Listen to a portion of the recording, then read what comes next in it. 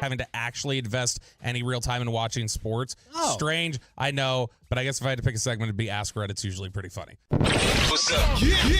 These are the Sean and RJ morning snacks on 105.3 The Fan. From our Highly Mazda of Arlington and Hearst studios, this is Sean and RJ on 105.3 The Fan. Well, here Jonah swings and drives one deep out into right center field, headed toward the bullpen. It's gone into the bullpen. Jonah wastes no time in taking advantage of that opportunity. His 9th home run of the year gives Texas a 3-0 lead. And that's how we start the Monday edition of Sean and RJ live here on your home of the Rangers and Cowboys, 105.3 The Fan. Good morning, Metroplex. Sean Sharif, RJ Choppy with you. We got Peyton Russell running things live on the Fan Cam, live on Twitch, and live on YouTube. Good morning to Chris, Cam, and Gregory, along with Ryan, Sean, and Jacoby, starting us off on a Monday morning after the weekend. Very nice, very early in the morning. Very good weekend. Very fun weekend. Better day yesterday than the first two for the Rangers, that's for damn sure, because they could not stop Baltimore's offense. How many times does it feel like the series has been lost heading into Sunday? Wait, is the norm more them winning a game on Sunday to avoid a sweep, or losing that game on Sunday? I remember a few weeks ago you had written, feels like this every single Sunday. It's a familiar feeling heading into the Monday show. It did feel like it was a familiar feeling heading into the show. I bet you there's a way to find the exact record by day for this year, but do not have that yet. Either way, it does feel like, and again, feelings are, anecdotal, I suppose, but it does feel like they've done a lot of lose Friday, lose Saturday, win Sunday. But they lose the Baltimore series. They lose the Baltimore series, but that was expected. I mean, Baltimore is the best team in the American League, or second best team, however you want to say it. They're right there. So it's not going to be a situation where this was something that we expected. I did not expect them to go in and win the series against the Orioles. I don't even think it would be fair to them to expect them to win the series against the Orioles. The Orioles are a better team. I was getting a lot of text messages from people in the know saying, okay, it's time to sell. This was after the first two games. Reality has set in. You know that you're not good enough to compete, but you look up in the standings and you are still only 5 games back in the American League West. In terms of the wild card, 7.5 back, with the Yankees leading the way by 3.5. And then you have Minnesota and Kansas City basically dead even. Boston is 1 back. Then Seattle, Tampa, and Detroit separating you in the wild card. Yeah, you've got a lot of teams to leapfrog, all right, and that's a problem. But, it's about the division too. And the division's going to have, while it may be dependent on the week, more or less games, you're going to have fewer teams you got to get past. And you've got enough games with those teams. I don't think you have a ton with Houston left. But you've got enough games in the division still that those teams have as well, where you can make up some ground. Depending on the time of the year, a couple weeks ago the division was a bigger gap than the wild card. And now it's obviously not. You only have to worry about 1 or 2 teams to get past the division. And the way Seattle is falling, and I mean falling, that may be all you need. Seattle 4-6 in their last 10. The Astros are technically on top in the American League West. Yeah, I mean, it was a good start to their, they won the first 2 games, after the break, and they had taken that 1-game lead over Seattle in the American League West, but that changed yesterday. Put in order, buy, sell, hold, if you're Chris Young. Hold, number 1. Then sell, then buy.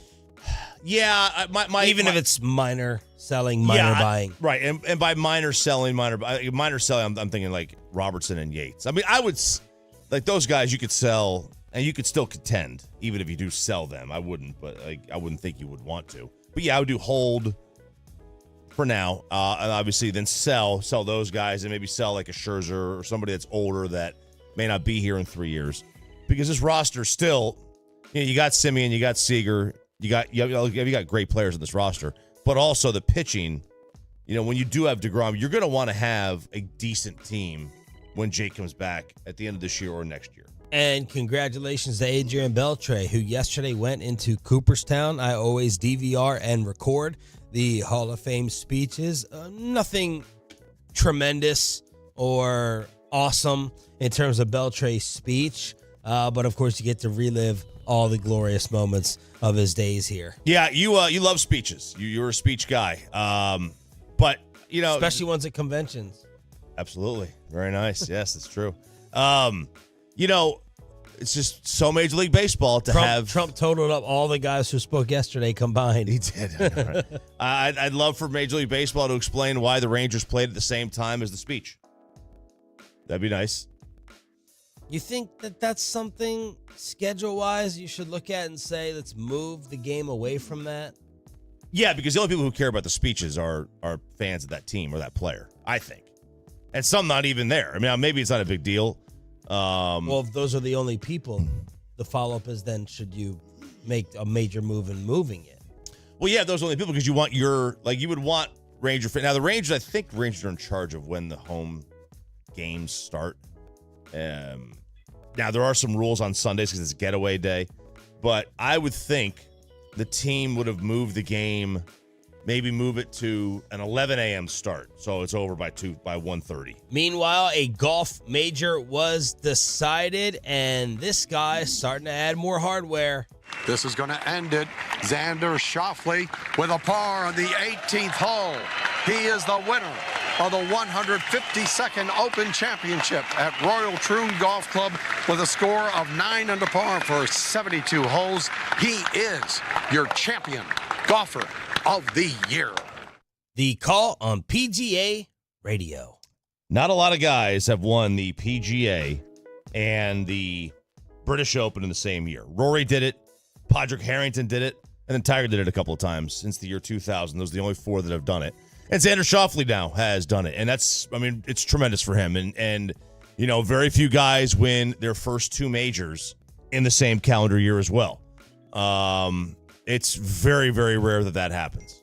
But we're talking about a guy who has been, at times, the best golfer to never win. That's what they have called him, the best golfer to not have a major. Well, that ended this year at the PGA, and now he's got 2. And now he puts himself in a much different category. Because, look, fans 3 months ago in May, if you don't watch golf, you may not have known Xander Schauffele. And now he's got 2 majors, and now it's like, oh, okay, I could pay to go see him. He's in the major at the end, the back 9, and he's in contention. I'll stick around, and that's just how fickle the sports world is. 7 golfers started the final round within 1 shot. 7. And Xander goes and posts a 665, just like he did in the final round of the PGA Championship. Yeah, that's a great round. And he was not in the final group. Oftentimes, you will see the champion come out of the final group. He was not in the final pair. Yeah, he had this wrapped up with, he was done with, 2 holes to play. Yeah, those other guys were still on, 17, 16. They were finished up 16, I think, when he finished up his round. And it just, look, it happens. It doesn't happen often, but that's what happens when everybody's bunched up. And this was a tournament that the wind and the weather on Friday and Saturday was so bad. You had guys at a par 3 hitting driver. You guys hitting driver on a par 3. It was a long par 3. It was about 230 yards. They were having hit driver, which doesn't usually happen in the world of golf. And golf right now is America's game. It's the blank consecutive major won by an American. How many? What's your guess? Okay, so obviously all 4 this year. And then last year, okay, so you had Brian Harmon. Who won the U.S. Open last year? I will say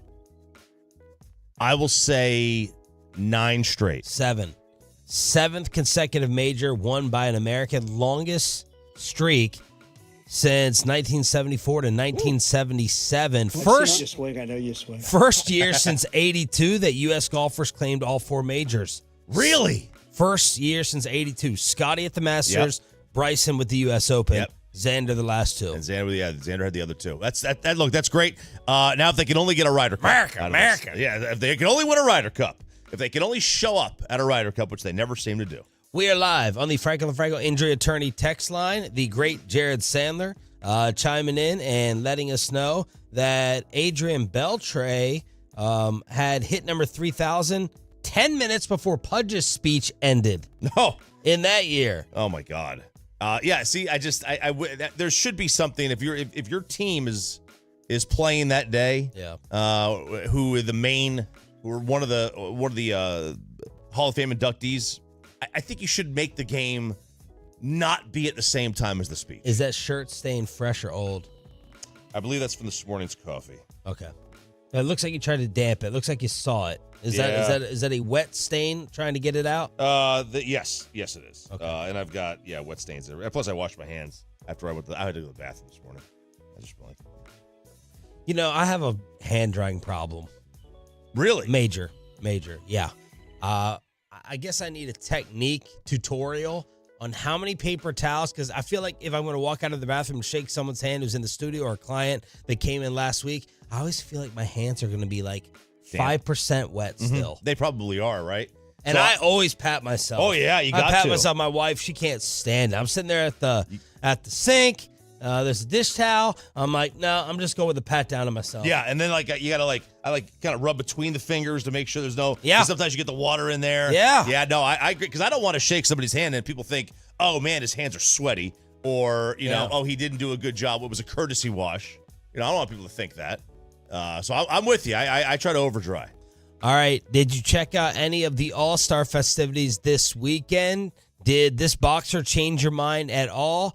And the huge news that has taken over the world, Joe Biden is out. The Monday edition Josh Abbott band ticket giveaway during the commercial-free expressway as we continue the countdown to Oxnard, California and Cowboys camp. Just getting started on Sean and RJ. Coming up in the next G-Bag Nation, it's a Monday show. Dawson, Walt.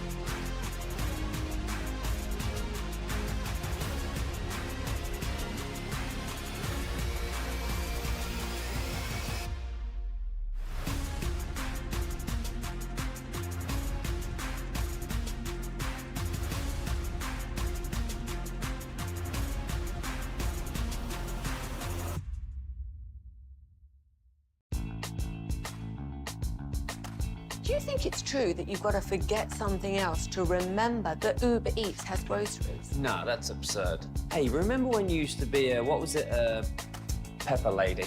Pepper Lady? Wasn't it Cinnamon Sisters?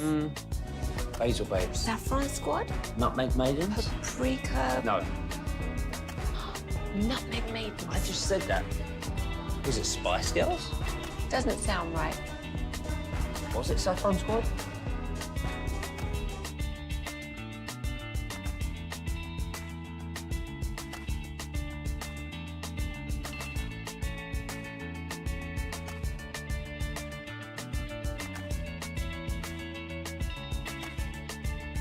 Of Sean and RJ, 11th floor, Odyssey Radio Tower. Sean Treef, RJ Chalpy, Peyton Russell with you. Bobby Belt is around the corner in 15 minutes as the countdown to Oxnard continues. And yesterday, the expected news came out that President Joe Biden is dropping out of the race to be reelected. Yeah, they say it was expected, but it was one of those things like I'll believe it when I see it. And, it just out of nowhere, not out of nowhere, but surprisingly that it came at the time it did yesterday. I didn't know that it was going to happen over the weekend. I had seen people say later in the week, 10 days. I had heard people say over the weekend, the next 72 hours, but there it is, Sunday afternoon. And the president says that he's dropping out. Now, I don't know, is he going to step down immediately? Doubt it. Which... It's like if you can't do it, that's the other thing is you can't run. If you're not going to run because of cognitive abilities, would you not just step down and basically just go home? I didn't want to get into this early, this part of it. Oh, But, we don't have to. we can. We save it for Bobby.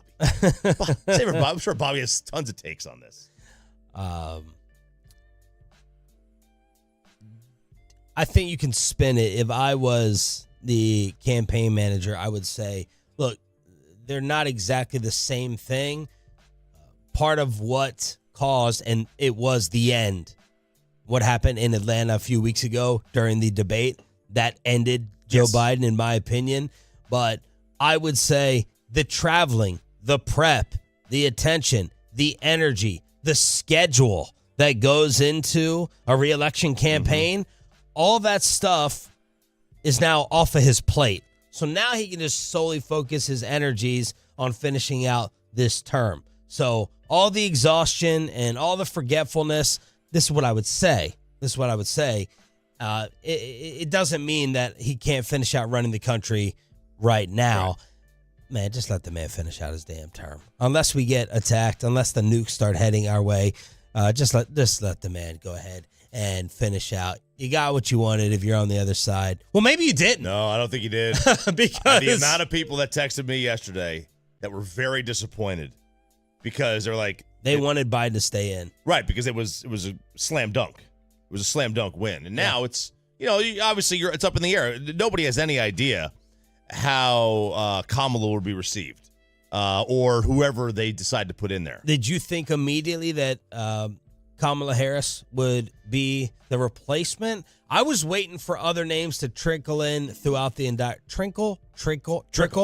I was waiting for other names to trickle in, kind of like my drive in from Sunnyvale this morning with the rain starting over there. Oh, you had rain. Okay. Oh, yeah. It started to come in Sunnyvale, and then basically nothing by the time I pulled into the station here, 75 in Fitzhugh. I was waiting for Michelle Obama, who was trending. I was waiting for Gavin Newsom.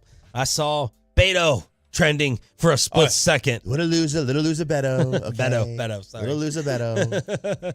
I mean, my gosh, if they put him in, I mean, he can't win. He doesn't win anything. But Biden and Pennsylvania voicing their support for Kamala Harris, and that looks like who it will be. And apparently $50 million came in to help her fundraise for a campaign run when it had dried up on President Biden. Apparently, his supporters are like, we're not giving you another dime. This is a lost cause. We're not lighting money on fire. He got frozen out in terms of the fundraising over the past week, according to reports. Yeah, I saw those same reports. And, I think they just saw the writing on the wall what was going to happen. They probably knew that he wasn't going to continue on anyway. And there was some law that I had read that any money that was donated to him can immediately just go to Kamala, but it couldn't go to other people. Oh. I don't know the truth on that because, I mean, campaign finance issues are so crazy, the laws they have. But I thought I had seen that law, but because she was on the ticket initially, that she would just get access to all those funds. I think I saw like a 3% difference in some latest informal poll that was taken. Again, you can grab a poll from anywhere. Don't mark that, Peyton. But it was like a poll taken amongst voters over the last 2 weeks, and Harris's approval rating or support was slightly higher than Biden's. Slightly higher, yeah. I mean, like she doesn't have any, major cognitive issues right now. Like, and that's one of the main issues with the president is, I mean, they don't know what he is capable of doing. And now Trump is the oldest candidate in history. People are all the Democrats yesterday. They were trying to flip the age story. What are you going to say now? Yeah. What are you going to say now? That's what social media was saying. Yeah, it was like, the age. There's age and ability are different. Yeah. The president's age was not an issue until it became an issue. Like that's the reality of it. That's the reality with everybody. Your age doesn't matter until it actually becomes a problem for you. And that goes in your office. That goes anywhere. It's just I had this discussion yesterday with the lady, with Sarah. Yeah, I want to go play Pebble Beach. And she said, well, wait till your 50th birthday. And I said, I have no idea what kind of golfer I'm going to be at 50 years old. Oh. All right. What if I can't hit bombs the way I do now? All right. If I can't play from the tips and play well, why am I spending this money? Can you just play Pebble Beach if you pay? Yes. It's how much? I think you have to stay. I think they made a new rule a couple years ago. You got to stay on the property. And I think if you want to play, it's like with hotel, it's about $2,000. It's about $2,000. So I've had a lot of people stay there. That I know that have told me how much it is. That's around $2,000. So I don't want to spend that kind of money if I'm not going to go out there and score well. I want to go out there and play well. You had WNBA All-Star festivities. The All-Stars against Team USA. Caitlin Clark with a bounce pass assist for Angel Reese's layup. Oh, man. Everyone was focusing on their chemistry. Layups and bounce passes, baby. But the basketball story I am more interested in was this. Thor will pick him up. Cole all over Steph. LeBron drives for the lead. He puts it in. FS1 with the call of LeBron proving Anthony Edwards wrong. He is the go-to guy for Team USA as they barely survive Sudan. South Sudan. South Sudan, Sean. South Sudan. Like West Texas. Yes. South Sudan. South Sudan. The United States was a 43-point favorite heading into this one, and they barely won. You want a greater nugget than they were a 43-point favorite? South Sudan has 0 indoor basketball courts in their country. No. They practice outdoors. They don't have an indoor court. No. Luol Deng is building their first indoor basketball arena. What? They have no indoor basketball courts in their country. Hey, they got Oxnard weather out there. I'm checking it. Do they really? I'm checking South Sudan weather right now. It's 73. I would have lost that bet that South Sudan is the same weather as Oxnard. I would have guessed that thing was about 120 degrees. 90% humidity. Oh, God. 90% humidity, but high of 83 this week. High of 83. You take that. That's remarkable. Yeah, so don't cry for South Sudan and practicing outside. Are they on the equator? Isn't the equator usually generally just stable 85 degrees every day or more? 877-881-1053 is the Franklin Franco injury attorney text line. Good morning to all the Tolos. Shout out to Burner Account, Ryan Wells, Kid Cowboy. We got all of them checking in right now on YouTube and Twitch. We'll get the highlights of Adrian Beltre's Hall of Fame speech at 6:20, but Cowboys insider Bobby Roberto Belt joins us for the update on CeeDee Lamb being the priority. Y'all, it sounds like both of these deals are getting done. Bobby can tell me why I'm wrong as we go inside the Star with training camp coverage just a few days away on your home of the boys. Hey, miss anything on Sean and RJ? Easier.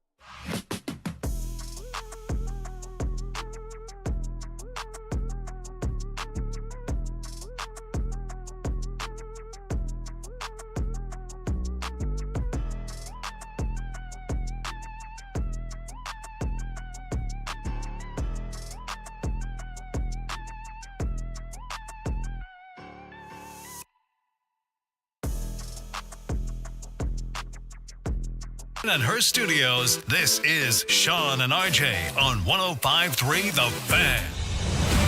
From news and notes to the coaches and players for America's team, let us go inside the stars on 105.3 The Fan. Good morning, Metroplex. In case you did not know, this is Sean, RJ, and Bobby. We are your home of the Dallas Cowboys, and our first show from Oxnard, California will be live on Thursday morning when we fly out Wednesday after the show. And why are we getting different placement? Bobby is not totally late with the fan cam on an empty chair. He is relocated in the studio. Yeah, I don't like this spot. It puts me that much closer to you to throw crap at me whenever you think I'm getting sassy. I would think you would like it better, though, because, Sean in that chair, he doesn't have to move to look at you. You're just in his line of sight. Now, you're to the side. Yeah. So I think he'll be less irritated with you. I'll be more irritated with you. Yeah, I think this is gonna be a weird switch for you because we were just direct eye contact. I'm sitting here because I needed access to a computer. That one over there would not let me log in, so I'm on this one. And the reason I needed access to a computer is I broke mine last night. So, not on purpose. It wasn't like a rage break. This wasn't like when we were talking about video games the other day and how I used to break them. Or your marriage. It was, exactly. When we opened them, that's getting better. We moved one of them out. 740. So I was opening the laptop back up, and the little swivel piece that opens it was off center or jammed or something. And so when I opened it, it pushed up inside and popped the screen out of the laptop. So new one needed? Probably before we leave town, yeah. Like today or tomorrow, I'm going to have to go buy another one. So is this the live version of what I'm looking at here on the camera? Is Bobby on here, Peyton? Yeah, well, Carter doesn't have a preset for that spot there. So, Bobby, I think you need to jump over because Carter's not up right now, and so I don't know how to change it. Well, so you don't get to be on the fan. I think we wake Carter up and tell him Ryan would have already had it changed. Was messaging Ryan last night. I told him, I said, look, I'm really disappointed that with the Biden news, you're not going to be on the fan cam today. I feel like you would have all sorts of great graphics up for us and other things. And then he specifically said, I'm going to talk to my news producers over here, see if we can get Choppy on for a segment to analyze the Biden news. Great. It sounds like momentum is building towards deals for Dak and Lamb. Jeremy Fowler, ESPN, reporting the Cowboys have made clear to Dak Prescott privately that they want to extend him. They want to have a contract in place before he hits free agency next spring. However, there's not a lot of progress as of yet. And a little bit of a wrinkle, according to Fowler. He says, you still have Tua in Miami, who needs to get a deal done. You still have Jordan Love in Green Bay, who needs to get a deal done. Dak has the most leverage of those three, so he very well could be waiting for those two to go first. Then he bats cleanup with a huge deal or hitting third, as RJ says. More important nowadays. I don't know if Jeremy Fowler knows what number cleanup is in the order. And Dak could clean up with a bigger deal that could be a market resetter. My initial reaction, I really don't like you sitting I don't either. This is way too close and tight in general. We'll log you in there. My initial reaction is what Tua does isn't going to matter for Dak because he's not going to match or go higher than Lawrence. And I wouldn't think it would happen for Jordan Love either. So I wouldn't think for Love. I'll tell you this, though. I mean, really, if there was going to be, let's do side topic with this. If who's going to get more money, I might lean towards Jordan Love, as crazy as that sounds, with Tua doing more in the league. Because I think if you took on that ESPN quarterback poll last week, who finished higher between Love and Tua? Love. I think people would project a higher ceiling for Love. I wonder if Love is I don't think any are going to match Lawrence, but if one were, I think it might be Love. Is that crazy? No, I don't think it's crazy. Tua's had, like you said, he's done more in the league. I mean, you could make the case that Tua's had a better career than Trevor Lawrence has at this point. Yes. I mean, you can make a case that Lawrence had a better one too, but I think it's fair if you said that Tua's been his numbers higher. Would guarantee are better. I would absolutely guarantee. You could easily make the case that Tua deserves more money than Trevor Lawrence. Now, is he going to get it? What is they're paying Trevor Lawrence for the projection. They're not paying him for what he's accomplished. What do you think, Bob? Do you think either of those two are a factor for Dak? And how would you weigh in with the side topic? They might be a factor if they Like, it depends, obviously, how much Love pushes the market up, or different things related to their contract that they do. I think there's enough questions about Tua's contract or what Tua's done and how much is Tua made by his cast. At least there's enough of a national question about that, and likely something that Miami kicks around themselves, that I think there's a chance Love comes in above Tua, because I think Tua is considered as like, you're a guy who's been made by a system and made by a supporting cast, whereas Jordan Love, we were talking about a couple weeks ago, no weapons. You can't name his receivers right off the top of your head, and Tua still has not won a playoff game in 4 years. Jordan Love went on the road and won a playoff game, and should have gone on the road and won a second playoff game against the 49ers, if not for what ended up being a comeback. This does seem like, though, and this is important, if I'm reading it correctly, the Cowboys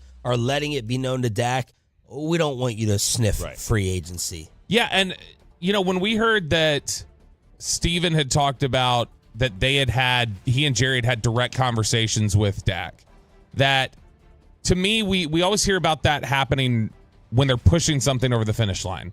Like, it's always like, man, if you get Jerry in a room with this player, he's going to get the deal done. Like, it's just, once he gets involved and it's to that point, it gets the deal done. So, to me, I looked at that as, there are two different ways you can look at it. They're closer than we think, or, and I wonder if it's this direction, are the Cowboys starting to panic a little bit and realize, crap, we set this timeline up in a really bad way. And now they're having Jerry step in, and they're having to make these assurances of like, dude, we definitely don't want you to get to free agency. I promise we're going to take it. I think it's going to get done, just because Dak has seemed more optimistic the last time he spoke publicly. Steven seemed more optimistic. And we get this note from Jeremy Fowler. But all of it collectively tells me I think there's a little bit of panic on Dallas's side, saying we're going to lose this, and we got to figure out a way to lose it and not lose it so terribly. Stephen Jones was asked by Diana Rossini, are you confident Dak gets done? And is there a deadline? Well, the answer to that question is we are optimistic that we can get these guys done. I know Dak, our goal is to get him done. And he knows that. We're having conversations and, with his agent, with Dak personally, both Jerry and myself. And he knows our goal is to keep him here. He also understands the challenges. And, you see, what happens to teams when you do have these high-priced quarterbacks. At some point, it's a challenge to keep everybody. Obviously, the Chiefs are an example of that, but they were able to, survive not keeping Tyreek Hill and, some other top players. I think they let, one of the top corners in the league go this year, after this season. So, you have to make some tough choices along the way, but we're optimistic that we can do that. And we'll continue to grind away on that. I know, between fans and media, that's your job, is to ask when and can you and what happens if you don't. But, our eyes on the ball and in terms of getting these things done. And we're not thinking about what happens if you don't. We're trying to get the job done. Brian had an interesting take when we were recording on Friday, that he thinks that the Cowboys are, or this is just what he said he'd do anyway. He said if he's the Cowboys, he's sitting down with Dak. The purpose of sitting down with Dak is to say, you win. You've won. You get to win this negotiation. So here's what we're going to do. We're going to lay out for you on a PowerPoint presentation, or however we lay this out. We're going to lay out for you that the level that you choose to beat us because you've already won this, here's what your roster is going to look like around you if you choose to beat us to this extent. So we're telling you, we will give you what you want. We're going to make it happen, but you need to look and see this is what you lose if you take this route. So we're saying we'll give you whatever, and you get to choose your own adventure. You basically are going to get to pick the team that's around you, but this is the reality of where we're at. Ooh, careful what you wish for. Calvin Watkins reports that they are prioritizing Lamb over Dak with the deal. Quote, the good news is they made CD their number one priority. According to a person familiar with the front office's thinking, they're putting Lamb's contract extension talks ahead of Prescott's. So, okay, real quick on that, on the thing you just mentioned, I was just thinking,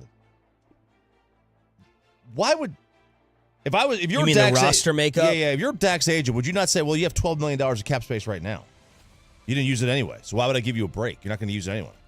I think that they would make the argument that we're taking roll ahead cap space because we have to pay your client. Like, that's why that didn't get used. It's because of your client. That's what the Cowboys would say. They'd say, we got deals we got to get done. We need that to roll ahead into 2025 when we got to pay the piper. Okay.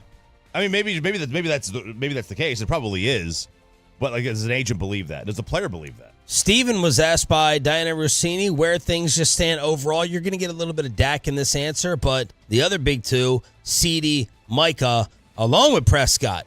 You know, those things just take time when you're talking about the amount of money involved. And, of course, we're trying to a little bit play Houdini and how to keep all these guys around Dak and keep these players we were fortunate enough to draft. And, you know, when you start stacking them up like that, you know, it's a challenge. It's not that it's not doable, but you certainly got to, you know, have some give and take if you want to do that. I know the Vikings there with Jefferson when they, you know, made that inordinate deal at the receiver spot. You know, they don't have one player on their team other than Jefferson making over $20 million. And, of course, you know, we got a big one in Dak, and we got Diggs right there, and then you got Zach Martin and D-Law. And so we got a lot of guys making, you know, quite a bit of money. And, you know, it's no excuses. We, you know, we think we can get this done. Know we can get it done, but it just takes time.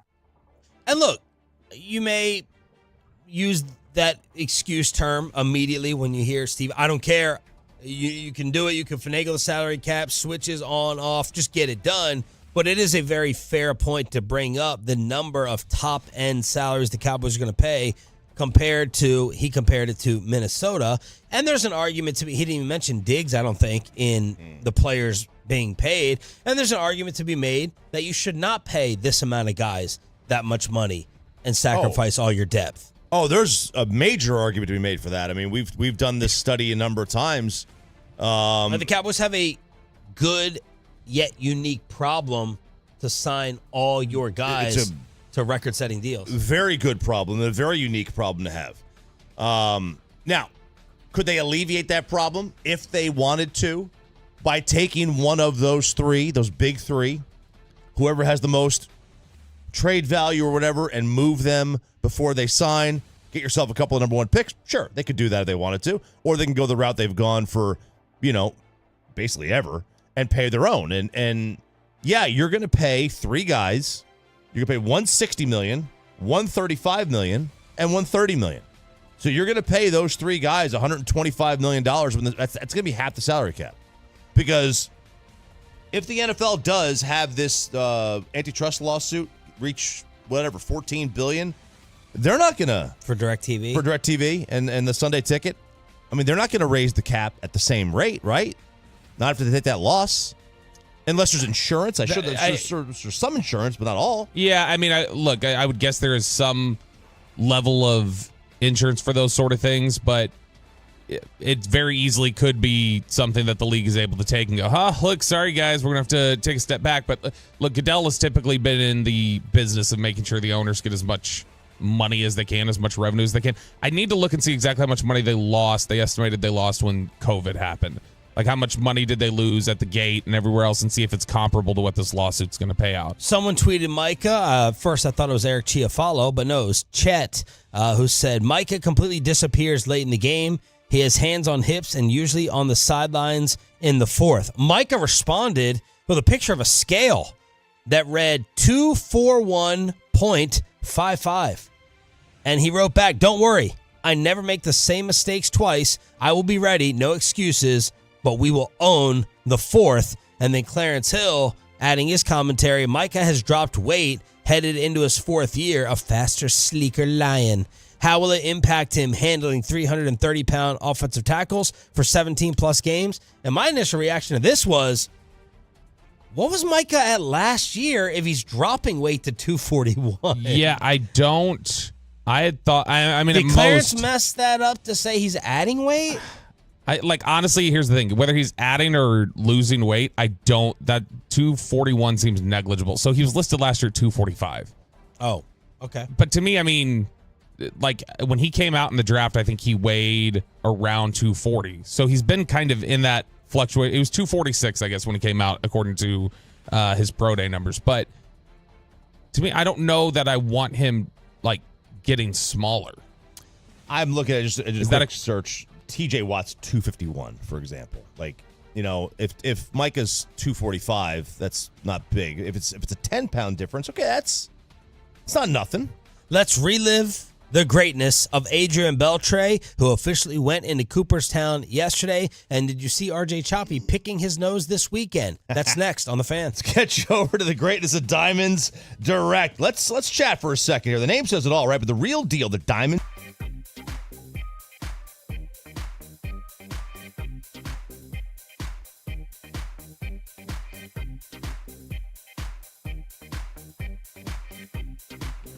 Uber Eats has Lola V products? I gotta remember that. Well, they say in order to remember something, you have to forget something else. Okay, now that is a very cute haircut. That's like a little shag. I've never seen that before. Well, I mean, of course you have.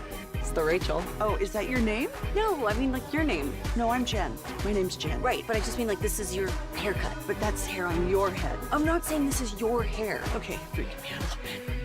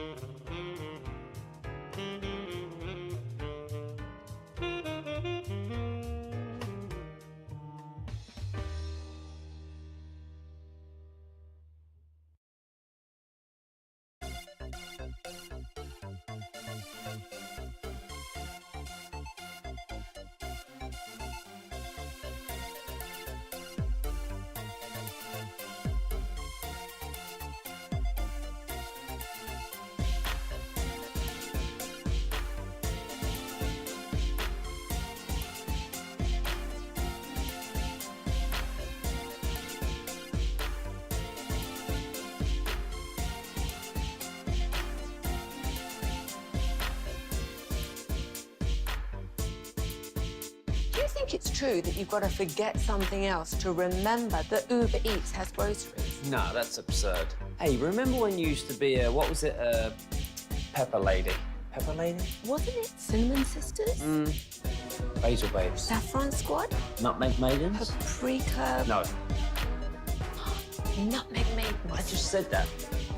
Was it Spice Girls? Doesn't sound right. Was it Saffron Squad?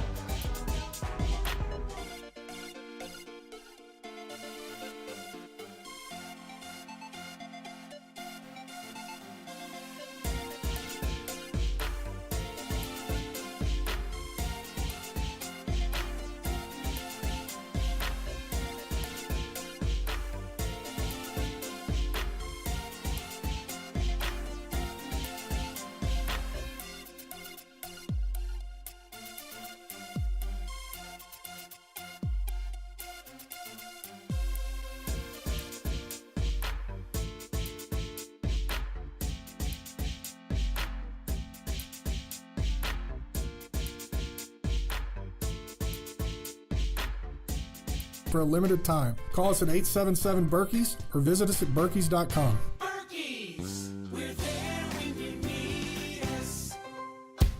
And it's back to Sean and RJ right here on 105.3 The Fan segment here, brought to you by State of the Art Weight Loss. That's soda. Brought to you by Cars for Kids. Donate today at carsforkids.org. And also brought to you by the personal injury lawyers, Frankel and Frankel. If you've been injured in a car or truck wreck, call Frankel first, 214 or 817-333-3333. With Frankel and Frankel, there's never an out-of-pocket cost. They only get paid when you win.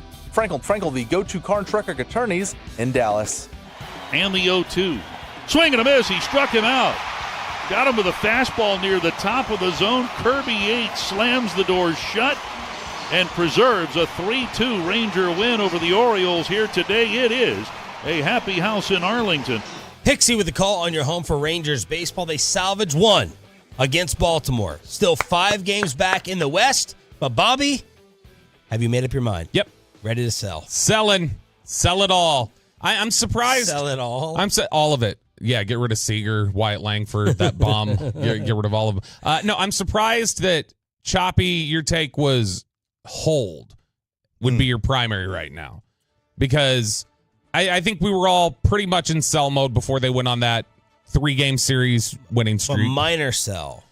Sell mode. I'm not. Like, I think if there's a vet, I'm not saying, again, to sell off Seager or anybody like that, but Garcia, Taveras, Scherzer, probably Eovaldi, like just anything, veterans that you can, shorter term veterans that you can get a haul for.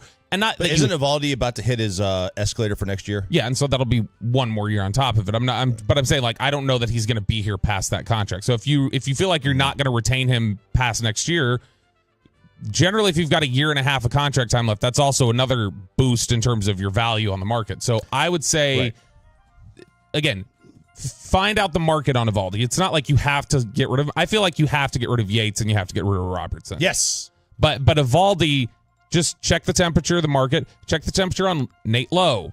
Like you said, Garcia, Taveras, those are the guys that I'm looking at and just trying to say, all right, let me see what I can stockpile for 2025, load up and go. I have no problem selling. Okay, I'm just saying, like, the way this roster is constructed, you've got age with Semien, age with Seager, right? They're not out of their prime, but they could see the end of their prime. At least Semien, he could see it. Semien, yeah, I was going to say Seager. I don't think so. But Semien could see the end of his prime. You've got a couple of guys that are coming into their prime. Josh Young's coming into his prime, and then Langford and Carter will be progressing hopefully as they should. The other issue is that next year you're going to have Jake DeGrom for, knock on wood, as much as you're going to have Jake DeGrom for. And we don't know what he's going to be, but the point is the roster is not to the point where you need to have a complete reconstruction. Right. So that's why a minor sell is fine. I have no problem with Yates and Robertson. I think you have to do those two guys. And if you want to trade Adolis, I've got no problem with that. But if going into next year, I want to have Nate Eovaldi on this team. If you want to compete for a championship, I think you do need to have Nate Eovaldi on this team. And I agree. Again, that's fine if you decide not to move. But I think it would be negligent not to just see what the market is, to reach out, see what would you pay for Evaldi? Because we were already talking about this whenever we were looking at the projection of when Scherzer, DeGrom, and Malley get back. We were trying to project out and go, okay, well, who's going to the bullpen? Because right now your rotation's been pretty good. You're going to have like 2-3 guys that you have to move out of the rotation. And obviously Evaldi is one of your better starters, but if you look at it and say, I can get a really nice return for him, I don't know that he's going to be here past next year anyway, and I've got a decent amount of depth on my starting rotation. If I can get a decent return for him for a bat or, a young prospect, then I want to take that. Heaney, that's another one. Lorenzen, these are all guys that you could look at. Let me give props to him for a second since you brought his name up. Heaney? Yes. Oh, yeah. Poor guy. I went and checked out his game log. Andrew Heaney is not allowed over 3 earned runs since April. April 13th. Are you kidding me? Yeah. Are you kidding me? He can't buy a win. He pitched 2 hit ball over 5 scoreless yesterday, and he walked 3, struck out 4. 14 straight starts of allowing 3 or less. Longest streak of his career. He dropped the ERA from a 6.26 to a 3.60 during that span. Major props to Andrew Heaney. Yeah, and that's a candidate for selling high. Yeah. Yep. I mean, this is as good as I think we've seen him pitch here in Texas for sure. Yeah, you're not going to get more for him, and he's not going to be here long term. I would not think. I mean, he's a good guy to have in your rotation, but I mean, look, there's certainly guys that you want to move on from that you could get things for in return. But I want Nate Evaldi here next year. They're going to plan to contend next year, and I don't think you want to give up on one of the best postseason pitchers in the game today. Let's get all up in your feels with Adrian Beltre officially becoming a Hall of Famer yesterday, heading into Cooperstown, and his teammates decided to create a special video for Adrian going in. Hey, Adrian, my brother. AB. AB, man, it's Dio. AB, what's up, man? It's Michael. Adrian, it's Murph. Man, I'm so proud of you. We all knew you'd get there. I don't think you ever imagined it or let yourself think it, and it's much deserved. You're incredible to play with, and now a Hall of Famer. My years with you were just incredible. I learned so much from you as a player. I think the best compliment I can give you is that you are probably easily one of the best teammates I've ever had. So I really hope you're enjoying this, man. It's so well deserved. All the guys that played with you are so proud to have shared a uniform with you, shared a field with you. What you did on the field speaks for itself. All the numbers, I think my favorite characteristics were just the character, the grind, playing hurt, obviously the quirks, the head touching, and you hitting home runs on one knee. And I'm truly impressed by you as a man, as a player, as a teammate. I was thankful to share the field, dugout, clubhouse with you. You're a great teammate. You were fun to play against. And hopefully I didn't contribute to your Hall of Fame status. I will have to look up the numbers one day. You're being too humble. We all knew you were going to be in the Hall of Fame. You are a Hall of Fame since day one. Thank you for all your advice.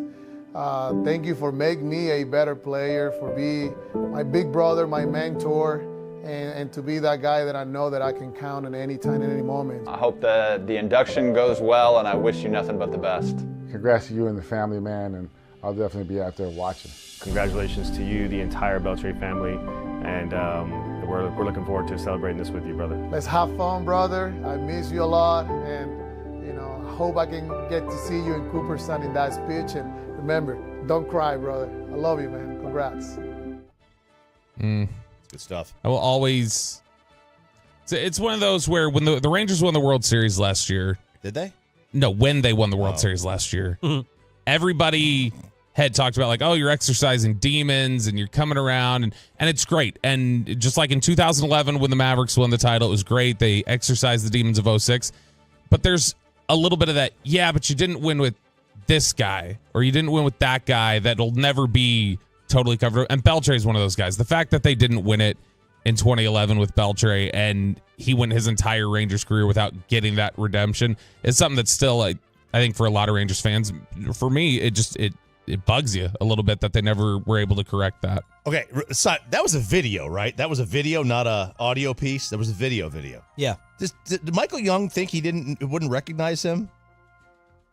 What do you mean? He said, "Hey, AB, Michael Young here." Like, Well, they asked. Michael really? They probably would have recognized him? ask everyone to intro themselves. This was Beltre yesterday on playing here and playing with his boy next to him. Thank you to all my teammates in Texas. You guys made me feel welcome since day one, especially Mr. Ranger, Michael Young, Ian Kinsler, Nelson Cruz, Colby Lewis, Mitch Moreland, Jinsu Chu, Chirino, Prince, Napoli, all of you, thank you. The things I forgot, but I cannot forget one of my favorite teammates all the time, my compadre, Elvis Andrews. You're paying my bud, but I really enjoy playing beside you for so many years. That was so much fun. Even though you want to catch every freaking fly ball just to help your fielding percentage. Unbelievable. So that was Adrian having some fun yesterday. Yeah, some of those names that he just rattled off there. Oh man, I forgot like Chirino. It's like, oh my gosh, forgot about him. You just forget about some of these guys after they're gone for so long. Michael Young with some quotes as well. He knew Adrian would be in the Hall of Fame pretty early on. As soon as he stepped into the Rangers clubhouse, it was clear. Quote, you play with somebody, you gain a whole nother level of respect for the way they do it. He's 0 for 3. He doesn't give the fourth one away. Boom. Base hit in the right. Gets momentum into the next day. Those are the little things. He's showing up, doesn't give anything away, never takes a playoff on defense.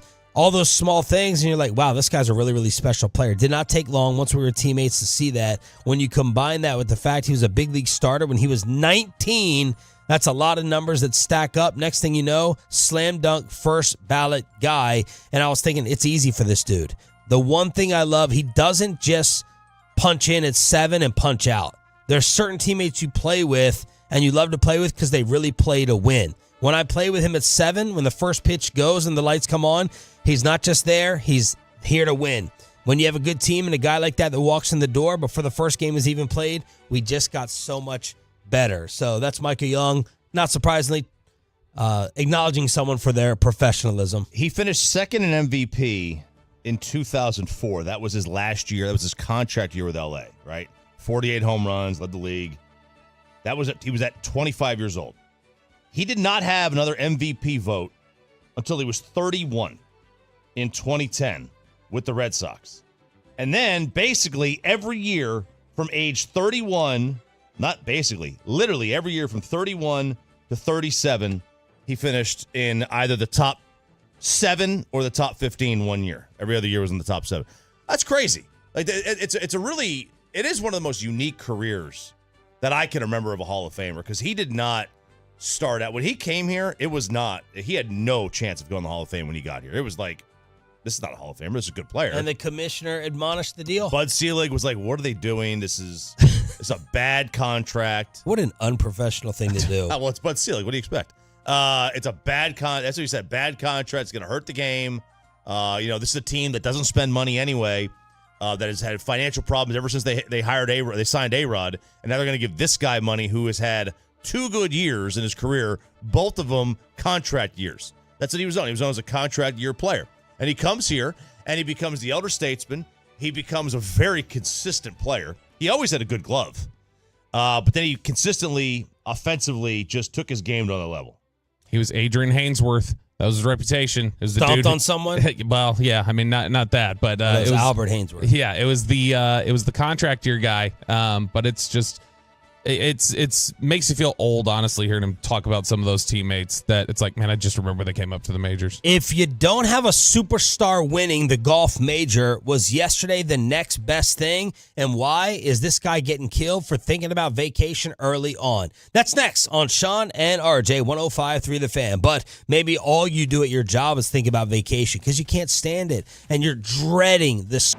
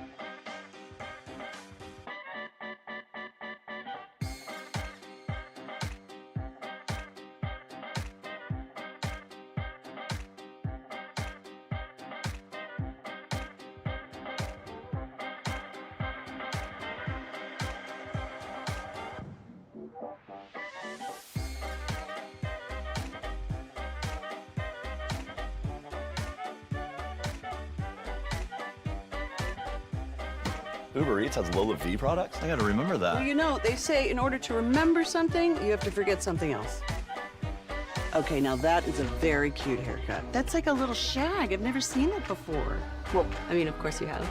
It's the Rachel. Oh, is that your name? No, I mean like your name. No, I'm Jen. My name's Jen. Right, but I just mean like this is your haircut. But that's hair on your head. I'm not saying this is your hair. Okay, freaking me out a little bit.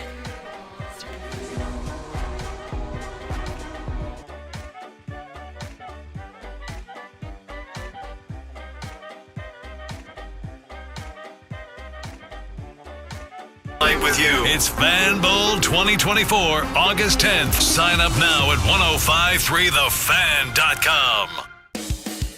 Hey, and it's back to Sean and RJ right here on 105.3 The Fan segment here, brought to you by Classic Chevrolet. Classic Chevrolet in Grapevine is the #1 Chevy dealer in the world. More new Silverados than anyone else. This is Texas. This is Classic Chevrolet. Together, let's drive, relax, enjoy the difference based on new Chevrolet registrations 2023. Did you remember to wake up early to check out the conclusion of the British Open? Sean Shreve, RJ Choppy, and Bobby Bell with you. Xander Schauffele wins another major. The 30-year-old, 2 months after winning his first of the PGA Championship, added a second one yesterday at the 152nd Open Championship. And you said the golf course was the winner, Choppy? Yeah, the golf course won. The weather of the golf course. The last time they played the British Open at this course, 20 under was the winning score. Minus 20. That was Henrik Stenson. It was not minus 20. It was beyond half that. It was less than half of that. It was 9 under. And it took a 65 on the final day to get there. Second place in 2016 was 17 under. It was 7 under here. The golf course definitely won. At least the weather did. Friday and Saturday, the weather was not great. It was not conducive to scoring. On Saturday, I mean, you had just a treacherous Saturday weather-wise. Rain, high wind. You saw guys hit driver on a par 3 that was like 230 yards. I mean, there were some very, very high scores on Saturday. In fact, almost everybody was in the 70s or higher. I mean, there's a handful of guys that weren't. The guys at the top of the leaderboard did not. And sometimes it's the luck of the draw and when you go out there and when you get to play. But yeah, I thought the golf course was the real victor and not generally great for TV. What was your either or scenario given sports fans Tolo's a choice? So you get to choose one. Like obviously choosing what we had at the US Open, I think is the obvious easy one. You have two mega stars battling it out until the 18th hole. You had Bryson and Rory, right? Those are big time names in the golf world. So both those guys were battling out. That's option one. But short of that, we had 6 guys within 3 strokes on number 9. When the leaders were on number 9, you had 6 guys within 3 strokes. Now, none of them were major names that the casual golf fan really knows. Yeah. So you get that, right? 6 guys within 3 strokes. Or you get a mega name at the top of the leaderboard. Scotty Scheffler, Phil Mickelson, Tiger Woods, Dustin Johnson, Brooks Koepka, whoever. But they've got a 3-stroke lead. There's really no drama down the stretch. Like, which would you rather have? Because I have to admit, and my instinct ended up being right about baseball because they went themselves and made a lot of changes. I'm having a golf major crisis right now. A major championship crisis? Yes. Now, I think a lot of that could be blamed on myself for checking out like the final 6 holes versus the first 12. Mm-hmm. Part of that I forgot. I was like, oh, the British Open is a 5-hour round too. You know what I mean? Yeah, not gonna watch all of it. But I'm having a Bobby Belt, Kevin Hagelin-esque golf crisis in getting into the majors the way that I did. Well, it's not Tiger. There's no Tiger. There's no Phil Mickelson for the most part. You know, like that's you. Now there's big names in the sport. Like Brooks is a big name, but Brooks has not been in contention basically all year. He has not played great this year at the majors. Of course, obviously, Rory had a good run at the U.S. Open, but Rory was terrible. Yeah. Bryson didn't show up in this thing. Dustin Johnson was not a factor, and he's old.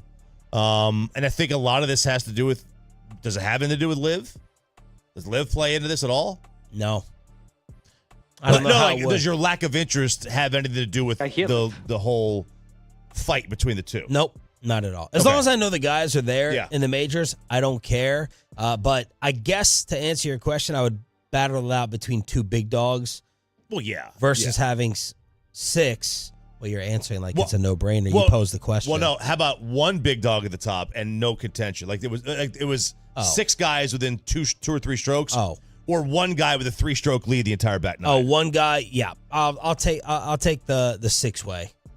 Yeah. I'll take the 6-way. Look, I mean, I would have preferred for Scotty to really carry things forward, but obviously when he 3-putted from inside 7 and double bogeyed that hole, on the back 9, and look, that's been the usual culprit with Scotty, right? Has been the putter. Absolutely. Did this actually What is he? happen? 136th among all players in strokes gained, He is putting and 136. missed That's 10 amazing. tries inside 10 feet. Why can't you get into it with your obvious sarcastic tone? Look, let's bet. You need a. I would honestly Did you watch when Tiger was on fire? When he won the Masters, what was that now? 5 years ago, whenever that was. I actually sat and watched golf all day on Sunday for the first time in my life, and that to me is why this sport does need like a dominant presence. I agree. If you don't have so to me, I'm going to need the guy with the 3-stroke lead who also had a 3-stroke lead the week before and the week before that. Like that's what's going to be more likely to make me tune in. They're really trying to push Scheffler because the year he's having is very reminiscent of Tiger Woods. Now the problem with Scotty is he doesn't win anything but the Masters and regular tour events. Like he doesn't win British Open and PGA and US Open. He just doesn't win them. But I mean, he's going to win 6 Masters on the pace he's on right now. Like he's on a tremendous Masters pace. That's kind of an interesting point. Not really truly interesting, kind of interesting from Bobby. Ding yourself like 3 times there. The sports, the sports that have to have a major personality. Mm-hmm. And is golf number 1? What about boxing? Boxing has to go up there. Yep. As well. UFC is similar. We're about to find out with the NBA. Like LeBron's about to retire. Steph is on his way out. Like they don't have a major Well, Anthony Edwards is a personality. Joker is not. Luka is not. Tatum can channel 5 different personalities. Yeah, he can. Whoever he watched the night before on YouTube. Who am I missing as next? I mean, stars? the next up, I think that the league wants is Wembanyama. That's who they want to center everything around. Yeah. That's why honestly, that's probably where that whole Jay Billis, Woj, that whole narrative they pushed of like biggest rookie ever. I mean, he's Kevin Durant on offense, and he's whoever they throw out on defense. You're right, Dikembe. Wembanyama. Yeah, they've got to win. But yeah, I think golf absolutely needs that because Tiger was not just great; he also was different. Yeah, he didn't have a great personality. No, he didn't. But everything else around him was just so huge. It was something though. That's the Perkins waitress, right? I know. He was just something that we had never seen. We never saw golfers. A dominant black guy. Yeah, well, that. But also, no golfers didn't do the fist pumps he did. Yeah, the emotion. He showed emotion like an athlete shows emotion. He had. It was like and you felt like his game was he's going to hit it the farthest. This is a strength and a drive. That's at least what was in my mind. I want to see Tiger Woods drive because this is a new athlete. Here's a par 5. It's 320 yards to the hole, and he's out there hitting a 2-iron, 320. Golfers prior to Tiger, when they did something great, they would put their arms up and be happy, excited. And Tiger was like the angry, excited athlete. You know how athletes they get they break a racket. Yes, he was angry, excited, and it was just different. We saw it. We never saw that before, and it was fun to watch. And then obviously he's the greatest golfer I've ever seen in my life. I never saw Jack play at his prime. I was barely alive, so that played into it. And I think they really are trying to make Scheffler, but Scheffler doesn't have the personality. What was your NBA problem that you kind of brought up last week? An issue that they may have? Well, the NBA, the problem they have is all their best players are either in small markets or not from the United States. So Wembanyama, Anthony Edwards, Joker, Luka, Giannis. Moving forward, you don't have the superstar in a big market that's from the U.S. I really think that you need, in order to be a superstar in America, that most American sports fans want, they would gravitate more towards somebody from the U.S. Yeah. It's going to be just difficult. as great as Shohei is, you don't get to know him. Yeah. And the same thing with Luka. I mean, he doesn't play for your country in the Olympics, and Wembanyama and Joker. It's just there's just different. And I think they're gonna. I do think they're gonna run into a problem because, like you said, Anthony Edwards. Anthony Edwards moves the needle, but he's also in Minnesota, and you've got to win. And I think that's going to be a problem for the league. What markets are most important in basketball? Like what markets are most important for, like, they need to be good or they need to have a star, or like I feel like LA. in baseball, LA, what would you say, Chicago, Philly? Like I feel like those New are York. New York is another. So I don't know. Are they continuing to hope Brunson continues to grow? It's like, okay, there's an American basketball player who is a college superstar and is here in New York, and we can build that way. But yeah, I mean, it's Philly, it's Embiid.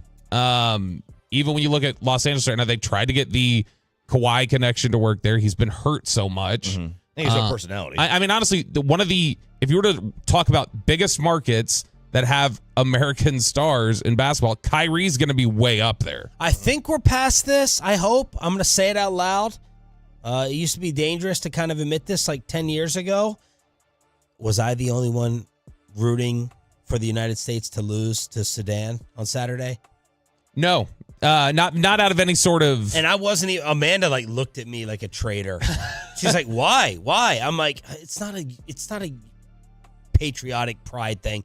I want to see this 43-point underdog take out this group of have everything. It's history. The game didn't count. Yeah, it's an exhibition. So wanting to see them win or lose just for the historical aspect of it, I mean, that's. Well, here's the thing. I want them to beat everybody down by like 50 points. Who? The U.S. I want the U.S. to beat everybody down by 50 points. And they've gotten to a point now where when they play around as long as they did in that game, to me, it's like, all right, we're down at that 16. It's 2004 again. You guys need to get punched in the mouth. You need to be off the podium, or what they went bronze that year, or whatever they got. And they ended up with the Redeem team 4 years later. And you got Kobe going like, nah, we're playing practices where we're going to go really hard, and it was Mike Krzyzewski coaching them. And so I think they need that reset again. So did you wake care them up a little about who won? Did you try to check out the final 3 minutes of this? I didn't care who won necessarily. I do like to see them struggle because I think it's better for them, like long term. But LeBron's this is what I wanted. Yeah. Give me the real true test. No, but it's games that don't count. I need stakes. Games that don't count didn't count. It's an exhibition. A qualifier, right? No, this is just an exhibition. Oh, straight exhibition. Oh yeah, this is straight exhibition. As Steve Kerr called it, a friendly, because he's Mr. European soccer guy. But Bobby, you're on camera. Oh yeah, sorry. I thought I was still on that chair. But did Peyton figure out the fan cam, or is it Carter? No, I figured it out. I just moved the camera over. I'm just so big brain like that. Yeah, except for your prep. Yeah. More on that 740. I can't wait for that one. 740. Yeah, it doesn't. I don't. Honestly, I don't really get into team Olympic sports. Much prefer the individual stuff. So it doesn't move me. The Dream Team had the success they intended, which is making basketball more of a global game, which it absolutely has done. And now you're at a point where, do they need a wake-up call, or is it just this is the reality of the global game that you've created? I want to see how many bets got put in on South Sudan. Oh, I bet you we could find that out. To cover with the 43.5 points. The 43.5 points, and the United States needs the final seconds. I thought he was joking, Peyton, when he sent that in the text the other day, that they were 43.5 point favorites. I was like, okay, what was it really? And then I was like, oh, no, they really were that big. The real UT has been officially named. A little college football kegger and a brand new giveaway for you turning it on, leaving it on Sean and RJ next. But have you hit up Hurtado? Did you hit it up this weekend? You can also hit it up for breakfast. We got 5 different locations, 2 inside the globe. Oh, props to the Tolo who sent me the...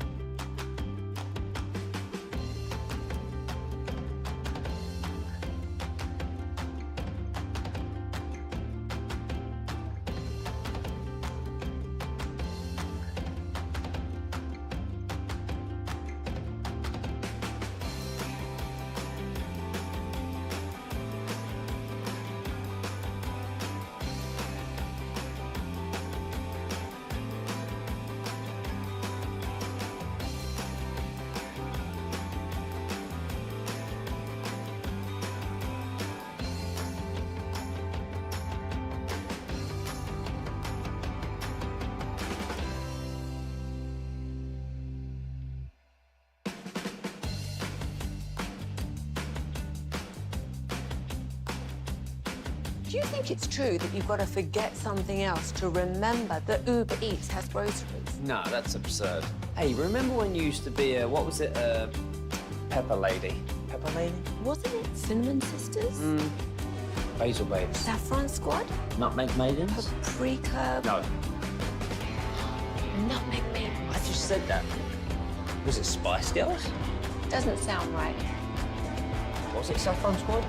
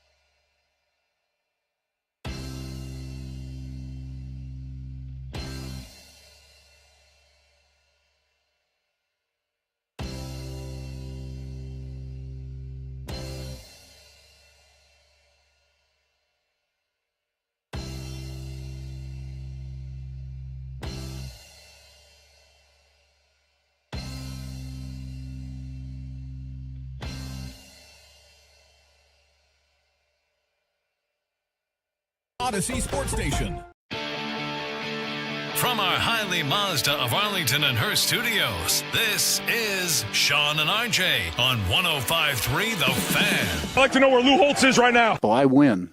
Google me. We're not hosting an intergalactic kegger down here. Oh, the SEC has spoken, Sean Sharif. The greatest conference in all the land, where it just means more, and nobody asked. Nobody asked for this decision to be made. They just made it. They did? Nobody asked. But They're so proactive. They are so proactive over there. No snowflakes over there. There is not a snowflake to be found.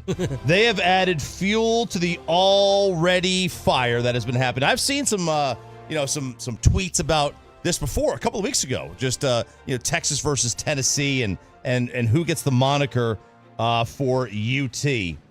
Well, the SEC did their preseason all-conference team. And in the preseason all-conference team, they listed the player, and then next to it, a little, is it a moniker or acronym or whatever? Would it be an acronym?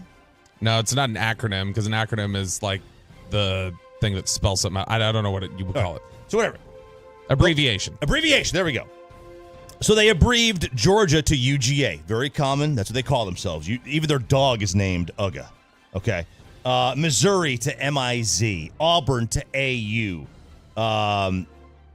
It appeared. Okay, so Missouri got MIZ. Ole Miss, which was in the conference before, got UM. Alabama, UA. LSU, obviously. And it comes to Texas versus Tennessee. Tennessee got UT. Texas gets TEX. Not even TX. I figured they would just do TX. But they got TEX. A&M will get TAMU, obviously. Oklahoma got, I believe, OU. I don't think they would do anything else because there's not another O school in the conference. But there you go. It is official. Tennessee is the real UT, Bobby Belt, and I am very sorry that I have to be the bearer of bad news for you on that. But we do that anyway. We do that anyway. This is stupid because, for all this is just they've called them UT in the abbreviation of the SEC for forever, and so they're not changing something. They're not going to flip it all of a sudden. Absolutely. And if Tennessee were in the Big 12, I'm sure they'd do the same thing. Yes, they would. But the reality is, if you just nationally say the words UT, not one person is thinking Tennessee. You know what? I've lived person. Nationally, and you're just wrong. Not one person thinks that. Absolutely. I've lived nationally.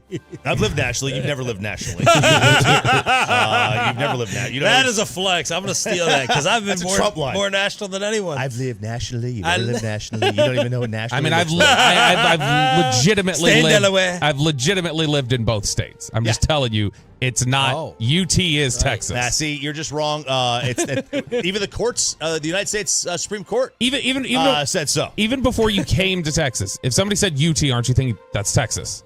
Yes. It's not even close. Nobody has ever thought of Tennessee. Before I came to Texas, I'd never thought that. I never thought Texas was. I never knew they were UT. Because everything in the conference, I thought it was literally TU. I thought it was Texas University. I had no idea. Pepe, you're a drive-by Longhorn fan. Yes, fake Longhorn fan. You like to weigh in here? Yeah, well, Chop's lying here. There's no way you didn't know what UT meant. You never thought it was TU, like the basic A&M fan out there. Like, it's UT, it's Texas. We were talked about, just like the Cowboys are. Like, everyone knows who the real UT is. So Texas is already 0-2 in the conference. 0-2 in the conference. Yeah. Horns down. Horns down. And UT. And now this one. I love it. This is making me love the SEC even more. They don't care. I love them. I know. Put Texas down in their place a little bit. You're in the big leagues now. I know Clarence Hill thought they were going to roll in there and they were going to take over the conference and basically whatever they wanted to do, they were going to do. But I told you all this. I told you the SEC, when they're in that room, they're no more powerful than Vanderbilt. That's just the way it is. What this is shout out Godson. It's similar to me like with the Brady NFL dynamic, where the NFL is like, you are not bigger than us in court. They're like, you will never be bigger than us. It does not matter that you're our biggest star. You will never be bigger than what our league is. And there almost feels like there's this dynamic already with the SEC where they want to make sure Texas knows you are not bigger than us. Right. And Texas on their side goes, we might be. Like there just feels like there's a little bit of a, like almost like this is going to, it's the very early seeds, I think, of a potential showdown of like, you're not going to encroach on our brand. From both sides, where the SEC feels like I think this is going to create some natural tension that might end up being a little ugly at points. I think you're right. I mean, because this was not necessary. They didn't need to do this. This was not necessary. All joking aside, it wasn't like there's. I mean, I guess they couldn't do both UTs because when I was in school, when I got to Tennessee, we were still on the midfield. We had a logo that said it was the UT logo, and both schools had the same logo essentially, the interlocking UT. And there was the Supreme Court ruling that said neither school can use that anymore on official branding. That anything that was UT west of the Mississippi on apparel, Texas got, and we got anything east of the Mississippi on apparel. That's just how it worked. It was the dumbest thing I've ever seen. But that's where I guess I don't remember if Texas switched to the Longhorn logo at midfield at that point. I know we switched to just the T at midfield, but this has been an ongoing fight for decades, and the conference in one tweet ends it all. Okay, speaking of college football, ESPN ranked the top 25 college football stadiums, and I do have to say, and what are the reviews that you guys have seen or read about this? Living up to the hype, awesome game. You have friends, family members who have gotten it? I've got a couple people who I've seen playing it, but that's it. I haven't heard, I haven't asked anybody about it, and anybody who's posted about it on social has posted ooh, just got the game, and friends might have put it up there. So that either tells me that they haven't liked it that much, that they haven't gone back and talked about it, or they've literally just been lost in playing the game for an entire weekend and have not come up for air to talk about it yet. One of the issues is, and we'll do this first before we do the stadiums. One of the issues with the game is they don't feel like the people who did the game, who put the game together, have any idea of who's any good in college football. Missouri is one of the 10 best teams in the country. They're not even one of the 25 best teams in the game. Liberty is one of the best offenses in the country. Caden Salter, right down the street from Cedar Hill. They're not even one of the 25 best offenses in the game. Take that, Sham. It's crazy that they just have no idea who's any good. Colorado, they have is one of the 10 best teams in the country, one of the best offenses. I mean, they couldn't stop their offensive line couldn't stop a nosebleed. I think Travis Hunter was playing or something, and they were recording him, and he said, "Oh, this is deadly accurate," because the quarterback was running. Shedeur was running for his life with no offensive line. He's like, this is really similar. Absolutely. They had I did see there were some people posting glitches, gameplay glitches of you tackle somebody and they run right through the player, legit, not roll them over, literally pass through their body like they're a ghost. Yeah, and you're gonna have that, I'm sure. Last week we had. There were 700,000 people trying to play at one time on Monday, and the whole game crashed. But, they do have some issues with who the best offenses are. They say the best playbooks, some of the best playbooks, Army. By the way, they run an option. So I don't know if you want to run that, but they say that's one of the best playbooks. Charlotte, UNLV, Utah State. These are some of the best playbooks. And then the best defensive ones, 3-3-5 defense, 4-2-5 defense, which that's just a nickel. It is. Nickel. I don't know why they said the best. Brada said his son in Austin loves the game. Tolo Joe was telling me, he's like, I got to go home and play this. It doesn't. It's fantastic. It doesn't matter what they rolled out. They could have rolled anything out on this one, and people would have been happy with it because it's the return, and I get to do. I'll deal with some gameplay hiccups if I get the ability to play this again and can do the. Because people turned on Madden kind of in the past few years. Yeah, I mean, people turned on Madden starting probably, I feel like, I don't know, around 2008. They really started to complain, and Madden's never really recovered because they got so lazy. They lost their challenge with 2K to where they didn't feel like they needed to keep leveling up once 2K disappeared. But this one they'll get a year. If this game is bad next year, then they'll hear complaints. This is the one where they're just going to get tapped into nostalgia, and it won't matter how bad the game is. All right. Top 25 stadiums in college football. ESPN put this list together, and I do have to say, this is probably as bad as our top 100. Wait, this is ESPN's list? This is ESPN's list of the best college football stadiums. Didn't we do this? No. We did toughest to play in. Yeah. Okay. That was from the video game. Yeah, this is ESPN's list, which came out on Friday. Okay. Yeah, this is from ESPN. They have it first of all, they have it number 1. Good prep, Peyton. That was good. LSU. Now, I don't have a major issue with LSU. It's the best atmosphere I've been to. Yeah. You said it had to be one in toughest places. It's tough. It's easily the toughest place to play, I think. Now, this is best, what's the criteria in best? So they Facility? they rank the best stadiums in the sport. No parameters, no criteria. Oh, that's good. They were asked to submit their top 20 stadiums in order. They awarded a point system to each one. So they have LSU at number 1. They got 247 points out of a max 280. So almost everybody. So probably think atmosphere. It probably is atmosphere. It is without question the best atmosphere I've been to. I think for me, Notre Dame is the best. Have you been? I have. To me, putting LSU over Notre Dame would be like to me putting the Philly Stadium over Fenway, because the Phillies' atmosphere is better because it's louder. Right? It's crazy. You walk into Fenway, you're not even in the same sport. You're not even in the same. You're a time traveler at that moment. You really get lost. Nothing matters. Nothing matters when you go into Fenway Park. That's happening outside that place. You know what I mean? So that's why I would have put Notre Dame number 1. But they have LSU number 1. I got no real problem with that one. Number 2, they have the Rose Bowl.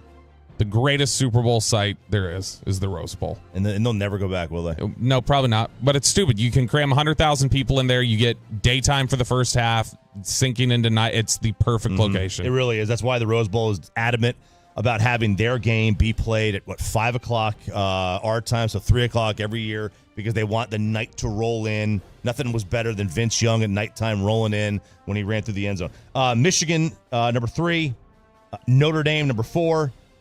Penn State, number 5. Washington, number 6. This is awful. This is terrible. Washington, it's no, not a chance. Ohio State, number 7. Ooh. Wisconsin, number 8. I'm sorry. Okay, let me go off here. I know Sandler's been to Wisconsin. I'm sure he loved it. If your tradition is playing somebody else's song and music that's piped into the stadium, and that's how you get your crowd hyped, it's not a good atmosphere. Okay, playing some stupid House of Pain song from 1991 is supposed to get me all hot and bothered. How about have a real tradition? Nobody knows what your fight song is. That's why you don't play it in the beginning, because nobody has any idea. You need Jump Around to get everybody amped. I'm sorry. Where's A&M? Where's A&M? How is A&M not here? Alabama next. Alabama's a weak home crowd. Really? Very weak. How? Because they win too much. They win against Texas. Right? Right, absolutely. 10 is Tennessee. 11 is Clemson. That's too low for Clemson. That's a tremendous atmosphere. Although that running down the hill, I can't wait till somebody tears their ACL running down the hill. I was going to say, Dabo. this photo they have of Dabo running out is the most unathletic looking sprint I've ever seen. Don't be wishing injuries on people. Broadus is listening. Army, number 12. Very cool. There's Texas A&M at number 13. They are about a dozen spots too low. That's a tremendous atmosphere. I don't think it's like the loudest place in the country. It's very loud. I don't think it's the loudest by any stretch. But that is a phenomenal atmosphere. And I don't know that you can have A&M down at 13. Oregon next. Virginia Tech. My college roommate was driving through. Hey, when I was growing up, Virginia Tech, it was one of the places to be. Another one though, they play Metallica at the beginning because they don't have a real atmosphere. My college roommate drove through. He had to use the bathroom. He stopped, broke into the stadium, took a poop on the 50-yard line at Lane Stadium. Yeah, he hates them so much. Nebraska, Auburn, 17, Georgia, Florida State, and rounding out the top 20 is Florida. Did the University of Texas make it, Bobby Bell? Yes, they did. They did, number 25. Boom. But behind the only small school on this list, 23, Appalachian State. They're on this list. So everyone agrees that A&M over Austin for atmosphere. Mm-hmm. Yeah. What about Oklahoma? Oklahoma was on this list. They did make this list as well. But yeah, Oklahoma was 24. College football kegger with Ralph James Choppy here on DFW Sports Station. We want to hook you up again for turning it on, leaving it on. I see y'all right now on YouTube and Twitch. Ryan, Placeholder, Kid Cowboy, the K Word. Always showing and representing live on all of the different outlets, and we want to hook you up for doing so. We have a concert ticket giveaway, and Stephen Jones responds to you, the Tolo, about the lack of playoff success. What does Stephen have to say to you about it? And do we have problems in Filthy, along with some other issues in the NFC East, the commercial-free expressway with a Josh Abbott band ticket giveaway right after this. But are you dealing with a drunk driving accident from the weekend?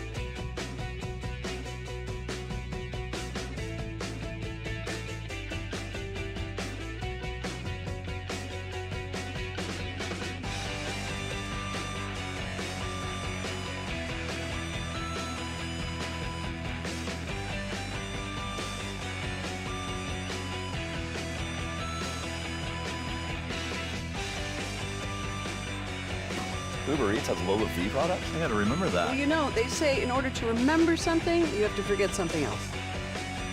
Okay, now that is a very cute haircut. That's like a little shag. I've never seen that before.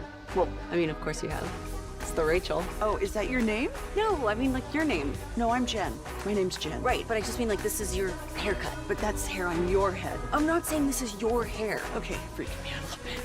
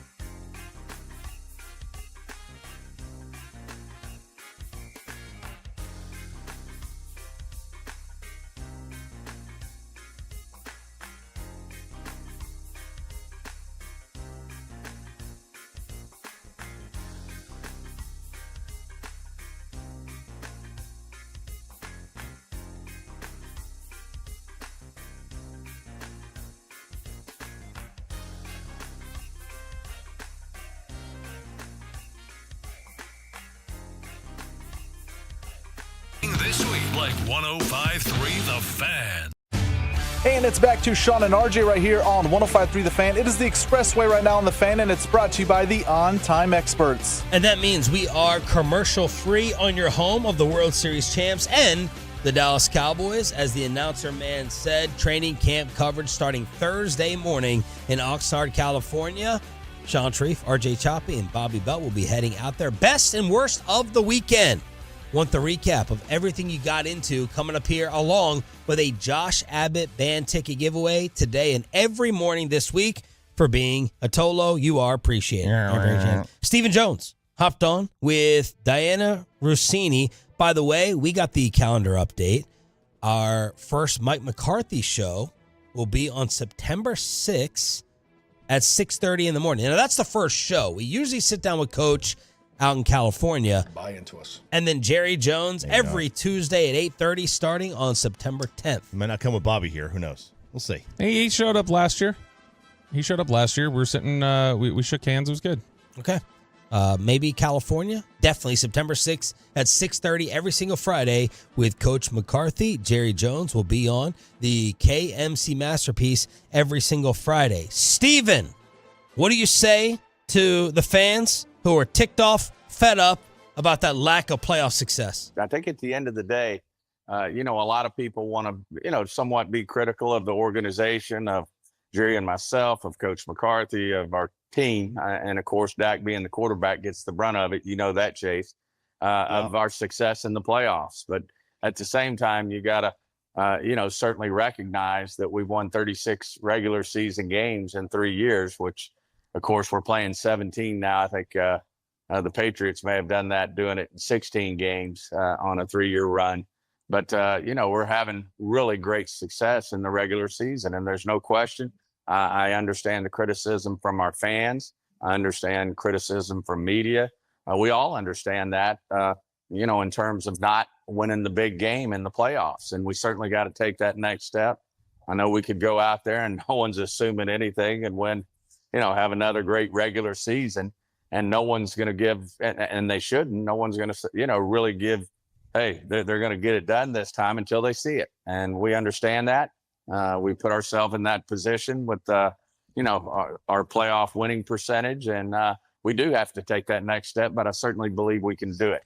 I thought he was going to veer away from it, but he went right back on the road to the responses that we have liked from Steven this offseason of owning it.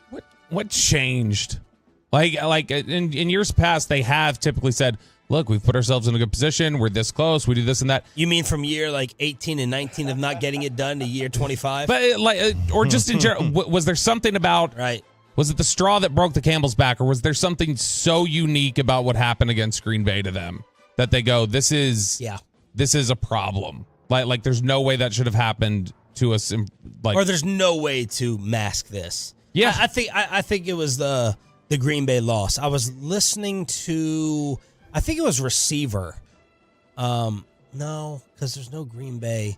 Anyway, I was watching some football nerdy documentary, and Brad Sham in it said this is one of the worst, if not the worst, playoff game that the Dallas Cowboys have ever suffered. And just kind of those reminders, right, factors into this conversation of just how bad, how unexpected, and how stunning that was. And there was no way to put lipstick on that. There's not. I mean, it was an awful loss. Like there's and look, they're not the only ones that have suffered bad losses in the playoffs. It just seems like it's every year. It gets to the Not point seems, where, it is. I know, right? Well, you can't not losses like that. No, not losses like that. Like, but you know, they find a way. It's always something. It's always something. That said, I mean, like, yeah, he is right. Yeah, winning 12 games 3 years in a row, that just doesn't happen. Like, very, very few. I don't know. I have to go look and see how many times Mahomes has done that. You know, I know. I just looked at I know Brady did it 6 years in a row. Of course, not as many as Manning did 7, but whatever. So it happened. Like, guys have done this. Like, guys do this a lot. Generally, though, when you win 12 games 3 years in a row, you find you fall into a conference championship game every now and then. It is wild that we are going on 30 years. Like, the way the NFL is set up, you should not go more than 15 years without lucking into a conference championship game. Yeah. You'll find your way to luck into one every now and then. And they just haven't. No, but I mean, when they talk about the 12-win thing, winning 12 games 3 years in a row, and man, what an accomplishment that is, and look at what we've done here, and this is all fantastic. That's great, but specifically to Mike McCarthy, and I've brought this up before, you were brought in here to be different in January. That's why you were brought here. They were getting to the playoffs. They were winning division titles with Garrett, and the whole thing was just like, he doesn't push them over the edge. He was brought in here to do something different, and he hasn't been different. It doesn't matter. I don't totally care that he's won 12 games 3 years in a row, because that's not what you were hired to do. You weren't hired to put, look at this, look what I've done here, winning 12 games in the regular season. Yeah. I'm just going off memory here, but in the last 15 years, so let's do 16 years, I think it's just Carolina and Washington is the only other teams that haven't made a conference championship. Carolina's been to a Super Bowl. Not in the last 15 years, though, right? Yeah. Oh, they did. Yeah. Cam. With Broncos. So it's us and the Commanders. Yep. Positive news, and that speaks to also like not taking enough advantage of the division that you play in. Right. If you want to keep the core together, positive developments over the weekend. Jeremy Fowler reports they've made it clear to Dak, we don't want you to hit free agency. And they have communicated privately that they want to extend him. Are they waiting on Tua? Are they waiting on Jordan Love? Possibly. Calvin Watkins then reports they have prioritized CeeDee Lamb's contract over Dak. So those are two positive developments if you want both those guys re-signed. Of course, everyone wants Lamb re-signed, I think, and then you get into your Dak debates on the Franklin Franco Injury Attorney text line. Steven was asked on this podcast, what's your philosophy? What's y'all's philosophy behind these contracts and extensions that we've really all just called out for waiting too long and for too many leaves to fall? Well, we're just now to the point where we can do a CD and a Micah. And, certainly you want to see these things play out. And certainly, a lot of times you want to make sure, certainly CD had his breakout year this year in terms of, really having a mega year in terms of his numbers and his statistics. And of course, Micah just became eligible. And of course, we've done a deal with that. So, after that, we've done Diggs. We got him done early. And, unfortunately, when you're paying these quarterbacks, the kind of money these teams are having to pay them, and it's not just a handful of them. There's, Chase, you follow it, I'm sure there's 12 to 16 guys that are making $40+ million.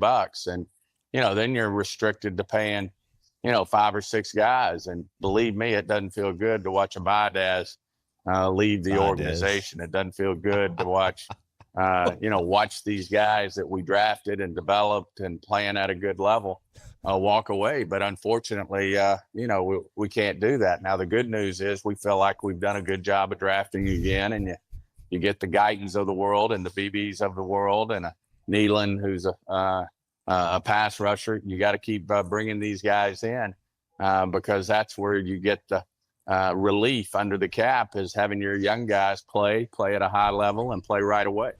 Jerry and Steven must not listen as much as we think or as much as we're told. The hustle. Although, here's my other question. You're in PR.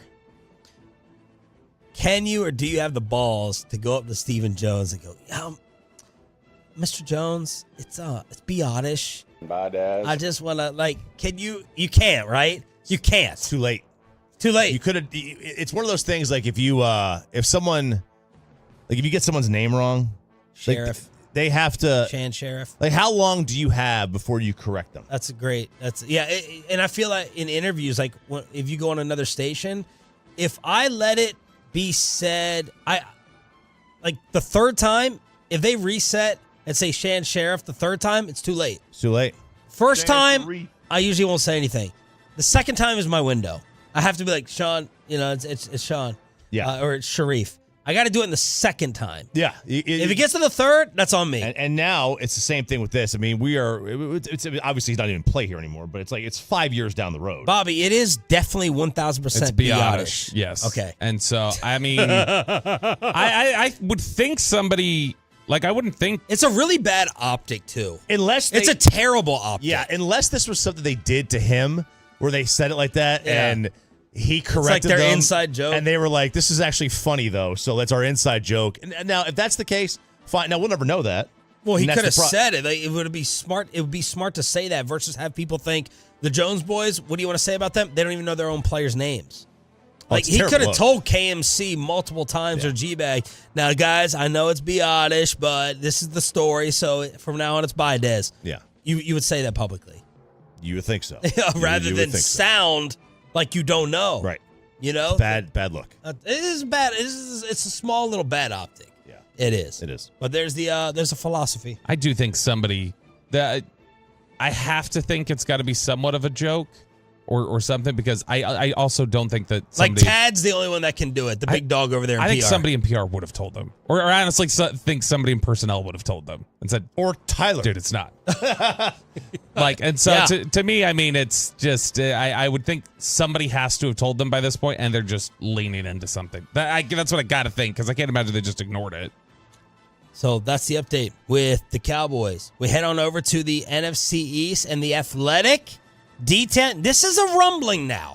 Mm-hmm. This is a rumbling. It's on a low boil, but it's been on a low boil. It feels like for a while. Yep. This is. It's on a sous vide, Woolchuck. As I'm waiting for you to bring me back the device. Still, please. This is Diana Rossini writing about this in the Athletic the other day. Just kind of her recap of where things stand with the Eagles, specifically with Sirianni's job security, everything that's going on in Philly, all the turmoil that they had. On the Nick Sirianni, Jalen Hurts dynamic. She goes, we've seen Jalen Hurts on the sideline with Nick Sirianni, and they were not going at one another. But there's definitely a difference in personality. The way I would describe it, the relationship is still a work in progress. Last year, there was some disconnect between them due to their personalities. Nick, we've seen, is a very emotional guy. Jalen is a very private guy.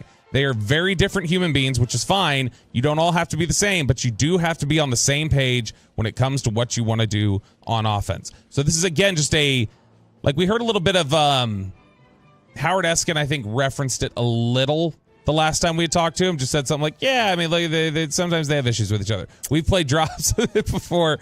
We played cuts before from I'll have the hot dog. Philly. When we started spying on Philly, Eskin, we would hear that in the Philly spies sometimes. People being like, and why can't they get along? Or do we have to rename him like the Burger Perv now? Like not the Burger King, like the Burger Perv. We got to come up with for Howard Eskin at Philly's concession stand. Sorry, back. We do need a name. It's got to be something. Send it on the fan text. Give us your Howard Eskin kissing nickname. It's got to be a concession stand item. It's got to be related to that.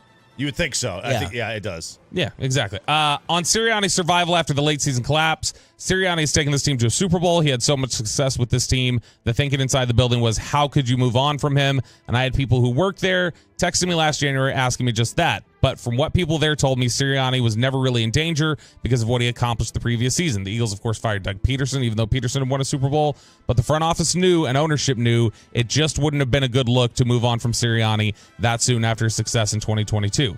There was a shift, though. Howie Roseman has all the power now. Roseman having the power is nothing new in Philly, but in terms of moving forward in 2024, Roseman had his hands all over every decision. That included new coordinator hires in Kellen Moore and Vic Fangio. So those were not Sirianni hires at all.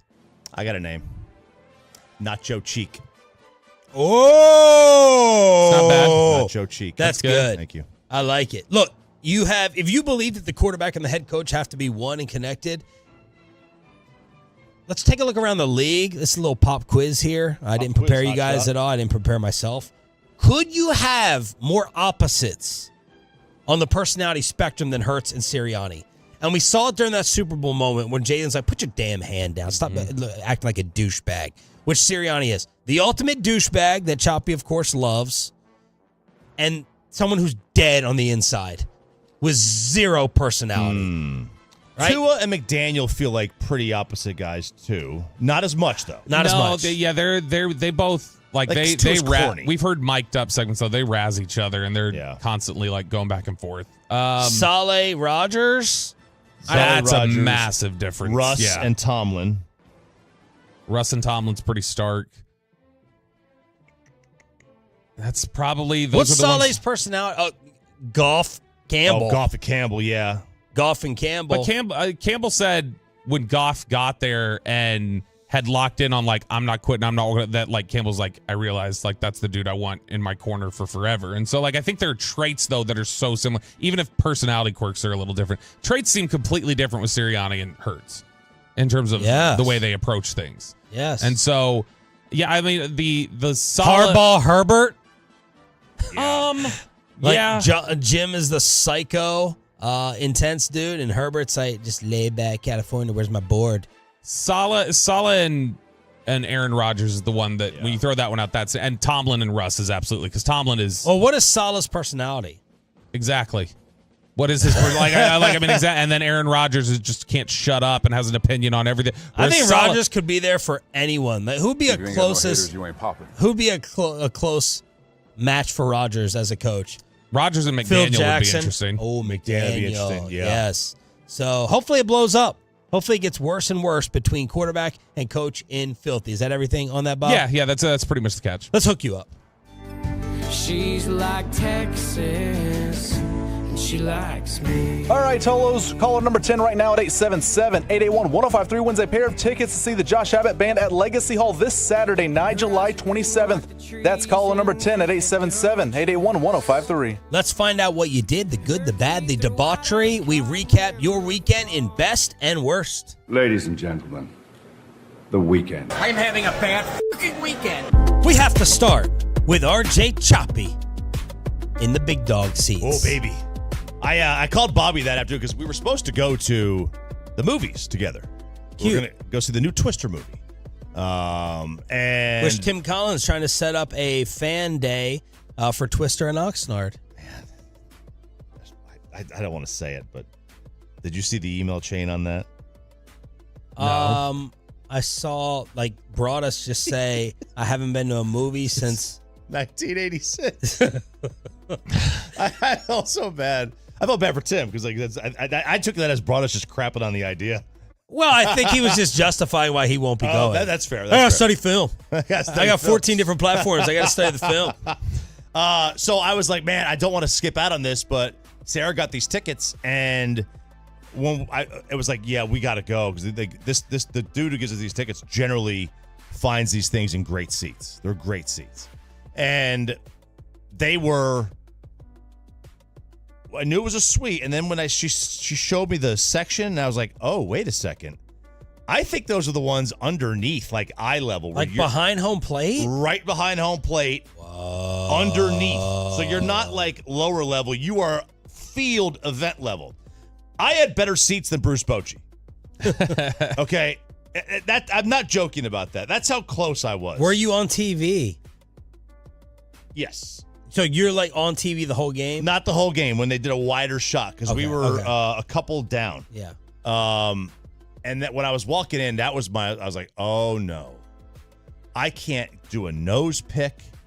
I can't do anything. I can't eat. Like Sarah, if we were on TV the entire game, Sarah would not have eaten. Because she did not want to eat We had Derek Holland seats at the Mavs game. Well, she would not eat down there. She goes, I'm not going to get caught on camera stuff in my face. Derek seats aren't that good. They're third row. They're pretty good. They're not on TV. Yeah, because I think you're on the court. You're on near side. Yeah. Anonymity. That's what he wants. Yeah, but I can tell you this: you cannot. He's got Japanese league seats now. You cannot convince me that there are better seats in sports than those. Oh, there are not. Have you ever sat courtside? I have. Okay. Not even close. Why? Too fast. Too fast. The baseball moves at a pace where being that close is conducive to watching it. Basketball, I like to be hockey. I don't like to be on the glass at hockey. I like to be back 15, 20 rows back. I think you see everything. Yeah. You cannot convince me there's anything better than this. I was able to talk to the players there on deck circle. Anthony Santander, by the way, great dumpy. Okay, this guy's got a Santander. Is that who you sent out the picture of his ass? Yeah, great dumpy. Because I said to him, I said, this is in the first, he got up a second time in like the second or third inning, and Evaldi was getting shelled. Yeah, that's not good if you're up second time in the second inning. I think it was the second inning. He was getting shelled, and I said, is he tipping? And he very subtly just shakes his head. What he wasn't even looking at me, but I was that close. I was like, for you to me. You reading into this at all? Or you have no doubt he was responding to you? No doubt, because there's nobody else talking to him. And he just shakes his head very subtly, which is a bad thing. It's shook a bad his head, sign. yes. That he was tipping. Shook his head. No, like he wasn't tipping. Not tipping. No, which is a bad sign because that just means he was not pitching well. Like if he's tipping, at least you could fix it. Oh, okay. If he's not tipping, that means he's missing his spots. He's got nothing. They're able to get him. You saw like every ball that was hit. You knew immediately if it was going to be an out or a home run or what. Not when you're sitting up. You got to kind of judge the outfielders. Look, when you're down there, it is so amazing. And the food, a full buffet, steak, shrimp, everything, whatever you wanted. No, it was by far the best buffet. Steak, all the alcohol was free. Everything was free down there. Liquor. Yep, whatever you wanted. We had we had a vodka. We had a couple of things. If we wanted more, just bring more. Oh, hey, can I get some tahini? Yeah, they'll bring a whole bottle of tahini for you. You and your tahini. You want some topo? They bring a whole thing of topo for you. Whatever you want. You go you walk in, you have all the desserts. They brought this giant ice cream tray out. When you heading to soda?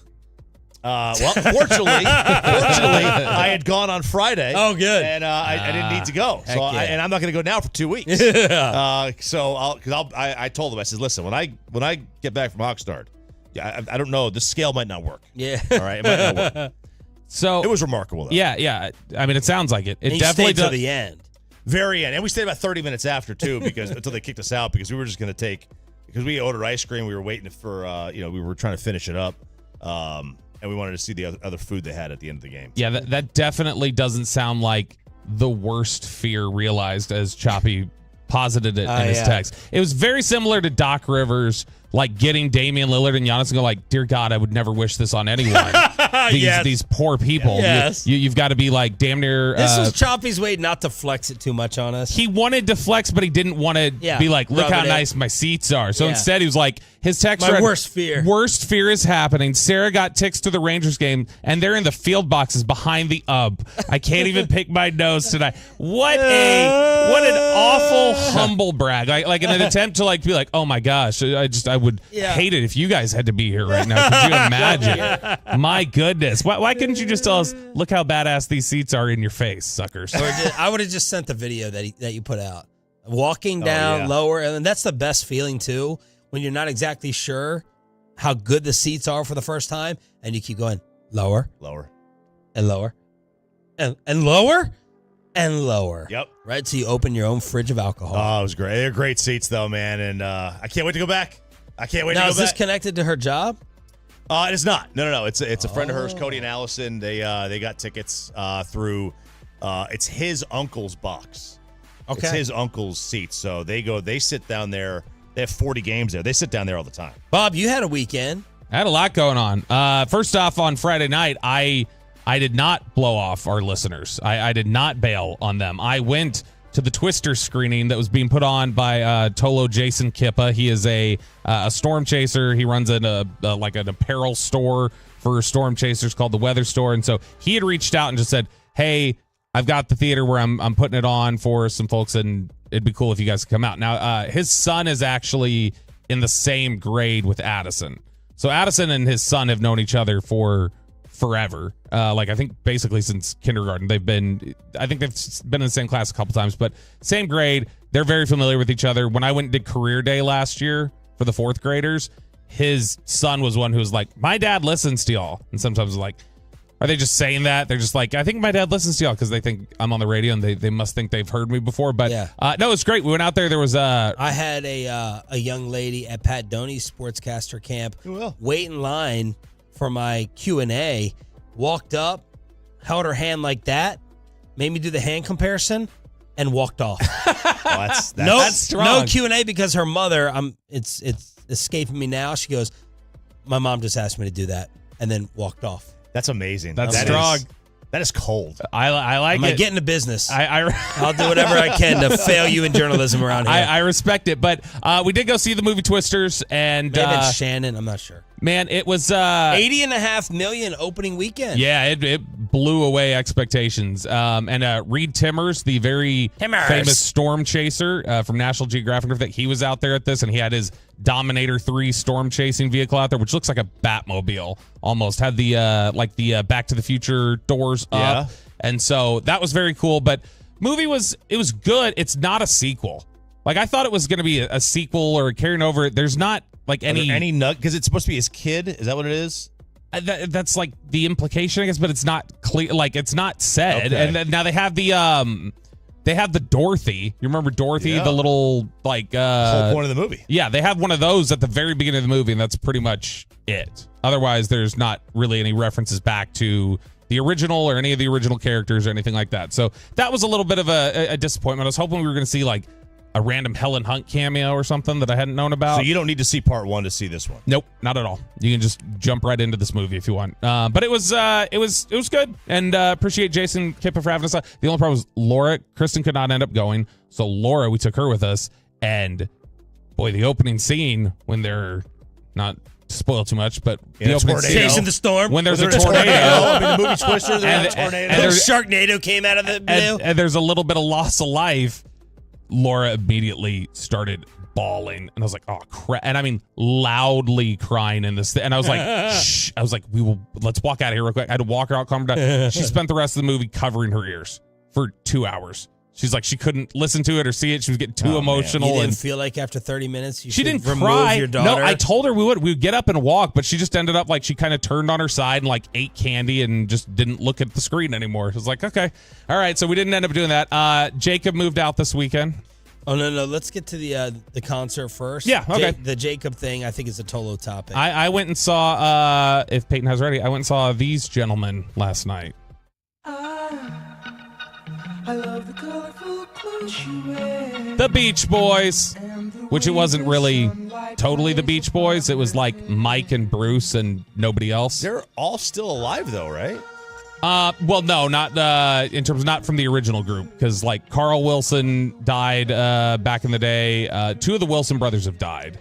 Brian's still around. Brian's not touring. Brian's not involved anymore. Al Jardine was still there, but he was not with them. Like, I don't think he's touring right now. So it was just 2 of the guys, basically. The only original member, because Bruce joined in like 65, the only original member is Mike Love, which I did not know this. Maybe I'm an idiot and everybody else knew this. Did you know Mike Love, the lead singer, one of the main singers of the Beach Boys? Jordan's. No, it's Kevin. He's Kevin Love's uncle. Yeah. I had no idea that they were related. I mean, I had no I didn't clue. know that until about 2 months ago.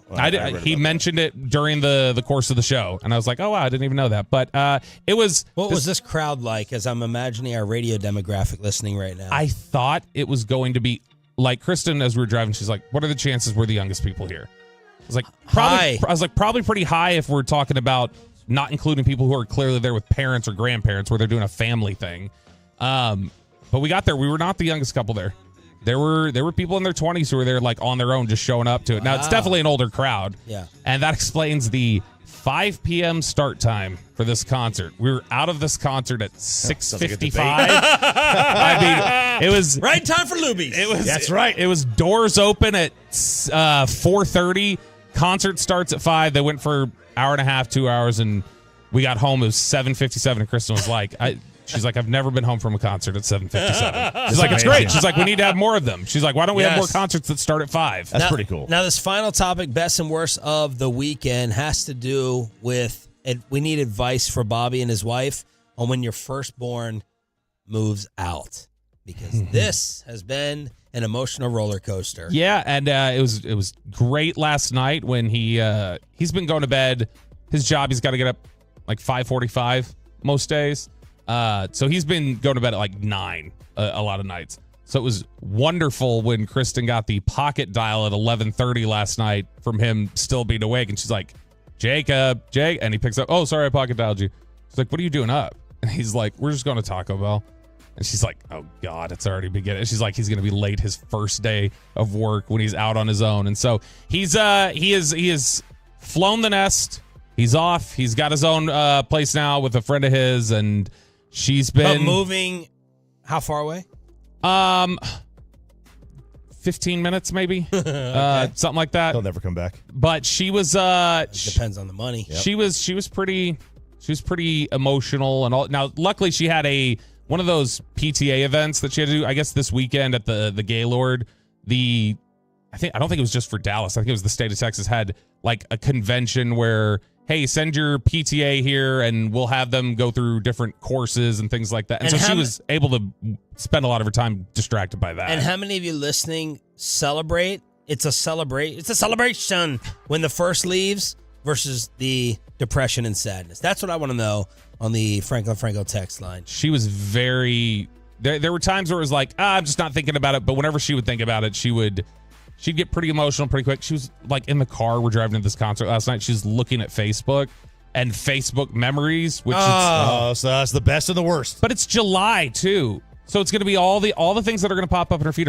It's the summer. The kids are out of school. It's going to be a bunch of photos of stuff you've done with the kids over the years. So she's like scrolling through each year of and like basically watching them grow up as she scrolls. And I'm like, what are you doing? Yeah. Why are you looking at this right now? Take this off. Don't look at this. And so she was pretty emotional for most of the week. And how long is it gonna last? I don't know, because I don't know that it's gonna help. That and meanwhile, you got dead inside Bobby. I don't know that it's gonna help that I'm going to California for 10 days right after that too. So now it's gonna be, well, now Bobby's gone. I'm just kind of alone with this thought of, oh, it's a quiet house. There's nobody here. There's no right man now. of the house. Yeah, exactly. So she's going to be, I think this one is going to linger a little while. And she's going to be terrified for probably months that, oh, I'm going to get a call saying he's dead. Or, oh, he's this or that. Like, she's just, Bobby. No, I'm telling you, that's the way, that is her Kind of thought dark. process. She's like, oh my gosh, he flees. She's like Butter's parents in South Park. Yeah. Where as soon as they leave the house, she's like,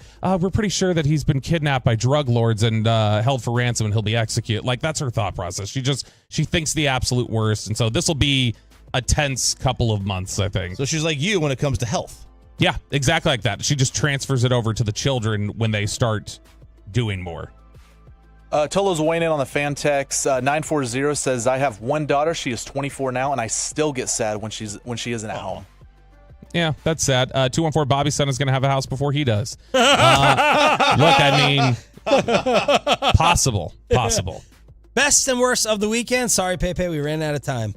Oh, man. Yeah, it's such great prep. Yeah, I know. Yeah, unfortunate. Sadly, get a great week. Expressway is commercial free on DFW Sports Station on 105.3 The Fan. Let's relive the greatness of Adrian Beltre, officially a Hall of Famer, and let's live it through the eyes of Elvis Andrews. Your best Beltre memories next. Let's get you over to K-Post Roofing and Waterproofing, the official roofing and waterproofing partner of the Dallas Cowboys. That is a big, beautiful K.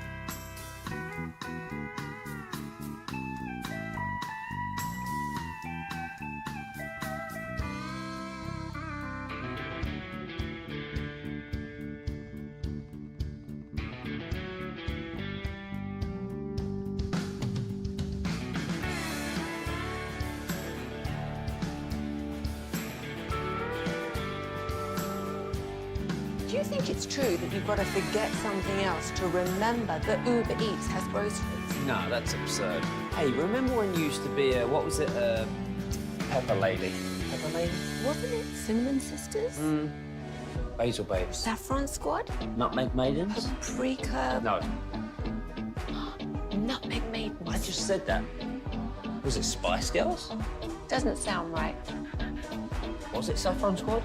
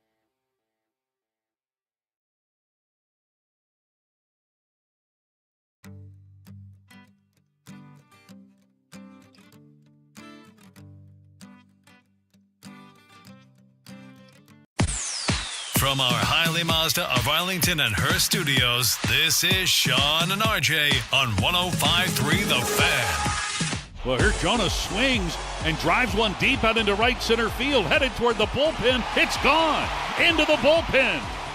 Jonah wastes no time in taking advantage of that opportunity. His 9th home run of the year gives Texas a 3-0 lead. Rangers lose the series but win yesterday. Andrew Heaney, props, man. Props. This is your home for Rangers baseball. They are still 5 games back in the West. Sean, RJ, and Bobby on DFW Sports Station. Jonah Heim was in a 1-for-17 slump before that with a 3-run shot with 2 outs in the 4th. 1-for-17. Not good, and not good for the offense overall again. So Andrew Heaney doing his thing. Corey Seager extended his on-base streak to 21 games. That's the longest active streak in the bigs with a single in the first. And now they're wondering about Scherzer because Max said it just wasn't there. Mm-hmm. It was not there on Friday. He had nothing in the arm. And Bruce Bochy was like, let's go ahead and get him out of there. 6 starts since coming off the IL. Could not make it to the 3rd. Labored through 53 pitches in 2 innings. Allowed 4 runs on 2 walks and 5 hits. And then you saw Saturday Evaldi get knocked around while they're in the big dog seats. Friday was Sorry. Evaldi. Saturday was Scherzer. Saturday. Yeah, I mean, look, I think we expected some of this from Max when we first came back. Like, we just don't know what to expect day to day. I didn't expect him to make his 6th consecutive start without getting shut down again. Absolutely. Like I honestly did not. I thought he would go out there for 1 start. They would go, he's cooked, and then he'd be done. That's what I expected. I had 0 expectations. Whatever they got, they got. Like, that was my expectations for Max when he came back. The fact that he's made it, like you said, 6 starts is impressive enough on its own. It's just his age, coming back from injury. You never knew what you were going to get. So, my surprise that this happened? No, not even the least bit surprised. I'm impressed, honestly. The biggest thing with me is I was certain he would step out there and he'd be more wild than he is. He's not walking a lot of guys. I know the strikeout stuff hasn't been there. He still had some times where he's gotten hit hard. But I've honestly been surprised he didn't come back. I was expecting him to come back and start walking like 4 every 9 innings. How come? Because I just, with that arm, the way that it is, I was just expecting him not to have the same command of the strike zone. Man, I'll be honest. Like I thought maybe he would be walking guys more, only because he doesn't have like bat missing stuff the way he did a handful of years ago. That he would have to pitch outside the zone more to get him out. Tell you what, there were boos raining down on Saturday in the 8th. People were making note of this. When the Orioles had their 11th hit fall in front of Adolis Garcia, boos raining down at the Globe. And let us know if you were there for it at 877-881-1053. 0 boos in Cooperstown yesterday as Adrian Beltre officially went into the Hall of Fame. Of course, David Ortiz had to make it about himself a little bit by coming out there and touching Beltre's head. And, of course, the one who helped make that famous was his bestie on the field. This is the official Hall of Fame intro from Elvis Andrus that played yesterday at the Hall. He's unique, in my eyes, in my heart. He's a unique type of player, type of talent. I think there's like so many things that he did, especially as a hitter. He was the best. You're not going to see another Adrian in ages. Playing against him was no fun, man. Especially I'm a right-hander. I love to bunt. That was one thing, like when we did our reports before the game, one of the things was, if you're going to bunt, make sure it's to the right side, not to the left side. Same thing when you hit. Sometimes you hit a bullet. 99% they're hits or doubles, and then, when he was there, they're pretty much out. Nothing goes by. It was pretty much a wall. For me, the best third baseman ever. That one knee swing, that was scary. I mean, the funny thing is, like, everybody in the team, we tried, at least during BP. And I think I tried once, and I almost pulled my whole quad. And I was like, how do you do it, man? But it was just unbelievable because, sometimes you might try to do it. But for him, he said he never tried. It was just a natural move. He hates it. Until this day, if you touch his head, he's gonna, anything he got around, he'll throw it to you or he'll punch you. I couldn't resist. I was not gonna do it because, the ceremony is about Adrian and everything he's done. But, when we did the rope, and then he turned, and I think God was like, come on, Elvis, you gotta do it. When it happened, it was good. I think it was perfect. He was with the person that he loved the most, which is his family and a friend, close friend. So I congratulate him for sure. And we talked, we pretty much didn't talk about it because I always tell him, I was like, I knew, dude. Like, I knew it was going to happen. Like, I knew since day one we played that you were going to be, you're a Hall of Fame. You're that type of player. You're that unique. And you deserve it. So there's Elvis with the nice recollection. Boy, that seems a little LeBron-like from Elvis to say he knew from day one in 2011 that Adrian Beltre was going to be a Hall of Famer. That seems a little extreme. I don't think anybody was saying he was going to be a Hall of Famer in 2011. What else did others have to say, Bob? There was a ESPN piece that they had up where, and this is something that they gathered a lot of this back in January when the announcement was made, but they had republished it and added some extra stuff to it. Alden Gonzalez over at ESPN about just getting opinions, thoughts from people about why Adrian Beltre is a Hall of Famer. And so talked to Pujols, talked to Elvis Andrus, talked to John Daniels, and Pujols talked about him and said that the thing that he loved about the relationship that he and Adrian Beltre have now, which was very competitive back in the day, and two guys from the same home country. But he said, I was just playing golf with him a couple of weeks ago in the Dominican Republic. I was with him in Dubai. I feel like we've built the relationship over the last 2 or 3 years towards the end of the career, towards the end of my career, and that's something that I love about us. He says he does it from the heart. He doesn't do it to put his name in the paper. That, to me, is what makes Adrian Beltre really special, is just the authenticity, the love that he has for the game. One of the things Elvis Andrus said in here that I thought was kind of odd, I'd never heard this said about Adrian Beltre before, but he's telling all these same sort of stories about him messing with him and touching his head and doing these sort of things and all the reactions they'd get. And I think we all felt like that was just playful stuff. Apparently, a lot of other people did not take it as playful at all. He said a lot of people were scared of Adrian. He said, I never understood that because he was the type of person who, if you did things correctly and played hard and played to win, he was never going to have a problem with you. I never saw him have a problem with anyone who did things right and got to the field to give their heart every day to win. That's the only thing he asked from us as his teammates. And it wasn't just that he asked for it, it's what he gave us.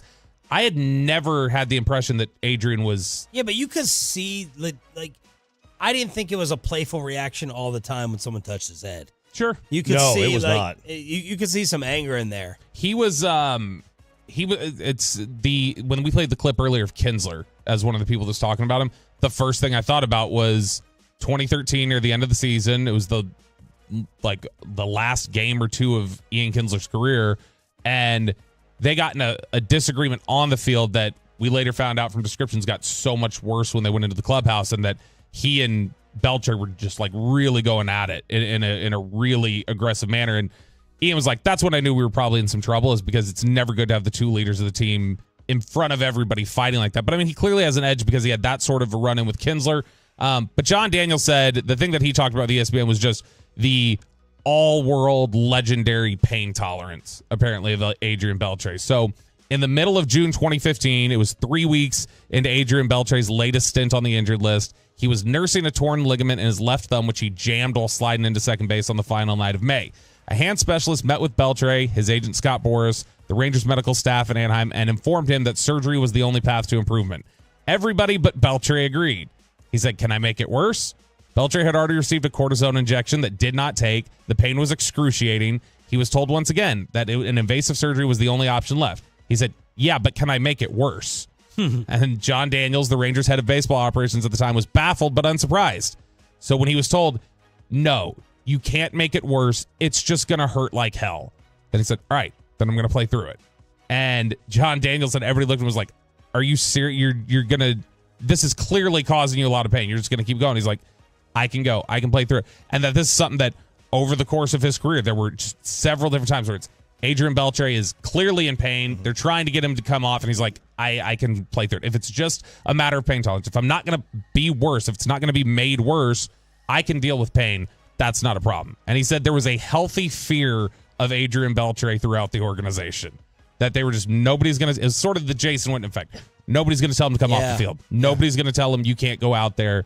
But I like that as a description of healthy fear throughout the organization, not just teams, but even up to management, the front office. They had a little bit of concern.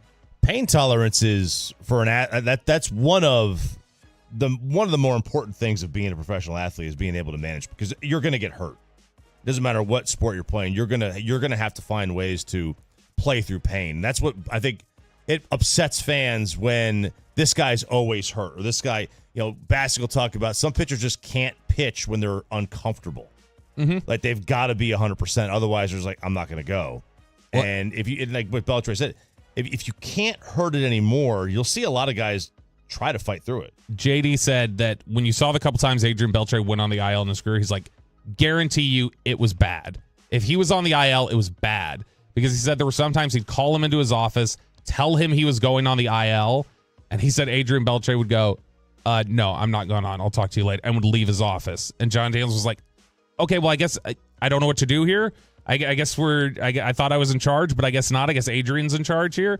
And that would probably create a little tension, I would imagine, where it's like, you're not going to just blow me off and tell me no. But he said that there were just several times where he'd tell him he's going on. Beltre would say, "I'm not," and good luck trying to put me on, and would walk off.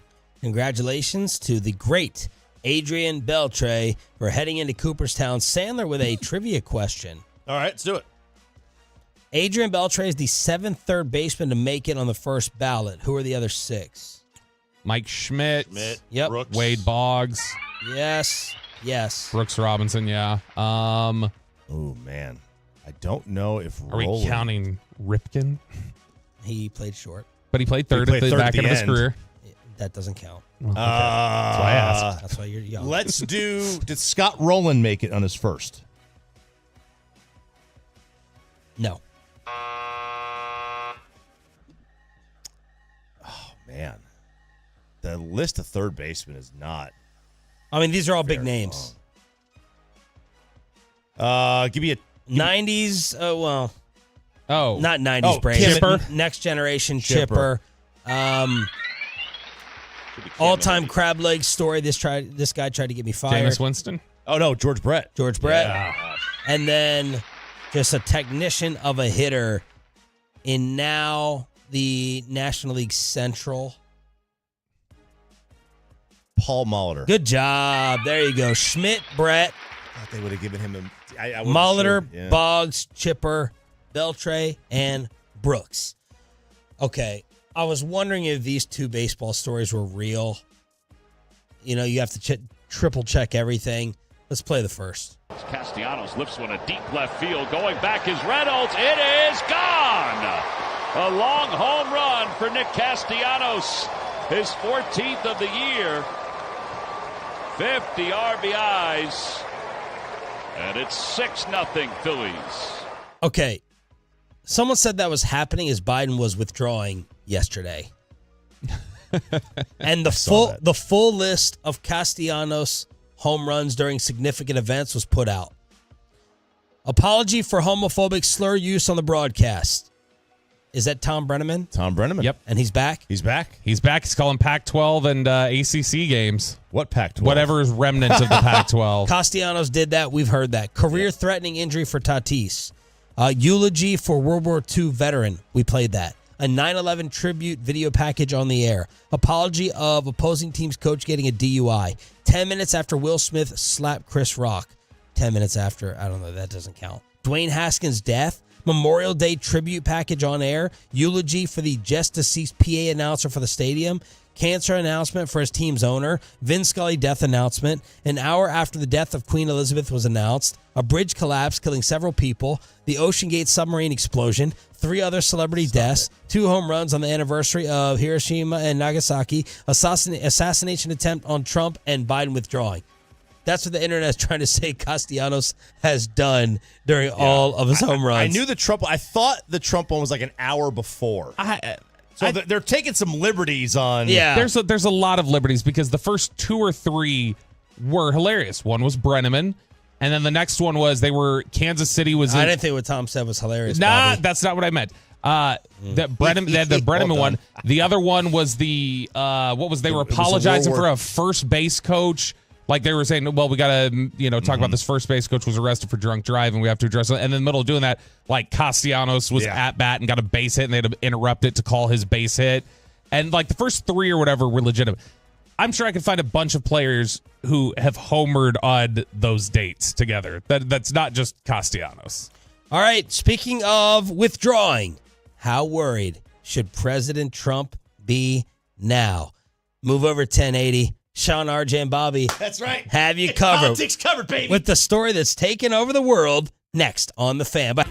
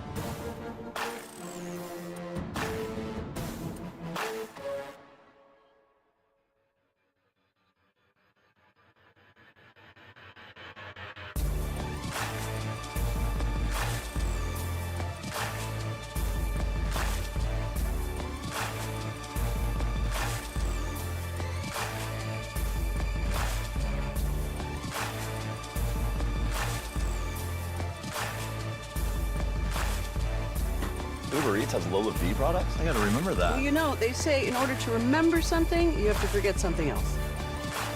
Okay, now that is a very cute haircut. That's like a little shag. I've never seen that before. Well, I mean, of course you have. It's the Rachel. Oh, is that your name? No, I mean like your name. No, I'm Jen. My name's Jen. Right, but I just mean like this is your haircut. But that's hair on your head. I'm not saying this is your hair. Okay, wait.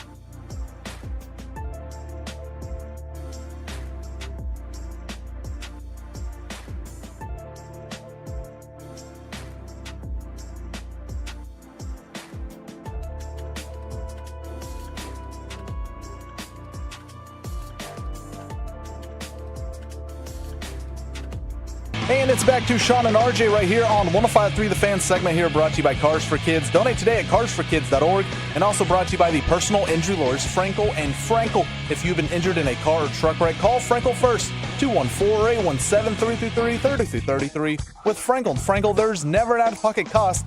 They only get paid when you win. Frankel and Frankel, the go-to car and truck wreck attorneys in Dallas. This is going to end it. Xander Schauffele with a par on the 18th hole. He is the winner of the 152nd Open Championship at Royal Troon Golf Club with a score of 9 under par for 72 holes. He is your champion golfer of the year. There's the call on PGA Radio, and RJ Choppy says, move over, Scotty Scheffler. You are not the best golfer in the world. And you're not talking about just obviously like right now this morning after this tournament or the last two majors. No, yeah, just like right now. Now Xander's not. The best golfer in the world, the number one ranking on the official world golf rankings is different than who the best golfer in the world is. I mean, Scotty wins all the regular tournaments. There's no doubt about that. But in a major championship, Xander he's won two different tournaments now, right? He won obviously the PGA and the British Open. You could not ask for two more contrasting styles of golf than the British Open, really in any of them. If you were to compare it to tennis, like the British Open is the French Open. Yeah. The U.S. Open and the PGA are the Australian Open and then the U.S. Open, obviously. And then Masters and Wimbledon are kind of similar, right? So the style is so different. And I think that is part of what I'm trying to say here, because like Scotty has won his two majors just at the Masters.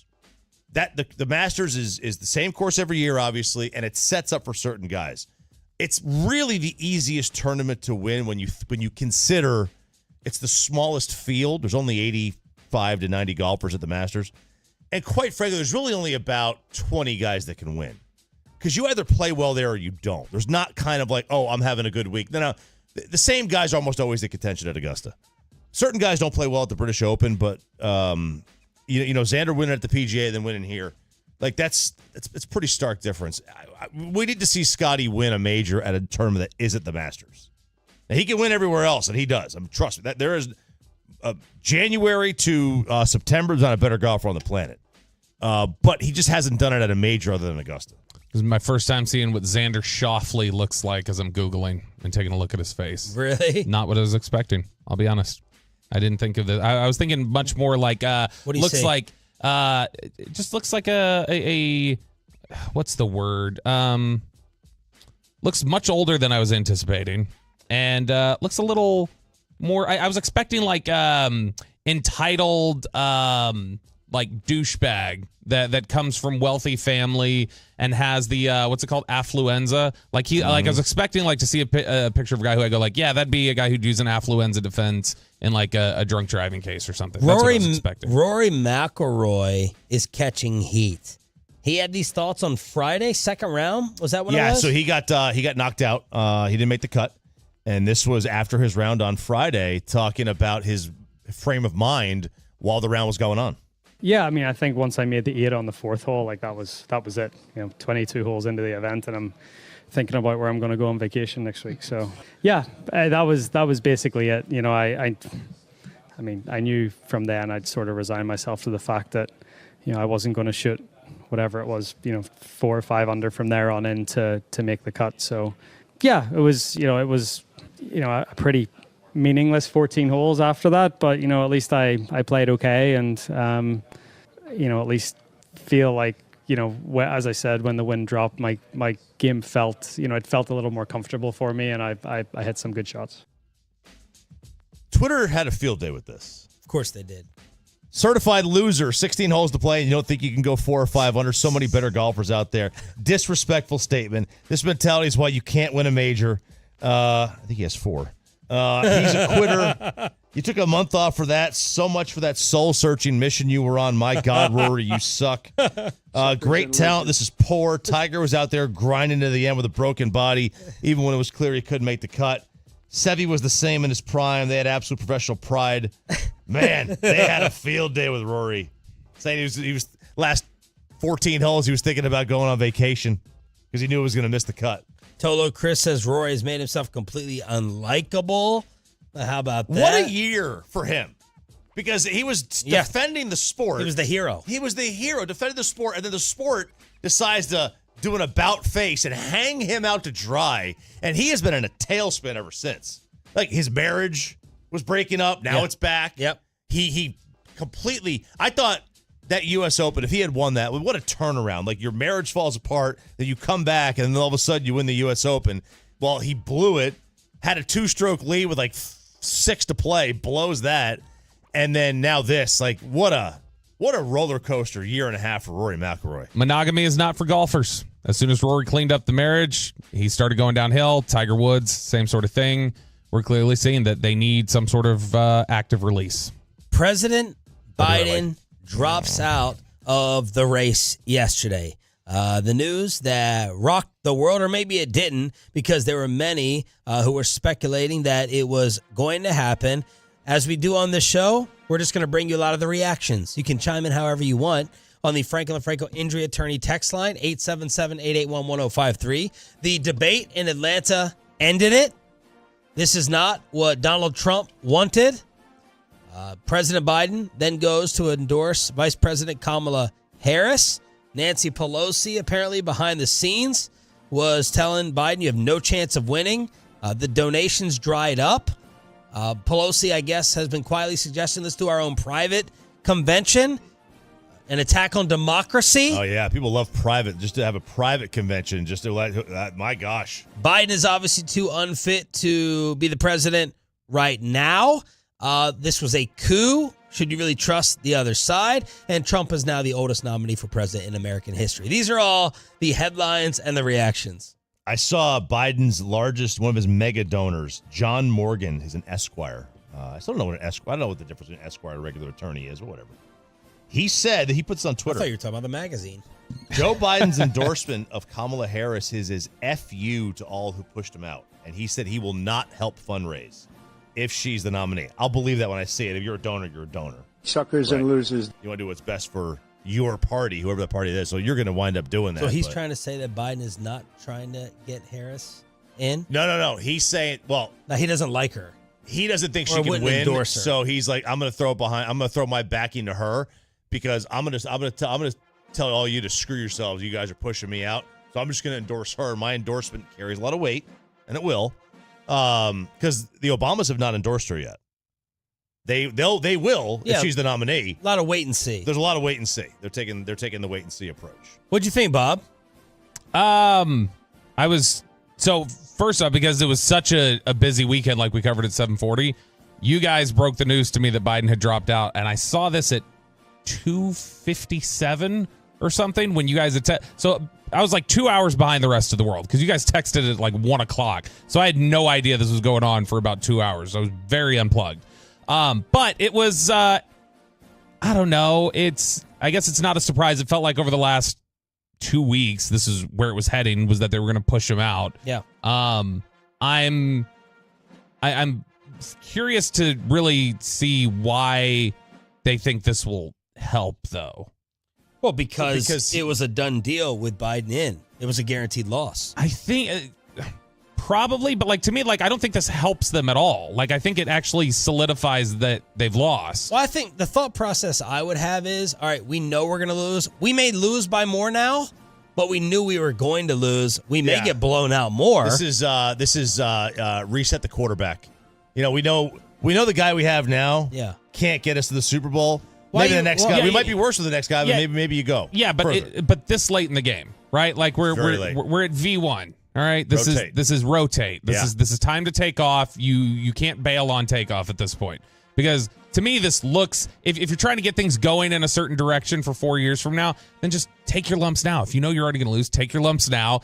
Be done with it instead of scrambling and potentially looking like. You were just talking about there. If they're going to do this private convention to select, it's going to look very... But you're not happy about the process. Oh, I think that's a terrible process. I mean, the American people need to vote on who gets the nominee, not 4,000 people in a private party. Like that to me is not electing... That's not a general election. I have a major problem with that. I hate the process. Now, what are you going to do? Now, could you do an emergency...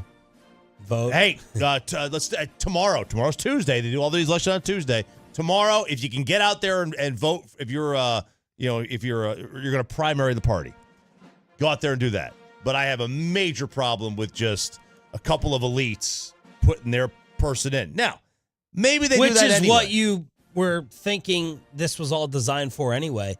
You said this a couple weeks ago. Because the conspiracy out there had been like they were always going to push him out, and they were just waiting for a reason that they could do it and not look like the big bad wolf that's out there just trying to push some old guy out. They knew they were going to do this all along. And look, again, now maybe they do have these elitists judge anyway, and the whole thing's fake. There's another conspiracy theory out there if you want that none of these votes matter anyway. It's all the deep state. But I have a major problem with them just announcing and picking somebody. Yeah, the fan text started running away with the quarterback comparisons. People are saying, so are you saying that Biden is Dak? 903 says, is the Democratic Party in quarterback purgatory? Is that what we're saying here? And so I saw a Tolo ask Choppy for odds, but I got them from Bet Online.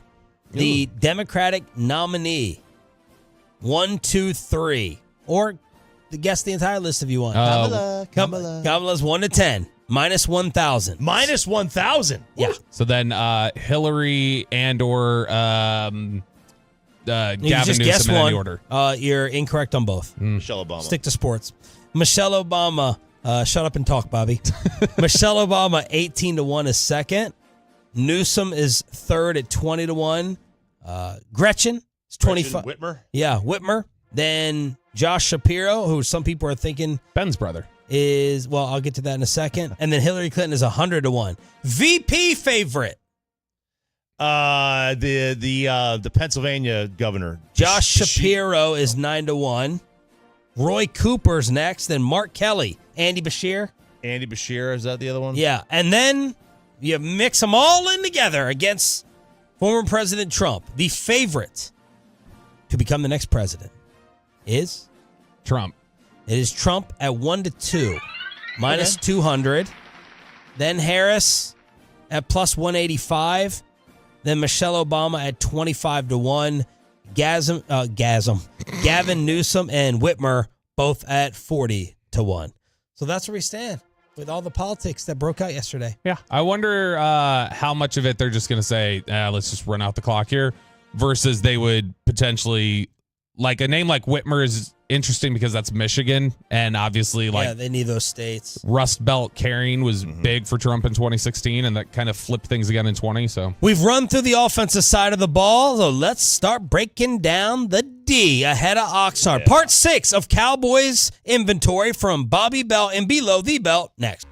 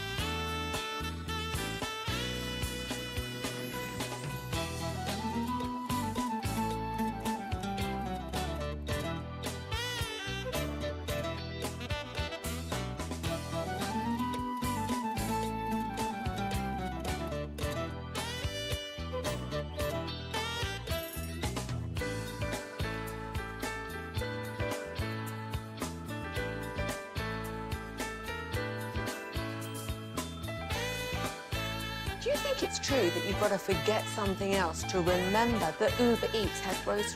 No, that's absurd. Hey, remember when you used to be what was it, Pepper Lady? Pepper Lady? Wasn't it Cinnamon Sisters? Basil Babes. Saffron Squad? Nutmeg Maidens? Paprika? No. Nutmeg Maidens. I just said that. Was it Spice Girls? Doesn't sound right. Was it Saffron Squad?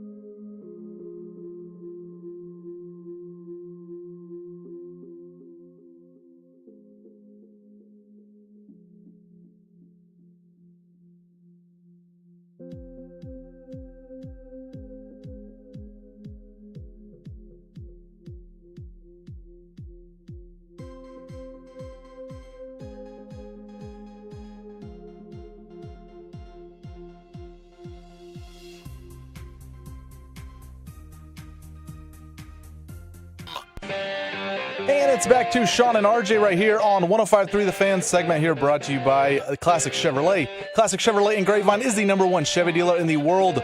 More Silverados than anyone else. This is Texas. This is Classic Chevrolet. Together, let's drive, relax, enjoy the difference based on new Chevrolet registrations 2023.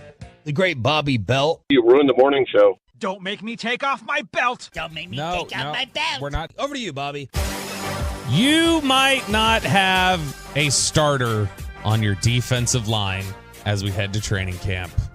We're going to look at the defensive side of the ball as we've done roster inventory the last several days. Finished up the offense last week. Now we're looking at the defensive side of the ball. Going to do defensive line today, linebackers tomorrow, and then the secondary on Wednesday before we get to training camp on Thursday. Get out there to Oxnard, ready to rock, ready to party. Any interests as we head into Oxnard week? Anything that we're like particularly got our eye on? Yeah, what dinner place we're picking for the group outing. This is supposed to be your job, right? I'll take care of it. I need a head count. I need to set up a group chat, get a head count going. What type of food are you looking at? Because you can't eat marinara anymore, right? So we're ruling out Italian. I can't. I think it's one where it's like the preservatives and stuff. If it's fresh, I could probably eat it. I know. We're thinking of little cantina action. I think. Okay, cool. As long as the alcohol's flowing, I'm good. I'm ready to go. By the way, I don't know. Should I even say this? It's probably gonna sound bad, but I did finish off the very last of those 3 bottles you gave me yesterday. Okay. God, that's quick. Well, how long ago was it? End of June. So 3 weeks for 3 bottles. Oh, that is a lot. It's not quick because of the amount of alcohol to me. It's quick because of the cost of the alcohol. Like those are ones you save. But I enjoyed them. I wasn't just shooting them. What does Rogers call it? How many knuckles? Right, yeah. Oh, how many knuckles did you take? Fingers did you take? Yeah. How many are you? How many are you taking down? Are you taking down 2 fingers, 3 fingers? I don't judge it by fingers. I don't ask myself how many fingers am I taking. Yeah, I instead like this, 3 fingers like this, or 4 fingers. Yeah, probably. That's what they say. It is. It really. That's is. what it is. Really Yeah. How many do you think he takes? Bobby? Yeah. Oh, Bobby. Was this before or after I drank? Bobby easily can handle 3 fingers. Okay, so a 3-finger pour. After I've had 2 fingers. After I've drank the So two. you probably take 2, 3 fingers. I don't know. It's probably like, so when I take one of those. You take 3 and 3. Yeah. Right? Yeah. Typically. That's exactly how it goes. I do think of that. Unfortunately, every time I pour, I think of that freaking Aaron Rodgers. I know. I'm like, is this 2 fingers or 3 fingers? No, honestly, I've got a glass that I use, a rocks glass, that it's just, there's little, it's like little square designs on the side. And so I just pour up to one of those lines. So typically it's like, is it a square? Is it 2 square or something like that? Now, were you chugging these? No. Okay. I was chugging a little bit of the Belfort, but otherwise, no. I was just having drinks. Okay, the defensive line for the Cowboys this year looks wildly different in the sense that that's been a position group. Bro, don't do that after we just had that conversation. I'm sorry. Put your leg all the way up top on the table, stretching after we just had that discussion. Got them all worked up now. We've got the defensive line has generally over the last several years been one of the deeper positions on the team. That every year it feels like they've got multiple guys who, all right, if D-Law goes down or if they have an injury here, they've got a competent edge rusher to step in and start. Dorrance Armstrong. Randy Gregory didn't start a lot of times, but Randy Gregory, if he could step in and start, like you get that there. When they've had Robert Quinn or in recent years when they had, gosh, why am I blanking on his name? Dante Fowler. Dante Fowler was a guy who could be a starter on some teams and in some situations, and you were having him come in and do situational pass rushing. So they had Jonathan Hankins last year on their defensive line. Oso Odigizua. They had a lot of depth along the defensive line years past. They lost a lot of it this year, and they didn't do a ton to replace it, obviously, in free agency. And the guys they drafted, Marshawn Nealand was the second-round pick. That's a higher investment, but Marshawn Nealand is a bit raw. Like, he's still coming along a little bit. There's probably going to be a learning curve there, as there often is with defensive linemen. So you're going to have a little bit of that. And then the other guy that they drafted was a 7th-round pick, a defensive tackle, Justin Rogers from Auburn. Justin Rogers has one of the better chances of any rookie in this class to start on this football team. This is their defensive tackle group. I know people have talked about, they need to get stronger there. I don't know if people realize exactly how no-name it is. You've got Oso Odigizua, who is a 3 technique. Great, okay. Solidifies that holds that down. This is the rest of their defensive tackle room. Mozzie Smith, tons of questions there. Justin Rogers, who I just mentioned. Never heard of him before that. Carl Davis. Sort of Carlton Davis. Denzel Daxon. For real? Are you making that name up to trick us? No, that is their entire defensive tackle group on the roster right now. Every year it feels like when we get to Where's Hankins? Where did he go? I can't remember where he went. He went off to, I want to say it was the Raiders, but I know that's not right. Seattle. Yeah, because he went with Adden Dirty. So they've lost all of their defensive tackle depth, a lot of their defensive end depth. They've got Sam Williams, DeMarcus Lawrence, Micah Parsons, obviously, but the rest of the defensive end group is Junior Fehoko, 4th-round pick last year, who didn't play at all. Chauncey Golston, who has been kind of a tweener inside-outside that they haven't been able to figure out what they want to do with him consistently. Darrell Johnson from Liberty, who is a practice squad guy. Nealand, who we just mentioned. Tyrus Wheat, second-year player from Mississippi State. And then Sam Williams. This is your 2 guys that you've had the last couple of years that you picked that you either had growing pains with or off-the-field issues with. They need massive performances and a big-time training camp from Sam Williams to give them realistic depth on the edge, and Mozzie Smith to make sure that they're solid at defensive tackle. There was a great G-Bag question the other day. Who gets more sacks this year, Sam Williams or Tank? Yeah, that was my question that I asked Brian on Love of the Star, and then he turned it out, I guess. Oh! I would guess. Way to bring it to our show first. All right. I would guess Tank. I don't know why. It was Sam Williams last year. Yeah, I guess I don't know why I would guess Tank, but because he's more of a known name. Maybe yeah. Here's the only issue with Sam Williams. Oh, the only issue with potentially him getting enough reps to be able to be out there and get those sacks. No matter how thin the edge rusher group is, and maybe this is negligence, or you might feel it's negligence. No matter how thin the pass rush group is out there, if he has his stupid penalties, if he does dumb stuff, Zimmer will not play him. What are the Zimmer does not play dumb players. What are the differences going to be with what Mike Zimmer asks the D-line to do, of anything, versus Quinn?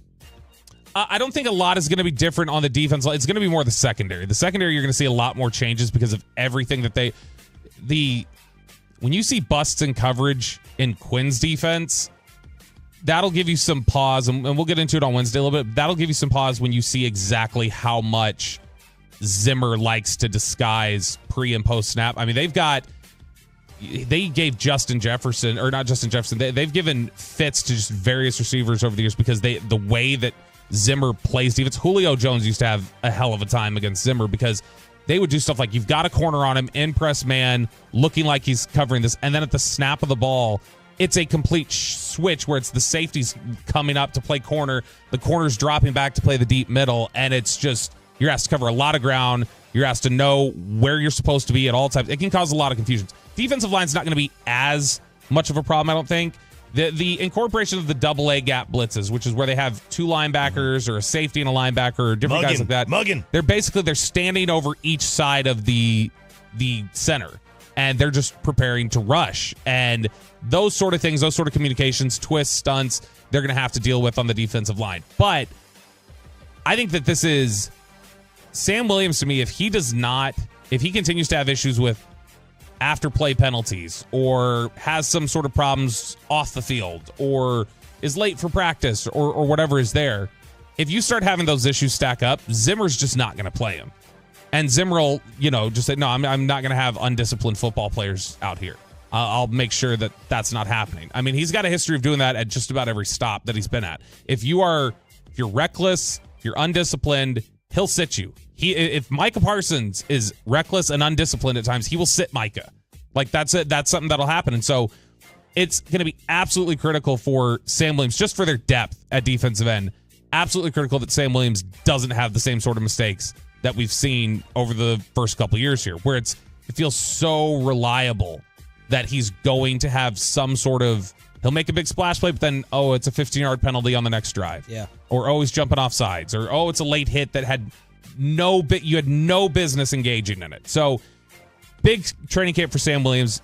Big thing to determine Sam Williams' future, I think, in terms of within this defense, is how he interacts with Mike Zimmer. But Mozzie Smith is going to be the other one. And Mozzie Smith, because of the shoulder surgery, he missed all of their OTAs. He missed their OTAs. He missed their mini camps. Did he get the stuff out of his, what'd you say? Did he lose like 400 pounds? He lost 40. And his Storage Wars locker. That's his storage. Did he get that back? He did not. He lost 40 pounds over the course of last season, which they drafted him to be a giant run stuffer in the middle. And by the time the season was over, he was under 300 pounds after being drafted like 335. So this year, Zimmer's talked about during the offseason, need him to get his weight up. He's up a little bit. And whenever anybody said, well, what weight do you want to see him at? He's like, yeah, I'm not talking about that with you guys. I'm just not going to tell you. Because I don't think he wants necessarily constant questions about, is he making weight? Is he here? Because that became a talking point at the end of last season that the Cowboys had to deal with. I think it's something that Zimmer wants to internally hold him accountable for, have standards for, but they need him to be ready to go immediately to be their starting one technique. Because if he's not ready to go, Justin Rogers, their 7th round pick from Auburn, he might be your starting one technique defensive tackle because they have no other options.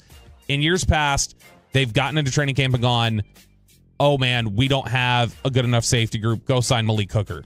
Oh man, the linebacker group's not good enough. We need to go out and get Anthony Barr. If you're looking for a position where they enter training camp and 2 practices into it, we could be sitting out there and hearing breaking news that they've signed somebody, it'll be defensive tackle because if Mozzie's not ready to perform, they might not have a single one technique that they feel like can play snaps, not just play snaps on the team. It's just crazy how if you just moved here in March and never followed football before, you would think that we're talking about a 6-11 team every year. No. You would particularly this offseason, right? But you would think that you were talking about one that just has been 6-11 for years and years, because that's how depressed we are. Because like running back problem, offensive line worry. That was not a positive defensive line preview. Linebacker forever. Quarterback situation. What about number 3 wideout? We're talking about them like that's the feel. I'm not blaming. On defense, you'll see a theme this week. They have starters. You feel pretty good about their starters pretty much across the board on defense. They have no depth this year. They lost all that depth in free agency and did not do a lot to replenish it. That's where they really cost themselves. Yeah, look, that's what happens when Dak wants his 60. Selfish Dak. That's what it is. Thanks a lot, Dak. All right, there it is. Below the belt with our first show from Oxnard, California, Thursday morning on the home of America's team. RJ Choppy says, don't be giving up on the Rangers making the playoffs yet. We got some baseball diamond cabs to kick off the final hour of the Monday edition after this.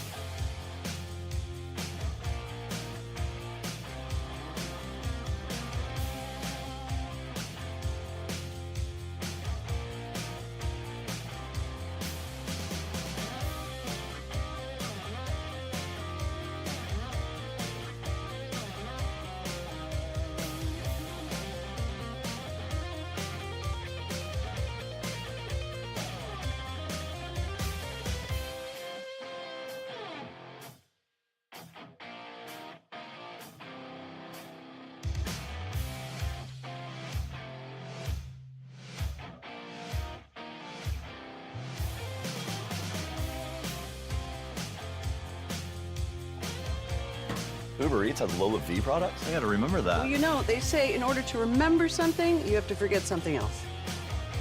Okay, now that is a very cute haircut. That's like a little shag. I've never seen it before. Well, I mean, of course you have. It's the Rachel. Oh, is that your name? No, I mean, like, your name. No, I'm Jen. My name's Jen. Right, but I just mean, like, this is your haircut. But that's hair on your head. I'm not saying this is your hair. Okay, freak out a little bit.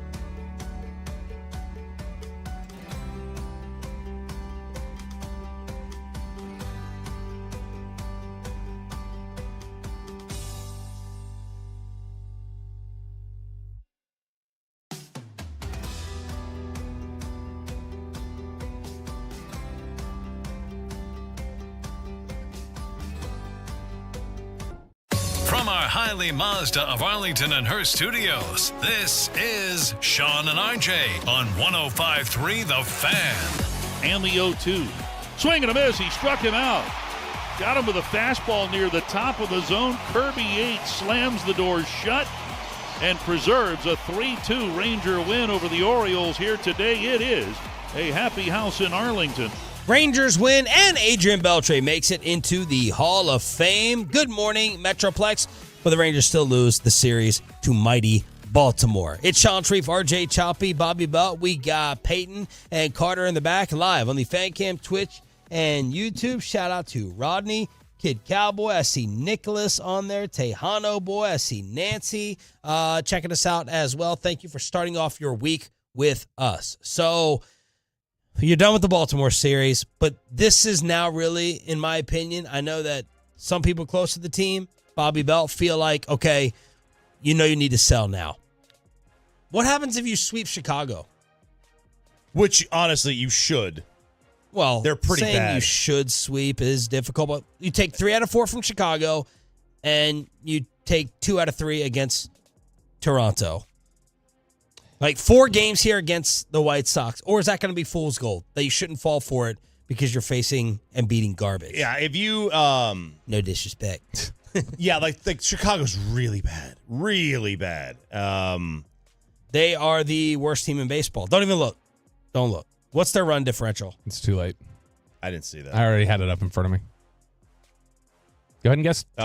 Minus 193. Wow. 191. Oh, baby. Impressive. They've lost 7 in a row. They're 1-9 in their last 10. Yeah, I don't know if... I don't think that I would, if you take 5 out of 6 or whatever it would be against the Blue Jays and White Sox, that doesn't make me feel any better. That makes me feel like it's the same sort of thing we just saw leading into the All-Star break. Yeah, I was hopeful that you would miss Crochet.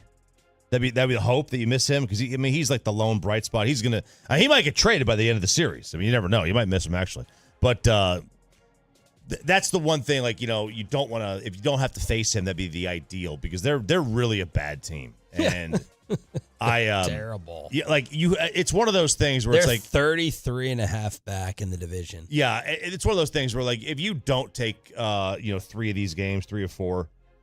I mean, that's a missed opportunity, a big-time missed opportunity. I mean, really, it's against the next 2 opponents because Toronto is, they're not very good either. They're not terrible, but like none of the guys, like Bichette is not having a good year. Like Vlad Jr.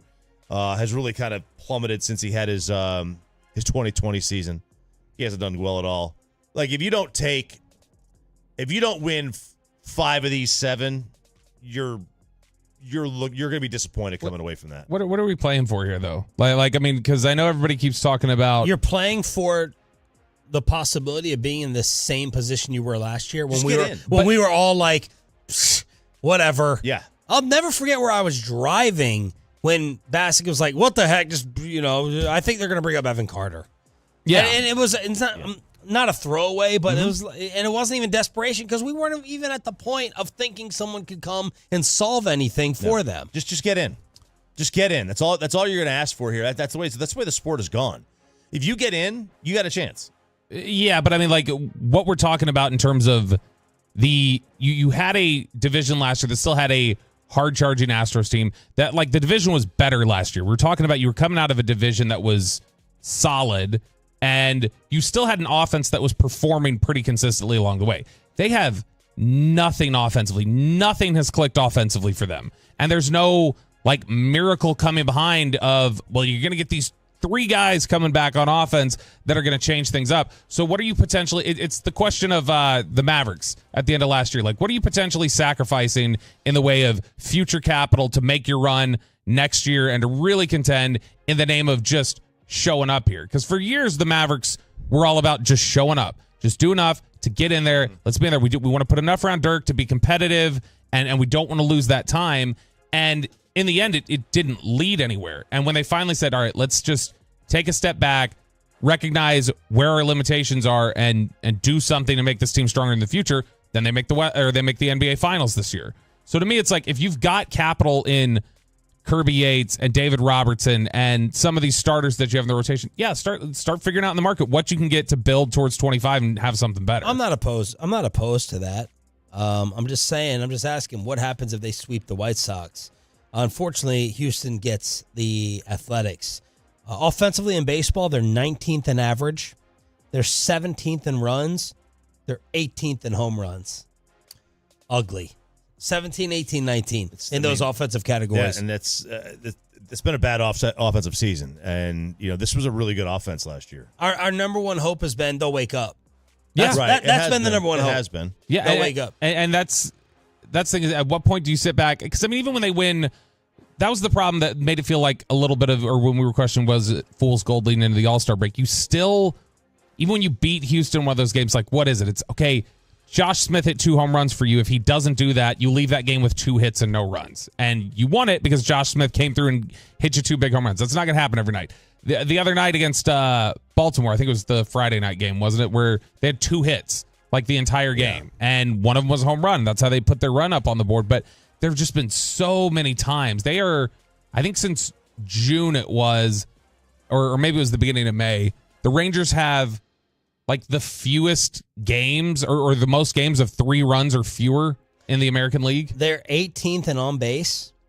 They're 22nd in OPS. Oh. They're 23rd in slugging. Not good. All it's a power ugly outage. It's a power outage. It's just that's what it is. It's like they're at my apartment. You got. Did you get your AC kept on this weekend? It all worked fine now that 1/5 of the house wasn't pulling on the electrical grid, I guess. But you got some more optimistic offensive number or playoff numbers? Well, here we go. You know, the playoff odds is the playoff odds from Fangraphs. The division title. They have a 9% chance to win the division title. Okay. Did not think it would be that high. Well, 5 back. 5 back. Five back is not. That's not a ton. Nope. Still a 16% chance to make the postseason. Well, I think as Brett Boone said the other day, like your path to end has to be the division. I agree. There's too many. There's too many other teams. I do believe to make the wild card. 7.5 back wild card. Did I say? You did say that. I think. Let me look it up. Yeah, trust your gut, Sharif. You're always right. 7.5. Yep, that was it. I think it's going to be tough. I think it's going to be tough to make the playoffs in the American League if you're not at about 88 to 90 wins. Sure. As a wild card. Yeah. As a wild card. Maybe 86 on the low end. I just think it's going to be really difficult. I think you can make the division with less than that, though. Their projected win total right now, their projected record is 81-81. That's their projected record. The write-up says they will get healthier as the season progresses, but the time has passed for them to bide their time, waiting to get whole. They have shown signs of heating up, but still remain well under 500. They need to catch fire in a major way in the 2 weeks leading up to the trade deadline, or some hard decision will have to be made at the deadline. Primarily, is it too late for this version of the Rangers, and should they focus on loading up for 2025? Now, if they come to let's say the end of this week. So I won't even get to the 31st. Let's just get to the end of this week. Mm-hmm. And they're like, all right, because I think they have to know within the next handful of days. Like, they don't want to just wake up on the trade deadline day and say, okay, now we got to make moves. They're going to want to know. We're going to start seeing movement this week. Do you sell Robertson and Yates? Absolutely. If you decide to sell, those are the first 2 guys off the board. Mm-hmm. And then you worry about what you want to do with Scherzer, what you want to do with Adolis or Tavares. If you want to trade low, what you're going to do with him. I would not move Eovaldi. I think next year you're planning on competing, and I do not want to go into a playoff series without Nate Eovaldi near the top of my rotation. I don't know his contract status and all that. Would you move Spores? Oh, yeah, I think you could find Josh Spores. You can find another Josh Spores. Yeah. Okay. I think any bullpen guy, I think I'm open to. Struck out 3 in his second consecutive 2-inning outing yesterday, and Yates had to come in after Robertson gave up the home run. Heaney is in this discussion. He's going to be a free agent. He's pitching as well as he leads the American League in losses right now, but he's such a hard luck loser. It's been such a brutal run for him. Here's a problem I guess I should bring up, because it's just something you keep hearing whispers about. All this talk may be a complete waste of time if ownership doesn't want to spend. Mm-hmm. Like you keep hearing that Jerry is catching all the heat right now for being cheap and frugal. I don't know if we should redirect some of that anger away from the Globe. There might be 2 frugal people in Arlington. Might be. You just keep hearing whispers of it. Now, I'm not saying I totally believe that, because you do have to give props for Seager, Simeon, being aggressive, DeGrom. You know, it's hard for me to call you a cheapskate when you go and put together that payroll and that roster. Oh, they did. I don't know if they're willing to add much. I don't know. Right, and okay, so you mentioned, and right now you have your perfect excuse not to add much with where you are in the standings. This is I just want to throw that out there. Where you're at in the standings, and also, I mean, this is I don't know how much they look at this and they factor this in. This was heading out of the All-Star break, so they've already played Baltimore. But heading out of the All-Star break, Fangraphs had a breakdown. Where do you think Texas ranked on strength of schedule the rest of the way? Well, you all said late last week it was Murderer's Row. They had Murderer's Row in there in pockets, but they've got a lot of cupcakes. They have the 23rd most difficult schedule in Major League Baseball the rest of the way. And that's with August, which is brutal. The only team in the division who has an easier strength of schedule remaining is the Angels. So you've got an easier strength of schedule than the Mariners, Oakland, which doesn't matter much, but the Mariners and the Astros both have more difficult strength of schedule the rest of the way. You know, with Eovaldi, he's 57 innings away-ish from hitting that escalator. Mm-hmm. So his contract for next year becomes vested. But it's 300 innings over the 2 years if he hits it. So you would only get him for like $20 million next year. That's a pretty good rate. I do believe, though, it's a player option. So he could say, I'm not going to take that. Yes. I'm going to go on the open market. So that, if they're not going to spend money, Nate might say, hey, look, I'm out of here. I'm going to go hit the open market. Someone will give me $20 million. Well, and somebody out there, I don't know that they don't have to spend money to be a contender next year. Well, no, they don't have to spend money to be a contender next year. You're right. I don't think they have to.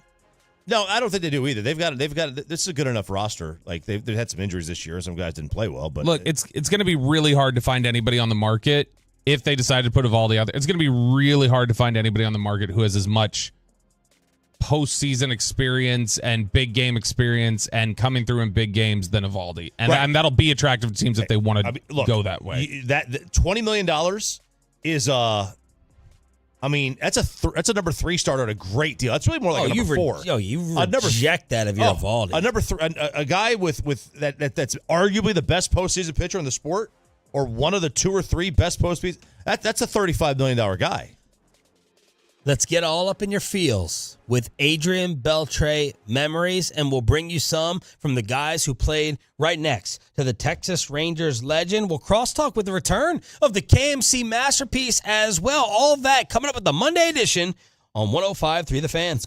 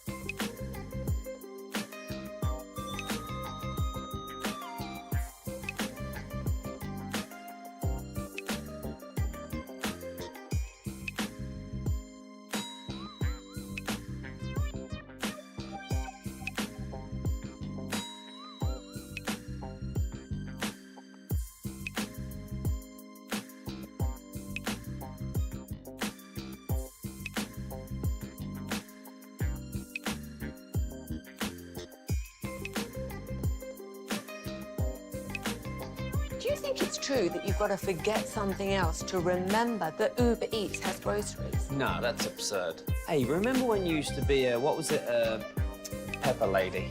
Pepper Lady? Wasn't it Cinnamon Sisters? Basil Babes. Saffron Squad?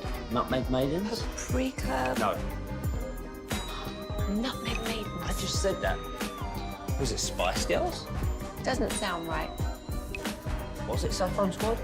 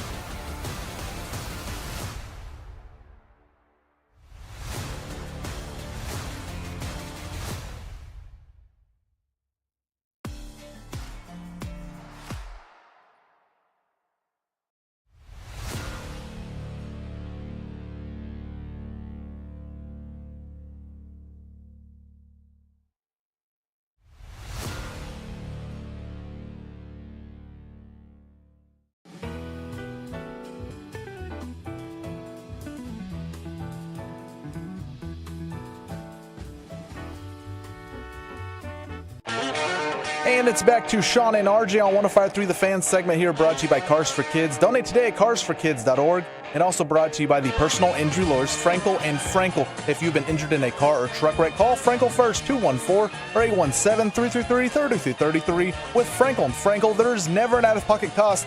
They only get paid when you win. Frankel and Frankel, the go-to car and truck wreck attorneys in Dallas. Crosstalk with a KMC Masterpiece coming up at 9:40. Clarence Hill.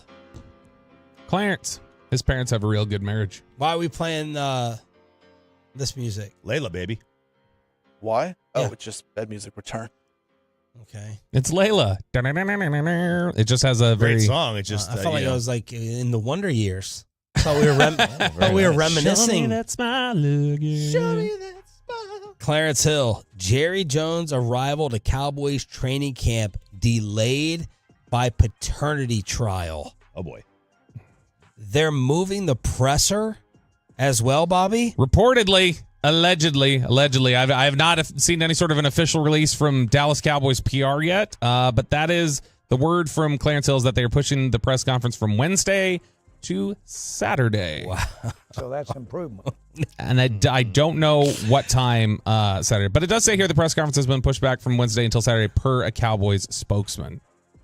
Now, To Clarence. this is Jerry countersuing the woman who claimed to be his daughter because he wants the attorney fees that he's spent money on to be replenished. Yes, Wants it's, her to pay his attorney fees? Yeah, so Alexandra Davis is the daughter, I guess, or the woman, and Jerry says he wants $1.6 million from her. That is basically the amount of money that he has spent defending himself.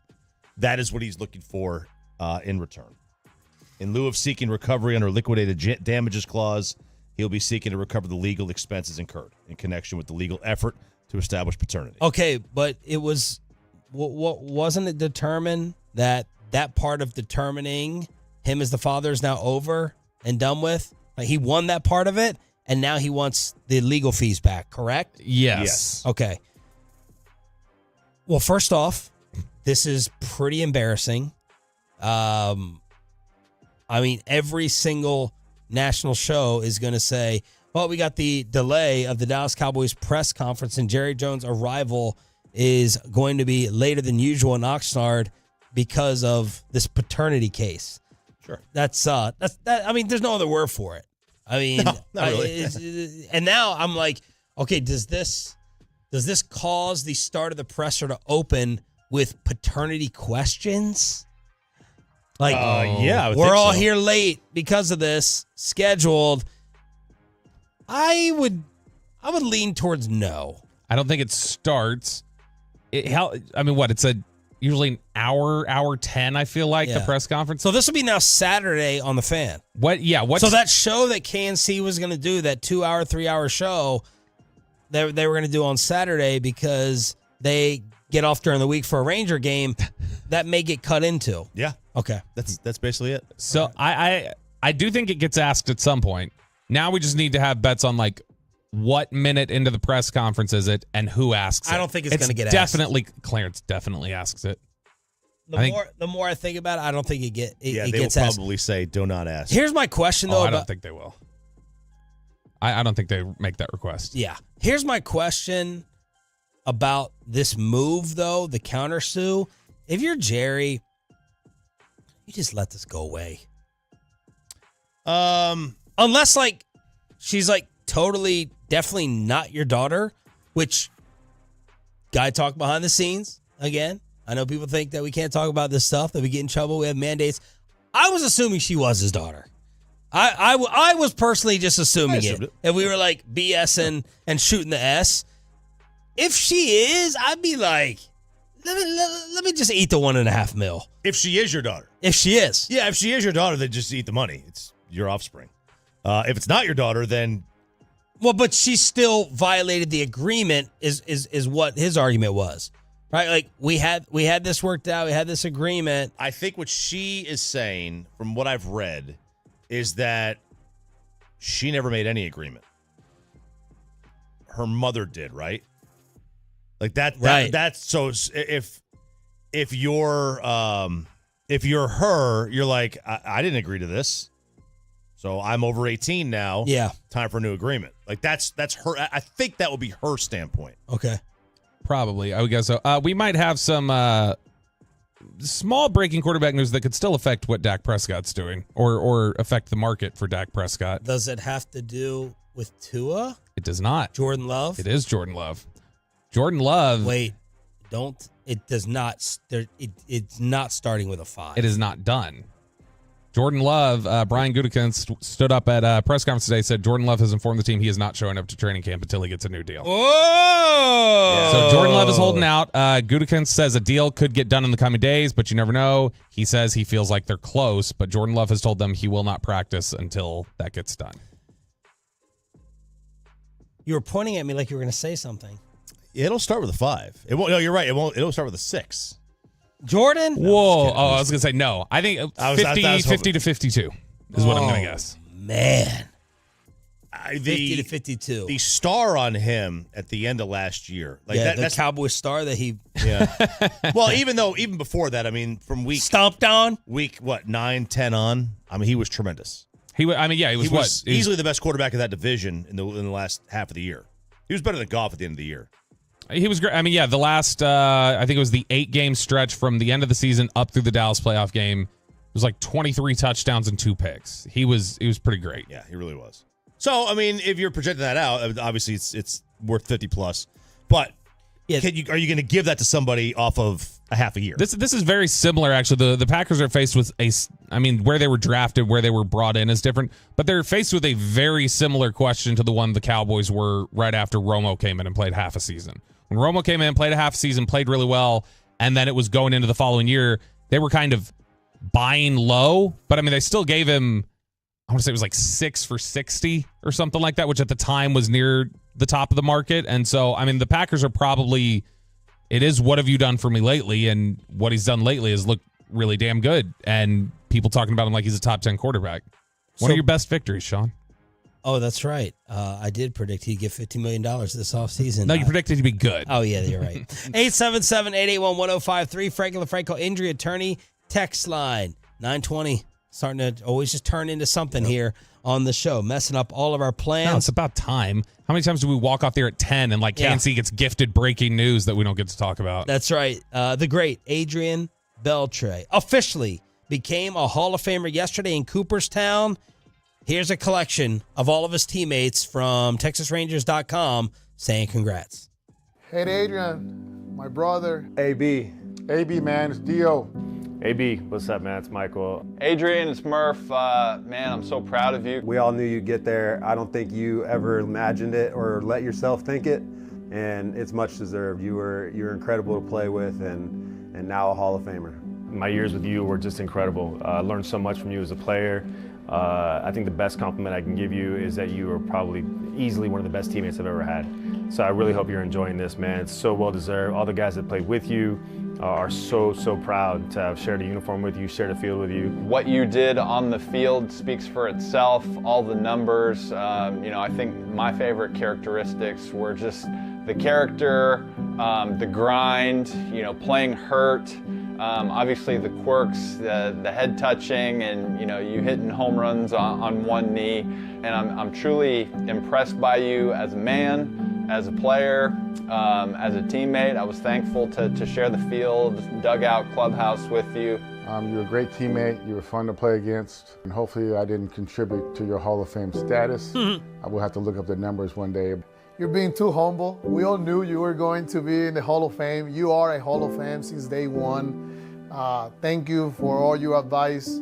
Thank you for making me a better player, for being my big brother, my mentor, and to be that guy that I know that I can count on any time, at any moment. I hope that the induction goes well, and I wish you nothing but the best. Congrats to you and the family, man, and I'll definitely be out there watching. Congratulations to you, the entire Beltre family, and we're looking forward to celebrating this with you, brother. Let's have fun, brother. I miss you a lot, and I hope I can get to see you in Cooperstown in that speech. And remember, don't cry, brother. I love you, man. Congrats.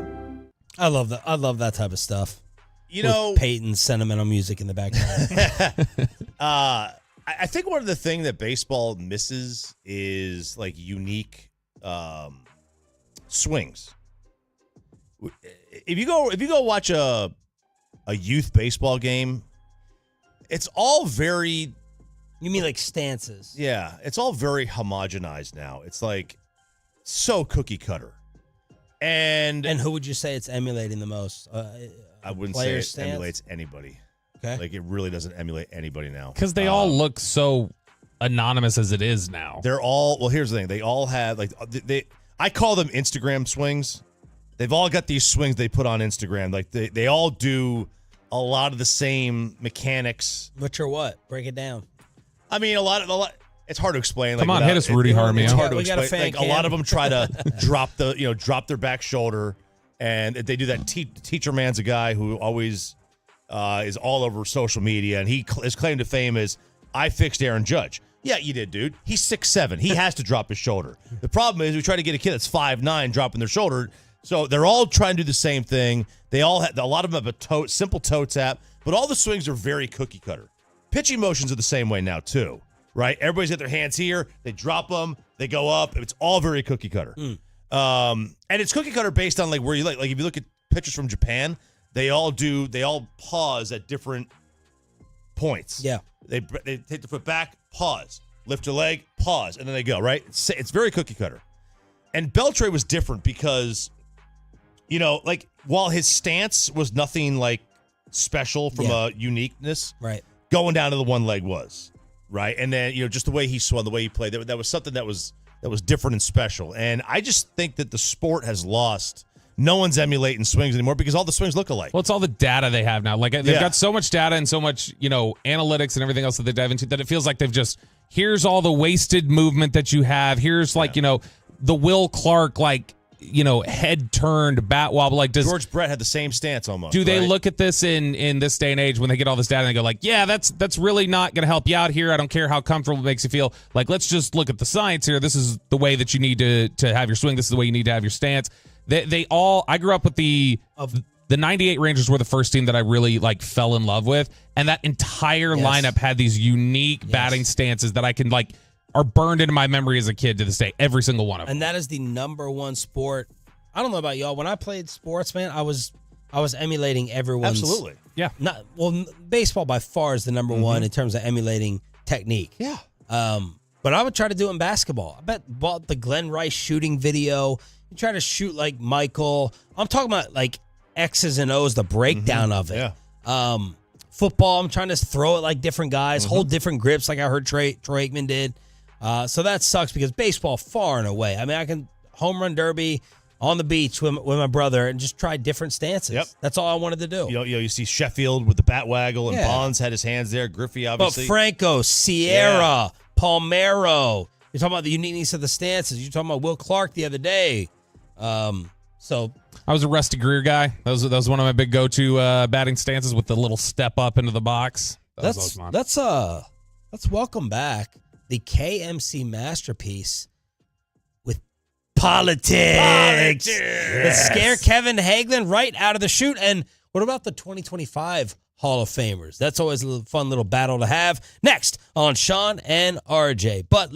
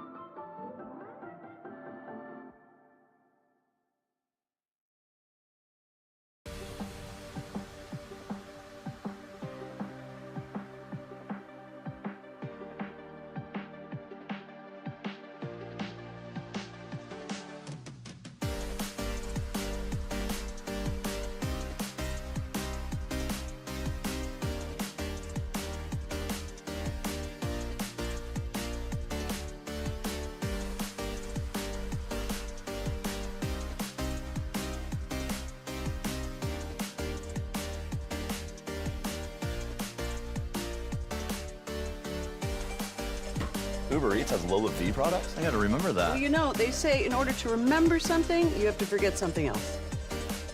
Okay, now that is a very cute haircut. That's like a little shag. I've never seen it before. Well, I mean, of course you have. It's the Rachel. Oh, is that your name? No, I mean like your name. No, I'm Jen. My name's Jen. Right, but I just mean like this is your haircut. But that's hair on your head. I'm not saying this is your hair. Okay, freaking me out a little bit.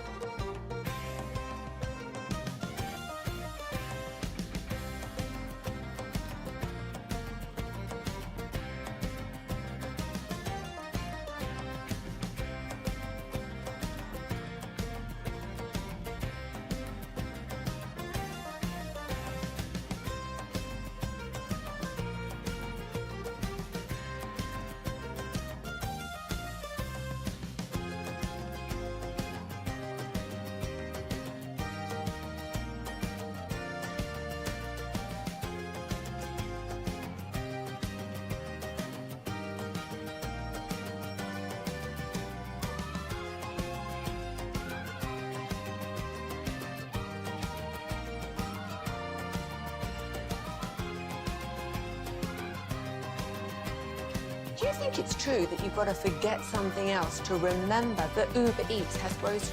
No, that's absurd. Hey, remember when you used to be a, what was it, Pepper Lady? Pepper Lady? Wasn't it Cinnamon Sisters? Basil Babes. Saffron Squad? Nutmeg Maidens? Paprika? No.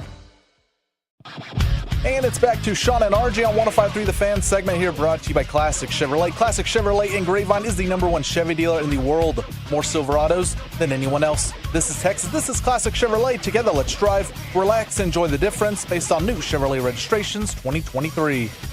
Let us welcome back the fellas. It is the Crosstalk with the KMC masterpiece, Kevin Hayes. What's up, buddy? What's up? Did you miss work? I like that you unplugged. I heard that behind the scenes. Yeah. I heard you were just unplugging. Nothing was going to mess up your vacay. Fair. Don't say vacay. But yes, that is wow. That is fair. I mean, I kept up with like some things, but the minutia of it all, not really. It was probably a good time for me to unplug before we head off to camp. Did Mike let you know how much he missed you guys? Yes. I could feel it. He didn't need to communicate it. I could just tell. He communicated to you, which obviously says he missed you more. I don't know about Kevin that. obviously is not aware of what I'm talking about. I have no idea what you're talking about. He called me and left a message, and then I texted him back 2 days later. Oh. Yeah. Oh, what took so long? I mean, a president had been shot and a president has dropped out who's the president. You have missed all of it. That has nothing to do with what we typically do on our show, Mike. Or does it today? Did you talk about it at all last week with Reggie during your show? No, well, I don't think we did. I don't think we talked about the Trump Reggie said no. assassination attempt at all. But, I mean, was the biggest today, are we bullet. doing all about Biden and all that? You put in the rundown?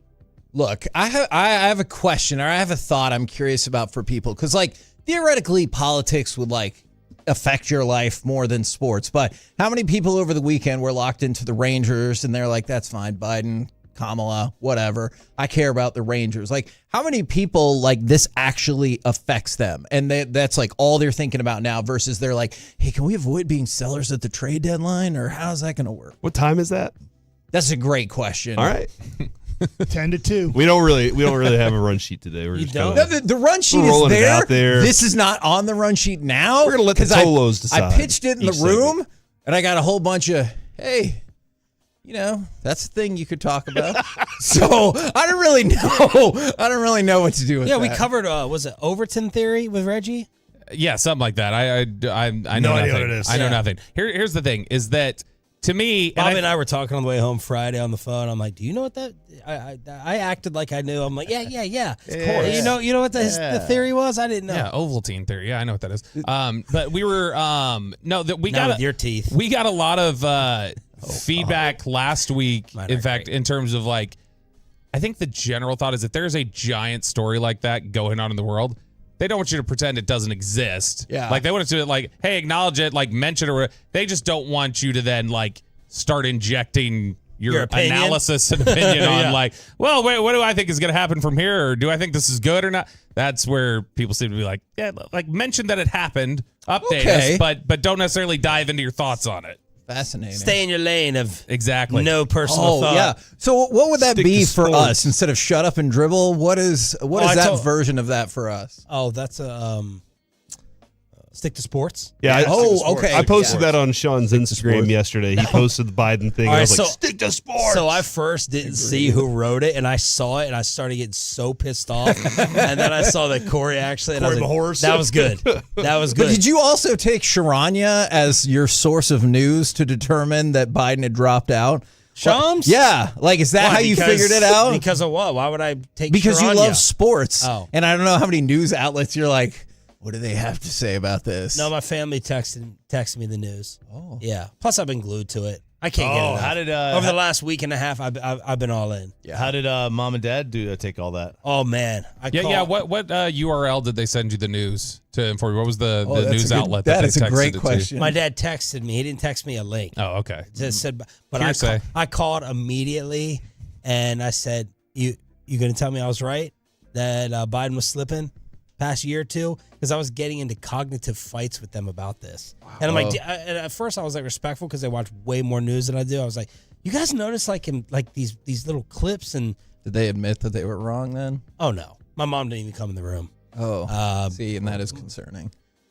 Why is it concerning? Like I said, when we talked about why people would try to stand up, this is a brand new thing for Biden. Like, you could see it for the last several years, but now they have to pretend that it wasn't happening. But what's interesting, and a lot of these broadcasts are covering it as well. Like everyone was CNN was reacting to how horrible of a speech Trump had the other night. But the follow-up to that is, how are you taking in the speech in the news?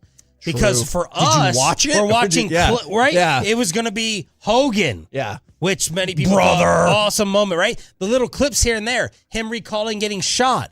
So unless you watch all 92 minutes, you weren't like, okay, he's kind of the same old Trump. Many people were criticizing. It was long. It was boring. My parents are not watching all the Derek Holland clips of Biden, falling and slipping and dancing by himself. So they weren't taking in the news that way. I got you. You know what I mean? So it's always interesting to see, where are you getting it from? Yeah, Instagram keeps taking Holland's clips down too, so that's why. Is that true? Oh no, Corey, did you do anything fun on vacation? Did y'all go anywhere? Yeah, we went to see the in-laws. We went to the Alamo. We stayed overnight at a resort down in San Antonio. Wow. Was Pee-wee there? That has a water park. That was awesome. The kids loved that. Was it the JW Marriott in San Antonio in the Hill Country? That's where the TPC is. Okay, I was wondering why you knew that. It says TPC. I didn't. What does TPC stand for? The Players Club Championship, the Players Championship, the Players Club. Isn't there a crazy drought in the Hill Country? I did not notice it. Father-in-law is a master gardener. And it's once he retired and sold his business, he was like, I'm going to become a master gardener, and it's amazing. So he was watering every day. But he also did install like grass that is like drought resistant. So he took out the St. Augustine because it's so thirsty. You need him over. You need Basic's dad for baseball and Corey's dad for your yard. I think I did figure out the problem with the yard. I think I did figure it out. Man, you said this nine times. I know, but it looks so much better. Gophers? Is it Gophers? No, it was not Gophers. I don't want to kill the golfers either. No. So we had a lot of groundwater because of the way when we get to put the pool in, they did not put the drain to the street. They just dumped it. It just got ended there in the yard, into the side yard, and all the metals and stuff that are in the groundwater, because there's a lot of metals in our groundwater for whatever reason. That's healthy. They were getting. I know. They were getting onto the grass, killing everything. We got them to move it out to the street, the drain. The yard's starting to clear up, baby. Oh, in just about 3 weeks, it's starting to clear up already. So nothing you really did. Probably not. It was probably as the city. Okay. And did you go anywhere, do anything fun? Yes, we went to Philadelphia, Delaware, and West Virginia. Whoa! That's an old one. My goal is to get to all 50 states, and Delaware and West Virginia were states 47 and 48. Wow. Okay. So how did you feel about Philadelphia? This is tough because I don't like, obviously the Eagles or whatever, but when you see the Rocky statue and you run up the steps, it's pretty awesome. And they have this amazing food market there. It was pretty cool. It's such a great. I really hate saying it. It is a great city. I don't have to like their sports, but it is a cool. You went to visit Biden in Delaware? Okay. So I might get the pronunciation wrong. I swear to you, he was at his residence in Rehoboth. That's where we stayed. In Delaware. His residence? Yes. Rehoboth is like not at the president's house. Rehoboth is like the beach town vacay for everyone. Yes, exactly. Is that the one he recently built a wall around? I don't know. I'm the one that's building the wall. Okay. Let's get this straight. Nobody else building the wall. I'm building it, and Mexico's going to pay for it, okay? There was multiple articles that had the address of his house. So we looked it up, and it was like, it's 5 miles from where you're staying. And then it said it would take 42 minutes to get there. So we were like, oh, so not really, right? I kind of wanted to just see if we could drive by the house. That felt very unlikely, and I probably shouldn't have used the term drive by. But you get the idea. Jeez. I just kind of wanted to see what the scene was like out there. Big question: did Biden have COVID? Do you think he did not? And this was an excuse? I don't think he did. Oh. Has he talked Play the conspiracy since theory this music. came out? I think that the Democrats needed a 48-hour, 72-hour get together. What if they gave it to him? Get him to stop? And they're like, how can we get him away from all engagements? We can say he has COVID. And so this gives them 2024. 3 days or so to really we are just going to talk about how we don't want you running for president. And you think he was just going to go along with it? Yeah, why would he go along Not with that? dispute to be that like he has it? Yeah. Yeah, I think Because that he's been really stubborn up until this point. yeah, unwilling I think that Maybe they that's part of the plan. needed I think that they National boy, needed strength, that's they bad. needed him Never to had COVID hey, back then. say you got COVID so we can have some meetings. Okay. Cuz we need you out. That is interesting. I grew up in a world. Yeah, see, you get the bell. All right. That feels like the Democratic virus of choice too to go with, right? It's COVID. That's the worst thing that's ever happened. Kevin in coming out 2024. firing. Yeah. Some people say COVID was the greatest thing that ever happened for them. Wow. 2025 Hall of Fame ballot. Let's look ahead. Bobby I takes saying some, not me. Bobby I'm just pushes saying his some. mic away. Bobby Wow. of all people. All right. So you can do the numbers breakdown. I like to just go, what does my head tell me about their career? Yeah. The way I remembered it. All right. We know Beltre and others got in yesterday. 2025. Okay. Ichiro. Yes. Yes. CC. I'll say no. Really? Yep. But this is just instant gut reaction. Pedroia, no. Brian McCann, no. Tulowitzki. Oh, God, no. Okay. Oh my gosh. Felix Hernandez. Oh, yes. Yes. Yes. Adam Jones, we've debated many times. Man. Pac-Man. Man, that's different. No. I'll That's say a no. tough one. I'll say no. No, we debate Andrew Jones. Adam Jones is an easy no. Curtis Granderson, no. Hanley Ramirez. No. Oh, God, no. Okay. So the absolutes, Ichiro, Felix. What are your other? Do you think Felix is going to get in as an absolute? Like I hear what y'all are saying. Y'all said so. no to CC, but I in my think head, C- I I'm thought trying to CC is. I'm yes. leaning no makes King, CC. what makes King Felix? I need to look this up. I'm trying to do player comparison. What makes him better than CC? I would absolutely put CC. I think CC and Felix both should get in. I think CC has the accumulating stats. CC, I think, crushes him. You might would have twice as many wins. You would absolutely put CC in, RJ? Yeah. If you don't put CC in, I'm I'm fine just going s- to tell you, you never put in another pitcher the rest of baseball history. Max Scherzer After can't get Kershaw, Scherzer, and Verlander, if CC's not a guy in, literally there'll be no pitcher in the history of baseball ever get in again. You can't put Scherzer in if CC's not. 251 wins, 3,000 strikeouts. I don't know that you could put Verlander in if CC's not. I think there's. Whoa! I think I you don't know. put CC in that category of Scherzer and Verlander as well? I put I those put two him ahead of above them. Scherzer. I put him ahead of Scherzer. You do. Not ahead of, maybe not ahead of Verlander. Although, yeah, not ahead of Verlander. I think Verlander. Okay, career 3.52 ERA for Felix. CC's 3.74. So I mean, What's it's the wins? better, but that's Does he not have- a discernible Does he have difference. close to 100? Oh, wins don't matter, Mike. Get with the new program.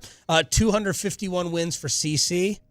Which I don't Felix know. with 169. I don't know that another But- pitcher's going to get to 251. Like I don't think another pitcher is going to get after this Verlander, Scherzer, Yeah. Kershaw. I don't think another pitcher is going to have 200 wins in their life. You guys think CC's no doubt? Yes. Corey? Yeah. Okay. I think he's a Hall of Famer. Okay. I'll be in the minority then and possibly be wrong. He was Tat top got embraced that five. shot. In MVP or Especially Cy Young on this voting league. five times. Yeah, 5-time top 5 in Cy Young. Yeah. And he Felix won one was time. top 5 or 4 times, so I believe. Yeah, I wasn't racing to throw Felix in. I think he's got like the cool factor that plays with him, right? What? Nothing. I was just I looking just at want to say, He's Sean, I'm really smirking at- proud of you for putting up with Bobby on a day-to-day basis. Sometimes he says some very clever things, but other times I could see how he almost gets you in trouble. Like what? Anything in particular today? I probably shouldn't read it on air. Oh. Yeah, I'm glad that you spend the time texting instead of actually talking, doing your job until the end of the show. Thank you for that, Bobby. Man, CC. Yeah, that's the feedback we get a lot. Bobby doesn't talk enough. Let's have him talk more. Ruin the morning. Good point. All right, it's the return of the entire crew. It's the KMC Masterpiece, For now. a.k.a. News Radio 1080 KRLD. Oh, my Whoa! Next.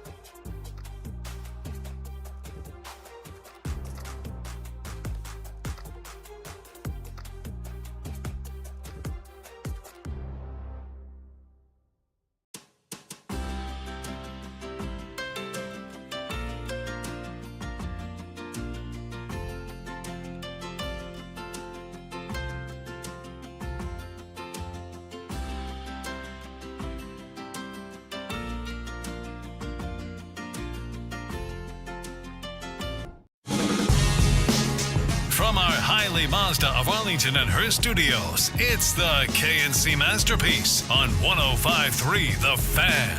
KNC Masterpiece right here on 105.3 The Fan. You got me, Kevin Hageland, Corey Majors, the famous Mike Bassick, and Reginald Atatula all back together.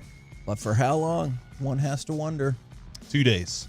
Oh, okay. 2.5 days. Okay. And then what happens? We're leaving to Oxnard, California. Cover the Cowboys training camp and all things California, I guess. Okay.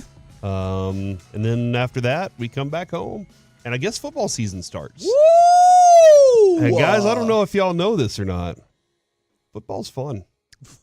Football is fun. Football's a lot of fun. We'll get into later in the show. Sometimes the people who run things say things that I do not think. Are you talking about the country again, or are you talking about? No, this is about Stephen Jones. Okay, but gotcha. If you do want to talk about the country, you know what? The hell with it. Let's do this. No, let's not. I actually just really wanted to know, does politics, do you pay attention or does it affect your everyday life? So the reason why I was thinking about this is because Mike's right. Like the last week and a half, and you can even take it back further than that with the trial and everything like that, have been crazy politically. So what I wanted to know is, though, do you care about politics anywhere near as much as you care about sports?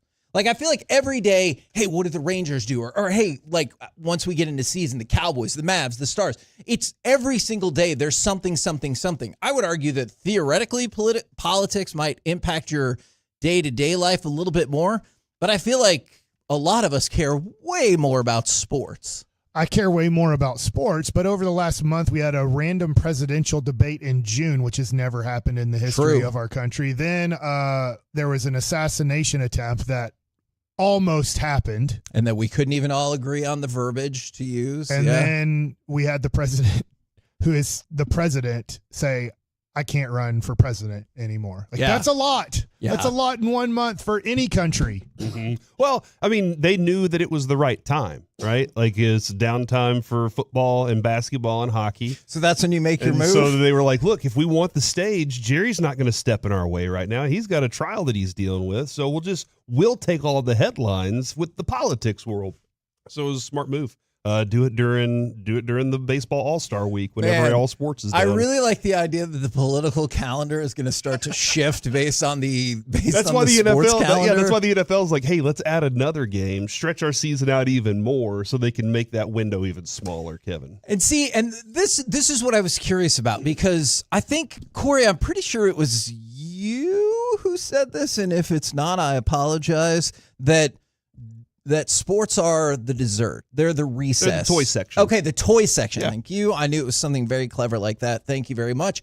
And so I do see some people are like, hey, sports are what distracts me from like real world problems, but it's been impossible to avoid like these real world issues in the last, I don't know, like 15 to 30 days especially. But I'm curious, like, how many people saw that President Biden was not going to seek re-election now, and they're like, oh, wow, that's crazy. And then, like, they cared about it that day, and then you move back on to other things. Yeah. Or how many people are like, ooh, now is he going to go with is Kamala going to go with the governor from Pennsylvania as a running mate? Like, do you dive into all that stuff the way you might dive into, this is what I care about? Okay, this is what because I think I do, but I understand a lot of our listeners might not.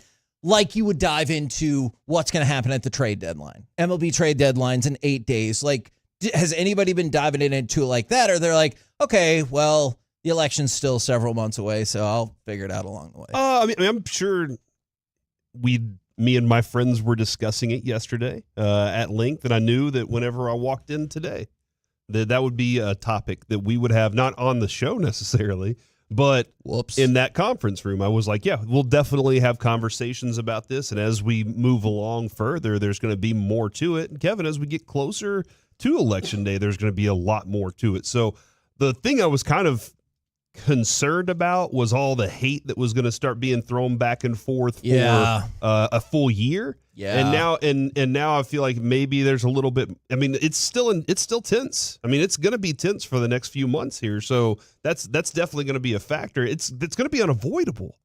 I mean, if you get on Facebook, that's the first thing you see. If you get on Twitter, that's the first thing you see. It's unavoidable for that discussion point.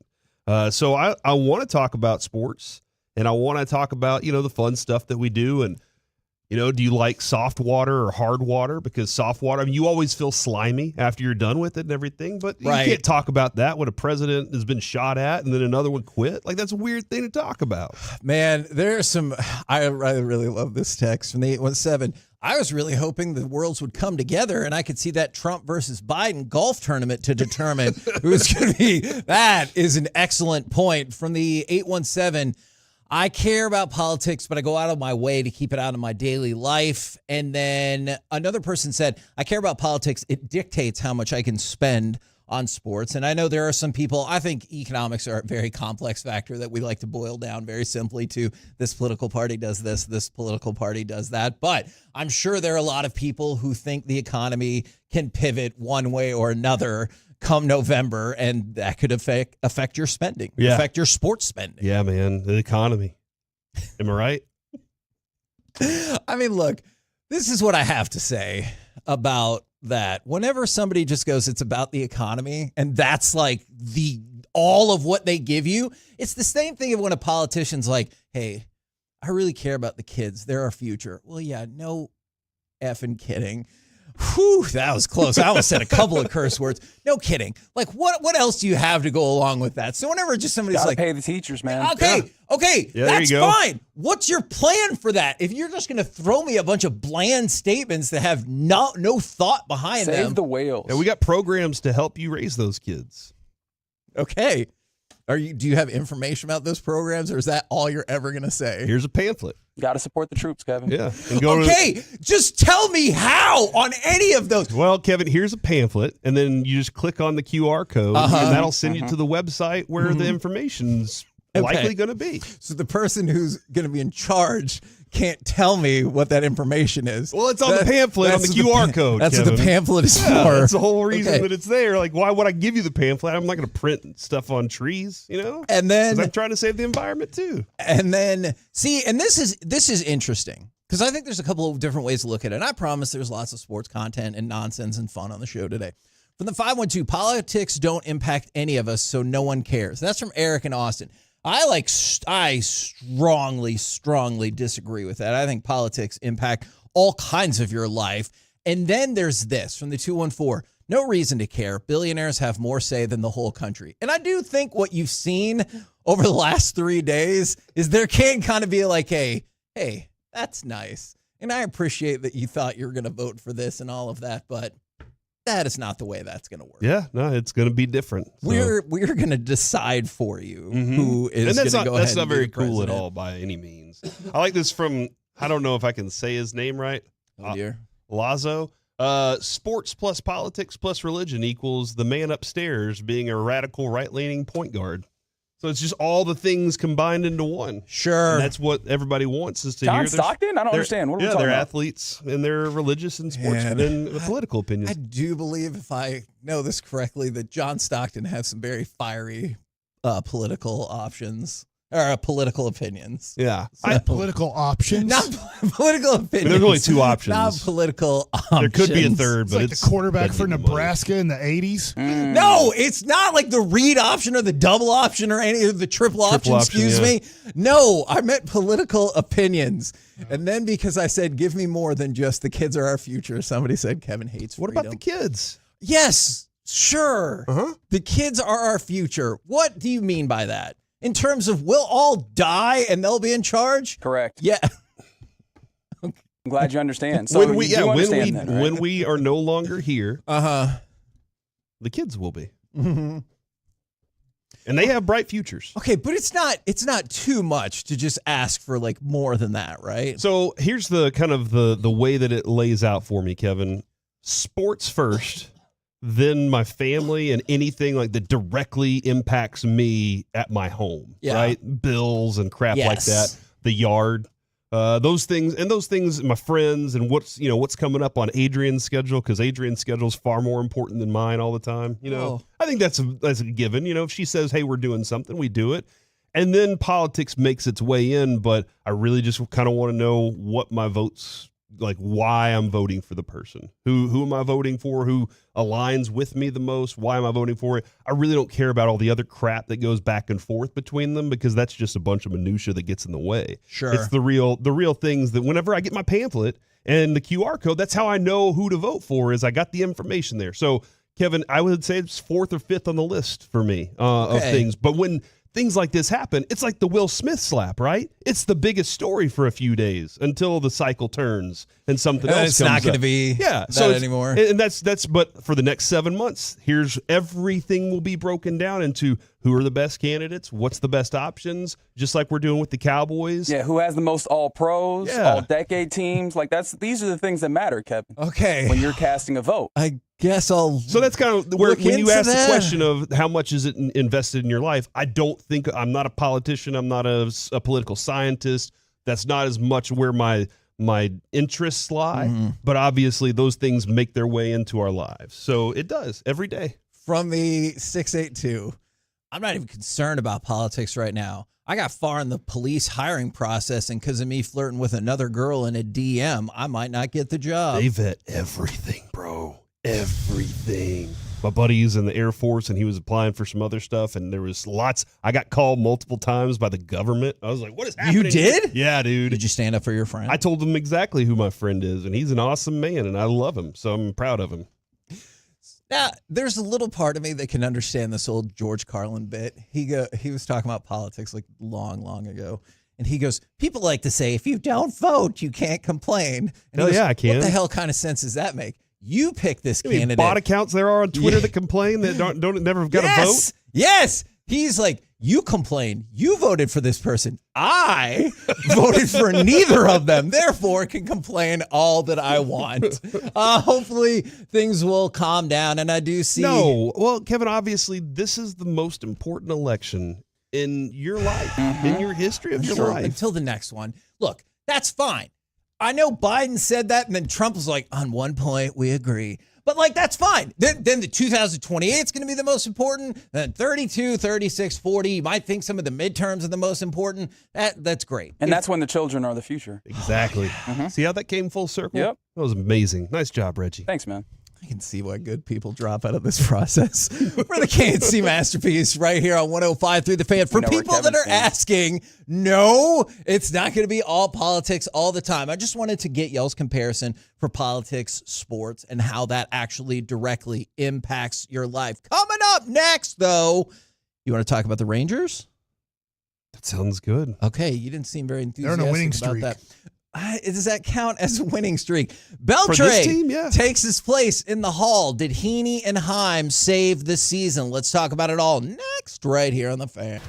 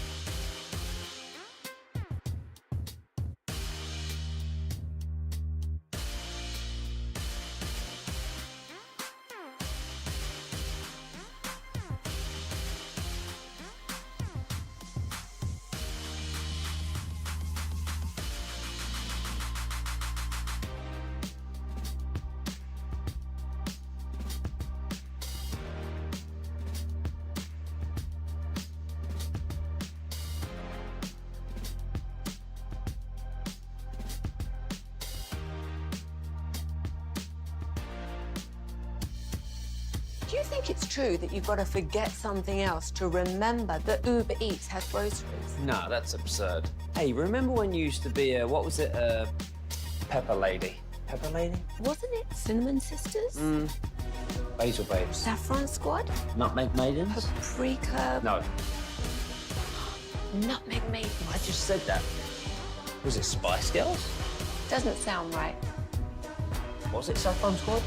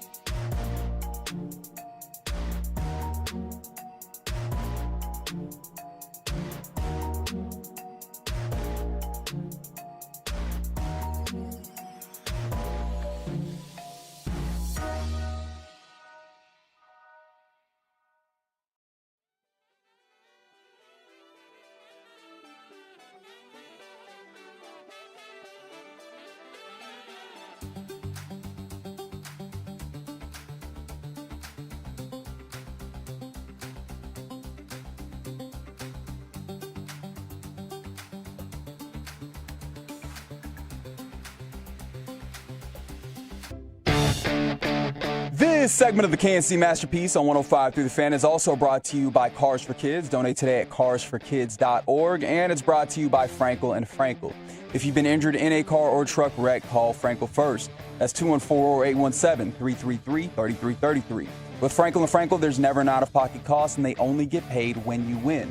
That is Frankel & Frankel, the go-to car and truck wreck attorneys in Dallas. Well, here Jonah swings and drives one deep out into right center field, headed toward the bullpen. It's gone into the bullpen. Jonah wastes no time in taking advantage of that opportunity. His ninth home run of the year gives Texas a 3-0 lead. KNC Masterpiece back here on 105 through the Fan. We are going to get to Texas Ranger stuff in just one moment. But first, I believe we have to take a stop at the Corey News Desk for news. That sounds fantastic, Kevin. Okay. What news would you like for me to... The thing we were just talking about. All right. Politics, ladies and gentlemen. No. We had that segment. We've moved on. I did see moments ago, and the Cowboys have sent us an updated tentative schedule for media this week. And they are delaying their opening training camp news conference because of the ongoing Jerry Jones trial. I saw a couple of things on this morning. Is it bad that I had to ask which trial? Yes, it is. Yeah, that is a bad thing. But yeah, the traditional State of the Union news conference in Oxnard always has Jerry and Steven and Mike McCarthy sitting up there, and everybody has conversations. It's usually on Wednesday, which we will be heading out on Wednesday. Kevin, you and I will be on our plane on our flight. I have questions, by the way, that we need to talk about off air about that. And then so it's being pushed back to Saturday because of the court case in Texarkana. So and that there's a couple of different things happening today and throughout this week, but that's going to push things back for sure. McCarthy will have his first news conference of training camp on Thursday, so we will have that. Okay, and now if I have it correctly, this is the court case where Jerry Jones is the plaintiff. Jerry Jones suing Alexandra Davis and her mother, mom. Cynthia, accusing them of breaching a settlement they entered more than 2 decades ago. And look, I understand this might just be how the legal process works. It is still weird to me that Alexandra Davis is listed as one of the defendants in this trial, seeing as how that agreement was made when she was a 1-year-old. Yeah. Yeah, that is wild. But the judge ruled last week that is a legal binding document, and so they don't give a crap what I think. But yes, all right, so we'll put off the welcome to camp because of a legal issue. Yeah. All right. I never thought that would happen. All sorts of things that I never thought would ever happen in my lifetime are happening right now. I might have thought this was going to happen. This might not have been the exact configuration of the case I would have anticipated.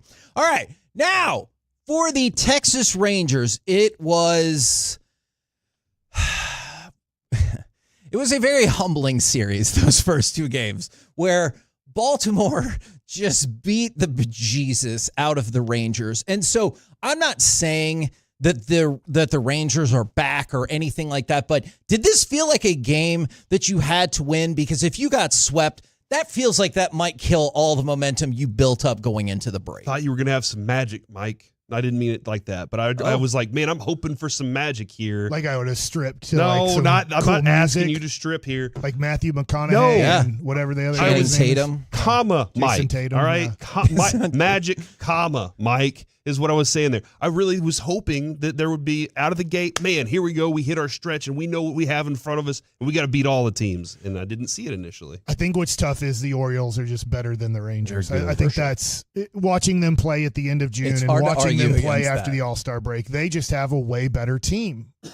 That's fine. That's tough. But I think even the Rangers in a way knew last year when they beat the Orioles, it's like, thank God we beat them now.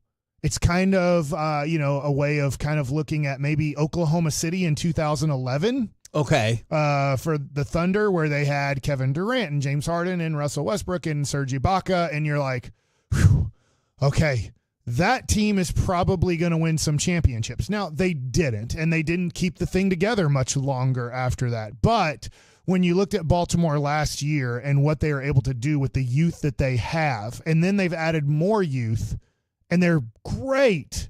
And you watch them play, and the Rangers did win yesterday. You're just like, okay, they're better, man. They picked up a Cy Young winner.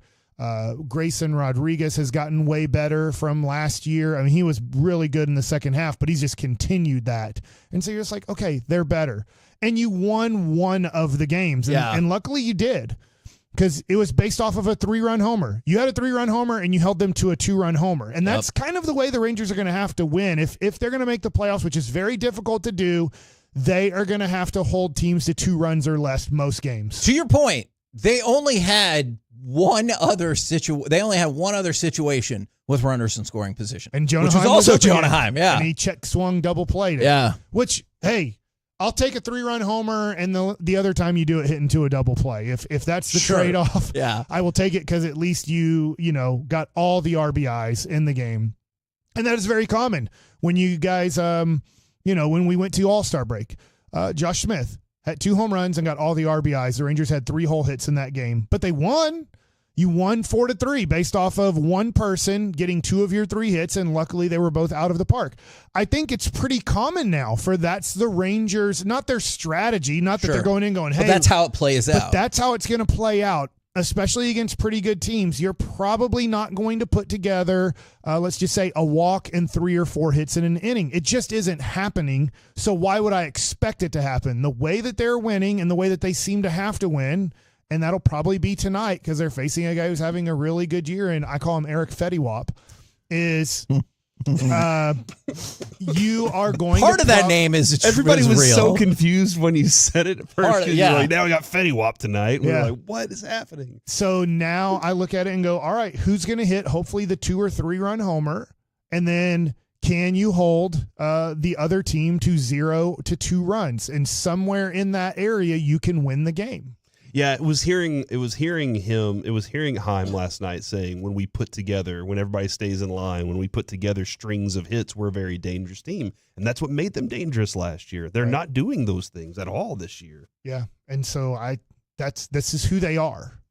And so I don't know. Chris Young, I will say this, the rumors around the ballpark, everybody's talking about him. But nobody knows. Yeah. Nobody knows which way the Rangers are going to go. I was on with Baltimore radio last week, and they're asking about all the pitchers for the Rangers that they could trade for. And I said, man, this was right before the series started. And I said, right now, I don't think the Rangers are trading to get pieces to help out this team. And right now, I don't think they're trading pieces away to kind of maybe give up on 2024. They're almost in this holding pattern to see how the Orioles series go, and then to see how maybe this White Sox and Toronto series go, and then they're going to have to make quick decisions on what they're going to do. When he was on with Baltimore radio, did he ask, "Where's the kid, Wallace? Where's the kid, Wallace?" Or was that not a question he asked?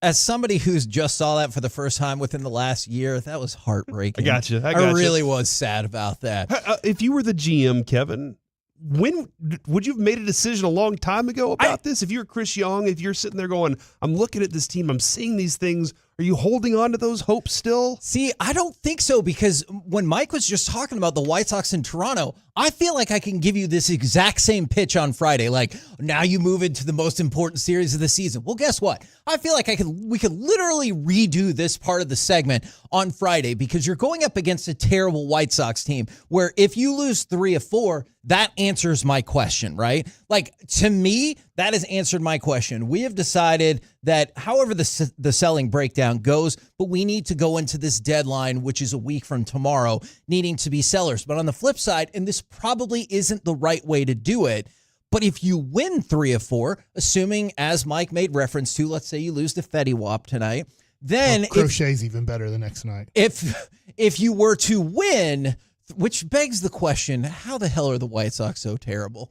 But if you were to win 3 of these 4 games, then all of a sudden are you like, okay, I have to wait to see how the Toronto series plays out. And that's where I think Chris Young's been all year, all season long. That's exactly where he's been is, man, I got to wait until Josh Young comes back. I got to wait until this piece comes back. Might not be till August. I got to wait until Evan Carter is actually right. I got to wait until, my pitching can. And you were hoping that you could be good enough to set yourself up for a cavalry that was going to walk in when Jacob deGrom and all these guys at the end of the season, but you didn't expect all these other things to happen leading up. So, yeah, that's where I think Chris Young has been this whole time is I really like this team. It just won me a World Series. I like it a lot. He's talking with Boch, and he's like, we like this team.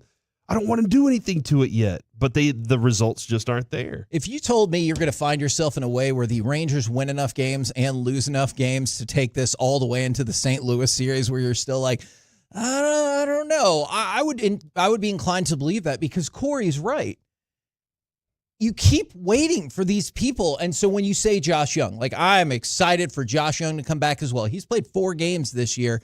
And then Boch said he's getting pretty close to face live pitching.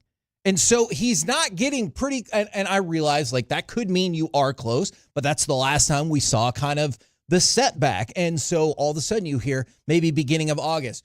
Best case scenario about Evan Carter beginning of August, but you're starting to hear all these undercurrents of maybe it's going to be longer, maybe it's going to be a lot longer. So I'm with you. I am also pinning my hopes on this player's coming back, this player's coming back. But it feels like every other day you get an update where you're like, no, they're coming back. It's going to take a minute, though. Yeah, it's really tough to say when you get healthy because the likelihood of, I'll just give you an example. Ozzy Albies just broke his hand or wrist. Well, what do you do? That's going to happen to the Rangers. I'm not saying a broken wrist is going to happen to one of the players. But people get hurt. Max Fried just pitched in the All-Star game for Atlanta, having a great bounce-back season from an injury season last year. He got hurt Sunday. He's now out for a while. That's going to happen. More injuries usually happen now than they happen in April and May because guys are starting to wear down. Their bodies are starting to kind of act up on them. And so you need a 10-day IL stint because your knee is sore or your hip is bugging you or your elbow just has some tendonitis in it. I'm not saying that you have, Tommy John situation, but you just have a lot of things pop up in August and September, way more than they happen in April and May. So to think, if you're a Ranger fan, and this is the optimism you're hoping, is that Mally's coming back. Dane Dunning will be back, I think, today or tomorrow. He had 3 innings of work and did really well in the minor leagues. And so he'll be back off of his kind of small rehab stint, most likely today or tomorrow, from what I understand. But as these guys come back, you know what's going to happen? Other guys are going to get hurt.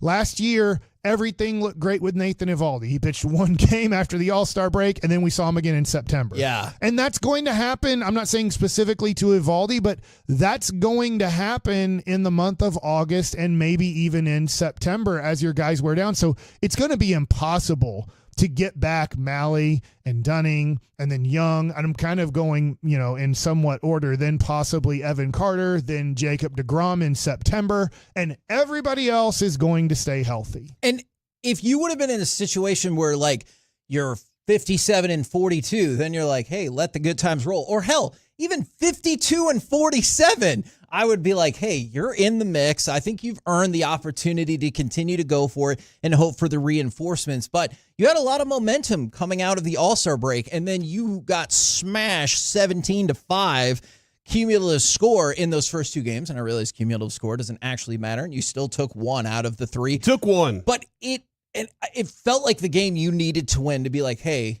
we're still hanging on. I don't know how much they're hanging on, but they're still technically hanging on. It's so tough, Corey. I'm on Tankathon right now. And now you have to remember that the White Sox in Oakland have been a bad enough team for long enough that they're out of the lottery situation. They're picking 10th and 11th no matter what they do. So when you eliminate them, the Rangers right now have the 7th pick in the 2025 draft before lottery situation. They are a half game better than Cincinnati and Washington. If they were to, I'm not saying they're going to lose tonight, but if they were to lose tonight and Washington and Cincinnati won if they're playing tonight, they go to the 5th pick. If that Toronto series doesn't go well, you are right now, you're 2 games better than Toronto. So we look at that Toronto series and go, dude, we're playing a bad team. You're 2 games better than them in the standings. Yeah, that's been a very tough thing looking at the schedule. Oh, that's a bad team. We should be able to roll through them. That's been tough. The only thing, and I don't even know if it'll matter, this is the tough thing that you just don't know is what we're talking about is, let's just say you score 40 runs in the 4 games against Chicago. Now, they do have 2 very good starting pitchers in the series, and Fetty, who's pitching well. I couldn't believe that he has 7 wins. They have 27 wins all year. And those 2 pitchers have half of them. Yes. So you look at the 2 pitchers you're facing, they're actually having very good years. But if you are able to come out of the series and score 40, I don't know if that changes your mind because then you have to start going, it was the White Sox. Yeah.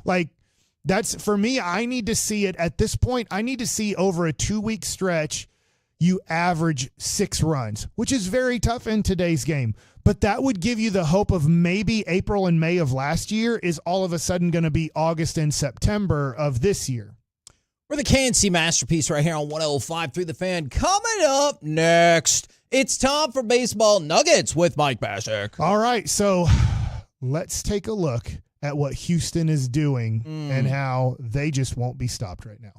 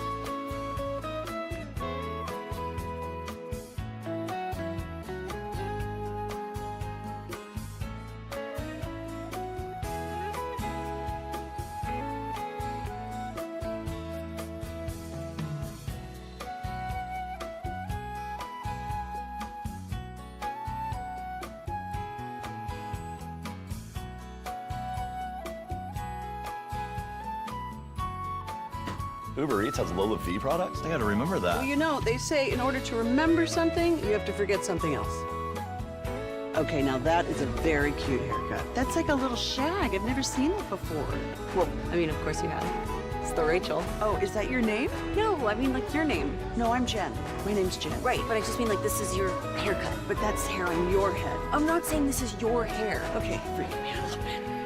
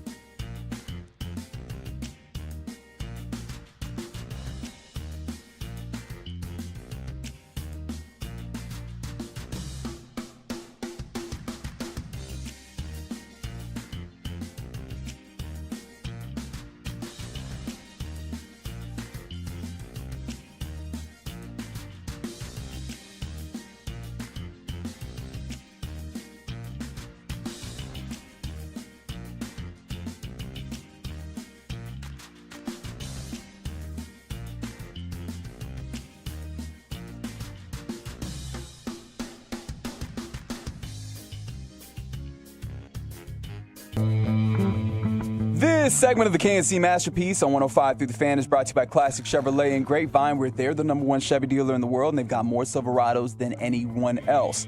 This is Texas. This is Classic Chevrolet. Together, let's drive, relax, and enjoy the difference based on new Chevrolet registrations 2023. KNC Masterpiece back here on 105 through the Fan, and right now it's time for Baseball Nuggets with Mike Bassick. Well, let's quickly take a look at the competition, and then I will give you an article from MLB.com about the players that are on the market to be traded right now, because if the Rangers enter the market of selling players, we might want to compare what the Rangers have to sell versus what's on the market at different positions and pitchers. So the Houston Astros took 2 of 3 of the Seattle Mariners. So right now they're technically tied up top.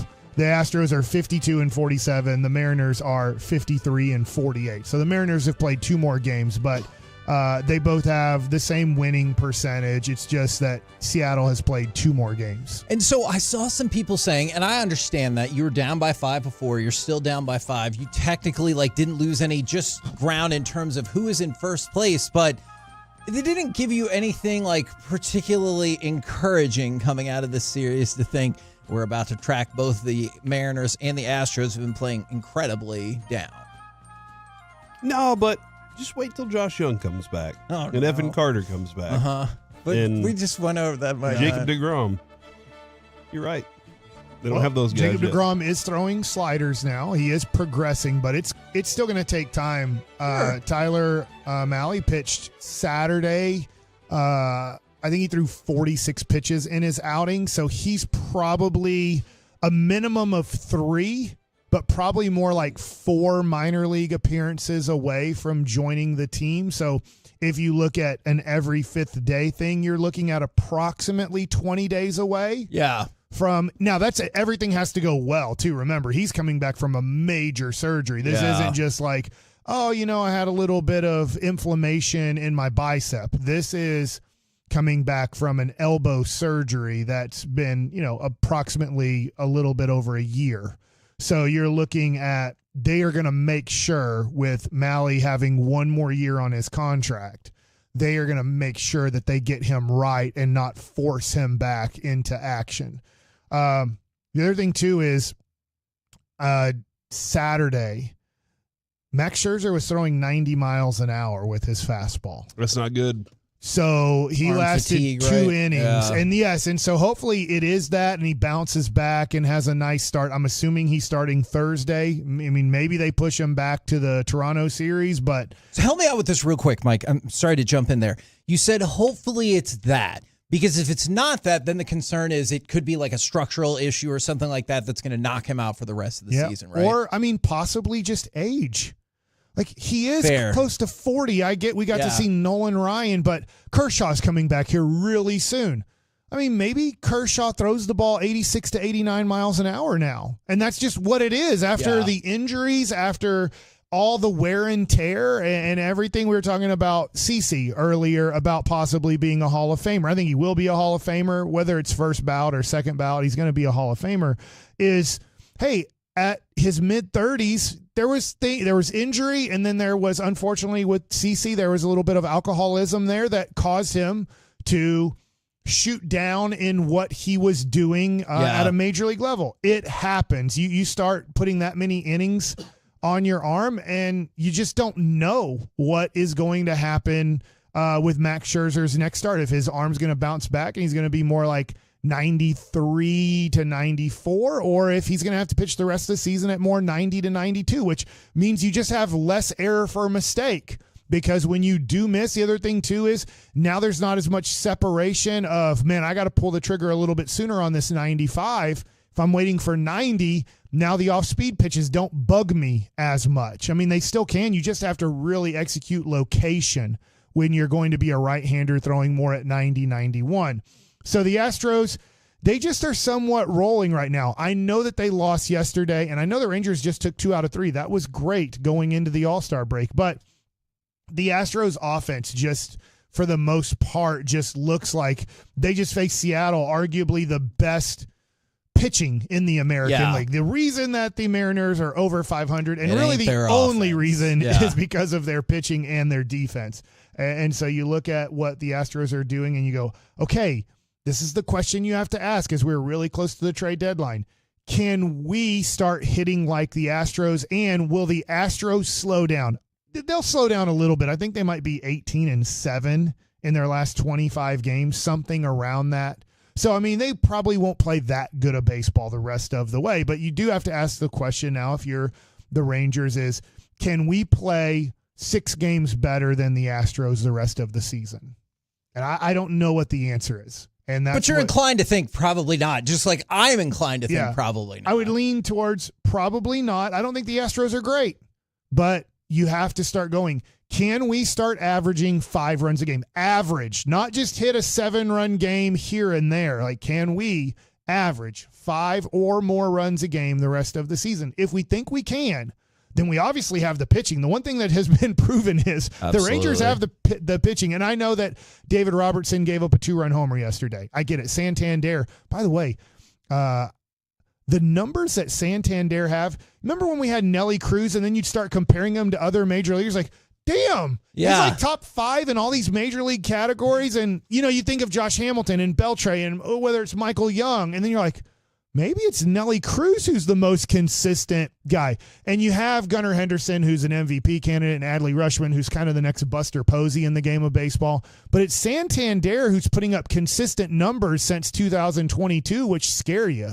For half a second, I was worried that the greatest strength of the Rangers all year was going to turn into the final thing that ended their season. I'm not kidding. I thought if they lost that game yesterday and you just got worked right out of the break, I'm just like, whatever. It would be demoralizing and break your spirit. Yes, for sure. Especially if Robertson gave up the 2 runs, and then if Yates wouldn't have gotten the save, then I've been like, well, then we're screwed. But he did. And because if you had the same bullpen last year that you have this year, you would be 15 games under 500. I could see that. You're kind of he's perfect. He's 17 for 17. He's been unbelievable. You're kind of been in this like mindset of maybe Simeon and Seager can just keep this thing afloat. And if we don't score runs, then from those 2 guys, we're not going to. Who's the catalyst for it beyond that? Because even when we had Boch on a couple weeks ago, he said Garcia. You can't rely on 7, 8, 9 as much as we have been trying to. And Garcia is that guy. Like Garcia is that one that you're like, I need him. White Langford is the potential that guy too. He went 0 for 4 in like 7 straight games, it felt like, during a stretch there. I think he was 0 for 25 when he got the hit on Saturday. Yeah, and that felt good, and he looked like he. And then yesterday he got a hit, so you have now a 2-game hitting streak from Wyatt. But he got into. But I feel like you can expect that from a 22-year-old who played about 4 games in the minor leagues for his career. Yes. And I know I'm exaggerating, but I mean he really just went from college to the major league. So let's look real quick at some of the players that are being discussed that are possibly going to be traded. I always might mess up his first name, but it's Diaz, the catcher for the Rockies, who last year won the All-Star Game MVP.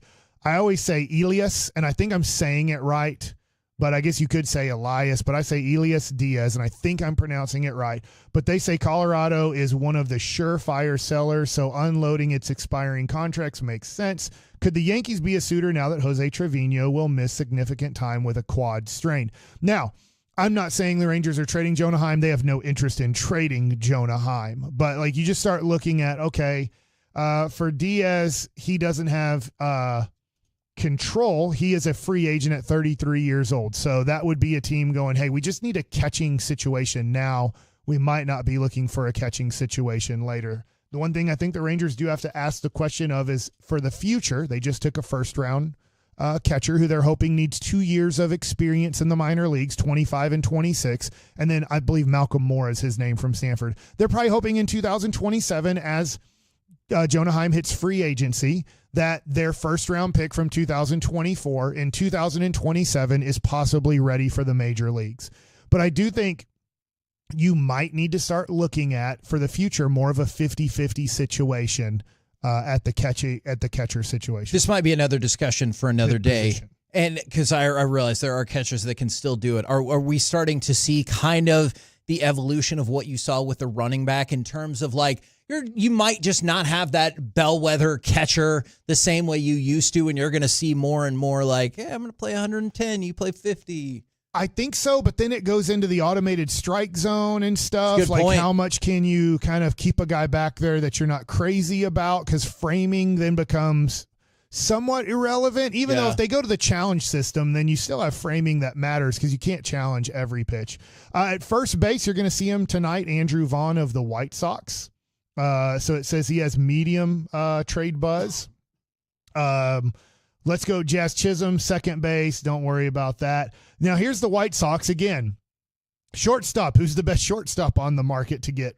Paul DeYoung, the shortstop for the White Sox. So you're going to see a lot of White Sox right now, which is interesting how they are playing because when you go to the best outfielder to trade for, Luis Robert Jr., who is the center fielder today. Feel like we've talked about him a great deal, yeah. It says the buzz factor on him is high. He signed through 25, and then he has $20 million club options for 26 and 27. So if you're a team that feels like you have a high budget or you don't mind picking up those options, you have the ability to have Luis Robert for a few more years if you would like. Which at one point felt like it would have been a no-brainer, and now it probably still is a no-brainer, but you get concerned about the injuries, like you said. I ran out of time with starting pitching. I'm going to move that probably to Mike Likes It because I do think – I'm not saying the Rangers should do this, but if the Rangers enter the marketplace as sellers, I think that the 10 or so teams that are really feeling like they're going to make the playoffs or a great chance of making the playoffs,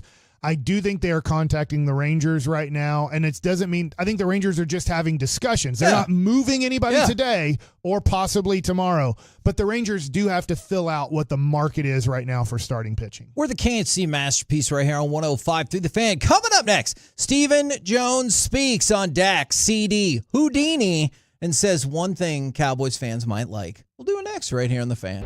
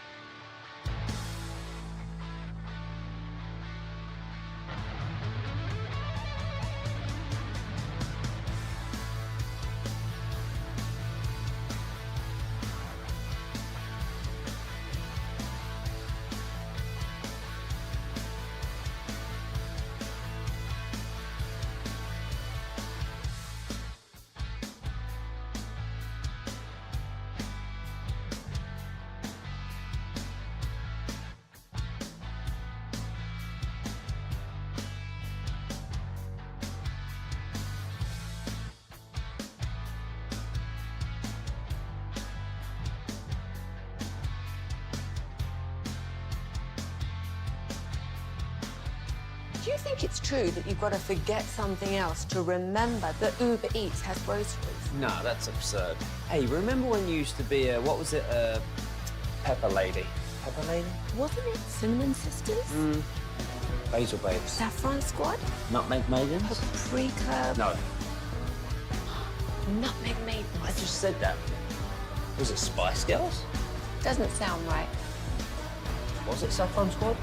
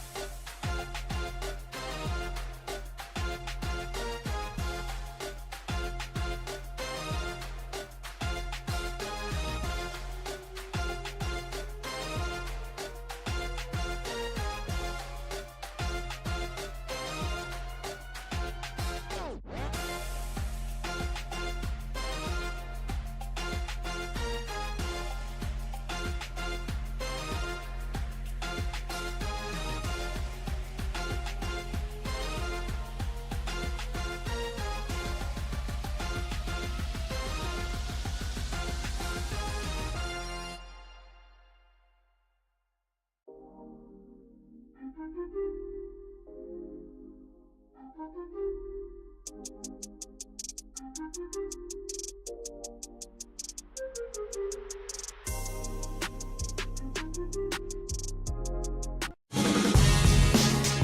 our Hiley Mazda of Arlington and her studios, it's the KNC Masterpiece on 105.3 The Fan. KNC Masterpiece right here on 105.3 The Fan. We'll be heading off to Oxnard and Dallas Cowboys training camp on Wednesday. But we got an early preview from Stephen Jones. And by the way, if you want some other new options for you, now on the Odyssey app, you can leave a message. What? Hopefully it will be less hurtful than some of the YouTube comments that I've seen, but you can leave a message and we could potentially read it or maybe even play it. I think you play on it the air. as audio, Kevin. Why would we read audio? Because we need to make sure they don't say the F word. Well, we can go through, listen to it, have a good understanding of when what you say we can, what do you actually Reggie definitely can do that. Not Reggie. Not Reggie. Okay, but if I can listen to it, I could just transcribe it all. Why would you do that, though? That feels like a lot more I don't know. work. All right, so on the That's a good Odyssey question. app, you can go there, hit a little button, and be like, hey. What's the button look like? KNC, it looks like a button. You know, like it's got 4 holes in it. You sew through it or something. I don't know. I don't think that's what it looks like. And then Pretty sure you it's a microphone. You click on the little microphone button, okay. and then you say things that you want your voice heard on the show. Okay. So I can't. Do we do like a montage of all of them? You How do we do could. this? That's what I'm about to do right Again, now. when you say we there, you're doing a lot of things that are ultimately going to fall on me. He doesn't like it because it's Reggie is the royal we in this instance. But Yeah. I will It's tell like you at the house when I say nobody takes out the trash, and Adrian's like, "You're saying me," and I'm like, "That's what I mean by Man, nobody." That is one thing. Talking doctor is like, hey, don't speak in such absolute terminology. And I was like, hey, have we met? So Stephen Jones may or may not have left these comments on the Odyssey app. I cannot confirm nor deny. Now it's probably more likely that he was on a podcast, and that's where we got this audio from. Scoop City. But it's either Scoop City or the Odyssey app is where he left all of these comments. There's 4 of them. I think one of them will have something that makes Cowboys fans be like, okay, that makes sense. The other ones, I don't know if it will contain that information. And in fact, I'm fairly certain it does not because I listened to all of these. Cut number 10. Can I add? I'm going to add to this question. Where do things stand with contracts for Dak, CD, and Micah? And really, how impossible is this for any franchise to try to pull off? You know, those things just take time when you're talking about the amount of money involved. And, of course, we're trying to a little bit play Houdini and how to keep all these guys around Dak and keep these players we were fortunate enough to draft. And, you know, when you start stacking them up like that, you know, it's a challenge. It's not that it's not doable, but you certainly got to, you know, have some give and take if you want to do that. I know the Vikings there with Jefferson when they, you know, made that inordinate deal at the receiver spot. You know, they don't have one player on their team other than Jefferson making over $20 million. And, of course, you know, we got a big one in Dak, and we got Diggs right there, and then you got Zach Martin and D-Law. And so we got a lot of guys making, you know, quite a bit of money. And, you know, it's no excuses. We, you know, we think we can get this done. Know we can get it done, but it just takes time.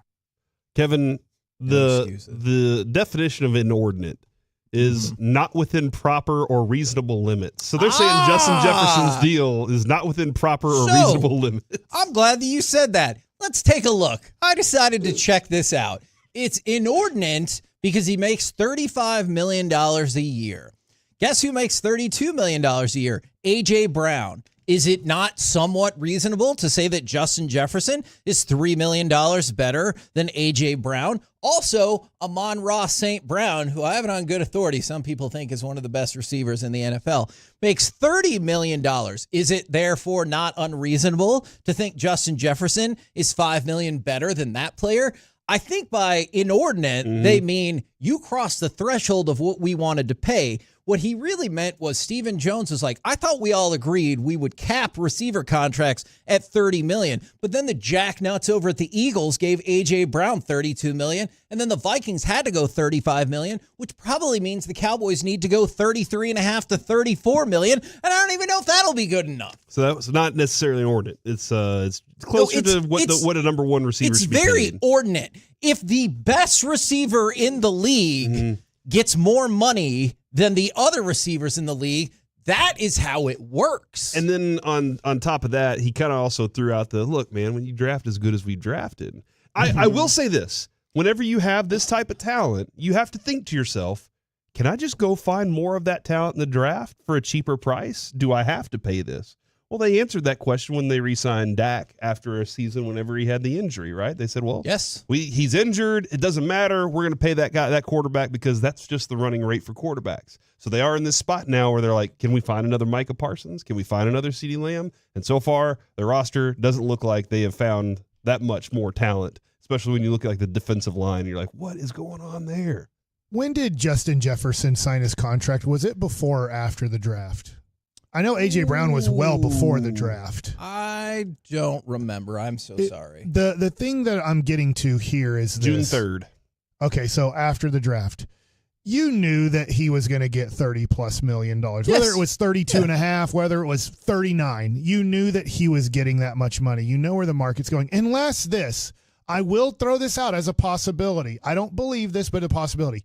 Maybe Steven's that, to be really nice, to not use a bad term, maybe he's that not smart to not know where the market is going. Maybe he's just not smart at all. Maybe Steven is not smart.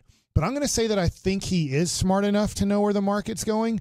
But if you are smart enough to know that, you can do this and go, well, we're not paying CeeDee Lamb. So you trade him before the draft and you get a first-round pick and a future second, maybe 2 first-round picks, but you then go see what the market is for CeeDee Lamb or Micah Parsons to then make a trade. If you know you're not going to pay the market value of players, usually teams that decide that trade those guys like Kansas City looked at Tyreek Hill and said, we are not going to pay that, so we have to go get value for Tyreek Hill. They must have got rid of all their other players, too. It's not like they paid – Kansas City doesn't pay their quarterback a lot of money, do they? He gets paid a lot of money. Oh. It's reasonable. It's a reasonable They amount. didn't just give Chris Jones like a record-breaking contract for He's a paid a lot. defensive He player. gets paid a lot of money. Yeah, he's very And paid. so hold on. They saw what happened whenever they didn't have him on the field, and they were like, we got to pay that dude a lot of money, otherwise we don't win Super Bowls. And I know, obviously, people are going to be like, yeah, but you don't have Patrick Mahomes. I get that. When he used the Vikings as an example, what I wanted to jump in there and say is like,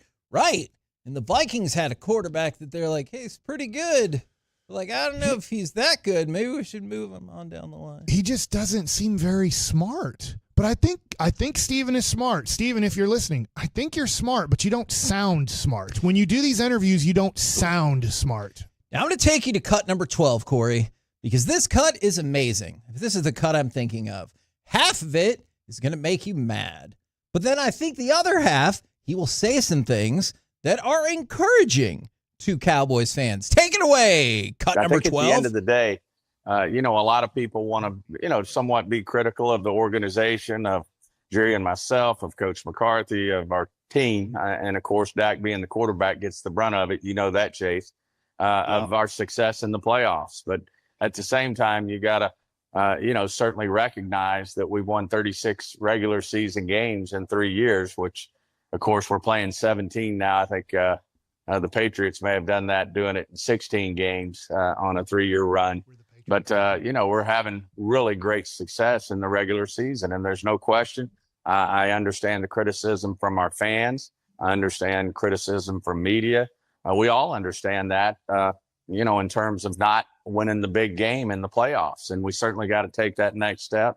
I know we could go out there and no one's assuming anything and win, have another great regular season, and no one's going to give, and they shouldn't, no one's going to, really give, hey, they're going to get it done this time until they see it. And we understand that. We put ourselves in that position with, our playoff winning percentage. And we do have to take that next step, but I certainly believe we can do it.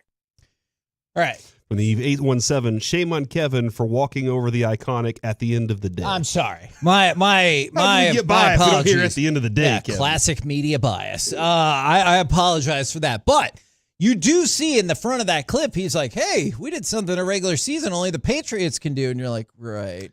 And then, at least in the second half, he does say no one will give us the benefit of the doubt going into the playoffs, as they should. He's been consistent on that this offseason. When things went wrong, he was like, look, guys, I get it. You should be mad about it, understanding that. The part about the wins in the regular season, that's got to be frustrating. I'll look at it from, if you're running the team and you're like, holy crap, we have 12 wins every year. Yeah. How do we do that? Yeah. It's so hold on, the crappy teams. We're better than the crappy teams. Right. We're just not better than the really good teams. Sure. That's the frustrating part, I think, in his position, and would be for me, is if every time we get to the playoffs, we suck. And I'm sorry for using that harsh word. Every time we get to the playoffs, it just falls apart. Why are we good in the regular season, but not whenever the playoffs come around? That's what they're trying to figure out, and that's what they don't understand. What's the missing piece? Quarterback, coach. We've changed coaches. They went from Jason Garrett to Mike McCarthy, and now you got 12 wins, and the fans aren't happy with that. They want McCarthy out, or they want something different. I think the answer is, and I feel like I have said this all along, cut number 13. I think the answer is here. I do not believe that the Cowboys optimize their resources appropriately. Okay? And so this is Stephen Jones, because I know obviously one of the main questions going into camp is like, oh, what's going to happen with the contracts? When's CD going to show up? And all, like, I understand all of that. So cut number 13. What's the philosophy behind contracts and extensions? Well, we're just now to the point where we can do a CD and a Micah. Stop it right there. I'm sorry. I actually thought we were going to get further into that cut than we did when he said that. And that right there is an issue, because, and it might have just been like, hey, sometimes we say things that like, that's not exactly what we meant or whatever. But he says, we're just now to the point where we can do a CD contract, not really, or a Micah contract. Maybe for Micah, but that's the time you want to do it. You could have already done the CeeDee Lamb deal. That's not true in terms of you're just now to the point where you could do it. And this is the issue that I have, Corey. We've talked a lot about what if Dak walked or what if Zach Martin retired, and you have this huge salary cap hole coming your way the next season. If that happens, it's because the Cowboys wait till the last minute to do business. If you think, and I know people have differing opinions on this, but let's say you're the Cowboys and you're like, you know who our two best players are? CeeDee Lamb and Micah Parsons. Like, if that's what you think, don't you figure that out ASAP? Because you've learned, especially with wide receivers, and now you're starting to see it with a lot of defensive positions, the prices don't go down. So you make that deal with Micah straight away, which gives you the rest of his rookie contract to help kind of finesse some of that money. That's what people do with quarterback deals all of the time. You've seen that now with Hurts. You'll probably see it, I would assume, with Purdy. You saw it with Mahomes. What keeps them from doing that? I don't know. What is, I have a theory, but I have no idea. So what they want is this. You guys are leaving Wednesday. Yeah. The whole story will be the Cowboys are there. So there's a lull, right? You're there for about 5 or 6 days, and there feels to be a lull in camp, right? Yes. So right about there, the Jones family has done this now for years. They're like, well, what can get us back as the main topic in training camp around the NFL? Everybody's talking training camp in the NFL, but what will be the main topic 6 to 8 days into training camp? There really won't be any. You'll get a little bit tired. So they know that if we hold out Zach Martin, the Zach Martin thing will be a big deal when we sign him, while everybody's like, gosh, I just can't wait for real football to happen. Preseason football kind of stinks. Also, they can't get hurt when they're not training at training camp. So it's all a media thing. They already know that they're giving CeeDee Lamb this contract on August 7th or 8th. They just need it to get to that date where there's a lull so that they can become the number one headline in all of football again. So it's not some fundamental philosophy that they're like, hey, other than being a content creator, content generator. Honestly, I hope Mike is right, because the and I know that's not a good thing, but the alternate is they just don't understand how you can better take advantage of the salary cap by working those two deals in together. I think they're smarter than we give them credit for. Okay. Now, not in a way of like wanting a championship, But in like the media part of this, they are waiting until the lull because they've always given every player everything they've wanted. They've never won one of these negotiations, and you could win it if you did it early. Yes. Ultimately, the player would win too, but ultimately you would have paid, if you'd have done this a year ago with CD Lamb or whenever you could have, you'd have paid him $30 million. Yes. But now they're going to pay him most, 33 yeah. to 35, somewhere in there, and they're going to say, well, he's arguably the best receiver. All of a sudden, Stephen Jones will change what he just said about the inordinate deal and where CD Lamb ranks. He's the best ever, this and that. They just do this to create headlines. This is a great headline thing. We're talking about it right now. We'll talk about it for the next 2 weeks. And then 2 weeks from now, after 8 days and the wide receivers don't look good in training camp, they'll sign CD Lamb. It will be the number one story in the NFL for a 48 to 72-hour window, and that's what Jerry is best at. Can I give you a great example of this on the quarterback front? Jalen Hurts with Philadelphia. I know a lot of people have thoughts and concerns about Jalen Hurts, but he just signed his big money deal, right? So they're screwed, right? Yes. That's how it goes, right? Yeah. You Plus, they can't have a $32 million wide receiver. Yeah, you can't. That's impossible to do. Except, of course, for the fact that Philadelphia did it early enough that Jalen Hurts' cap hit this year, because you can combine it, obviously, with aspects of the rookie contract, is $13.5 million. His cap hit next year is $21.8 million. His cap hit in 2026 is $31.8 million because they got the deal done early enough, which you could have done, which you could do with Micah right now, which you could have done with CD last year. The very beginning of that quote, that is not true. You could have done a contract extension with CD Lamb last year. That's a fact. But here we are. We're the KNC Masterpiece right here on 105.3 The Fan. Coming up next, it's time for Wanker of the Weekend. Who was the best at being the worst this weekend? And could it have been Mike's favorite tennis player? We'll do it next right here on The Fan.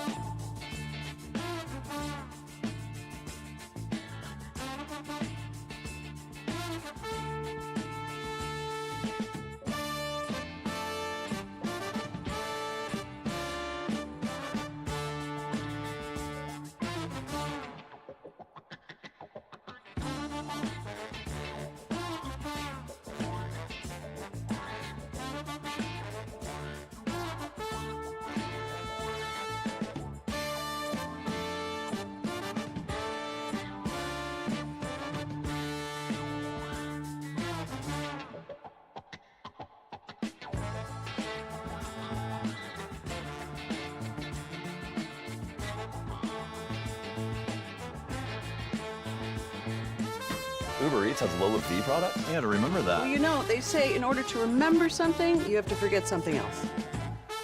Okay, now that is a very cute haircut. That's like a little shag. I've never seen it before. Well, I mean, of course you have. It's the Rachel. Oh, is that your name? No, I mean, like your name. No, I'm Jen. My name's Jen. Right, but I just mean like this is your haircut. But that's hair on your head. I'm not saying this is your hair. Okay, freak me out a little bit.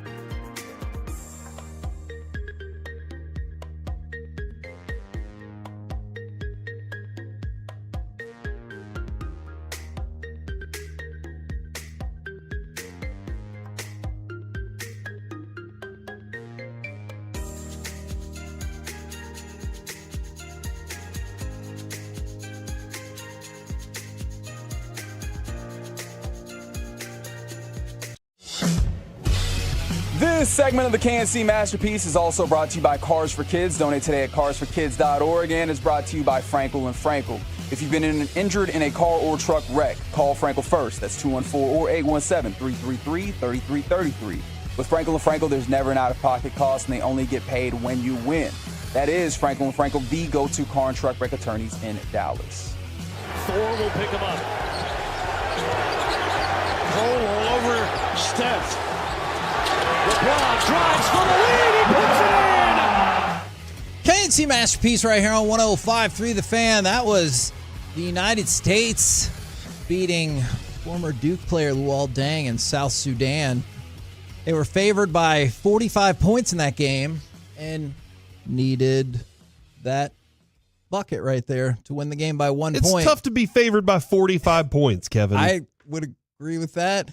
So, do they belong in Wanker of the Weekend? And from the 817, we can discuss this. Just curious, how do you know the Cowboys don't try to sign these players early, but the players like Micah and CD are the ones who are waiting because they want to see what everybody else gets? There is a time when I believe that is correct. We have just heard enough behind the scenes numbers, or you specifically hear from Stephen Jones, who's like, we're trying to get it done. He doesn't say, well, it takes two to make the deal, which they absolutely would. Waiting for the leaves to fall. Yes. But yes, the Cowboys are the ones who are like, we're waiting for the leaves to fall. So I don't believe that. But also, we've got some immediate feedback on the Odyssey app. Did you transcribe it? I did not. I took your advice. And I said, let's play the audio. I've been assured there's not an F word in here. So we listened to it. So we will listen. Again, you keep saying we. Yeah. Okay. And you really mean me. I have been assured by Reggie that there's not an F word. And if he's like, I didn't check it, then that will Reggie reveal. goes, we were supposed to be check fair, it. I didn't say that. A flaw in this. Oh, no. I mean, there isn't, but I did not assure you that. Here is one of our listeners not saying the F word, but saying if the Cowboys don't re-sign CeeDee Lamb. Well, don't just say the whole thing. Yeah, just let them do it. They'll talk. If Jerry Jones doesn't sign CeeDee Lamb, it's going to be the biggest, dumbest mistake of NFL history. Shout out to said Mike in Dallas. All right, said Mike. What is the biggest, dumbest current mistake in NFL history? Is it possible the Herschel? Jimmy Johnson. Yeah, trading for Herschel Walker over Patrick Mahomes. Hold on, is that dumber than letting Jimmy Johnson leave? Because that was a master stroke. I would there. say trading for Herschel Walker did nothing for Minnesota. Yeah, and did everything for Dallas. Yeah, that's a big dumb mistake. To there. me, it changed everything for Dallas. Are there any other big dumb mistakes that you can think of? The one that I immediately hiring threw Jeff up, Fisher or drafting Trubisky over Mahomes. Oh yeah, those are always that some one fun didn't ones. work out well. That one hurts, and it feels like it's probably going to continue to hurt for 8 to 10 more years. The only thing you could say about the Trubisky thing, and obviously I'm a huge Mahomes fan, is nobody going into that draft said Mahomes should be the first quarterback taken. Mahomes should be the number 1 overall pick. That's fair. Everybody thought Mahomes was, at the time when we were in Houston at the Super Bowl, hey, Mahomes isn't really going to be a first-round pick. Yes, and Lee Steinberg's like, the hell he's not. I remember, interviewing him. He was like, he'll probably he will be in the first part of the first round. And I was like, okay, awesome. And whoops. And then what happened? The next time we had Lee Steinberg on, I was like, hey, sorry about that. I definitely got that part wrong. Now, let's talk about Mike's favorite tennis player, Nick Kyrgios. He's an announcer now. He is. Is he the wanker of the weekend, or do you think he has a point? Are you familiar with Haley Welch? Yes. Okay. Do you know who Haley Welch Makes is? great grape juice. No, it's not Welch's grape juice. She is This the Hawk Hawk-Tua girl. Okay. She was at the Jake Paul fight over the weekend. And Jake Paul fight. I don't even. He fought on Saturday night. No, that got delayed until November. Instead, he fought Mike Perry, who is a former MMA guy. Oh, okay, good. Was I thought on he Friends. was part of a governor. No, that or is something. Matthew Perry. Oh. He's dead. Rest in peace. Oh my gosh. So Nick Kyrgios weighed in on her getting to go to the fight and like having nice seats and everything. And he said, quote, no correlation between fame and actually being decent at something anymore. and then put a laughing emoji. Do you think he's the wanker of the weekend, or do you think that is a fair critique? I think it's fair critique. And does he think this is just now Is he happened? making fun of himself, too? Well, maybe. He made it to a final once. Yeah, you got a good point In a there. major. Because, I mean, like, didn't the Paris Hilton prove that for us initially? Yeah, this doesn't feel new. And then the Kardashians. Yeah. Like, there was, hey, you don't really have to do anything except for get a catchphrase and then have a media conglomerate push you. It's interesting that all of those that you said were in the sexual realm. Do I need to find another one that's not sexy? I mean, maybe. I'm sure there are other untalented people who have lots of money. That happens out there. I was just curious if that was like, who's the most untalented actor? Ooh. You know what's ones weird? that don't get the jobs. You know what's weird? Colby used to always say it was Tom Hanks because he plays Tom Hanks in every movie. And I said, how many Tom Hanks movies have you seen? And he couldn't tell us like any of them. I was like, hold on. So we haven't seen these movies. He's going off something he heard. Yeah, okay. All right. absolutely. I got you. All right. So I'm going to say with Nick Kyrgios, not wanker, fair critique. Okay. All right. Now, would you like to hear about sprinting, specifically the European Athletics U18 Championships and Jake Odie Jordan?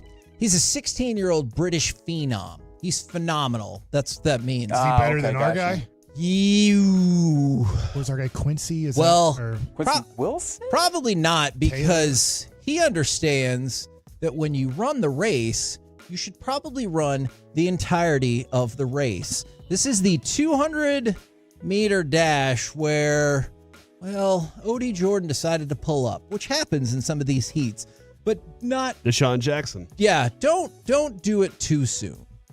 And Odie Jordan already blasting his way around the bend. Pearson putting up a good challenge on the outside, but there's no doubt about it. What a display of sprinting from the young Briton. This is absolutely phenomenal. And he's just easing up. What's happened here? What has gone on there? That was an absolute disaster, Phil Minchell. He has eased up far too early, and half the field swept past him before the finish line.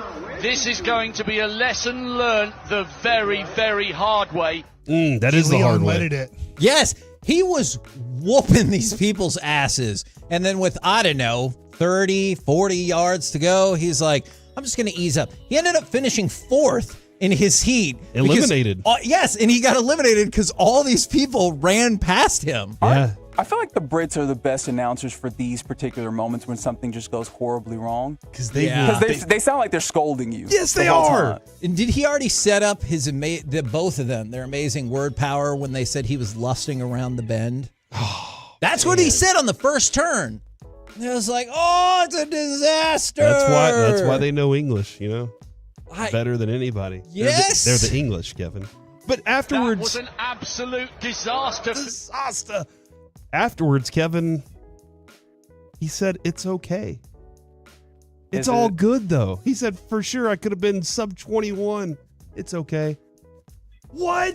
Because I don't care about being in the competition to win?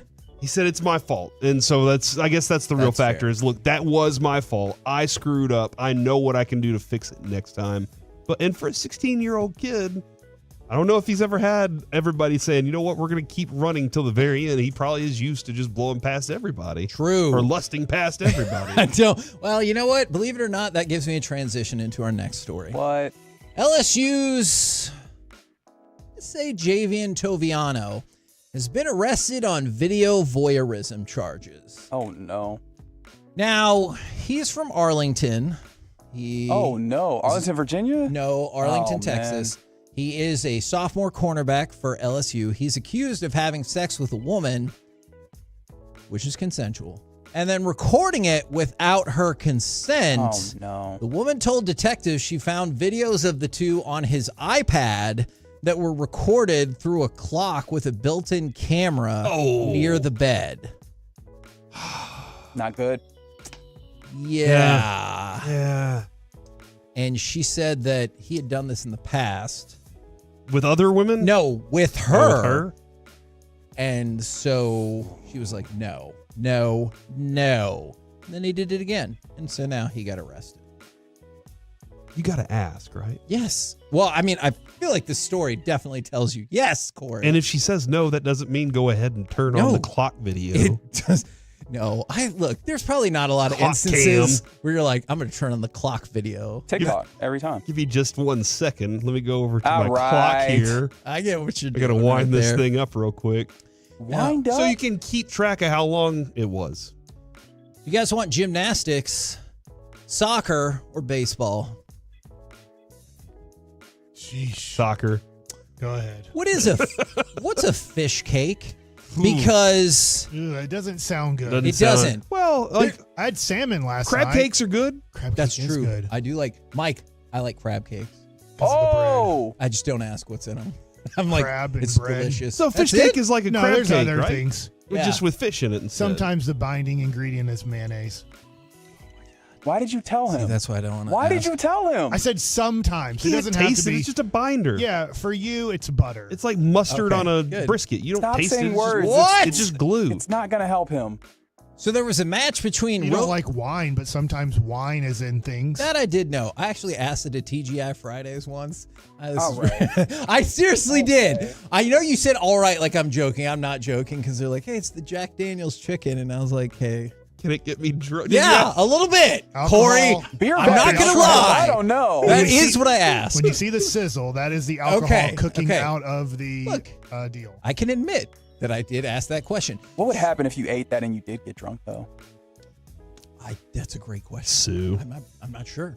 Now, the match between Rosenborg BK and Lillestrom was Sheila makes his suspended clothes come off. on Sunday after fans voiced their displeasure about the VAR by throwing fish cakes onto the field. It was a 2-minute bombardment of fish cakes that had the match stopped and the players sent to the dressing room. 2 hours? Is what you just said? It's 2 minutes. 2 minutes. I'm That's, sorry. I was like, that's a lot of fish cakes. Yeah, to in be my lobbed mind, I on the was like, field. they're stacked with fish cakes. Well, They just walked in. Everybody had cases Yeah, of how them. did they get this in? They amped up. That's okay. If you think that, once the players came back, they amped up their protests and they threw tennis balls and smoke bombs onto the field. So if you're asking about the fish cake, fair. Also, the tennis balls and the smoke bombs, how did they get them all into the stadium?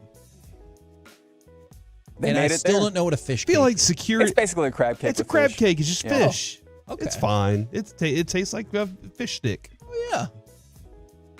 Okay, that sounds good, honestly. You love fish sticks? All right. I think he does. Don't you?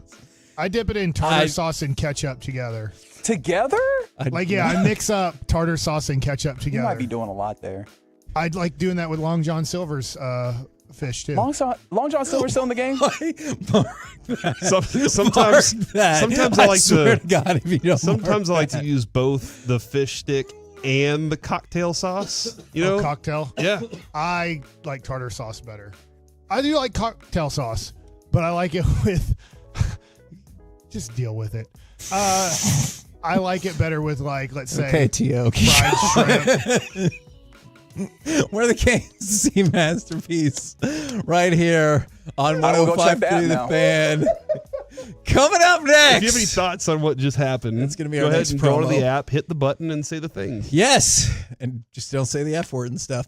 Coming up next, it's time for Gridiron Gravy, the Las Vegas Raiders representing the best and worst of the NFL. We'll do it next right here on The Fan.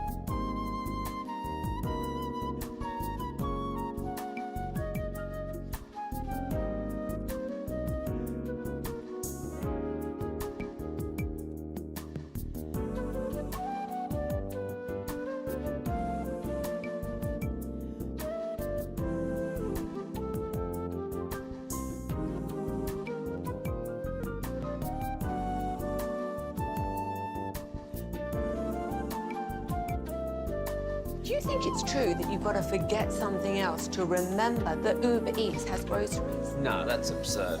Hey, remember when you used to be a, what was it, Pepper Lady?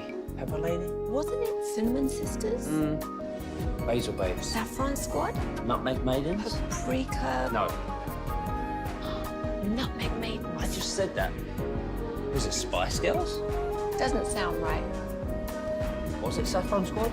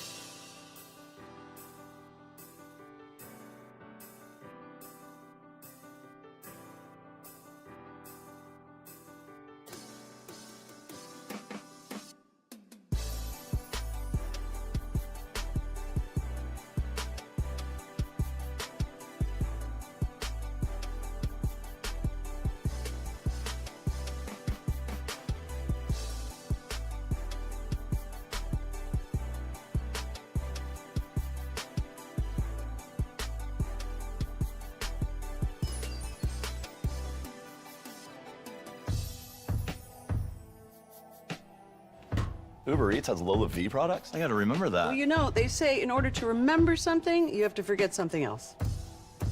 Okay, now that is a very cute haircut. That's like a little shag. I've never seen that before. Well, I mean, of course you have.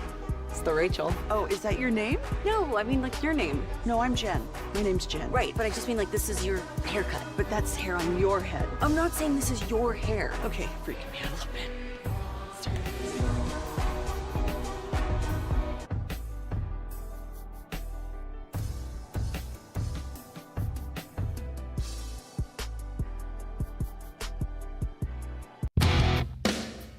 KNC Masterpiece right here on 105 Through the Fan, brought to you by Classic Chevrolet and Grapevine. They're the #1 Chevy dealer in the world, and they've got more Silverados than anyone else.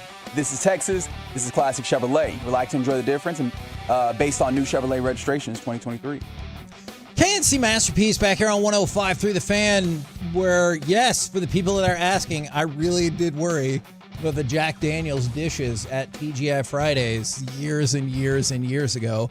Yes, I really did ask that question. Right now, it's time to go around the entire NFL and dip into some gridiron gravy. And we start with the Las Vegas Raiders. Do you want the good news or the bad news for the Raiders? Can I tell you some news I heard this morning, which might be the bad news? Please. They can't promote. Is that what you're about to dive into? They can't promote that they're having they're in Southern California again? And that is true. So we shouldn't talk about it. Oh, but you can't invite the local media. Since we'll be out there, we will not be local media. But Mark Davis, master of great haircuts and not being on an FX show yet, said, quote, that look, you get it, right? Like, you could definitely see that happening.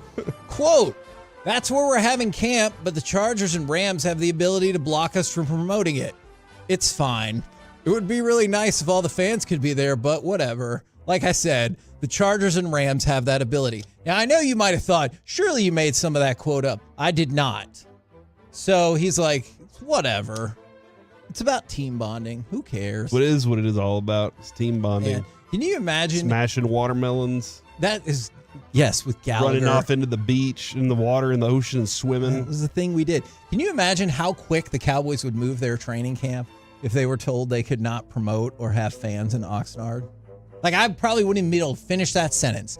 We would have to go to the Corey news desk for the fact that the Cowboys had moved their training camp. Wasn't there something last year where it was in jeopardy of staying in Oxnard? Yeah, they needed something from the town or something. Yeah. And then the power went out, oddly, from the city. That's weird. And then they got it figured out. That's weird. They just wanted to show them the power they had. I'm always kind of curious on the front with Jerry. Is it more about, like, just being near LA for him so that he can kind of have all that to traverse? That helps. Is it about the weather? Because the weather always does seem to be a problem whenever the Mountain Dew or whatever's on the field and it's slippery. But you heard him. The Mountain Dew. Doesn't it make things sticky after a while? The aquamarine layer or something like that. That's what it was. Sugar. What's that? The aquamarine, the marine layer. Okay. There you go. Aqua. Still not sure. Water. They were slipping. And by the way, I haven't had a Mountain Dew in forever, but they were really flavorful when I had them. That's a great point, Mike. Thank you for that. Now, that's what the Raiders do poorly. What do the Raiders do great? And I'm actually not. Somebody said I agree with Kevin. Mark Davis is totally the next killer on See? Fargo. You get it? All right. Cut number 7. This is the Rams give their season ticket holders this, like, kind of music box treasure chest looking thing. Okay. And then when you open it to get your tickets, this is what happens. Cut number 7. The autumn wind is a pirate, blustering in from sea. With a rollicking song he sweeps along, swaggering boisterously. His face is weather-beaten. He wears a hooded sash, with a silver hat about his head, and a bristling black mustache. He growls as he storms the country, a villain big and bold, and the trees all shake and... That's it. I wish that They was just cut it off like that. That's weird. Love it. You say the Rams? The Raiders. The Raiders. So see, they do bad things, but that's really cool. When you get your season tickets and you open up your music box treasure chest to get your tickets, you get that. And you still get a paper ticket? Yes, you do. That's really cool too. They might still also tell you, hey, get the app. But here's a paper ticket that you can commemorate. That's really, that really is cool. And Adrian loves that kind of marketing, those kinds of things. Whenever you open to something, it's like, oh my gosh, there's glitter that just popped out of it and butterflies. That's a pretty good effort right there. I like it. Good job, Raiders. Also, good job, Joe Burrow and Daniel Jones. Daniel Jones says he's ready to go for training camp, and Joe Burrow says he has been Zach Taylor said Joe Burrow has been fully cleared for contact during training camp. So go ahead and hit the quarterback. I guess that was a weird way Green of saying light. that. Yep. On the flip side, there are multiple reports coming out that Jordan Love will not practice until he gets a new contract. Not that he won't be at training camp, but that he will not practice if that is the case. And Matt LaFleur came out and said, we have to adjust on the fly with Jordan Love out of practice. What are they going to do? Will they move a wide receiver to quarterback in his stead? They did it with running back Cowboys once. in one playoff game. And then he's like, yeah, I beat the Cowboys in one playoff game and fell short against the Niners by only 3 points. Yeah. So I'm a playoff quarterback. Oh man, if Jordan Love doesn't play, you know what time it is? Come on down, Sean Clifford. Yeah, Sean Clifford. Yeah. He's the backup. Penn State legend. Yeah, the big red dog. They call him Red Dog. Red Dog. That's what his thing is. Here we go. He goes, Red Dog. No, he doesn't. The more the fans love him and cheer for him, the bigger he gets on the field. And in his heart. He has an enlarged heart. LaFleur said, hey, he'll be at practice. He'll be in the meetings participating. Hopefully he'll get something done. All right. Who's their third string quarterback? Because I don't know Michael Pratt either. He used to be on Parks and Rec. Yeah, did a great job in Parks and Rec and the Jurassic Park, all that. Guardians of the Galaxy. That's Chris Pratt, I believe. There you go. I don't know then. Yep, there you go. All right. Their season's over. Oh, he played at Tulane. I think he was pretty good at Tulane, They too. probably should just go ahead and sign Jordan Love to his contract. Is what we're learning. You make a fair point. Shaq Barrett, two-time Super Bowl champion, retired from the NFL over the weekend. But also, I want to take you to this. The top 100 players in the NFL. NFL Network will trot this special out, but at least 4 of the ballots were leaked. And I'm curious what you guys think about these particularly 4 ballots. Here's a top 5 for 1. Patrick Mahomes, Tyreek Hill, Lane Johnson, Lamar Jackson, and Myles Garrett. Put them all in. By the way, they have Micah Parsons at 17 on that. Huh. Now we go to the next one. Tyreek Hill, number 1. Patrick Mahomes, 2. Lamar Jackson, 3. Aaron Donald, 4. And Myles Garrett, number 5. Micah Parsons on that one is number 20. Wow. How the mighty have fallen. We move on. No. Myles Garrett, number 1 on this ballot. Tyreek Hill, 2. Micah, 3. Patrick Mahomes, 4. And Christian McCaffrey, number 5. Also, they put CeeDee Lamb at number 8. And then finally, his number. That could be 88. And then the final vote that I saw, Patrick Mahomes 1, Lamar Jackson 2, Chris Jones 3, Tyreek Hill 4, and Travis Kelce number 5. Do we know what type of person is voting? Is this a writer, a player? I don't. No, these are contemporary. These are contemporary players. Okay, yeah, because I was I'm trying to understand from the various ballots what they value. Kind of reverse engineer that. And it's very different, at least from those various different 4, because man, those are some interesting ballots, man. There's even a note on there that says, "Keep in mind, this is not a career retrospective, but a celebration of the best right now." Okay, all right, I see that. Put them all in, like I said. A lot of love for Tyreek Hill, man. He's I mean, he's fantastic. He's a blast for sure. to watch play. He's lightning fast. Like, he's all those things that you're in for fantasy football owners too, Kevin. And around the league, I think they have this real decent, like real strong respect for him because they know he can blow by them. Yeah, and I think that speaks to what me and Mike had like with Amon-Ra St. Brown, where like he's clearly a very good wide receiver, but you compare him to like Tyreek Hill and like the ways in which a defense has to contend with. He's going to break whatever we do. Like, we have to game plan towards that guy because he can break anything that we do. And it doesn't feel like Amon-Ra St. Brown is quite that, even though he's very good at what he does. And I think, Mike, do you think that perfectly encapsulates, like, the feeling on him? Yeah, I think of definitely last year. But as we talk about, as the playoffs happen, that might change. Things can change with young players. I'm sure over CeeDee Lamb's time, for example, that probably things have changed this year. Sure. Like, you look at the other options that Dak has to throw to and Dak has to hand the ball off to. CeeDee Lamb's probably going to see the toughest coverage that he's ever seen of his career in the NFL. For the KNC Masterpiece, I think that's a very fair point. Right here on 105.3 The Fan. Coming up next, let's talk about the Rangers. Let's talk about Adrian Beltre going into the Hall of Fame and where he fits in ranking this century's best baseball players. Next on The Fan. If you're laughing, we're happy.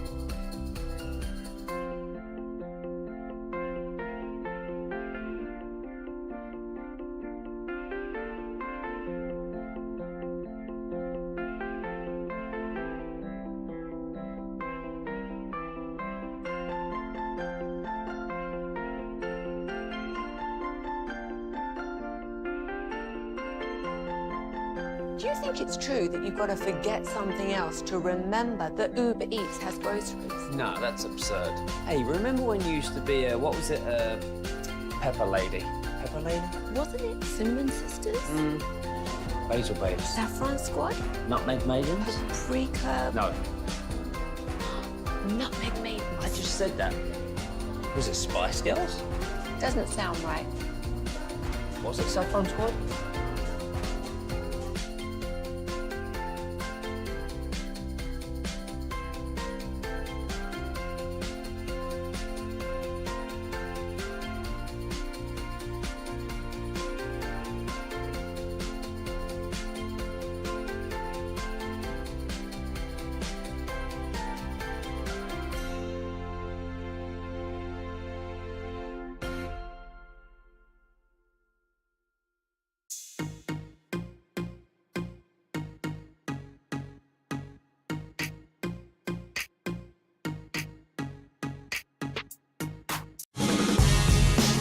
From our Highly Mazda of Arlington and Hearst studios, it's the KNC Masterpiece on 105.3 The Fan.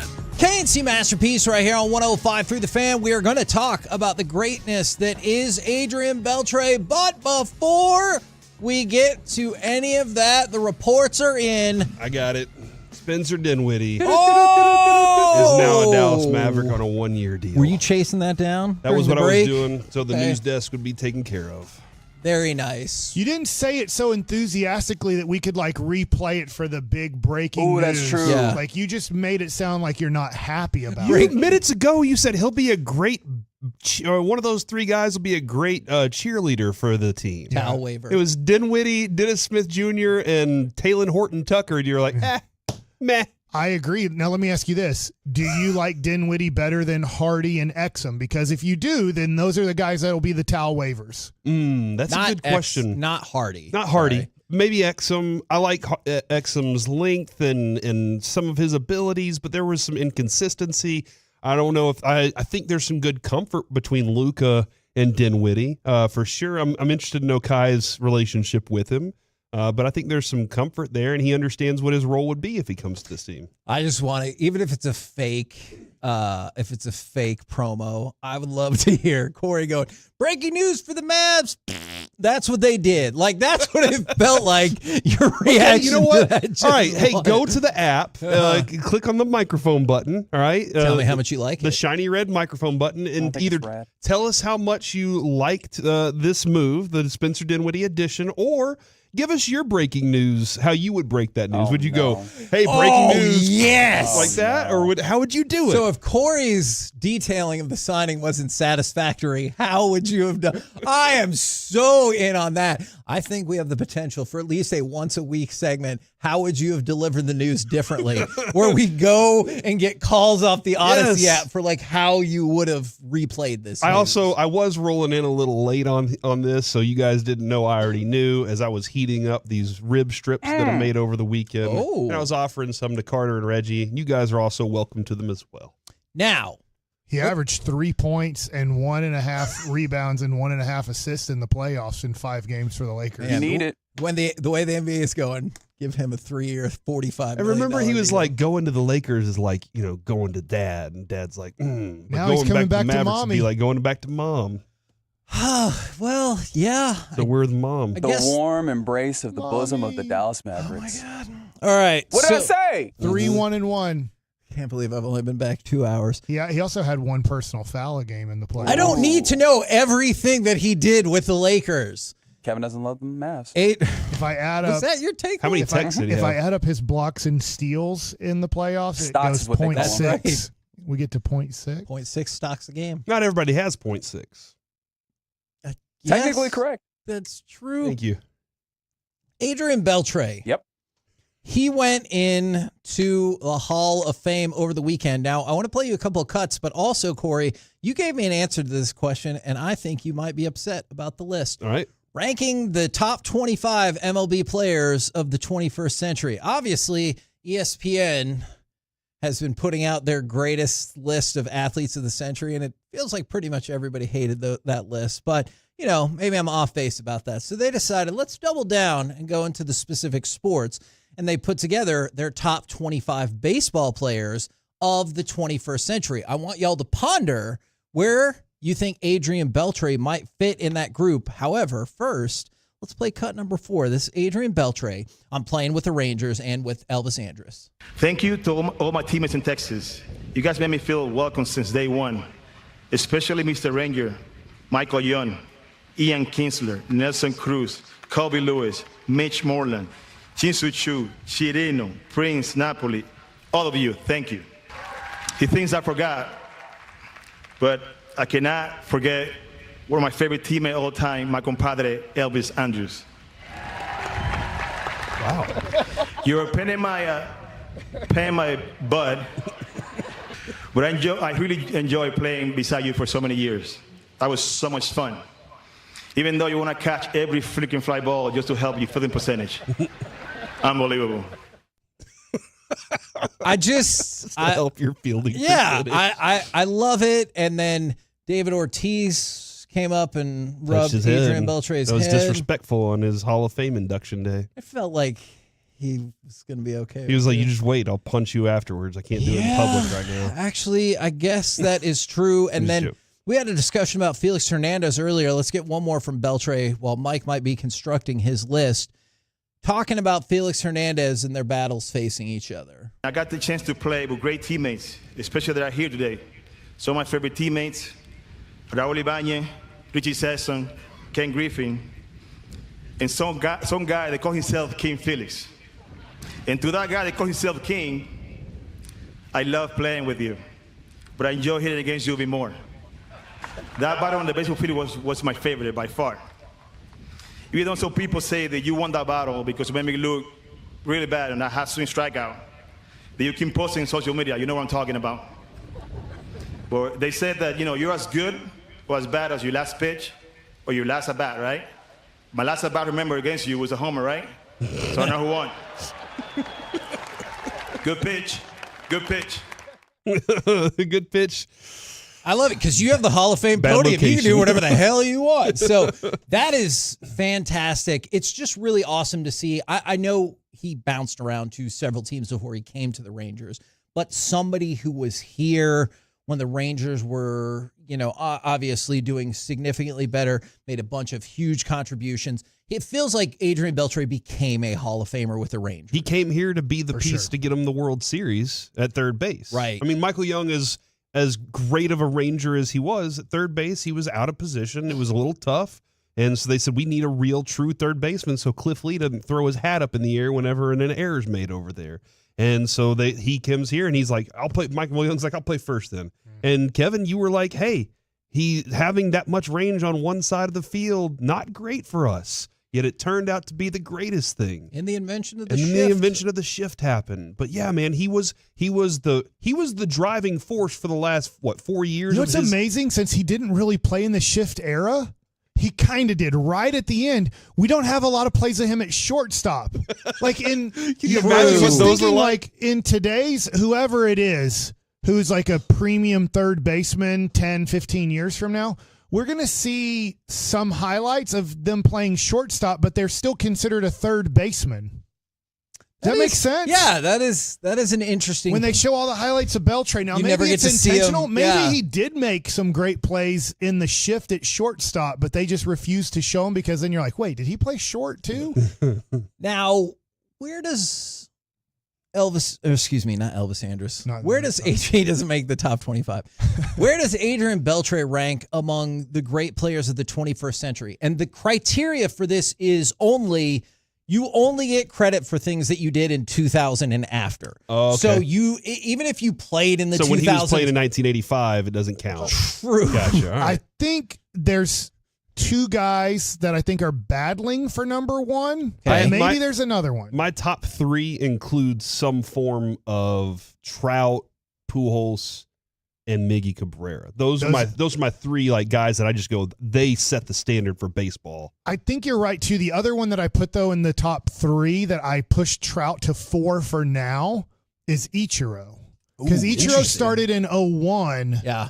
and ended up getting 3,000 hits starting at 27 years old. Yeah, that's it. But yeah, wow. That being said, I do think my first 4 that I wrote down were the 3 that you named plus Ichiro. Okay. Who would you put number 1? I put Pujols number 1. I would too. Number Pujols, number 1. 700, right? Home 703. run. He also hit a home run that went through the Diamond Club, I think. And all of his numbers were in this century. Yeah. And people forget, and this is what I'm afraid we're seeing with Mike Trout, how terrifying and how all-time great looking Pujols was going to be in terms of statistics. When you look at his first 10 to 11 years, you're like, he's going to be better than DiMaggio, Mantle. Plantar fasciitis. Yeah, exactly. So he's 1, and then a very similar player to him is Mike Trout is number 2. And I just mean similar in terms of they set the world on fire for about a decade where you thought, is this going to be the best player I ever get to see play baseball? If I gave you a bet right now on Mike Trout playing over 100 games in another season in his career, would you take yes or no? I would say yes. If I moved it to 120? No. Because that's still missing 42 games. Because I was thinking he'll get another season with 110-ish games. Yeah. But if you move it there, no. Yeah, I mean, I think that's the scary part. And then if I said over under 3 seasons of over 100 games. I don't know, Kevin. He's only played over 110 one time in the last 5 years. Isn't that crazy? Like that, his body may just be done. And that is crazy because the 1 year that I would look back at was 2020, and theoretically he would have, because of the 60 probably game would have. season. But then again, how the hell do I know that? Like his body, he could have gotten hurt at some point. So 1, 2 is Pujols, and then Trout. Number 3. Clayton Kershaw. Okay, I had Kershaw as 5. Okay. 3-time Cy Young Award winner, MVP, 10-time All-Star, 5 ERA titles, Triple Crown winner for pitching, Gold Glove winner, won the World Series, and threw a no-hitter. Okay. Great. I have Beltre as top 10. Okay. So here's somebody said this, and I went to go look at his stats. Barry Bonds from 2000 to 2004 had MVPs 4 straight seasons and finished second in 2000. True. So he was at least second in 5 straight years. Don't forget MVP. the Silver Sluggers too. And obviously at 2007 he was done. In that era, I don't know exactly how to chart that, but he would be the best still. That's 4 MVPs. For his 8 years, right? 2000 through 2007, he has to be in the top 10 after you just said all that. 317 home runs, 1,128 walks, 4 straight MVPs, 6-time All-Star, 5-time Silver Slugger, won 2 batting titles. Not in the top 5. How much do you hold against him the idea that this is the part of his career where you can say he wasn't clean? Yeah, and he wore a suit of armor up to the plate. I don't care about the suit of armor. That's that. whatever. People wear things. Don't wear a helmet then. Go up there like Joe DiMaggio and just wear your hat. It's not like it was a helmet. He could crowd the plate as much as he wanted because he's like, fine, hit me. Yeah. I have 8 layers of pads on. A few other guys that I ran into the top 10 were because of where they played. Even though Jeter doesn't get credit for 96 through 99, I still would have Jeter from 2000 to 2014. Is Mariano Rivera on your top 10 list? He probably should be. I mean, like the most dominant Beltre closer. and I have David Ortiz. Okay, then tell me who, if any, you would kick out of the top 10 because neither one of them are in the top 10. All right. So the top 10 for this century goes like this. Pujols 1, Trout, Kershaw, Miguel Cabrera is 4, Ichiro is 5. Okay. Then Barry Bonds comes in at number 6. I'm fine so far. Justin Verlander is 7. Okay, I'd have to go look at all of his numbers. Obviously, I know that Max Scherzer was or is 2 strikeouts away from tying him for most strikeouts in a career, but I get how his career's been great. My guess would be this would be the one. The 2 Yankees aren't in the top 10. Alex Rodriguez. Since January 1st of 2000, 3-time MVP, 11-time All-Star, 7-time Silver Slugger, won the World Series, 548 home runs. Those numbers, you can't argue those. In fact, if you take out, like you should probably have them higher on the list with those numbers. But you can't help but factor in the other issues. Yep. David Ortiz is 9. All right. And Max Scherzer is 10. Are there any that you would bump out for Jeter or Rivera since y'all brought up those two? I would bump out Scherzer for Beltre. Okay. Really? Dude, I think maybe I'm biased, but watching Beltre play every day, I don't think I've seen a better third baseman in my life. Here are the bullet points. Okay. Because Beltre is 11. So Scherzer 10, Beltre 11. Scherzer, 3-time Cy Young Award winner, 2-time World Series champ, 8-time All-Star, top 10 all-time in strikeouts and threw 2 no-hitters in 2015. Beltre, since January 1st of 2000, 5-time Gold Glove winner, 2-time Platinum Glove winner, 4-time All-Star, 455 home runs, the 5th most in this century, and then obviously he just got inducted into the Hall of Fame. I think this is always tough because you're talking about the best players in a 25-year span. Yes. And it's very tough to separate them. And you could be 6 and be like, what a slight, and still be like, that's amazing. He was 5 for 19 against Max Scherzer in his career. Never hit a home run or a double. Beltre told us struck that's out the 4 defining, times. yeah. And so there you go. I'll give you those numbers there, Kevin. Head to head. So now you're going Verlander? I gotta go. No, not Verlander. I'm sorry, Scherzer. Oh, Scherzer. Head to head, I have to go I with know Scherzer. we're out of time. Can you give the rest of the list? 11 Beltre. Then it goes Jeter, Rivera, Shohei, and then Mookie Betts is 15. From there, Bryce Harper, Roy Halladay, Pedro Martinez, Buster Posey, Zach Greinke is 20. And then to round out the top 25, Aaron Judge, Randy Johnson, Freddie Freeman, CC Sabathia, and number 25 is Manny Ramirez. So this is the list per ESPN of the top 25 baseball players of this century. I just thought it was a good tie-in with Adrian Beltre taking his rightful place in the Hall of Fame. Okay. We're the KNC Masterpiece right here on 105.3 The Fan. Coming up next, which NFL player or team are you tired of hearing the hype about and you just want to see it already? 877-881-1053. Let's do that next right here on The Fan. Are you ready for some commercial-free KNC?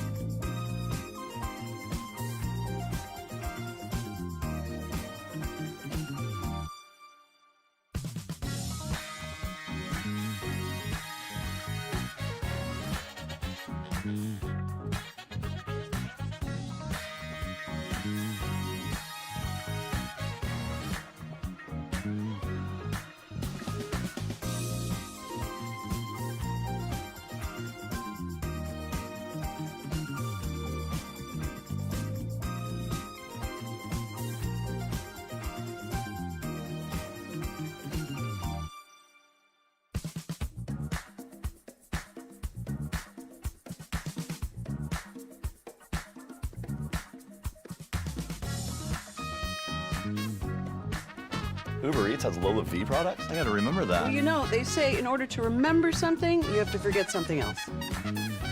Okay, now that is a very cute haircut. That's like a little shag. I've never seen it before. Well, I mean, of course you have. It's the Rachel. Oh, is that your name? No, I mean, like, your name. No, I'm Jen. My name's Jen. Right, but I just mean, like, this is your haircut. But that's hair on your head. I'm not saying this is your hair. Okay, freaking me out a little bit.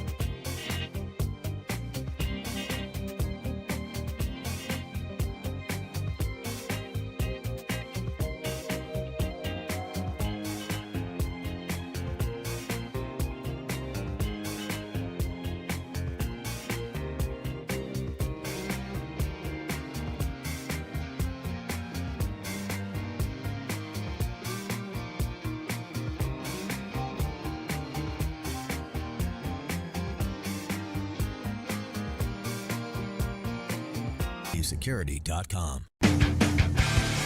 This segment of the KNC Masterpiece is the on-time. It's brought to you, or sorry, it's the Expressway, and it's brought to you by the on-time experts.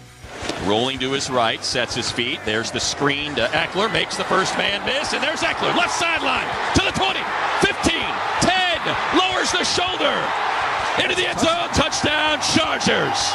Austin Eckler, 39 yards.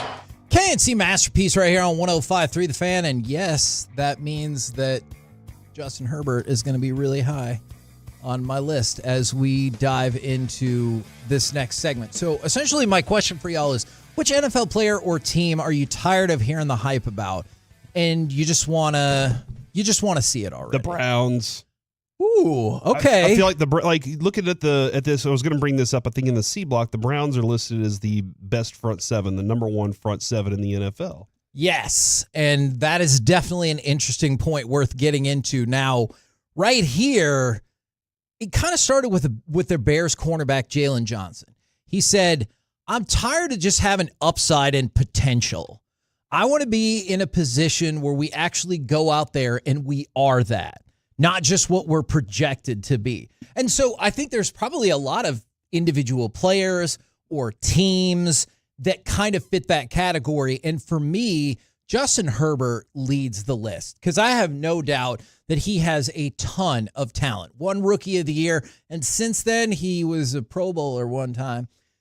But and everything I said about him from his rookie season was like, this dude has the live arm you're looking for. He can throw it across the entire field. He's got all these abilities. they just can't piece together wins. Yes, and so maybe that's going to change now with Harbaugh. Maybe everything is going to change, and you look at these first 4 years and be like, see, you saw parts of it, but now you've seen the complete thing. But I get kind of tired hearing of Justin Herbert as like, oh man, maybe he could be a top 3 quarterback. And I'm like, maybe, let me know when that happens, and then we'll revisit. Yeah, last week we had the top 10 quarterbacks voted on by Reggie. It was like general managers and front office Is this the people? ESPN list? I believe so, or it might have been a CBS list as well. But he was 5 or 6 in the best quarterbacks in the NFL. And I don't mean And I this was shocked just by be that. a comparison with Dak, but I know on the ESPN list last year Dak was 9, this year he was 10, and people compare those So two I think because it's they're the like ESPN list. okay, Yeah.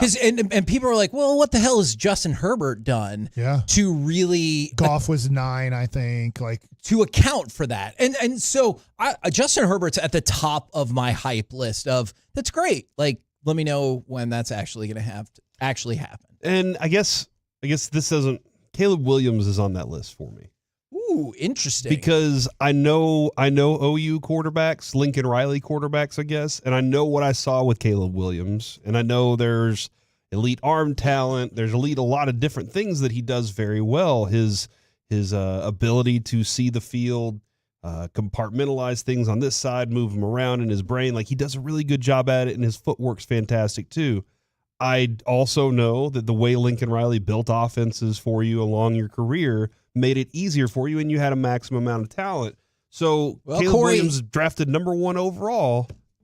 I'm ready to see it if it translates. This is going to be in your face because offensive coordinator Shane Waldron has already said that Caleb Williams is a step ahead of where he left. A step ahead of where your face. Of You can't where he left? argue with that level of progress. Of where he left what? Where? His mommy's Mini arms. camping.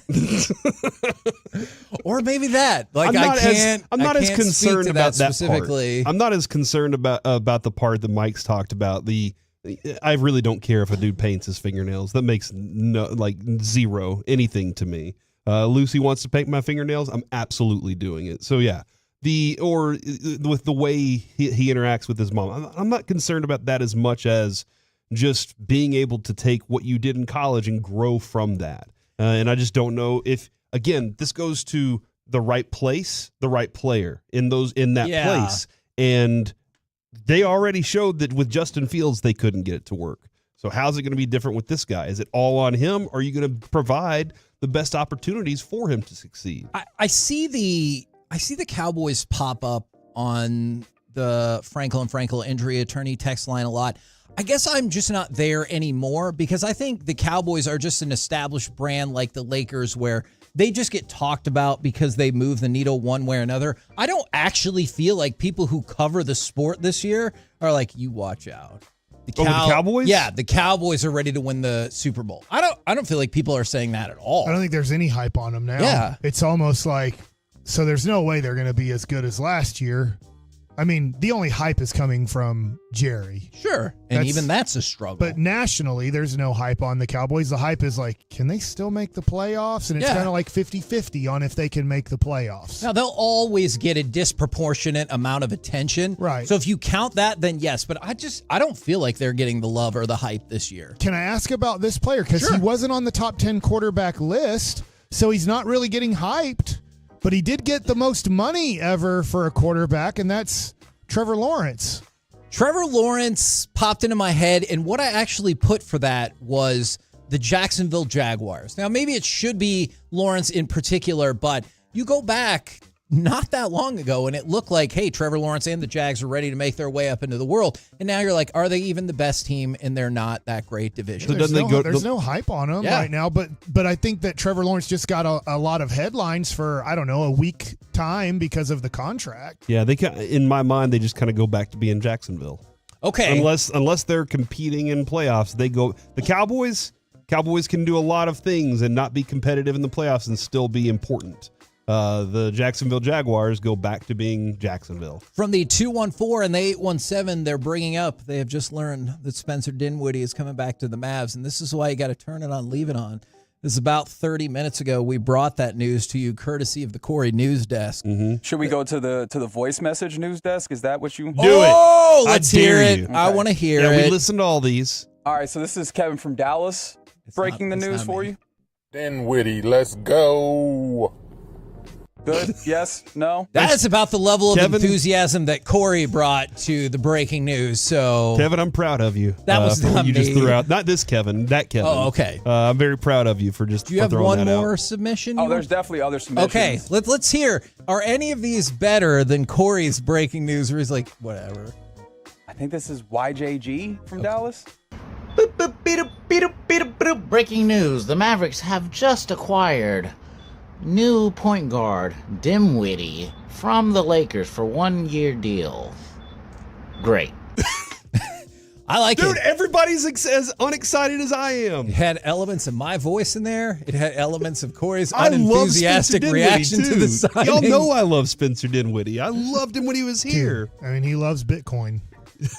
And he loves anime. So, like, he and my kid, like, I connected at the time. It's not a bad pickup. It's just I struggle with trying to find the minutes for him. Yeah. And if you do, then I think Jaden Hardy watches basketball games. Yeah, and that feels like I don't know if you want to say progress stop or whatever the case is, but I don't love that either. Now, this one's interesting because these are two that we already talked about in terms of the overhype from the 806. T-Law, Justin Herbert, and then the Miami Dolphins. The Miami Dolphins are interesting because, I mean, look, maybe they were going to lose their playoff game either way, but it does feel like there's a lot of hype on them going forward. Okay. Are they the favorites to win that division now? Mike, did you throw them out as the favorite over Buffalo in that division now? Miami? Yeah. I know that they're not. I know betting-wise, I believe Buffalo's still the betting favorite. I think you said it a couple weeks ago. But I would bet on Miami to win that. But I get it. The Jets have hype, too, because of Aaron Rodgers coming back, and it's New York and this and that. So I just wonder if the Dolphins could have, like, played in, I don't know, normal people weather, if the any part of that playoffs would have been different. It could have been. Sure, but I mean, aren't you building a team? Like, we understand what the NFL schedule is we're not shifting it to a place where we're not playing playoff football in the winter. It's still going to be that. Yeah, no, it definitely Home is field a advantage. factor there.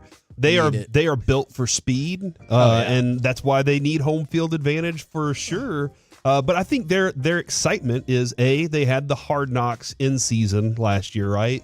Or on Amazon, so they had that going on, and then on top of that, they have a coach that's funny and says funny things. He is a clip on TikTok all the time. They have interesting players. There's a lot surrounding that, and it's a pretty historic team when it goes to it. So, yes, they are you need to go ahead and make this happen now because McDaniel's job, I feel like he's pretty safe because they're exciting, but he needs to win, like really win. From the 940-214-972, let's stay in that division. It's the Jets. Yeah, man. And I think I'm with you there because I just even saw Aaron Rodgers, like everything Aaron Rodgers says or does to the point where it'll get a headline on ESPN. And I did at least see the headline. He was like, minicamp is a misleading term, whatever. I was just like, nope, I'm not interested. I'm going to move past that. But there's a whole lot of hype on somebody who it's been a couple of years since we've seen him be really great. And he got hurt immediately last year and is now a year older. Yeah. They have a lot of young talent. Their defense their head coach is brilliant when it comes to defense, and their defensive coordinator is very good too. They have a lot of young talent to rock with. They need a quarterback. They've always been missing that over Salah's entire run there. So until that happens, there's nothing to really know. You got to see him on the field do it. Didn't their running back get a lot of hype on the ESPN list? Breece Hall, yeah, he's really, really good, man. He's like they are. If Aaron Rodgers stays healthy and just does what Peyton Manning did, I don't have to run the whole thing. I just got to be within the team. They can be a good team, but they can't do it with some backup scrub quarterback. I don't understand why either. That's weird to me. From the 940, they said the team is the 49ers. I actually had a controversial player I was going to ask you about. Is there any chance there's too much hype behind Deebo Samuel? Because he was amazing in 2021, and we all think it's been exactly the same since then. He's still, a threat to break a play open. He is. At any point. Injuries are obviously concerned for him, but that dude, I'm watching receiver right now.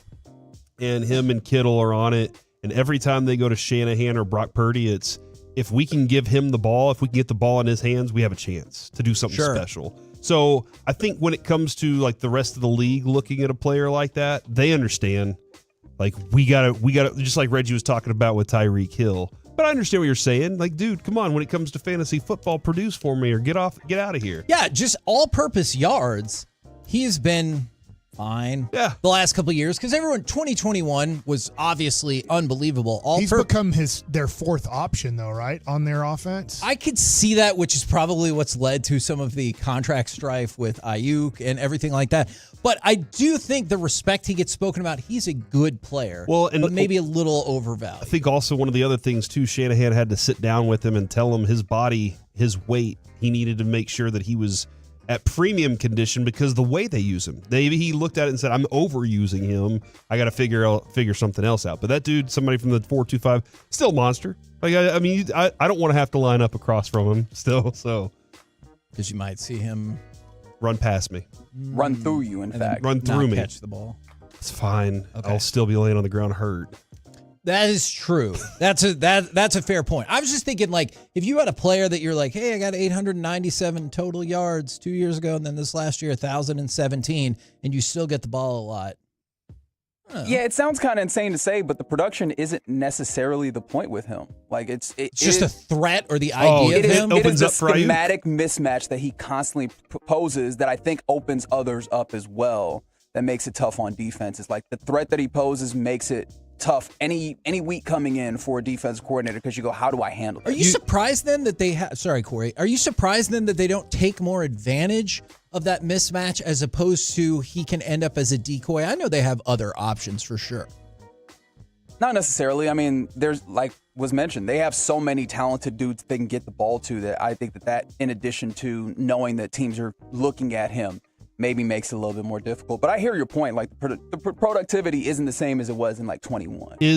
I guess the question is when Purdy's back there lined up and he sees the mismatch, does he go, my best mismatch is Ayuk, who went for 1,300 yards this year, or my best mismatch is Debo out of the backfield against this guy? Like or Kittle on a linebacker. Yeah, or Kittle on a linebacker, or McCaffrey with potential to bust open for a 34-yarder. So That's where the way I see it is you move that piece around and it changes their defense enough to make them have to adjust and change. And because he's out here lined up, and now you're like, okay, I got my cornerback on him, I'm good over here. And then he goes into the backfield, and you're like, well, crap, what do we do now? Do you think that's the same way Ayuk sees it? Because he's like, this is a delicate ecosystem of offense, and without one of us, you're going to run out of some of those mismatches. I don't think he sees it that way because he's like, get me out of here. Oh, but see, that's why I think he does see it that way because he's saying, get me out of here now because you're not paying me. Yeah. If they would have given him money, he's like, that's all I want. And I think that he wants to get paid as a number one and knows he can't be a number one in San Francisco because of all the options. Yeah, that might be it. And so he might go, I want to go to Washington. Isn't that seem like Washington has lots of receivers right now, like Jahan Dotson. They have Terry McLaurin. I guess he feels like he would be the for sure number one. Yeah, I heard the Steelers at one point too, but I mean, like he probably Russell Wilson or he's gonna kick returner Justin Fields. Yeah, I still don't. Now, just to go along with all of this. Does he return punts too? To be determined. Probably not. To go along with this, did you see ESPN's release this morning of the future power rankings? The future power rankings? Okay. Yeah, man. It's going to be great because we're going to Houdini this thing.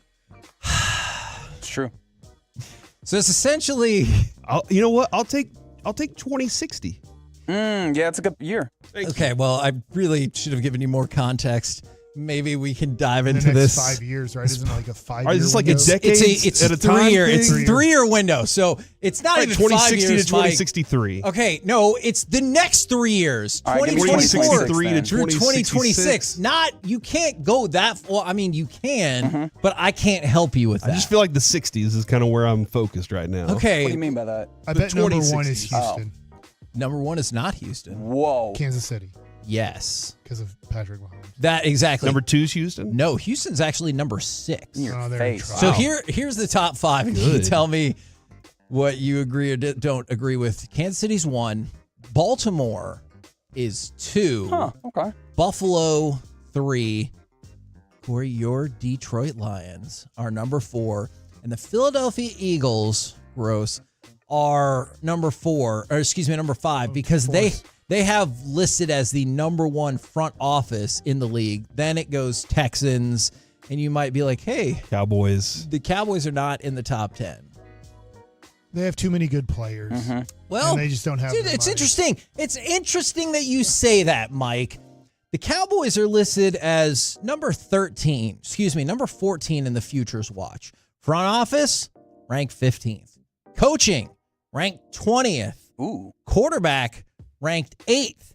Quarterback out of the roster. So, what does the rest of your roster look like without your quarterback? Ranked 13. So, at a time when we have Stephen Jones talking about he's got to be Houdini, this list says you have the 8th best quarterback and the 13th best roster outside of that. So maybe it's the fact that not that you have to pay these new players. Maybe you shouldn't have given out some of the other contracts. Just find new players. I guess they're the Get best. A new quarterback, They're right? the best at drafting. 8th best quarterback isn't the number 1. That is true. So why don't you get a guy that gets you closer to 1? Trade for Mahomes. I agree. What you're saying. And then finally, you have the Las Vegas Raiders. Overall roster minus quarterback, 31st. Sure. Quarterback, 32nd. Oh. Coaching, 29th. Front office, How's he 29th? 28th. Okay, I guess he coached a part of last year. Okay. Yeah. All right.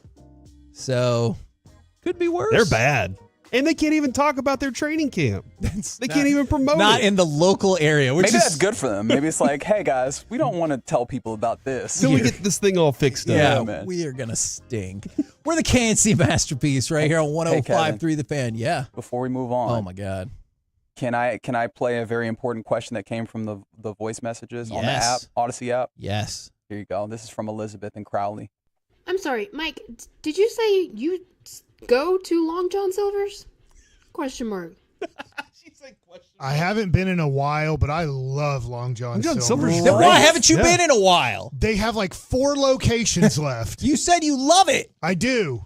Make more locations. I feel like if you go to a Long John Silver's on your app or on the map, you have a 50-50 chance of it being still open. Because you're not going enough, Mike. I guess it's up to me. All right. I saw one on the way down to San Antonio this week, and Dude. we stopped there. Mike's driving It was radius closed. outside of work is 15 minutes, and then he's like, that's so far away. Yeah, that's true. So There's one near my old favorite Tex-Mex restaurant, Cheetos, but that shut down during COVID. Thanks a lot, COVID. Shout out to Cheetos. Hey, I got a question about this. It better not be this text. Hey, Kevin, what's 2030 looking like? No, it's just the next 3 years. No, the little app feature that we have. Yes. What are we calling it? What's this thing called? Ooh, can we call it App Bat?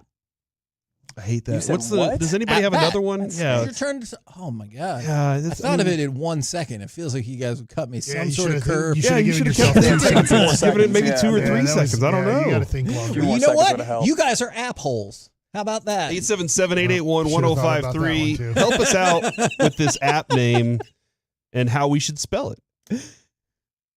Okay, great.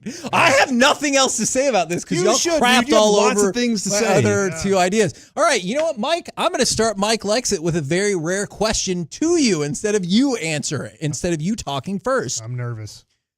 What is it that you love so much about Long John Silver's, and what did you get?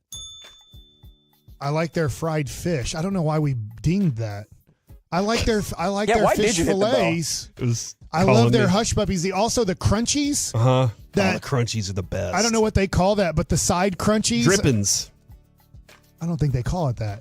But are you sure? I'm 99% sure I don't. I don't Hey, think Oh my can you give goodness, me some Mike. extra drippins? And they're going to be like, what the crap are you talking about? But if I say extra crunchies, they're going to be like, oh, the crunchy fried stuff that's on the great fish fillet. Extra crumblies. They're called crumbs. Crumblies. I was close. Yeah. From the 214 on the text line, Long John Silver's in Oak Cliff is completely remodeled. Look at that. Oh, Like near Hampton in Illinois, I believe, are the cross streets. I don't know. Yeah, I feel like that was a pretty Guess good. what, man? Oak Cliff, that's my hood. That's right. You ready for Mike Likes It?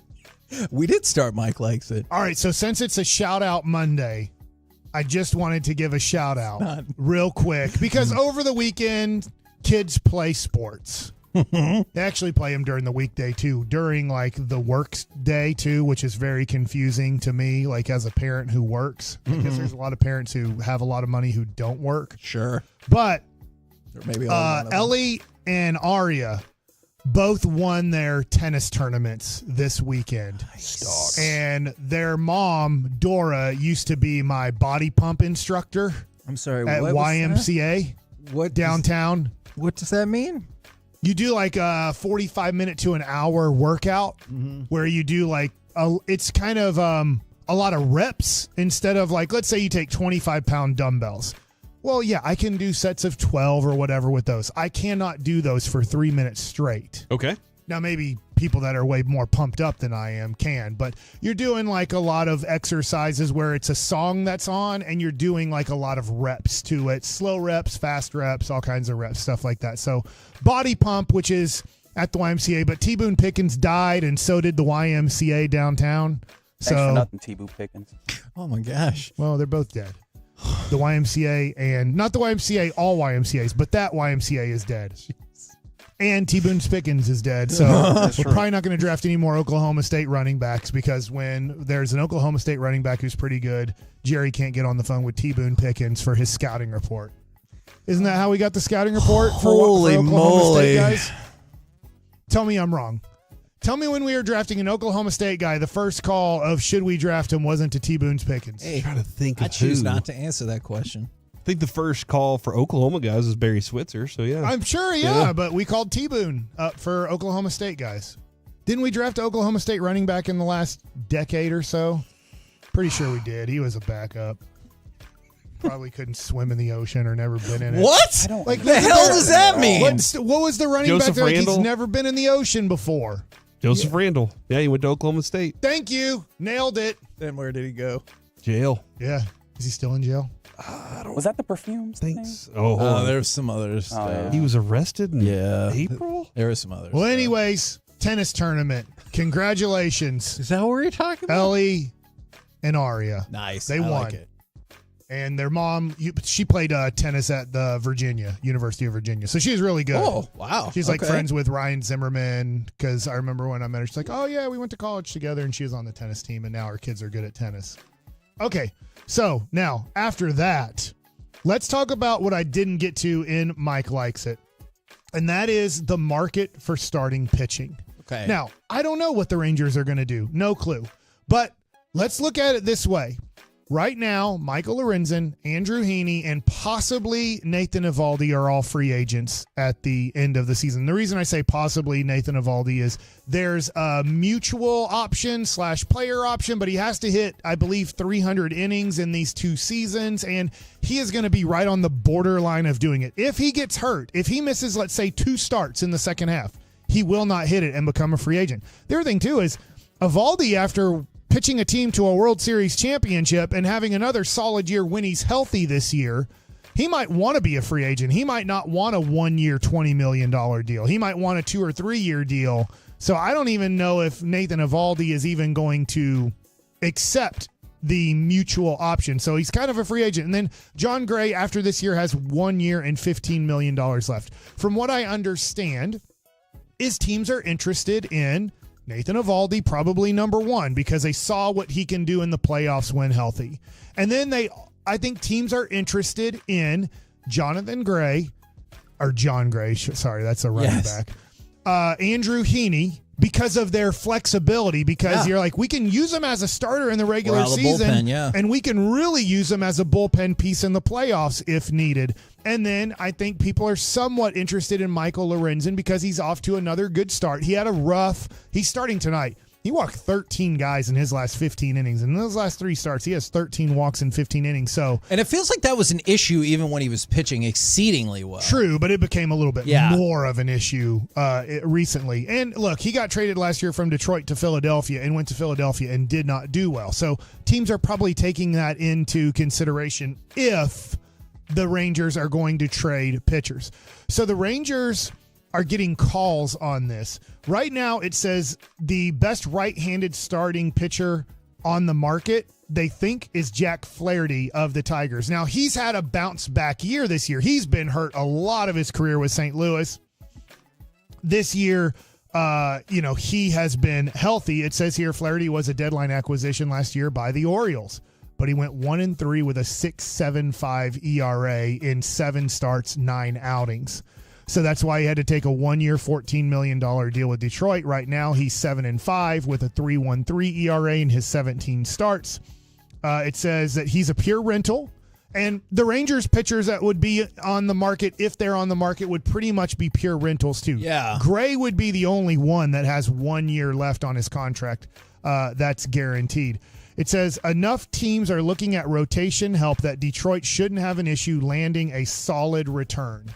Now, that's because there's not many starting pitchers on the market. Now, the one that is a stud, I should say 2 that are studs that are possibly on the market, is Jack Flaherty's teammate, Tarek Skubal, who's awesome. But you're looking at giving 4 premium prospects. You're probably off. You probably have to offer 2 of your top 5 prospects and then another 2 in your top 10 plus another nice throw in that they're like, all right, he's their 15th prospect. You're looking at 4 top 10 prospects and then probably 1 other top 15 prospect to get Skubal. If I'm getting him for 2.5 years, is it worth it? Well, and that's the discussion on Jackson Holiday plus a couple other prospects for Skubal. So the number 1 overall prospect is what Detroit's looking at possibly. Now, I don't know if he's going to be traded or not, but it seems like Baltimore is interested, and if they can't make a deal for Skubal, they are going to go to the team you're playing tonight, the guy who's pitching tomorrow, and go, what do we have to give for Garrett Crochet? Yeah. Who is having a great year, too. It says, although the White Sox don't have to trade Crochet, the question around the league seems to be when, not if, the lefty will be traded. Crochet will command a huge haul of prospects for the White Sox, who are already in the early stages of their rebuild after trading Dylan Cease at the end of spring training. So you do have 2 lefties that are huge on the market, but if the Rangers decide to deal, I have no clue if they will or not. They do have 4 starting pitchers, and this becomes probably a conversation we'll have tomorrow, is when you look at the Rangers' future rotation, you're looking at Jacob deGrom, if healthy. Yeah. You're looking at Tyler Mahle, who's coming back probably in approximately 3 weeks, if everything goes well with his rehab. Then you're looking at Dane Dunning, who's not in your rotation now, who's going to your bullpen today or tomorrow. You're looking at Cody Bradford, that when he's healthy, when he comes back, if he comes back, when he comes back, he's going into your bullpen, but would be part of your rotation. And then you're looking at Jack Leiter. So right now, I can't, John Gray, yes, he would be in your rotation, but I don't know. Let's wait till after the trade deadline is over to see. And then you have to go into the offseason, and that would be the Rangers picking up no pitchers in the offseason, which I assume they'd pick up a pitcher in the offseason with the budget they have. I don't know what marketplace they would be in. Yeah. But it's interesting right now. The Rangers, if you just look at starting pitcher and the market, if they decided to put Eovaldi into the market, he would be the best right-handed starting pitcher on the market, and by far. We could get a lot, Kevin. You could get for a rental situation. Nathan Eovaldi would get you something interesting. And then I'm just throwing this out there. If for some reason the Rangers were selling and you said you get Eovaldi and Andrew Heaney, we're going to throw in the lefty to up the prospect situation. Yeah. I'm just throwing it out there. That's the starting market. And so if you decided to become a seller, you could be getting a lot of phone calls. The 972 going to Long John's right now because of Mike, and I'm going to get extra crunchies. I've never seen so many texts about Long John Silver. Do people like them, or is it 50-50? Love. No, they like them. I think they're a great product, but obviously people aren't going for fast food fish. The healthiest fast food fish out there. Corey, I don't know. Or the chicken. I'm more of a fish fan. I don't know if this is doable at all. What? Maybe we talk about it at some point in the show. What are the brands that you thought were great and you don't quite understand why they're going away? Like, it could be a restaurant, could be a store, could be whatever. Yeah. That's a good one. Coming up next, it's time for the C Block starring Corey Majors. The brands you thought were great, but why are they going? No, actually, Kevin, the top 3 destinations of Texas, and we talk a little Cowboys questions next on The Fan. Question mark. The Chicago White Sox are in town to begin a 4-game series with the Rangers tonight at Globe Life Field. Hi, everybody. This is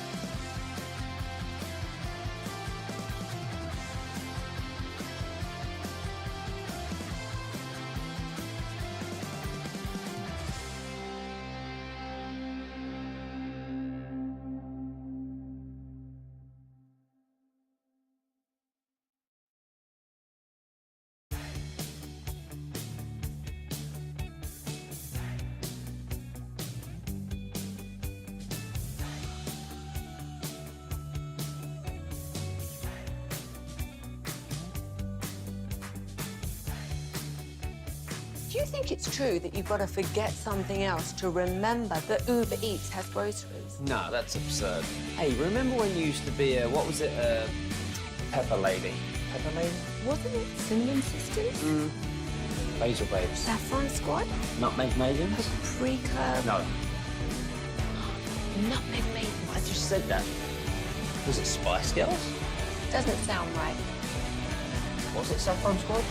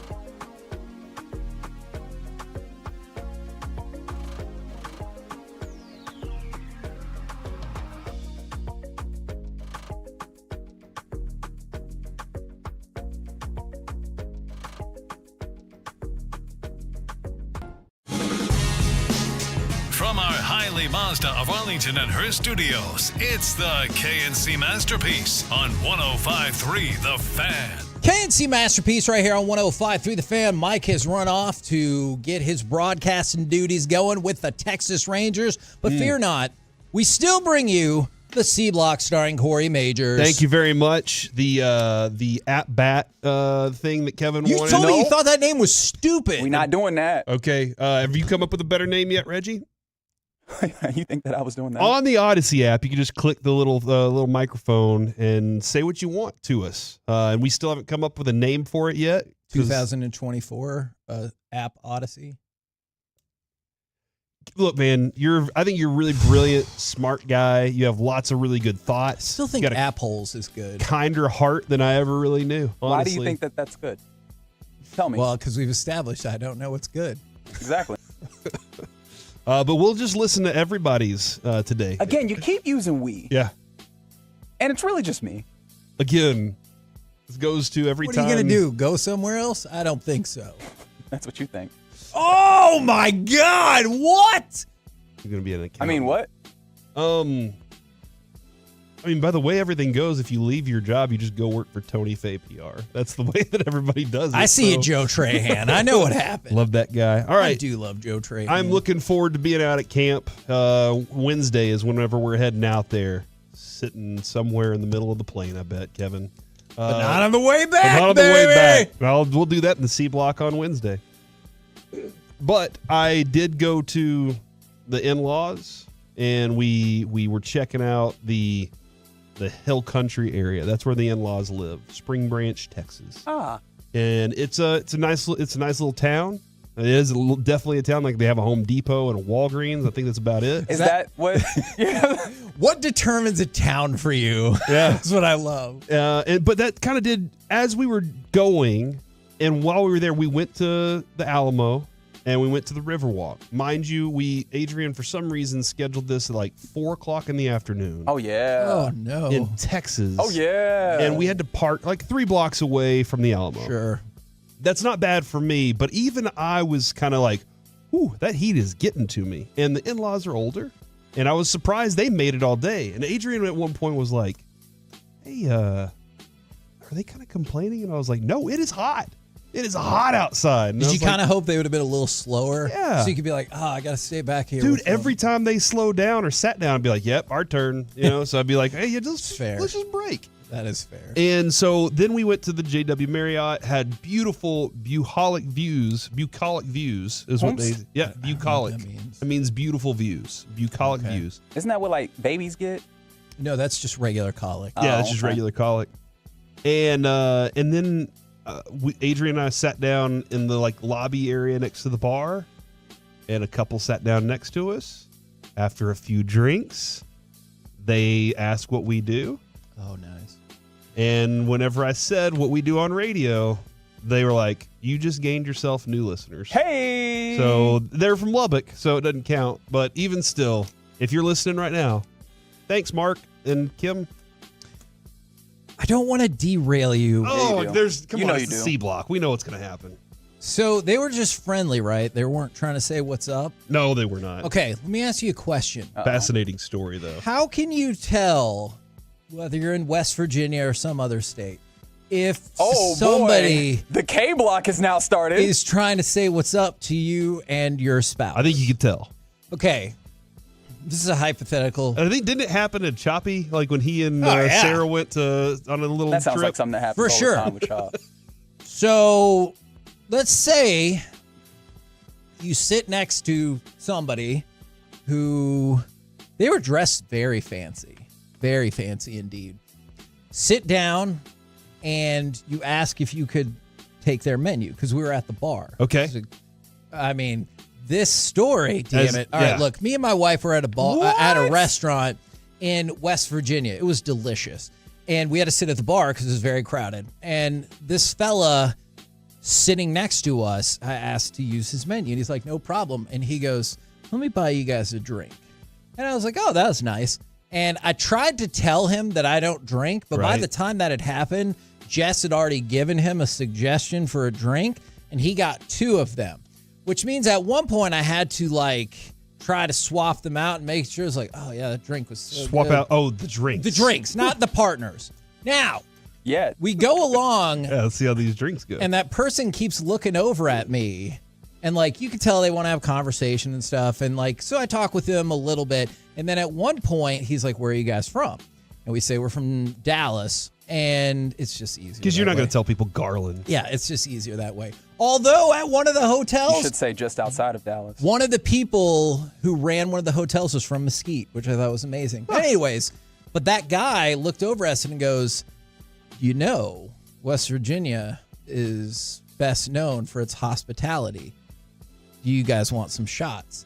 So when we walked out, there was other stuff too. But when we walked out, I asked Jess, did that illicit substances? Did that person want to hook up with us? And she was like, 100%. So I was just curious, like how you can tell for sure, because they didn't say like it's go time, but you know, I think if they want to, you'll know. It might have just been really friendly. Yeah. Sounds like Jess was confident though. Oh yeah, she was. See that positive. When you said the line of the hospitality, I thought he was totally going to say, you know what? What did you say? West Virginia. West Virginia is known for meth. No, what? Coal, I thought was where we were going to go. Country roads. That is true. We dropped the ball while driving into West Virginia Not by not playing the cranking song? that. Look, we dropped the ball. I'll admit that. So that brought me to the question of your top 3 destinations of Texas. What are your top 3 whenever you're like, man, you got to go to Texas to see this? What do you tell people that they need to go do? Because the Alamo, obviously, there's a lot of information there. Lucy she loved it. She wanted to learn. She wanted to read everything. We got the little thing. We saw Phil Collins' entire collection. No, not Phil Collins. Oh my God. We saw his collection because he's the biggest collector of Alamo stuff in the world. Is that right? Yes. Adrian was shocked too. She was like, I think Mike told me this. And did that's how not I know knew that. And so while we're there, there's this whole, and he does the voiceovers. Hey guys, this is Phil Collins. Let me explain. It was awesome. Did he do any singing involved? Yeah, it's Susu Studio. Nice. And so like we're doing all the things, and Lucy just loved it. And so I started kind of thinking, like, man, is San Antonio a real destination? It's a really beautiful place. It really has some bucolic views to take advantage of. What are your top 3 places? Because mine would be Hill Country area, lots of great views, Big Bend, and the Gulf Shore area. I love South Padre. I love being down there after the shark attacks. It's a little concerning, but Thought for sure you were going to say the dinosaur park in Glen Rose, in Cedar Creek or Georgetown. There's one in Glen Rose on the way through. There's all the fossils and stuff like that. So on our drive through was always there. So I do kind of feel like the Alamo is number 1. Now, depending on when you grew up, I'm sure for a lot of people it's like South Fork Ranch because of that makes sense. Yeah, but that might be depending on when you grew up. But I feel like every time I'm in San Antonio, I want to just stop by the Alamo and just check it out. I think it's a cool scene. I feel like obviously, as someone who is well versed in this, the State Fair of Texas clearly matters on this list. Yeah. Yeah. No, I think he's got okay. Hold on. You've never been to the State Fair of Texas. Not once. And yet you throw that out on your list. That's right. Why have you not been to the State Fair of Texas? I don't have State Fair of Texas money. It's my fault. It actually kind of is your fault. Yeah. What does that mean? One year I had a ticket and money for him to go, and I couldn't get him the ticket and the money at the same time. I couldn't. My mom was like, Reggie's never been. I will pay for his ticket. I will take care of everything. What a sweet lady. And I think I spent that money. Mm-hmm. Oh no. Okay. So I'm not sure. I think maybe I could. It sounds like you just said it was your fault. Six Flags Over Texas. Interesting. The actual Alamo's actually a lot smaller than you think. That's true. Yes, that is true. We had maybe the greatest though guide. We went into this one little area that's like a little church area, the most sacred of areas of there. And the guy gave the speech, and he's like, and 500. And I was like, oh my gosh, this is going to be good. He's telling the whole story. And I was like, this is fun. So that's a good little area. JFK. Maybe second best, unless Phil Collins was actually your Alamo that would tour have been guide. so dope. And he sang all of the notes. Yes. Yeah, I don't know. Sang all the notes? Yeah. Well, I mean, like Like the things that he would tell you. He the sings facts. Okay, gotcha. I just go sing all the notes, and then he's just like The book depository is interesting because I could see how you'd want to see it, but also how you'd be like, "Oh, that was so sad. Like, I don't want to go there." Yeah, no, I guess the get that Alamo is too. really sad too, though. So. Yeah, lots of bad things Why? happen there. What do you mean? We always remember it. Clearly, Well, that's good. Yeah. because we lost. What? Yeah. You know what? I'm glad that you said that. I stopped short of saying that because I know that's what happened, but it was all the bravery that everybody showed. Mm-hmm. While dying. But also, here's Hey, something. Shut up. I'm just clarifying. Father-in-law is like his great-great-great-grandfather is William B. Travis. Hell yeah!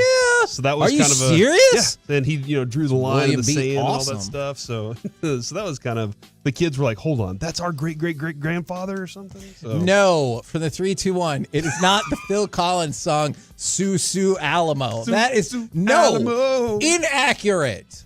Good one. All right. Before we go though, some Dallas Cowboys questions. Okay. Was last year for the Cowboys, was that what Cowboys fans can look at as an all-in attempt? That was actually and we're getting prepared to go through a semi-rebuild? Because nobody believes that they're actually going to walk away from Dak and all this stuff. Last year, though, they went out and they threw, hey, let's go get a cornerback that is a really good cornerback that might be at the end of his career, but he needs to be, he should be here. Let's go get another wide receiver to add to this. Their team was stacked, full of talent last year. They fell short. That is true. Corey, I don't want to throw you off. Can I play that other Steven cut? Yeah, when you absolutely. said nobody thinks the Cowboys are going to move on from Dak. I want to go to cut number 11, but this was the question. We go back to Scoop City. Are you confident Dak will get the deal done, and is there a deadline? Well, the answer to that question is we are optimistic that we can get these guys done. I know Dak, our goal is to get him done. And he knows that. We're having Let's just go and stop conversations. it right there. That is actually the part I wanted to hear. So that kind of takes away from the idea that this is an all-in season for Dak. You literally have Stephen Jones right there saying, yes, we would like to get this contract done. We would like to get all of the contract done. So that, to me, that takes away from the idea that that Dak is one of the components of the all-in season. Because if he has a terrible season, you just heard it. Like, ideally, I'm not saying that'll happen, but they'll have him locked up before the season even starts, which feeds into what I'm sure a lot of folks think, what I think. What Dak does this year, I do not think has an impact on whether or not they re-sign. Okay, all right. And I think he's going to give a good year. Dak's a good quarterback, whether or not you want to argue against that. I don't want to argue against that. He'll give you exactly what you need to see this year. I agree, but I think the issue is the Cowboys are like either way. Yeah. We've got a guy who's good enough. Yeah. Okay. Well, that's it for Cowboys questions for the day, Kevin, because other things have come in since. Oh no. Our friend JP said that you can go with him, Reggie, on to the state fair this year. He said first day's Military Appreciation Day, so it's free for him +3. So he will take. Oh, that's neat. That's our boy right there. He gave us his medal. During Mudbug Bash a few years back. Yes. He's a fantastic dude. Dope. And then yes. No, I just said it was dope. And then from the 903, a lot of tryhards were at the Alamo. And then from the 806, what? Can't believe you guys gave a spoiler. Some people may not know who won the Alamo yet. But how does that impact your life now? Were you going to go watch one of the movies? And be like, or go to the Alamo and read up on it, man. Now they don't have to. Now, would you love walking side by side with somebody who legit had no idea what happened in the Alamo, and they're like all learning it in the moment? No, yeah. What? They're just freaking out. They're like, how did this happen? Oh, this guy's a real leader. Look at that. He's wearing that hat made out of a raccoon. Man, I'm in on that. And that's the C block, ladies and gentlemen. We're the KNC Masterpiece right here on 105.3 The Fan. Corey, I'm going to give the option up to you. Do you want to go to more Cowboys camp questions, or in honor of the Chicago Bears, what board game or card game is most likely to destroy friendships? We'll listen to all the calls on the app, and then we'll see what they want to do. Okay, you better get moving. You're a jerk. Next, right here on the Fan.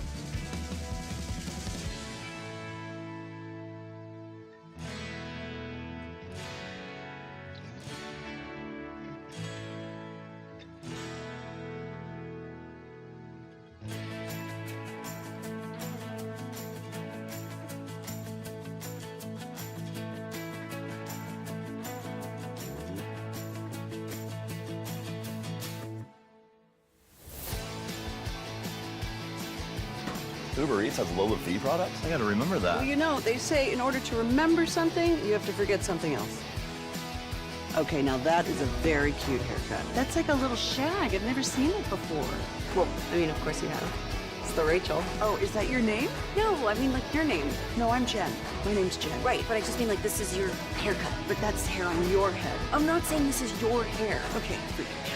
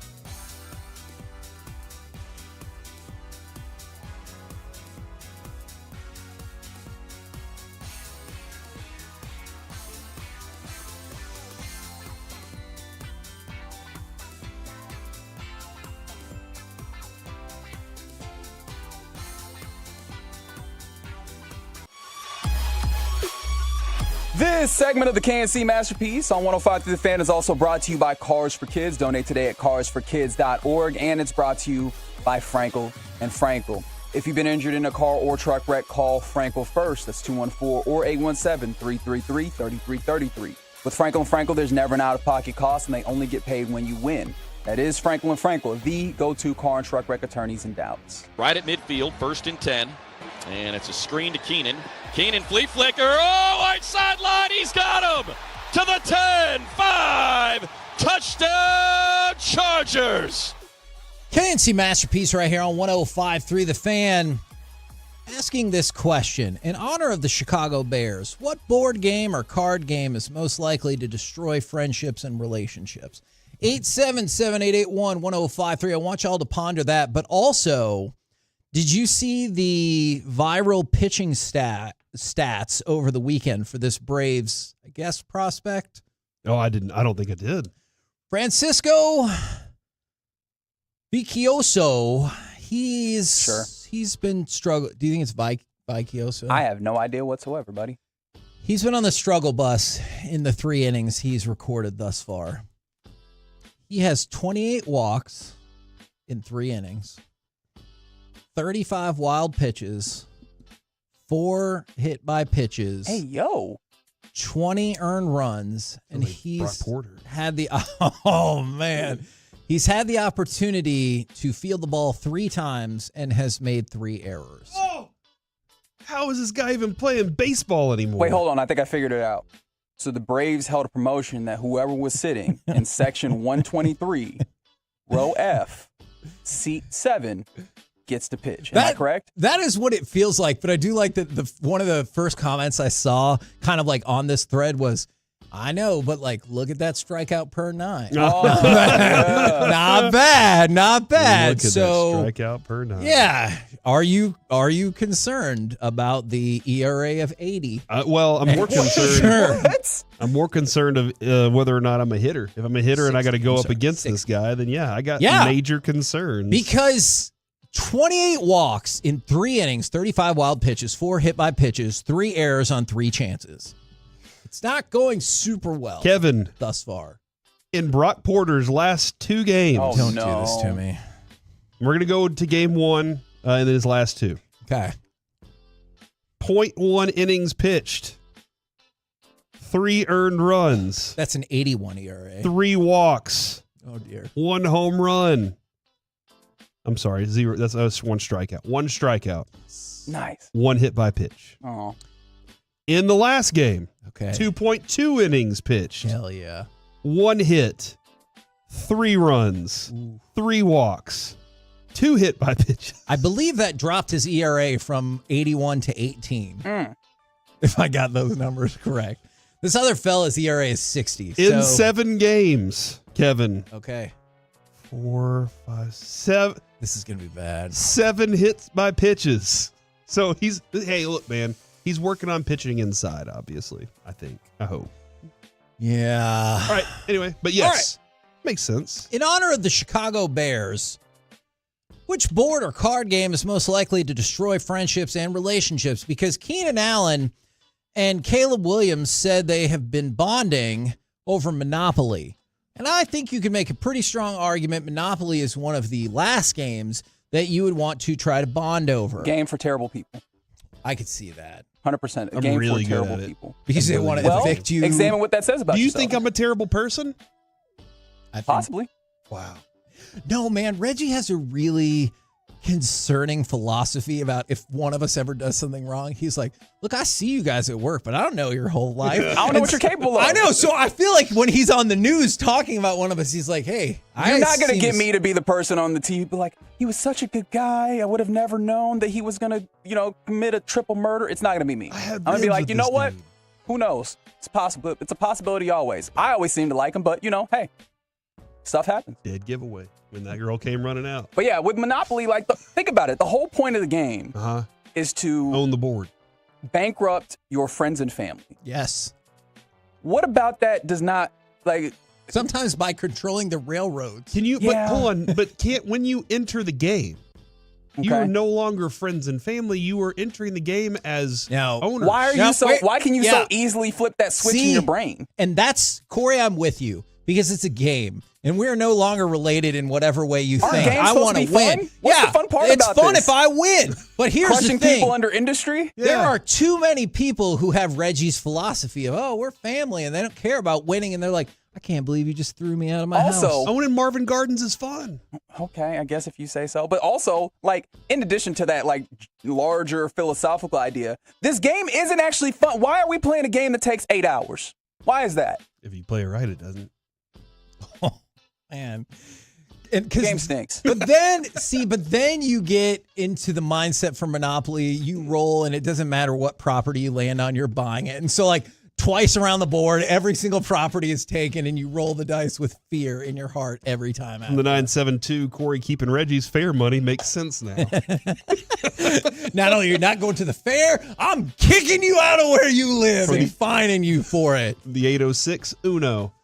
Lucy loves Uno. She has defeated me at least 4 times in Uno. Okay. And everybody, the thing that I think always breaks people and friendships is nobody really agrees to what the rules are before the game. Corey, you're a card game genius, because I have been in different Uno games where you draw 2 and lose a turn, where you draw 2 but it's still your turn, where if you have 1 card left and you can play, you have to play. When you say Uno is the most important time. Look, don't be that person.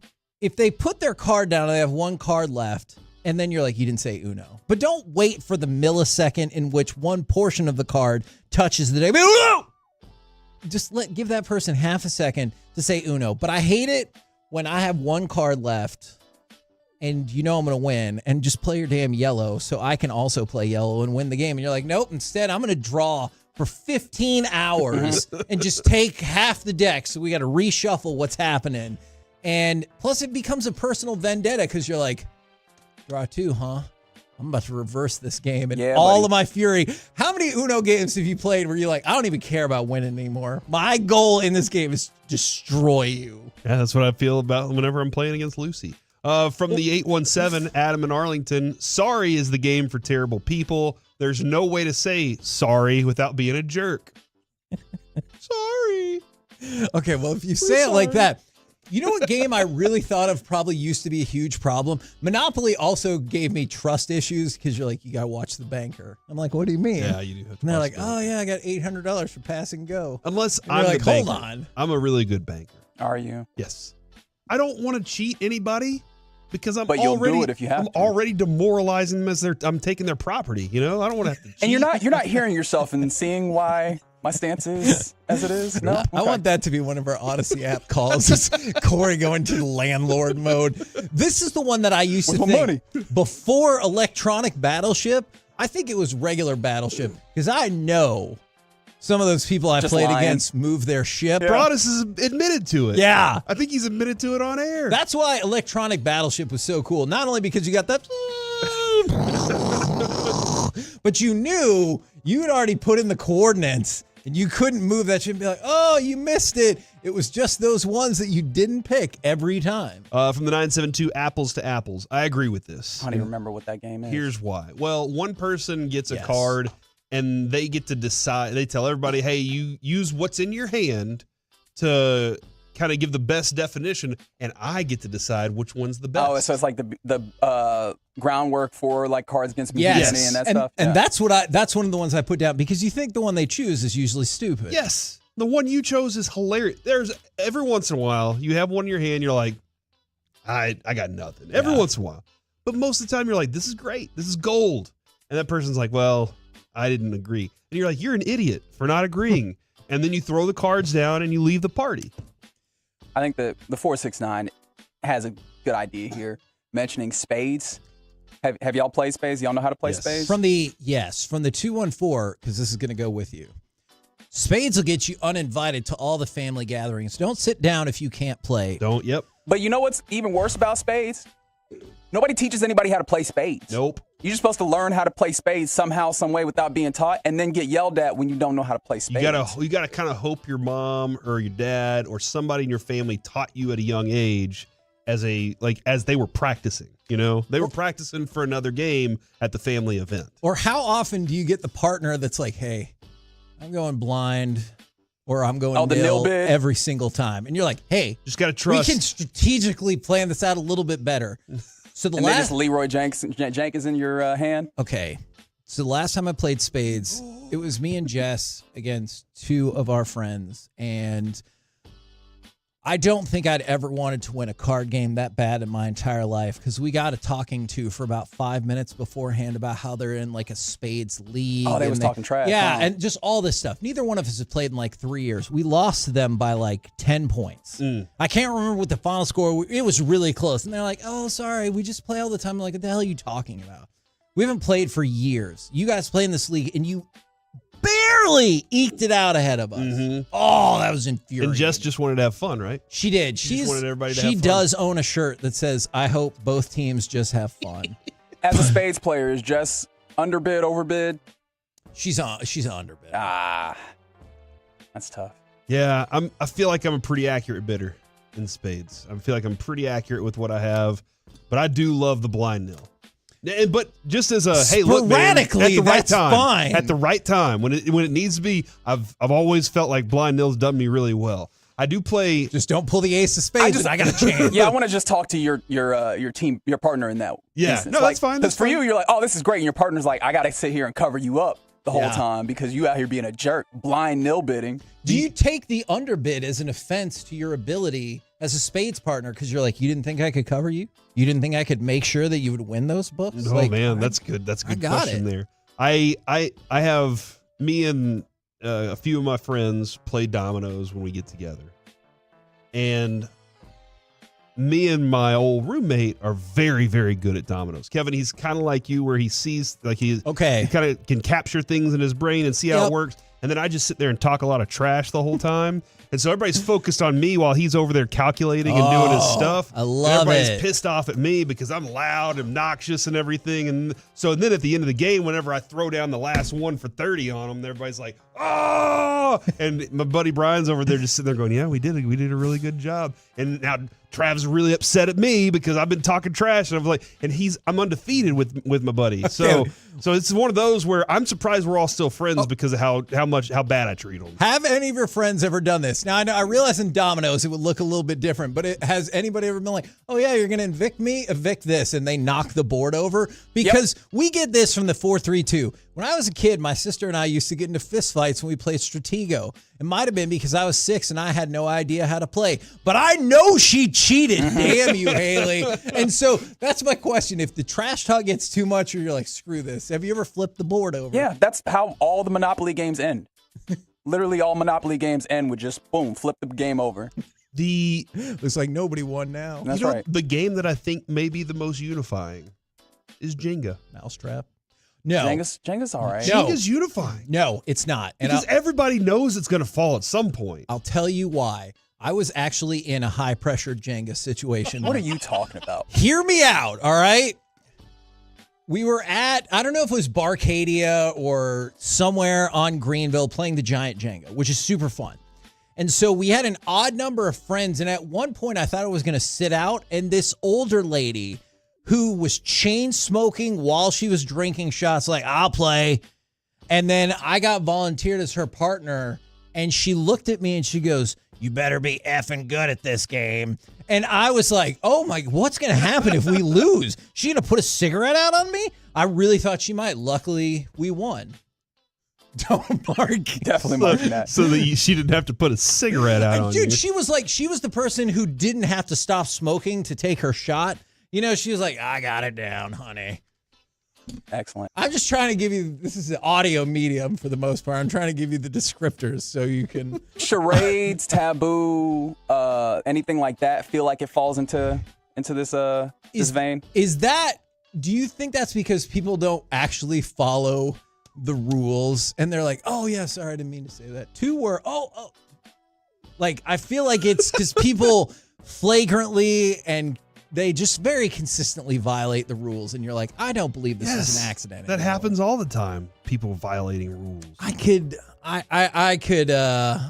definitely. Oh, for the 940. Hold on. Are y'all going to really talk about spades and not explain it? That's a good point. I guess that's how it goes. You got to just learn, figure it out, sit down, and play some spades. I didn't make the rules. I just abide by them. Yeah. Okay. From the 817, I go blind Nello 50% of the time. My family frequently uninvites me to events for this. Man, 50%'s a lot. Because that's the person who's like, hey, as long as I don't get the ace of spades or don't get queen and king of spades, I can do this. Like, I can figure out a way to win this. That's a lot of pressure. Oh, what about slapjack? Somebody brought that up from the 940.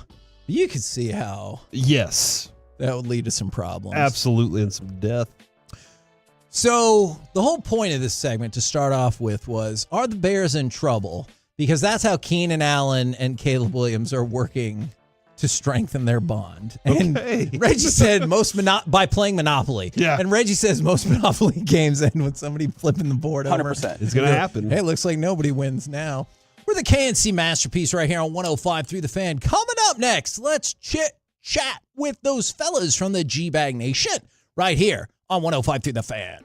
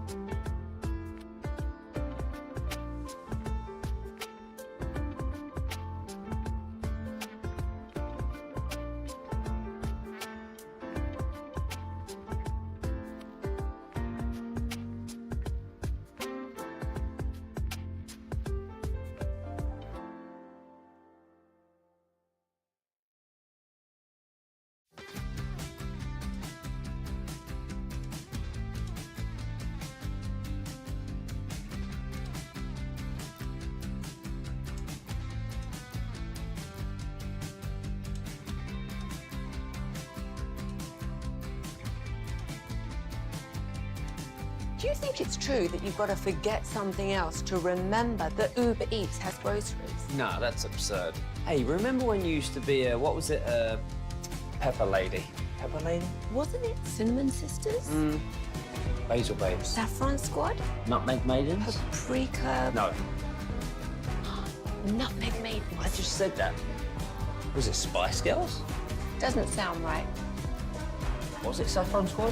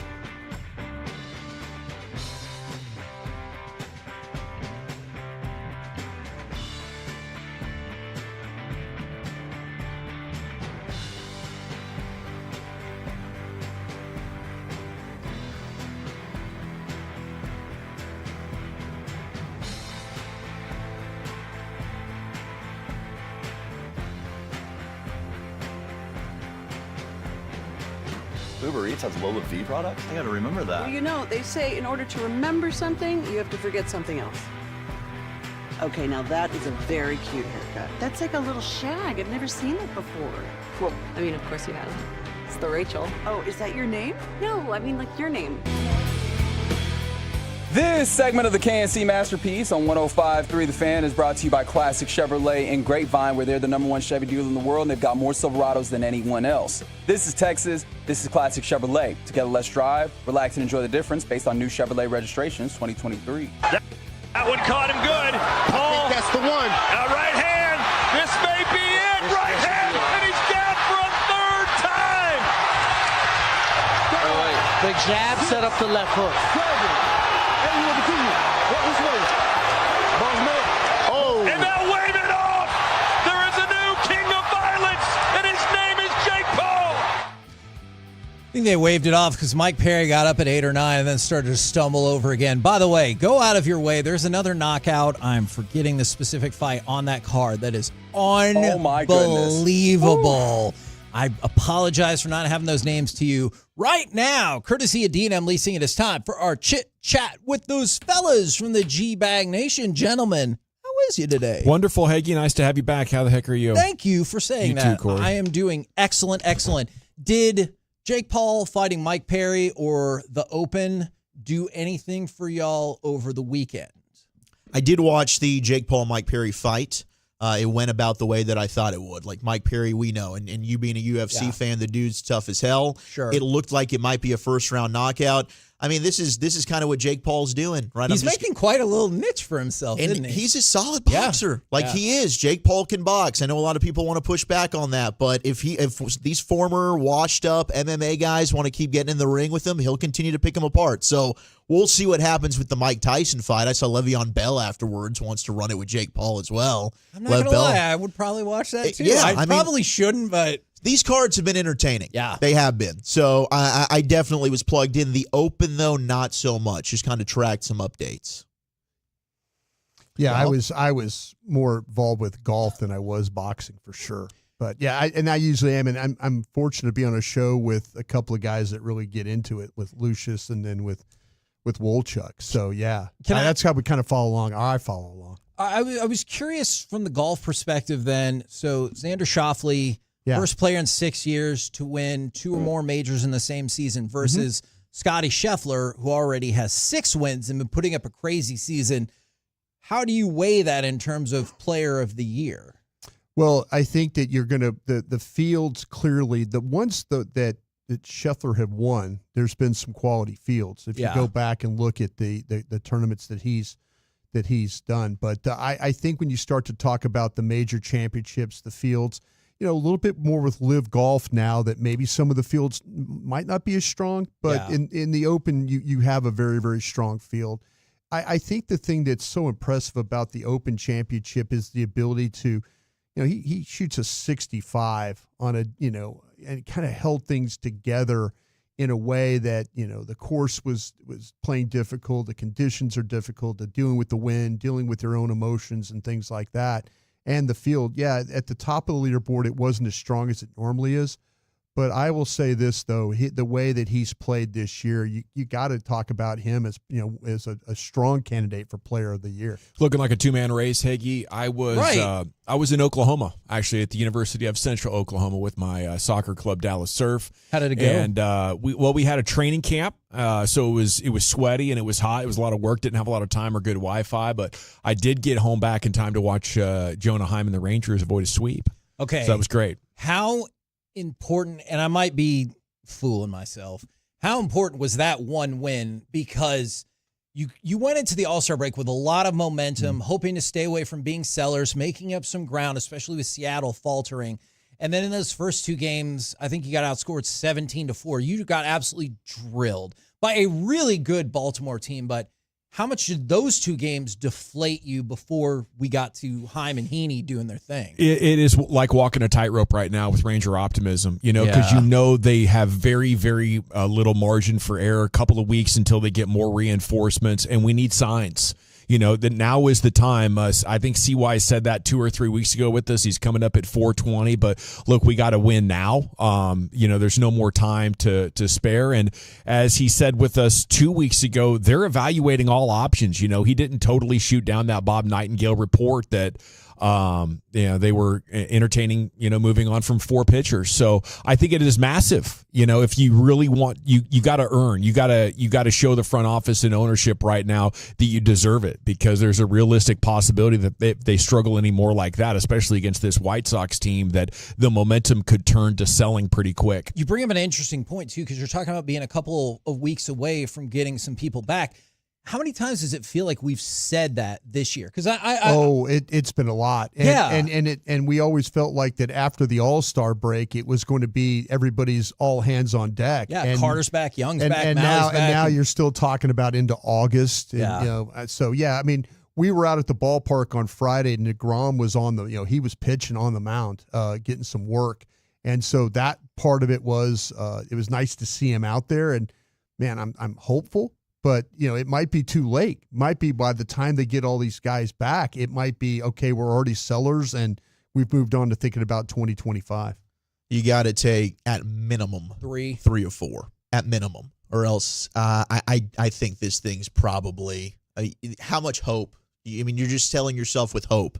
And the division is a big reason for it, right? You're still just 5 games back. Yeah. You're still in striking distance. If you're in another division, you've probably already realized, this thing's just not falling into place for us this year, but we still have a lot to be able to contend for next year. Maybe you sell and you go ahead and try and fortify more of your roster going into trying to win 2 out of 3 World Series. But the Orioles, I think, are the best team in baseball. Yeah. I think they're going to win the World Series, personally, as of right now, where it stands, unless the Rangers can figure some stuff out. So it wasn't demoralizing to lose those games. It was a bummer based on the pitchers you had on the mound, right? Yeah, with Eovaldi's outing, that was terrible. I thought you would have had a chance there, but to just lose the series wasn't something where I was thinking, okay, now I'm waving the white flag. This is the big one. The White Sox are a team, worst offense in Major League Baseball. You've got to take advantage of them. And you're absolutely right. This was I felt like they played better in Baltimore the last time these two teams faced than when we saw it here in Arlington. But I am encouraged by the game yesterday, the result yesterday. I think they can sweep the White Sox. And if that's the case, then now you got to find a way to go to Toronto and some other places and win some games. But for every game you lose, you got to find a way to win 2. And that just seems very hard for them right now. But I'm still on board with things, just because I keep saying this, the division. But then, the Astros and the Mariners are playing the Angels and the A's right now. I mean, we're the bottom feeder fans right now if those teams, but you can't afford, because you just expect the Astros and the Mariners to take care of business as well. I think you guys are really spot on about the division, because wild card, you're 7.5 back, which is not impossible. You got to win the division. You would have to jump 5 teams. Yeah. So whenever you're like, hey, we won. Well, some of those other teams probably won too. Yeah. What do you guys got coming up on the program today? Pure Gold as always, Heggie. Thanks so much for asking. And we will have CY, the Cy Young Show, at 4:20. Should be very interesting. Roll home with the G-Bag Nation. We have been the KNC Masterpiece. Make your way back with us tomorrow, 10 a.m. to 2 p.m. right here on 105.3 The Fan. Say app bat, Kevin. No, you guys hated that. We did hate that. And you hated app holes. We hated it. I'll think of something else that you guys will hate for tomorrow. I want to go get Rangers. Full KNC.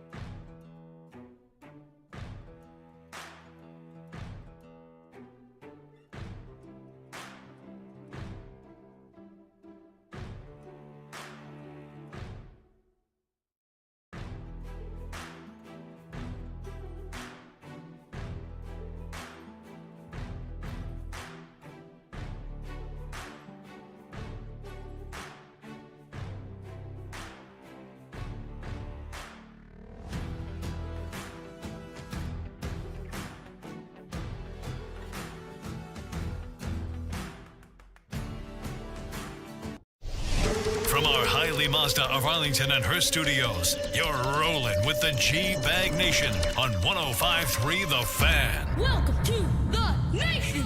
Here we go. It's hour number one of the G-Bag Nation on 105.3 The Fan. Thanks for making us part of your day. Hope you had a great weekend. General at your service. There's Broadus. Throwing heat already. Lucius Alexander is in the bullpen over there at Master Control. Wolchuk is in the house. And Carter Freeman is coordinating your video. You can watch us at 105throughthefan.com, Twitch, and YouTube. I think this is an annual tradition for the Chief. He likes to take a little 3-day weekend going into training camp, spend time with the family, play with the kiddos and all that. Get that family time built up. Yes.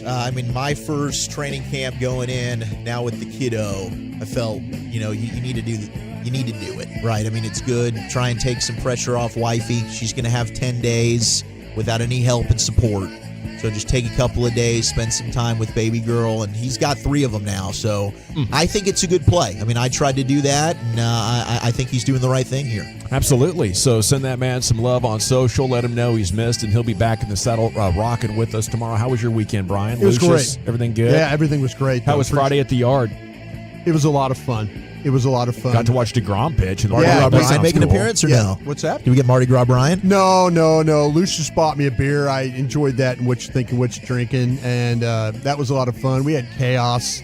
The show Chaos was great, and I'm sure Lucius will have us relive it coming up here in the G-Bag of the day, I'm sure. Love Chaos. But yeah, we had a lot of fun out there. It was nice to see the Tolos stop by and said hello, and unfortunately we didn't get the Rangers a series victory being out there on Friday, but always fun to be at the ballpark.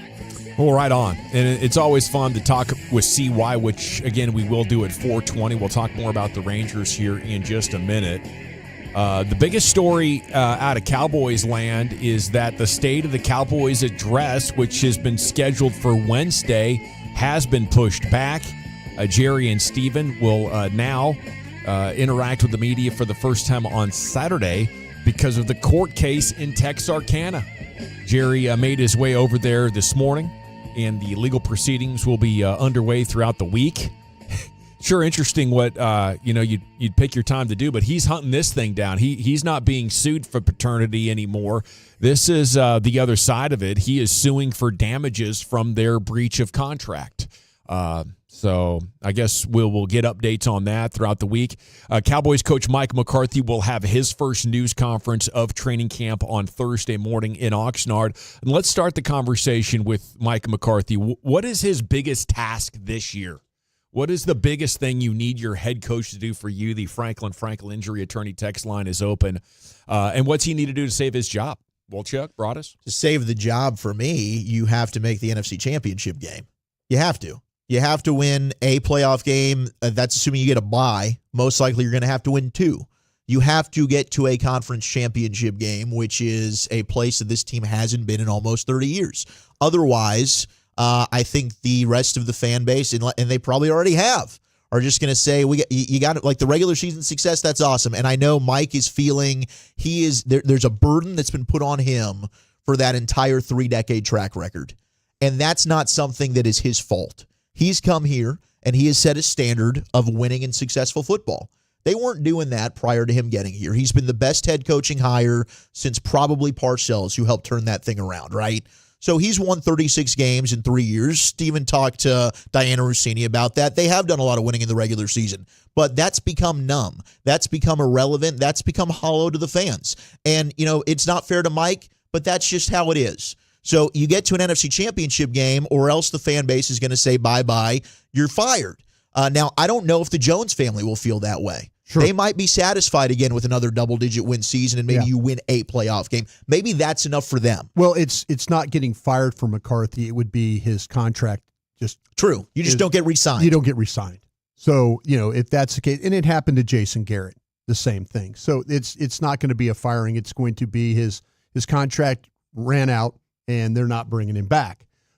What he can do, I think that, the simplistic thing to say is just what you did. It's about playoff success and all that.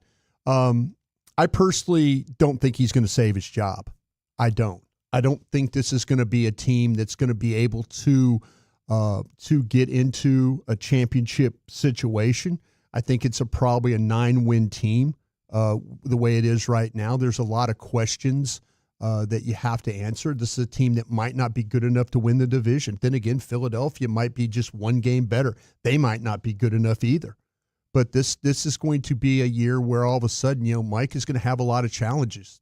Dak Prescott, a lot of challenges. There's so many questions and so many the way this thing is set up right now, it's set up for us to be this time next year talking about a completely different coaching staff, potentially a different quarterback, a different lineup, a lot of different things. It's set up for, to be honest with you, a lot of failure is what it's set up for. Yeah. Because if things start to snowball out of control, what is Mike McCarthy going to have to do to kind of get things? Mike is a good coach. The problem is, though, you're right. He's paying for the sins of 30 years of not having success in the playoffs. And that's on the front office, too. That's on the front office, but they're not going anywhere. But this right now is set up for failure. It really is. With the quarterback not, and I don't know, like I say, Calvin Watkins, I was talking to him this weekend, and we were talking about, because he tweeted out about a priority about getting CeeDee Lamb done. Getting Lamb done. And I'm like, hey, man, hearing this, all that. And he's like, yeah, there's some whispering going on about what. So that just tells me if that's the case, I think Calvin's a damn good reporter. And if he's telling me that they're putting the priority over the receiver over the quarterback, that's that kind of shows you where their mindset is. This could be quarterback being gone, and this could be very well the head coach being gone as well. I do wonder, and maybe them with the priority, maybe they know that Dak isn't eager to sign. Well, they know that Dak will be in camp, and they know that CD won't. 100%. That's really where they're at right now. But like we got the report, from that Ricky guy on Twitter who's been right about a lot of this stuff. Yeah. And Jordan Love, supposedly that there's a deal that could get done this week. Now that resets the market. If you're Dak, why do you care about signing? He doesn't. The numbers are just going up. Yeah. He's bet on himself before. He's won. Somebody's going to pay him next year, whether it's the Cowboys or another team. The benefit isn't waiting. So we can be mad at the Cowboys for not wanting to get this deal done, and maybe they should have tried harder to do it earlier. But if you're also Dak and Todd France, you're winning by not signing. Yeah, they're doing a master class that all players and agents should watch as far as how to be patient. Well, Jerry's fond of saying I have a high tolerance to ambiguity. He can let stuff sit out there, and he benefits from players being in their first major negotiation of their life and getting impatient. But Dak has never had that. Dak was a fairly matured executive mind when he walked out of college. He's just done a tremendous job with the business side of it. And when you're dealing with the player that has strength like that, if you insist on playing things out until the 11th hour, they're not going to go your way. You're hoping that they get impatient and want to do a deal, and that's just not going to happen with Dak. Well, we're talking about the Cowboys and wanting to do a deal. They might not want to do a deal. They might be playing this exactly the way they want to play this. A full major reset. Yeah. They're not interested, and we'll see, because the way it appears right now, they're not interested in getting a deal done. Well, the only thing that to me that would change all of this is if you can build a running game. And last year at this time, that was all the talk of, Mike McCarthy. We're going to get the running game going, and then they got into the season. We're like, holy crap, we can't run. Yeah. So you bring in two young, big, strong offensive linemen. If those guys click, if Mozzie Smith and Eric Kendricks can shore up your defensive running game along with Mike Zimmer running a more conservative approach instead of risky getting after the quarterback, maybe things could evolve in a way that could, save everybody and give them faith. I think this is coming at a perfect time because they haven't lost their star players, maybe unless you consider Tyron Smith one. Unless you consider Stephon Gilmore one, but really those are aging star players. They still have a lot of great players. So if they stay healthy, I think, this thing could change fairly significantly. But just as every team in the NFL, you need a bump from your rookie class. If you think you're contenders and you throw a blank like the Cowboys did in 08 and 09, guess what? Suddenly you're no longer contenders and you're rebuilding in 10, 11, and 12. Yeah. If you think, well, we're probably going to take a half step back, but you get two guys that make the all-rookie team, one guy makes the Pro Bowl, and a couple of others can be role players with you, then it can totally redefine how good you think you are going to be, and that's why it's so difficult to predict at this point how all these teams are going to do. So I do want to say, while I'm cynical critical or pessimistic about where this team is going. I'm open-minded, and I'm going in hoping to find great answers on at least 3 out of those 4 things. Yeah, I mean, I think they put all the pressure on the draft class, right? All they did in free agency was you bring in Eric Kendricks. Now, that's an upgrade. I mean, I think the linebacker core is going to be better, no question about it, with that addition. But they lost a lot of depth. So you mentioned their health. They're going to be very reliant to try and remain healthy. The NFL is a season and a battle of attrition. I think that you look at the depth chart right now, it's as questionable as it's maybe been over the last decade. They've got a lot of question marks, and a lot of guys are going to need to step up. But, hey, you hit on a rookie class. We saw it in 2016. You're thinking, oh, my gosh, Tony Romo goes down. Here's Ezekiel Elliott, best runner in football. Here's Dak Prescott. You hit on a left tackle and a center. All of a sudden, now your offensive line's much better. Now it doesn't really matter as much who your running back is because you're opening up room, opening up holes. You can average 4 yards a carry. Yeah, that's a remedy for success in the National Football League. That can give you some optimism. I think they're resetting this whole thing. Well, that would make me excited as well. Yeah, I think I might rather have that development than the Cowboys start 6-2 and get us optimistic. Yeah, I would rather have them start 2-6 and be heading for a clear cut. Yeah. And maybe evolving. But I do want to say, while we're evaluating Mike McCarthy, I don't think he's the worst out of the. If you're looking at front office, coaching staff, and personnel, right now Mike looks the best out of all those. He's a guy that's been to the top of the mountain, 3 straight 12-win seasons after 2 decades of inconsistency. It's your front office more than Mike or more than this roster that's preventing the great success that this franchise deserves. I don't think Mike McCarthy is worried about what's going on with his job right now because I think, you look at what he's doing a good job. There's been some teams like, Carolina hires Dave Canellis. Look at all these coaches that have been hired. Raheem Morris. I'm sorry, no disrespect, but Mike McCarthy's resume and record is much better than any. If you start to talk about coaches, and we always use the word retread coaches and stuff like that.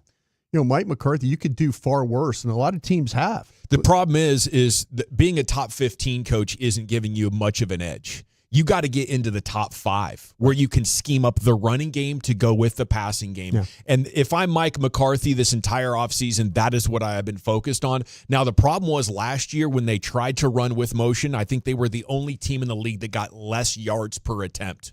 So their players didn't know how to execute it, which, puts a massive emphasis on it. And I think even if they decided, hey, this is the direction we're going, I don't think that's fixable in one off season. Mavs are bringing back Spencer Dinwiddie on a 1-year deal. What kind of a role would you have for him? What is he a bench player until there's an injury? Is he part of the regular rotation? What do you think? Yeah, I think he's more of a 6-man. I mean, that's a guy that right now can give you some quality minutes as a guard when you sit Kyrie and Luka. Right, you sit one of them, now you can slide Spencer Dinwiddie in, who we saw defended pretty darn well during their Western Conference Finals run. He's a guy that can create his own shot. He can create for others. I think he's a perfect third guard behind both Luka and Kyrie. So now, you look at how this team is turned over. The starting rotation projected to be Luka, Kyrie, Clay, PJ Lively. Your bench, Dinwiddie, Grimes, Najee Marshall, Maxi Kleba, Daniel Gafford. That is a team that can stack up and play with anybody. You are now really good with your starting 5, and you are a deep team. And Hardy, And Hardy, sure. What do you need? Do you need an elite ball handler in Hardy who can get creative? Do you need Dinwiddie? Do you need defense? There's a lot of tools over there on that bench to solve a lot of different problems that opposing teams are asking. Rangers got the 3-run bomb ski from Jonah Heim, salvaged the final of a 3-game set with Baltimore. I guess we only beat them in the playoffs, which is fine with me. Sure. They're back in action tonight against the White Sox at the Globe, and Lorenzen will be on the hill out there tonight, 6:30 pregame. Beltre had a great speech. The top moment was with Elvis. He said he thinks I'm forgetting him, but I'm not.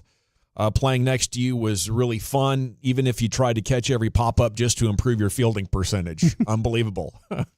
Panda Beltre. What a great. It was cool to see his smile on center stage. Retiring Joe Pavelski said goodbye to the Dallas Stars. I've been one of the lucky ones, as he's now officially done ski and sailing off into retirement. A fantastic career, and what a ripe age to retire at. Yeah, I give him a lot of credit, too, because the regular season was a nice one for him. And you get into the playoffs, and the further that series went, the more difficult it was for him to make plays. And you could tell that, sometimes these players don't realize when they need to step away. Yeah. And he was the one guy that always had the right perspective, how he's helped the young guys. all the stories about, the young kids that he's, had his home and things like that. But he's always done it the right way. And he knew, he saw how the series went for him. He gave it one more run. It didn't turn out. But, when you start to talk about the great American-born hockey players, his name will always be in the forefront. 100%. Congrats to him on a great career. And before you know it, we'll be back talking Stars with you. FC Dallas striker, is it Petar Musa, added to the MLS All-Star roster. So congrats to him. He came over here in February from Benfica in Portugal, and he's crafty. He's fun to watch. Salute to Xander Schauffele winning the British Open for his second major championship. All righty, it is the G-Bag Nation here on The Fan. Have the G-Bag of the day coming up at 2:30. 5 storylines on the Cowboys next in the nation.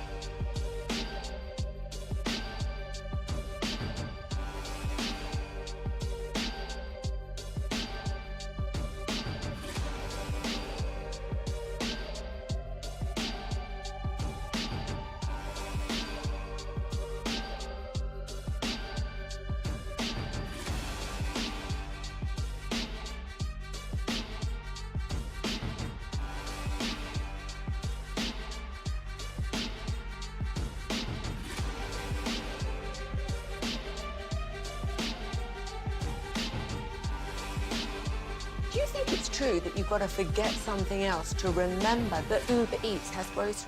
No, that's absurd. Hey, remember when you used to be Pepper Lady? Pepper Lady? Wasn't it Cinnamon Sisters? Basil Babes. Saffron Squad? Nutmeg Maidens? Pre-curb? No.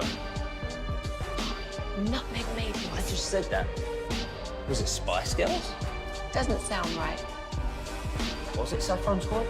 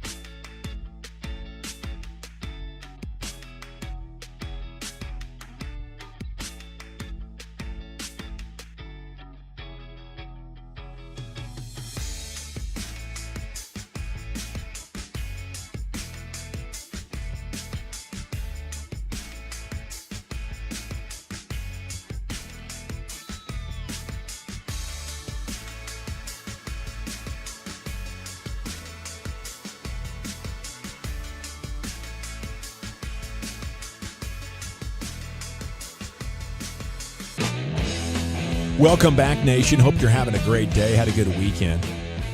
I've been catching up on Dexter 16 years after the fact, and I think I identified the moment last night, late in season 4, that people bailed on that show. I'm not gonna spoil it for anybody that's waiting even longer than I am, but I was like, oh, that's what we're doing? Yeah. You know, when these shows that are so fond of killing, when they kill off a main character, it can totally ruin the show. Like, I walked away, I think, the very episode that Glenn got it in The Walking Dead, like 6 or 7. I'm like, okay, we're done here. Yes, I thought that's exactly what I thought of as you were talking about this. Like, The Walking Dead is the one show. I'm somebody that even if I'm really not liking it, I started it. I've got to finish the journey, see how this ends. But The Walking Dead lost me, and I probably hung around like an extra season or 2 even after that, and I'm like, what am I doing? Why am I wasting my time with this? But Dexter's one I haven't watched. I've heard great things. Eric's one that's tried to campaign to get me to watch it, but he even said the same thing. Like, there is a period where it starts to just kind of lose itself. Dawson, just be honest. You got tired of watching the show, and you quit. Well, I think I did quit last night. Yes, I got tired of watching the show. It's over. I enjoyed it, but you were so enthusiastic. Had a good run. They were giving me love story like 3 episodes leading into this, and then it happened, and I'm like, no, I don't. See, that's I don't what think I can do anymore. I would, and it stinks because me and my wife, you know, we actually have a show for the first time. I think Game of Thrones, and she's gonna look at me tonight and like, you ready for some Dexter? I'm gonna be like, sure. I'm gonna be fiddling with my phone. Okay, I thought this was the, you know what, I've kind of identified the point I'm checking out. In reality, you're like, I'm just getting tired of watching this, and I'm going to do might something. Be it. That might be it. It might have run its course. I think it's probably run its course. I was just looking for a catalyst. And you're kind of letting us know, you know, and you don't have to. You don't have to let us know that you're hating the show now. But, you know. You say I'm ruining a segment here? No. Talking about this? No. I think that you're being honest and vulnerable with your feelings, and I appreciate that. Thank you. I think he's tired of the show. He clearly stated that, yeah. Dawson could go full tilt on something and just completely hit the wall at 200 miles an hour and stop. Hey, he did give me the Shogun recommendation, though, and that thing was badass. And if my experience at the Team Texas driving school is any indication, it'd be at about 138, Brian. 138? I wouldn't get up to 200. Yeah. I almost got lapped in that whole thing. I kept thinking about the wall. I learned a great amount of respect for race car drivers that day. The cojones it takes to fly down that straightaway at 190 and yank it left and believe in the physics. I'm surprised because I give you credit for that time when we were in Arizona and it was raining where you couldn't see and you took a van with no windshield wiper. Yeah. Show. Yeah. I'm pretty sure we can call it a day there. Oh, here we go. I might fast forward to the end just to see if they tie it together the finale. Decently. Yeah. Okay, Zeke's return is the number one storyline here from the morning news. I'm interested in this. Now he's the veteran. There's less pressure on him. It's a different environment, and I think we're going to see the best of Zeke's personality. You know, he'd been slowly unraveling that thing for the media to see the super fun side of Zeke that he almost always just shows to the players. I think we're going to get super fun Zeke for everybody now. Can people text in yes or no if we'd like to have Zeke as a weekly guest? Okay. Can we do that? Sure. Just yes or no. Yes, 1053. you like to hear from Zeke every Thursday, or no, you wouldn't want to hear from him. Here's our rules for our weekly guest. It was, Tank and Amari Cooper and Zach Martin. They just can't be under a rookie contract. Yeah. It's some weird rule with the NFL. And Joe Looney was really good. Joe Looney was and great. it might end up being Zach Martin again, but just spitballing here. We got to figure this thing out, and we're going to have a chance at camp to like interview these guys, like interview them in a way of like, hey, listen, this is not good enough for our show. And we had a lot of fun with Zeke the last time we got to visit with him at camp. Yeah, we've had a lot of fun with a lot of the players, and I think Zeke might be my pick if I had to pick from all those veterans. Obviously, Dak, if that's doable. Yeah. Oftentimes the Dak quarterback, nice. Doesn't get much. That's your Tom Brady, right? 1 yes and 5 no's. Okay. Oh, wow. Okay. No, 2 yeses now. Okay. 2 yeses. Now we're rallying with the yeses from Tolo Tiffany and the 817. It's just different when you get an official player show. Right. As far as the energy of it, it's a one-on-one. It's a weekly. You build a little bit of a relationship. I understand like those huddle interview scenarios with Zeke that historically hasn't gotten the most out of him. But I think if you go back and listen to the training camp interview we did with him last year, you might be a little bit more encouraged. I was just interested to see if if folks will be interested in Zeke on a weekly basis. 817 says, introduce Mardi Gras brought us to Zeke, and y'all will hit it off fine. Yeah, there we go. Dak or Zeke, says the 214. If not, Diggs. Yeah, Diggs is a strong candidate as well. We'll give you updates on that as we get closer to a partnership and agreement. Team chemistry is interesting. Hooker, Parsons, Tank. Remember the Tank interview from the Super Bowl with Stephen A. Smith? Yep. Mm-hmm. Where he's talking about we were tired. So I think it's definitely been an off season that would say could set up for a toxic type of environment. And we'll see how much follow-through we have on that, or if they're going to come together under Mike Zimmer and play the best defense we've seen. That might be my most exciting thing. Like, you're taking a lot of talented personnel who are playing aggressive, trying to fire gaps. You couldn't get them to play discipline. Now you have a coach that's going to be like, hey, we might not get all the sacks. We might not go for every football, but we're going to play more discipline. And with all that talent, I think it has the potential, especially because it's in line with how the better defenses are playing now. Aggression is out. As defenses have figured out a way to sort of get the ball out to mitigate your pass rush. And now it's, it's more about making you pay for your mistakes. And as you saw with the Cowboys last year and their losses, it can be very, very powerful. The second-year jump and the bounce back, we're talking about Mozzie Smith and Luke Schoonmaker. Which of those two second-year players do you think is going to do it here? That's so critical. They really need to both find of them. They need both. They do. I think the tight end spot is actually pretty strong with John Stevens coming back. But man, they had Scooney was brought in here to be an A+ blocker. He didn't look like the same player that was playing at Michigan. I'm sorry. I take a lot of pride in not always right about my draft stuff, but I take a lot of pride in looking at, if I don't know a player, I'm going to keep watching until I learn. And I saw Michigan running the football with some physicality, and I didn't see a physical play. And I just didn't see improvement. Yeah. Even Hunter Lipke, we talked about blocking not as strong, so you started to see improvement. He went from half season. Man to being square, and when I mean half man, hitting half of the defender, and then he became more of a square blocker. But man, I'll tell you what, they need Mozzie Smith to be big time. They have to have Mozzie. They really need him to be big time. Both those guys playing good would I just do wonders for my optimism. The rookies is the fourth thing, and then contract talks, yada, yada, yada, is the fifth, with Dak and CeeDee obviously taking center stage. There, it's time now to go into the Pimp Cup. And here's Lucius with your G-Bag of the day. Yeah. Sure, I got my situations right. How's everybody doing here on a Monday? All right. Okay, well, we last left off. We had a lady that caught a couple in the pool trying to smash in the community pool in broad daylight. Rock-a-bye, baby. This is a day 2 for it because we did not get to do Friday's G-Bag of the day. Wait, what? Yeah, it was. You didn't get to do G-Bag of the day on Friday? Nah, it was chouse. It was chouse. It was chaos for sure. No. So let's get into this lady real quick. It was chouse. Hey, I definitely just called security on the both of y'all nasty asses while you out here done took your dirty ass panties off in that nasty ass water. That's so disgusting. Kids get in that damn pool. You need to put your nasty ass panties back on, jump your ass back over that balcony and get the out that pool, because that's so disgusting. All the places you can have sex, you gonna choose to have sex out here in the damn pool? Yeah. That's so nasty and dirty as in a chlorine pool. It's okay, I took your video and security is on the way. She had to take the video, though? She had to take the video and tell security and then post the video online so knuckleheads like us on the radio in Dallas can play it. Yeah, it's crazy, bro. Man, in their defense, I don't think the swimsuits take away any of the nastiness that's on the human body. No. When you go into the pool. Not at all. Like I'm saying, I'm not even mad at them. They would have did that past midnight. I couldn't get mad. Yeah, it's just a daylight It's just the daylight situation. Yeah, not tripping, kiddo bro. can come over there, and it's risky. Lane Kiffin, I wanted to play this on Friday, but he kept the receipts on Paul Feinbaum. He did. Here we go. Kept the receipts. Talked to him straight to his face. I was going through deep depression over this incorrect guilt that you tried to lay on me, which preceded that move. Had something to do with Southern California.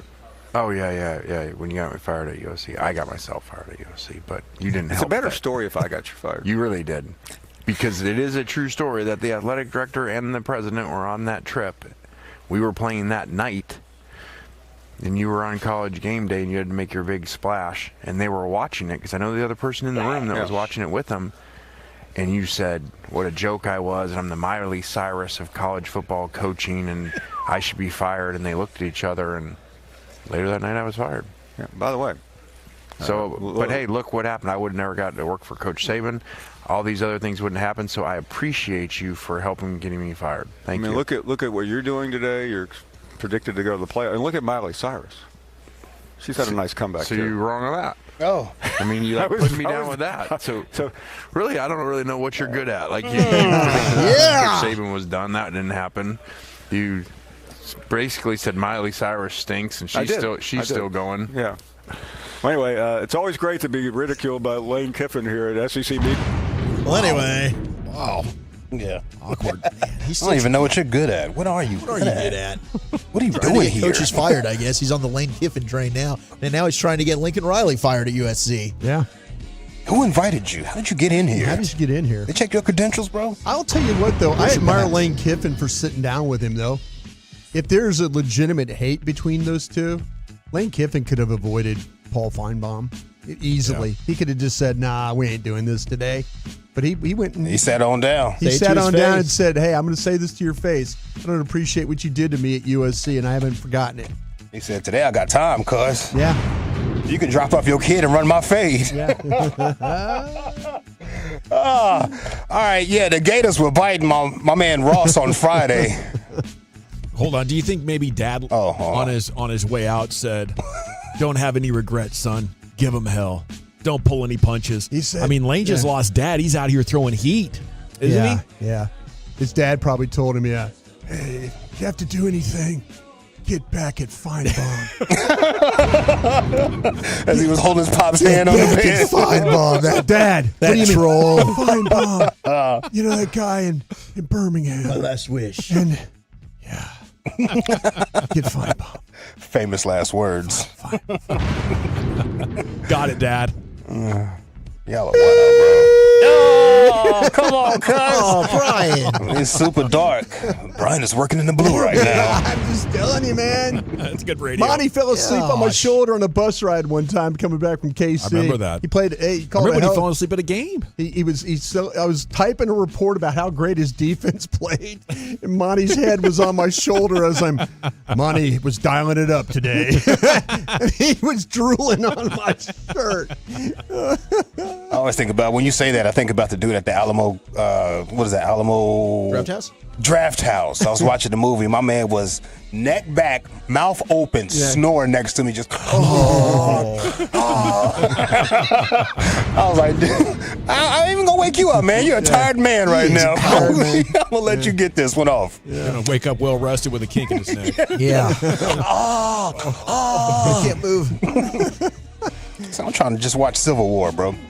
The Gators got onto Ross because I was out there at the Texas. I'll probably never be able to leave the studio ever again. God, it's nice having you out, Lucius. Yeah, he tried to play audio. It didn't play. My intro was off. Just everything was terrible. Shout out to you, Ross. But this is how the segment ended.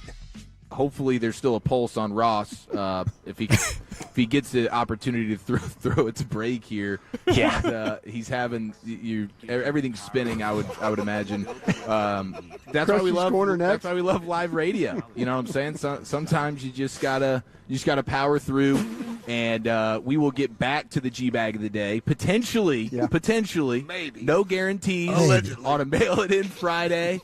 That was a historical G-Bag of the day here. Appreciate you rocking with us live at Globe Life Field. It is the G-Bag Nation. Brian Broaddus is going to give us a Krusty's Corner for the ages coming up next. Guys, coming on Monday morning on Sean and RJ, how did the Rangers start off the second half of their season against Baltimore, and a Josh Abbott band ticket giveaway during the Expressway. It's a Monday morning with Sean and RJ. Somebody got to read? We good, Ross? I'm sorry. Oh, gosh, no. No way. No. Ross has been here like 6 months, hasn't he? Yeah. Wow. Reg, what's up? Reggie. All right, fellas, so the cutting off the tees, that was Ross. Coming back from break, that was actually me. I thought that y'all had a read. I came in to help him out. And so the last part was me. I will take that. Ross already had a tough go of this, so I have to that's take a a teammate. little. He didn't sell you out, man. He didn't sell you out. No. Reggie came in and helped out. Yeah. So I didn't realize that he had cut off the tees. I thought that he had somehow cut off what was like supposed to be a live read. So that last part, that was Reggie. That was me. I'll put my hand up. It's a teammate right there, Reg. And Reggie's wearing, I think, the best Texas Rangers hat I've seen in a long time. What is this? What edition is this? That's exactly what it is. Yeah. One of our great listeners, Rachel Ring, made sure to grab me one. Yes. And so Nice. Really sporting it because it looks great. That's beautiful. That's very cool. All right, fellas. Well, thank you for that update, Reg. Yeah, shout out to Reg. Came to shoot my man some bail, didn't he? Shot Ross some bail. Yep. But now I'm going to play the whole segment of G Back in the Day for LA Live in there because you have to hear it just construct and crescendo with that ending right there. I can't wait. Last one before I get out of here, man. Yeah. Yesterday was a church day. I pray you got your blessing. Shout out to my pastor, Dr. Pastor Freddie Haynes, and Reverend Ike. Yes, I watched some Reverend Ike clips on Sunday, to get my mind right, and I seen some Tolo's names in the likes. Okay. Reverend Ike, yeah, I'll see y'all out here. All right. Spreading the good word. Yeah, get your visualization and your meditations and your manifestings. For that money. For the money. For that money. Real quick right here. This is for Woolchuck. I'm pretty sure you'll like this one, dog. Thank you. Maybe you need to forget all these lies. We need to start focusing on the truths and principles found in the Bible. Yeah. Happens to the best of us, man. We need to fart. That is a fact, though. Yeah, that is a fact. Maybe you need to forget all these lies. We need to start. Yeah. Fart start. Genius, indeed. Is it the couple in the pool? Is it Lane Kiffin? Is it Chiafalo vamping through a Gator Fest in the Pimp Cup? Or is it the farting preacher? They destroyed Ross, too. I mean, they had each and every body part. They didn't even have to, fight over body parts. It was just enough for all the Gators. Oh, you got to hear him talk, too. He had no idea what was going on. You guys what? Gonna have to cut that Gator open and put Ross back together. Yeah. Death spin got him. I'll vote for the farting preacher, Lucius. How about you? Oh, wow. Where was I? I'm going with the Gator situation, I guess. I don't know here. Yeah, I'm going to go with the chaos that was our guy Ross, and I love you, Ross. Lane Kiffin gets a vote today. By a score of 2-1, and your new G-Bag of the Day champion. It is the G-Bag of the Day from Friday. Okay, coming up next, it's time for Krusty's Corner, brought to you by Reliant Air Conditioning. Brian, what you got? Yeah, I got a scouting report on a couple of defensive tackles I think you need to know about. We'll do that next.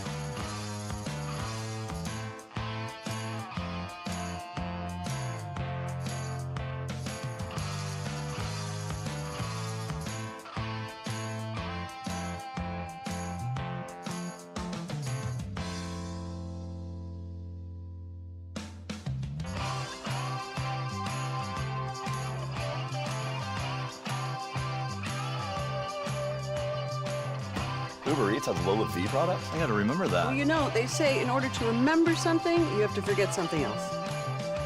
Okay, now that is a very cute haircut. That's like a little shag. I've never seen it before.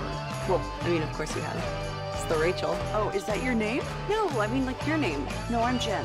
My name's Jen. Right, but I just mean like this is your haircut. But that's hair on your head. I'm not saying this is your hair. Okay, freak me out.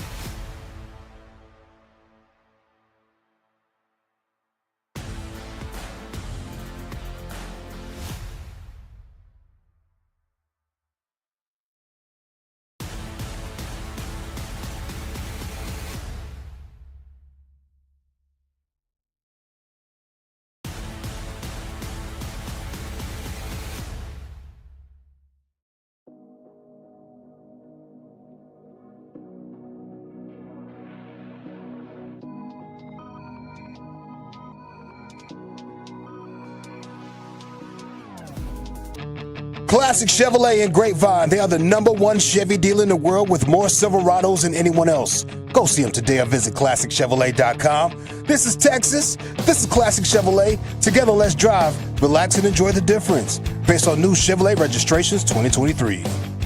Yes, sir. Welcome back, Nation. NFL News of the Day is coming up at 3 o'clock. It's time now For Krusty's Corner, brought to you by Reliant Air Conditioning, gimmick-free AC repair and replacement. Here's Broadus. Thank you very much, Jerome. Thank you very much to Reliant as well.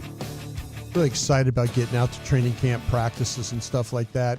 I sat down today and got back into watching. I hadn't watched the film since the draft coverage. Been a few months. Been a few months of kind of taking a break from that. But I wanted to take the opportunity to look at a couple of defensive tackles.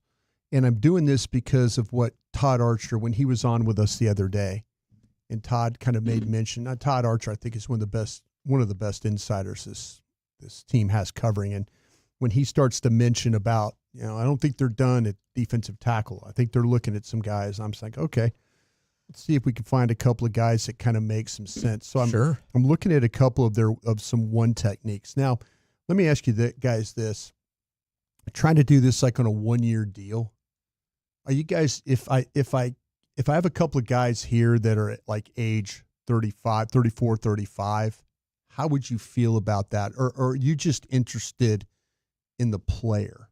Like, the age is not a 35-year-old one technique. Not worried about that. I believe in old man strength, Brian, especially at that position. Yeah, I think that they're so right now that's such a thin position.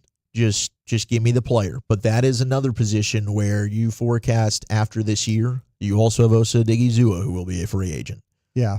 And that is a position that is getting paid. Yeah, I mean, and we talked about the whole thing with Mozzie Smith and him hopefully giving you something this year. But I took a look at Linval Joseph today, and I was interested in him. And I also took a look at Nick Williams, who was with the LA Chargers. Okay. And both these guys, Nick Williams is 34 and Linval Joseph is 35. And I'll say this about what's interesting about Linval Joseph is that similar size to what you had with Hankins. But again, Hankins is 32 years old and Linval Joseph is 35 years old. He's going to be 36 years old when this season gets going. He'll be in the season. He'll be 36 years old. So I was just kind of like, you're like, okay, same type guy is what you're looking at. Just a little bit of an older guy here. Yeah. And me personally, I mean, they had their reasons for why they did with the Hankins. If you look at Pro Football Focus, and I was just curious what the grade was. They had him as a 50 as a run defender, which is, it's a decent grade, not terrible, but you look at Linval Joseph, they've got him as a 33 run defender. With Linval Joseph, actually, they have him as a better pass rusher than they do a run defender. But what's interesting about Joseph as well, you're going to get about 18 snaps a game with this guy. You're going to get one tackle, a couple of assists. He's 6'4", he's 329 pounds. His best grade, his best game that he played this year, according to Pro Football Focus, I watched, was against the Pittsburgh Steelers in the playoffs. And he dominated that game. I mean, he was, when you start to talk about, they really had no answer for him when it came to handling his power, his ability to play square, to not get moved. He was throwing their centers, their guards around. It was impressive. I watched the Dallas game. That was probably his next best game for his grade. Did a really good job. Biotish early in the game had some success against him. And then later in the game, Biotish had no answer for him. And it was a decent battle between him and Tyler Smith. I mean, there was two men going at it pretty good there. Kansas City was another game that I watched, and Kansas City had their way with him in this one. So I tried to watch teams. They've got two really good guards. Yeah, and a center. Yeah, absolutely. Creed Humphrey. Yeah, Creed Humphrey. So, but what you got to remember about Linval Joseph is some of his best seasons he's ever had was for Mike Zimmer when at the Minnesota Vikings. Yeah. And so that might be something that if they're looking for a one technique, but again, here's a massive inside guy. Like I said, 329 pounds. He was outstanding against Pittsburgh. I mentioned that. He threw their centers, their guards around. He was active. He was physical. He had a little bit more trouble against Kansas City. He wasn't as dominant, but he was really, it was good battles I mentioned with him and Tyler Smith. He's got the hand placement is outstanding with him. He can control blockers the movement, the effort, all that stuff is still there. You're looking for a guy that's not going to get turned or pushed out of the hole or scooped or reached. No, he's not. That's not his deal. He's going to stand there. He's going to hold the point of attack, and he's going to be able to allow the backers behind him to run. But he's just not going to kill grass. You know, when you look at currently what they've got at defensive tackle, you got some grass killers. This guy is he's going to move his feet. He's going to get down the line. He's going to extend. When's he get into trouble? Having to cover space? Yeah, well, what happened was there was one time where Dallas had a play where Pollard got past him. Like he was just a half step slow of getting, like the ball came outside of his shoulder and he couldn't get over quick enough. Pollard was able to beat him to the hole and get past him, so he couldn't make the play. So what could have been a play for no gain turned into like a 6-yard gain.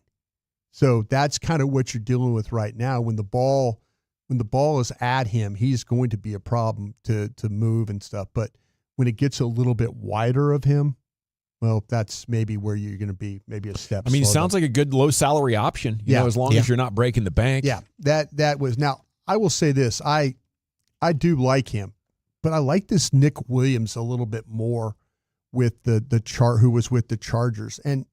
And he's a 310-pound guy. He's 6'4", 310. He's a 34-year-old guy I mentioned. Overall grade of a 60 from Pro Football Focus. The run defense is better. The pass rush is really good. You know, you're going to get probably 19 plays from him. Oh, excuse me. You're going to get he had 18 solo tackles. 24 snaps per game. His only sack of the year was against Dallas. Wow. Was the only sack he had all year. But he's a pretty good run defender and a pretty good pass rusher because he's not a 329-pound guy. He's 310 pounds and he plays like, is that what we call like a heavy nose? He'll play head up or he'll play to the inside like the one technique stuff. So you'll see him play head up and then you'll see him play inside shoulder of the guard. And he's actually does a pretty good job. Again, not as big as weight as what Joseph is, but he played some of his best games against really good competition. And so I mentioned, the Dallas game. I mean, Dallas, they had a hard time handling this guy, but the movement is good. He's active. He doesn't get stuck on blocks. He's got initial quickness off the ball. So he gives you something coming across where Linval Joseph's a little bit more of a stand-up, kind of a two-gap find and then go. Interesting. Nick Williams is more of an up-the-field type of a player here, but he's strong enough to play that nose guard if you need him. I think that you got to stay square. He does a good job of that. He fights to get off blocks, and he can get movement. And I think that when you start to talk about guys that take on blocks, but can also give you a little bit of pass rush, can control blockers in front. I think those are the types of guys you need to look at. And again, he's 6'4", 310 pounds, but he plays a lot bigger than that. So that might be a cheaper option for you when you're starting to talk about these veteran. If Archer's saying, hey, they're looking at veteran one technique type guys, Joseph, Nick Williams would be two guys I think that those names might come up when we're out there in Oxnard. Sounds great, Brian. Thank you, sir. Thank you. Krusty's Corner every afternoon, 2:40, brought to you by Reliant Air Conditioning. NFL News of the Day is coming up. Well, Chuck, what do you have in store for us? New deals, surprise retirements, and the triplet rankings. That's next in the nation.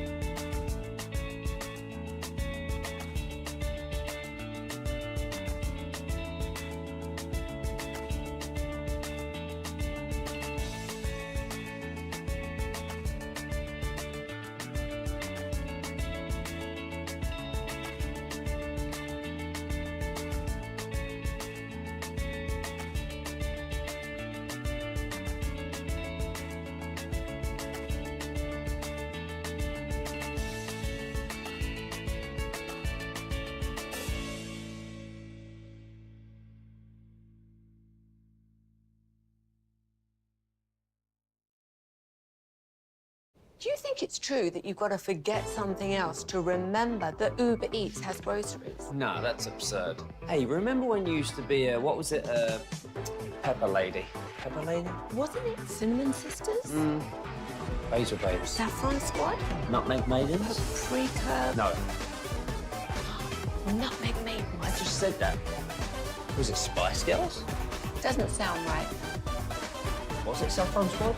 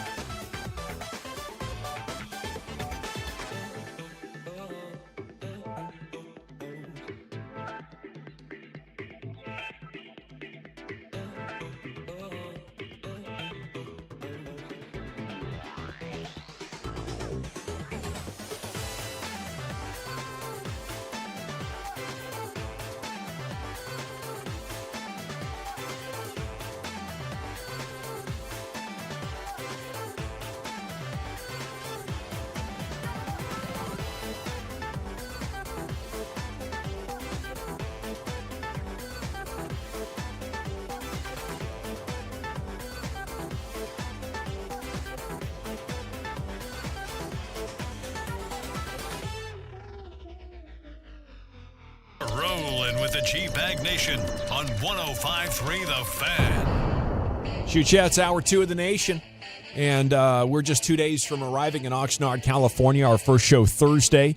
Jerry and Steve going to address the media on Saturday. If you're looking for that, Mike McCarthy presser Thursday. Coming up here in about 20 minutes. We got the top 10 a little early for you today because Chris Young, Rangers GM, is coming up at 4:20. It's time now for your NFL news of the day. Here's Wolchuk. Well, the big headline is that the Packers and Jordan Love may be nearing an agreement on a contract extension, but until it is done, the starting quarterback will not participate in practices or any games this preseason. So he's out there with the team. He was seen via video walking onto the practice field with head coach Matt LaFleur, but he will not be practicing until said contract is done. Very possible that gets done this week, which could make him the highest paid quarterback in all of the National Football League. We'll see what that number ends up coming into, but they'd be crazy for that. Yeah, maybe, yeah, but it seems like that's just kind of the way that the business goes at the quarterback position. You have a guy think is your franchise quarterback, he gets the most. Yep, I mean, Trevor Lawrence, it happened there. So next up is Jordan Love. I mean, for those that don't think that these quarterback salaries impact one another, it seems like that's just they absolutely do. Yeah, I mean, you can think however you feel about the quarterback, but that's how it goes. Until a team doesn't pay a guy $60 million. Yes. Until and again, the Cowboys very well could be the team, but Dak Prescott, could absolutely get a deal, in 2025 with somebody else. Somebody else might pay him that if you don't want to pay him that. If they don't, and then again, I mean, it's a little bit of a gamble. But I think there's somebody who's going to draw the line on these quarterback salaries. I think they are. I think they're going to say, listen, we just can't continually, we're just because the market says we have to pay our guy $58-60 million, that somebody's going to do that. And I think Dallas might be the first team. Dallas might be the first ones that say, no, we can't do this. We're not going to do it. And I think Miami's trying with Tua. I mean, the reports are that they've hey, Tua, we can't pay you top of the market, right? Like we're willing to play ball. We'll give you a fair deal.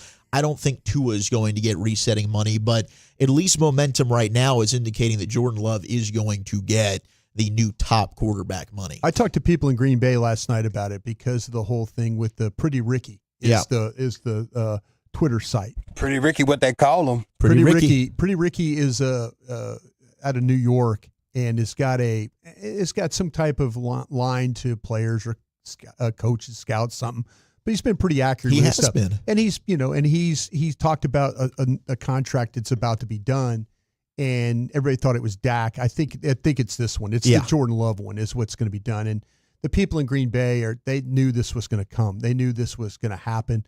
He's likely going to play on a $10 million contract, his current contract this year, and then a 4-year extension. So they're going to have him basically for 5 years. Sure. Is what they're looking at right That's the right thing to do. At the end of the rookie deal, if you like your guy, give him the next contract. But that's where the Cowboys are now at the end of the second one. And if you're not getting serious momentum or there's not signs that he can be a difference maker, he's just a good regular season quarterback right now. I would fight hard if I was in Green Bay. Like, sir, we have this year, we have the next year, and then we're into franchise tag. So we have 4 years of control. We can go year by year. Yeah. We can't set the market for you. Like what the big contract is it's buying out your risk. But there's got to be a win from the team's perspective as well. Because now we're assuming all of the injury risk. Mm-hmm. We could go year to year. You don't want to do that. So what percentage off the top of the market is that worth to you? In my mind, it's somewhere between 10 and 20, depending on the player. Yeah, the quarterback salaries they're getting crazy right now. But, I mean, Jordan Love his arrow's pointing up. I mean, he's ascending right now. He played well in the postseason for them. It doesn't happen. Like, these teams don't want to win the championship that bad.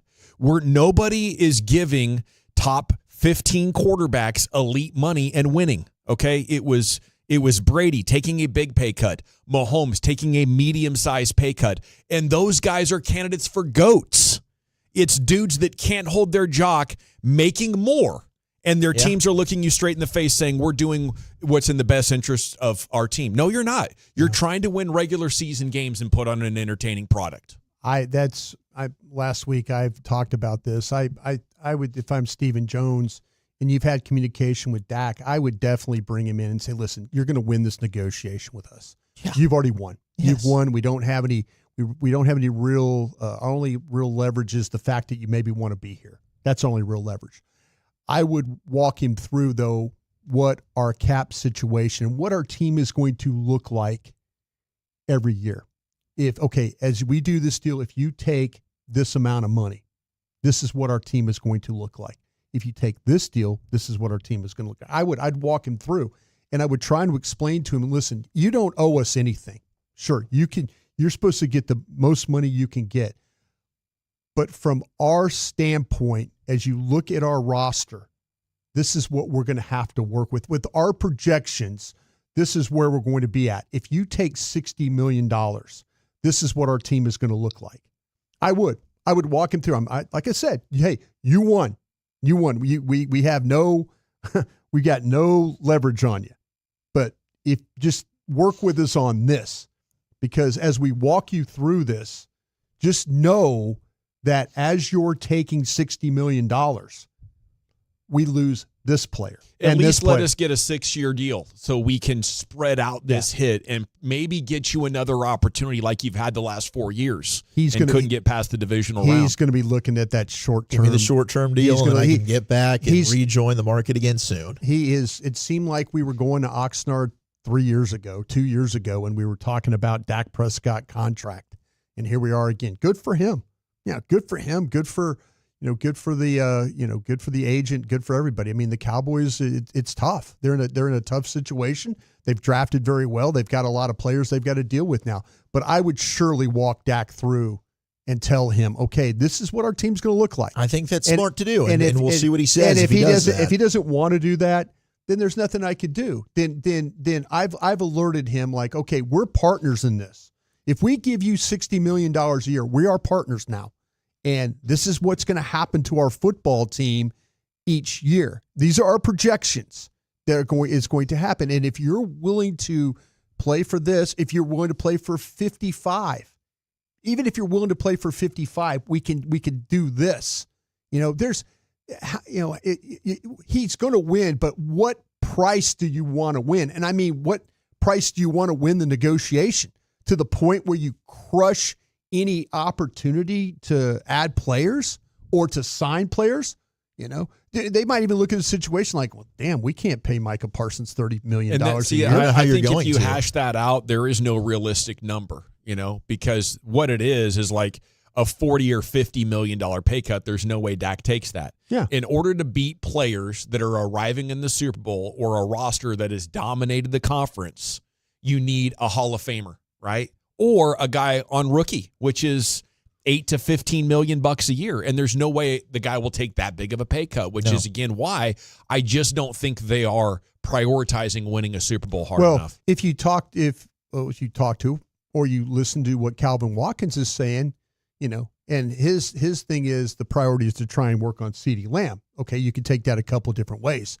CeeDee Lamb is not going to show up until he has a contract. They have to get Lamb done. And the fact is Dak will show up. Yes. So that's, if priority could be like, yeah, we need to get Lamb done. And you know what? We're not going to pay this quarterback $60 million. Right. And much like what the Minnesota Vikings did, this year with their quarterback. And the Vikings said, hey, we're moving on from Kirk Cousins. And then Kirk Cousins off an Achilles. He goes and gets paid by Atlanta. Yeah. So, I mean, if you're these quarterbacks, it's like, hey, that's okay. If you don't want me, fine. I'm going to go somewhere else. Someone else is going to write that check for me. That's fine. And, and it'll be if Dak leaves and he doesn't get $60 million, but he was willing to sign for 55, 54, that's, it's just, he just wasn't going to take 54 from Dallas. Yeah.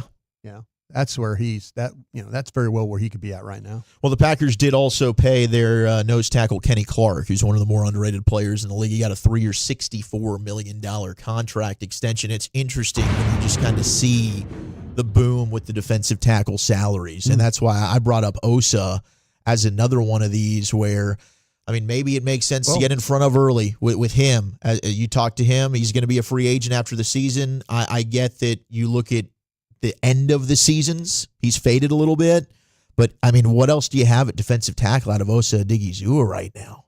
Yeah, that's the problem. And I think the thing that you brought up, it's hard to gauge paying a player for 13 weeks. That's hard. That to me is, I'm like, what's the market for a guy that plays really well for 13 weeks? That's something you have to, you can get ahead of it. And I totally agree with you on that. But at what cost? He's clearly the last 2 seasons, it's fine football, and then we get to December, where is he? I think that's something you have to evaluate. Yeah, I mean, it's the same evaluation of, I guess, Micah Parsons, right? Yeah, it's a similar deal there. But you look at these defensive tackles. There's 35 defensive tackles making over $10 million a year now, average annual salary, and it's become very apparent with the way the quarterbacks are getting the ball out quicker. Fastest path is right up the middle. And these defensive tackles are becoming more and more valuable. It used to be a position it's like, we're not valuing, we're not going to pay them. Now, the better guys are starting to really, really get paid. 2 things are happening. They're getting the ball out quicker. They're mitigating the pressure from the outside. So the quickest way in is, right up the gut. And then the other defensive tackles are the guys that can, stay in there for 35, 40 snaps and play the run. Sure. It allows us to play nickel because this guy is doing such a fantastic job protecting the middle against the run. I think I know the answer to this, but if you had to extend one, Tyler Smith or Osa Odigizua? Tyler. I think Tyler's a better player. Yeah, there you go. See, that to me is the priority now. If you were to say, hey, pay one or the other, and they're a year apart, really, if you look at one was 2021 and the other was 2022. But you get the fifth year on Tyler. Yeah.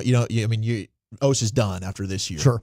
So, I get what you're saying. Yeah. Not getting that rush up the middle has broken this defense's ability to be transcendent, and win games for you. And he's the only guy that has any ability to do it. Yeah. So, you can let him walk and say, like, hey, we're not you're not worth it. Maybe that's the right play. But to me, I think he's a good player. You're right about him fading, though. Yeah, the thing about it is, though, if he was one of those guys, these tackles you're talking about signing are on the rise.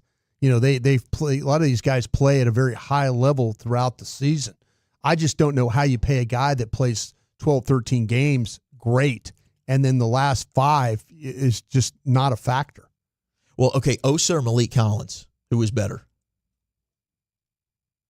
Well, Osa. Right. Yeah. Malik Collins is making $11.5 million right now. Yeah. Like that's just, for defensive tackles, if you want them, that's just another position that's just really, really starting to get paid. So that's going to be a fascinating contract conversation to discuss. Joe Burrow has been cleared for contact with the Bengals as he looks to try and have a healthy season after he had that wrist injury, and all the first-round picks are signed now.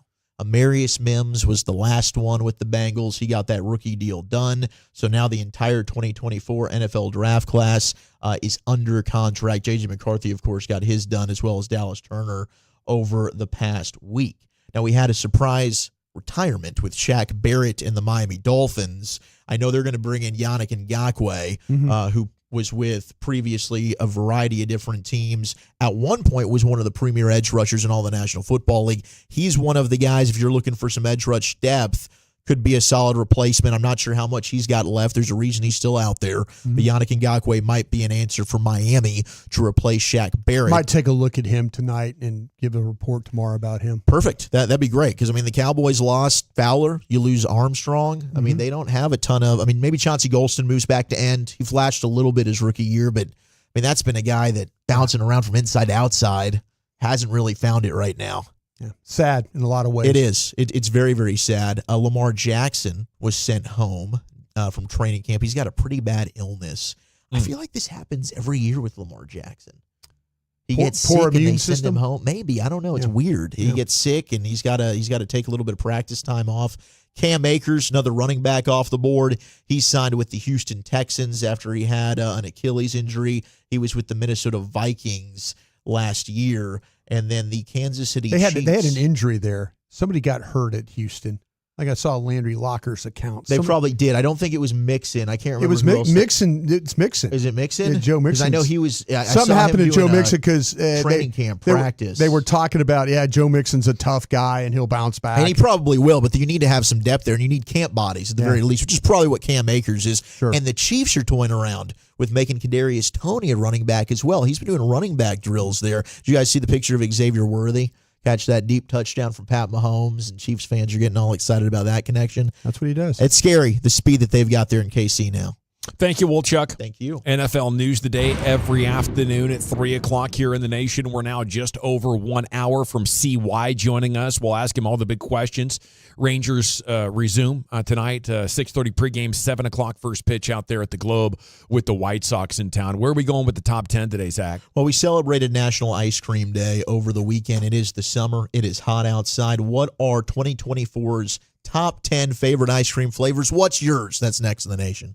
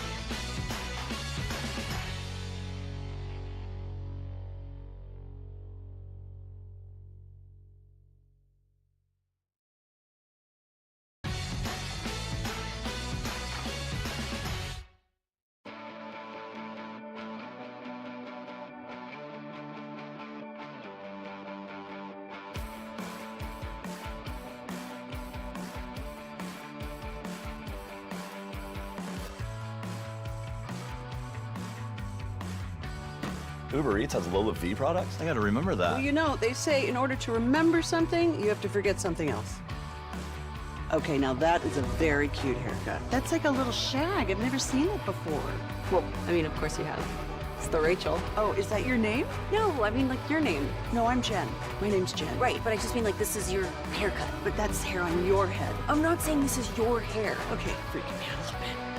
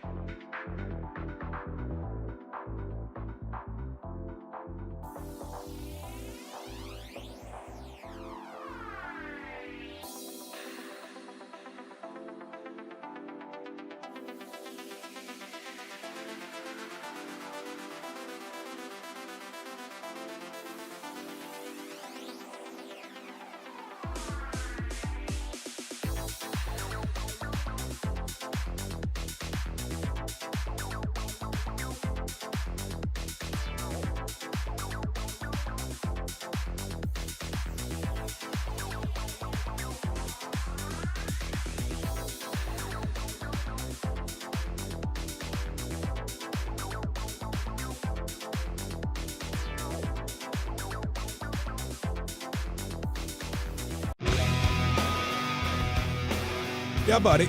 Welcome back, Nation. The segment is brought to you by Window Nation. 50% off all windows. Go to windownation.com.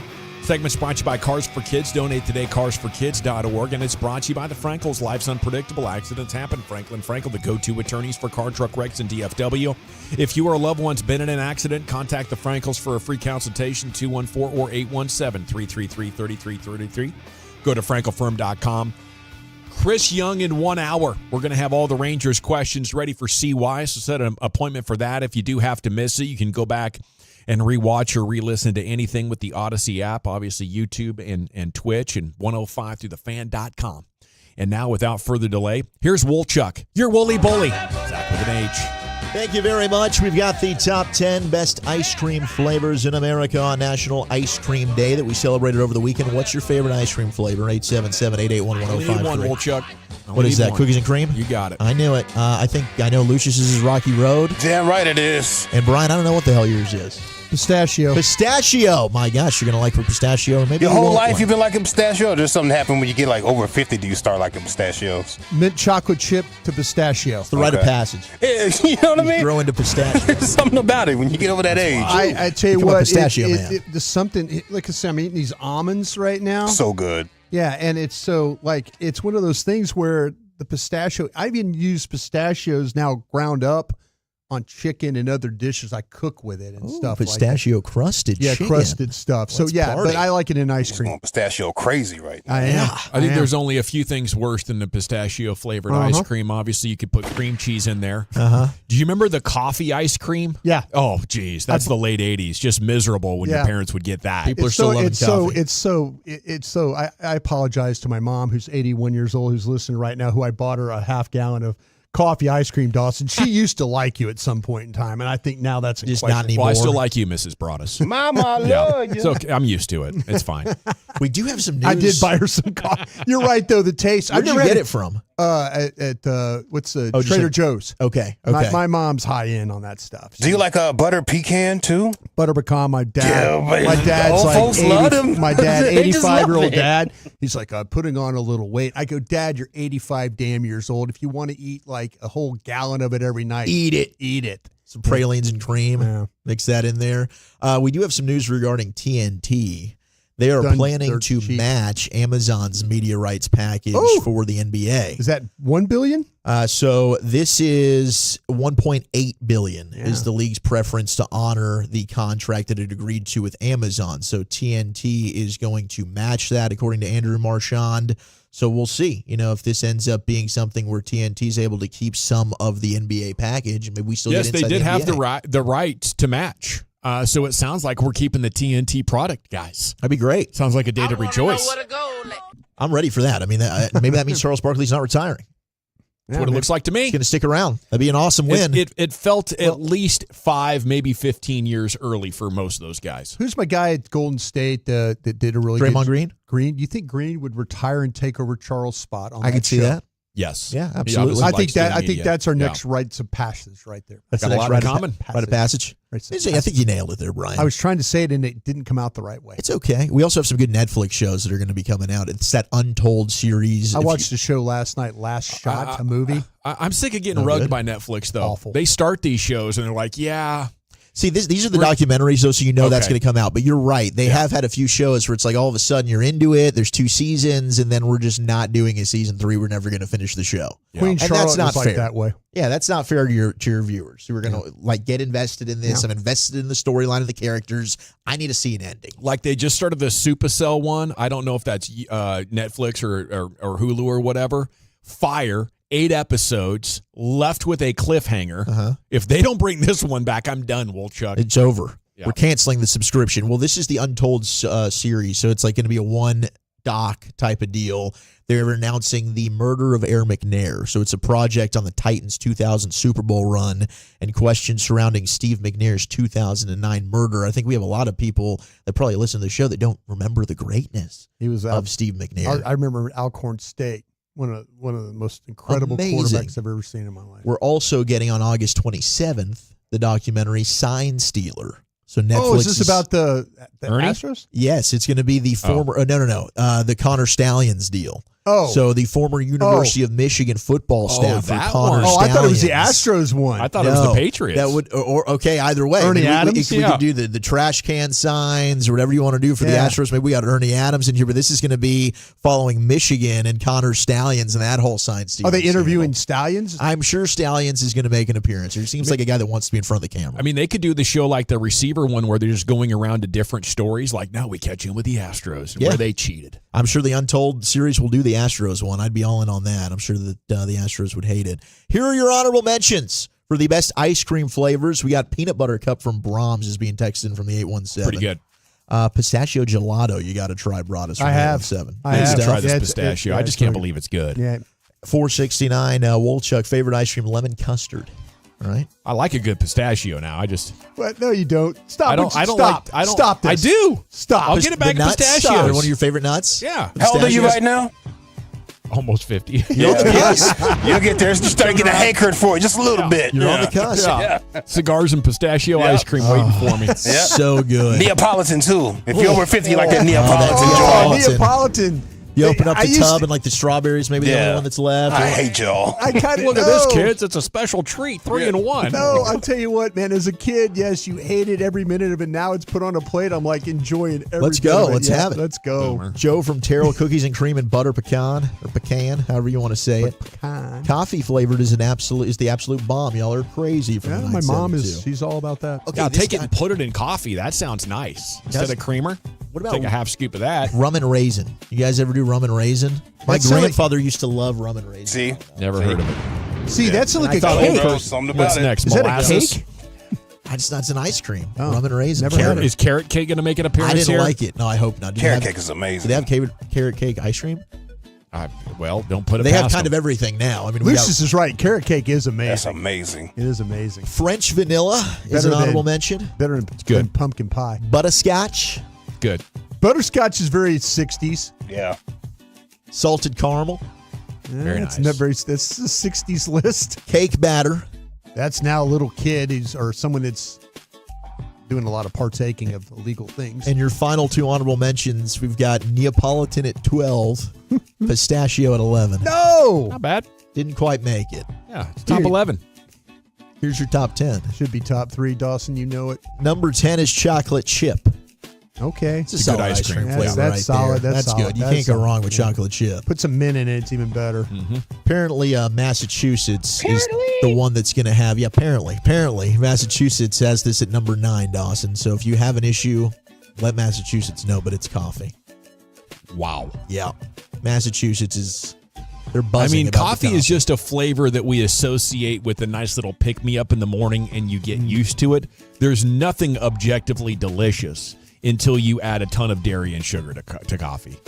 Ask not what you can do for your country. Well, what can you do for the coffee? What can you do for your coffee? Number 8 is Rocky Road. I would argue that should be higher with you. Big dog right there. I think Yeah, it Rocky should be Road's top 5 at least. Okay, delicious. Rocky It's number Road- 1 in my book. Yeah. Rocky Road, does it have the marshmallows in Oh, it? yeah. Yeah, marshmallows, the nuts, the chunky chocolate clusters. All right, I need to give that a try. Got a little again. bit of everything So damn for you. good, bro. So Good good. live read right there. Trash. Just could endorse it. So good. The chunky The chocolate. chunky chocolates in that Rocky Road. 7 is cookies and cream. Very low in my Yeah, opinion. no, that's good stuff. That should be behind pistachio, but who knows? 6 is chocolate chip cookie dough.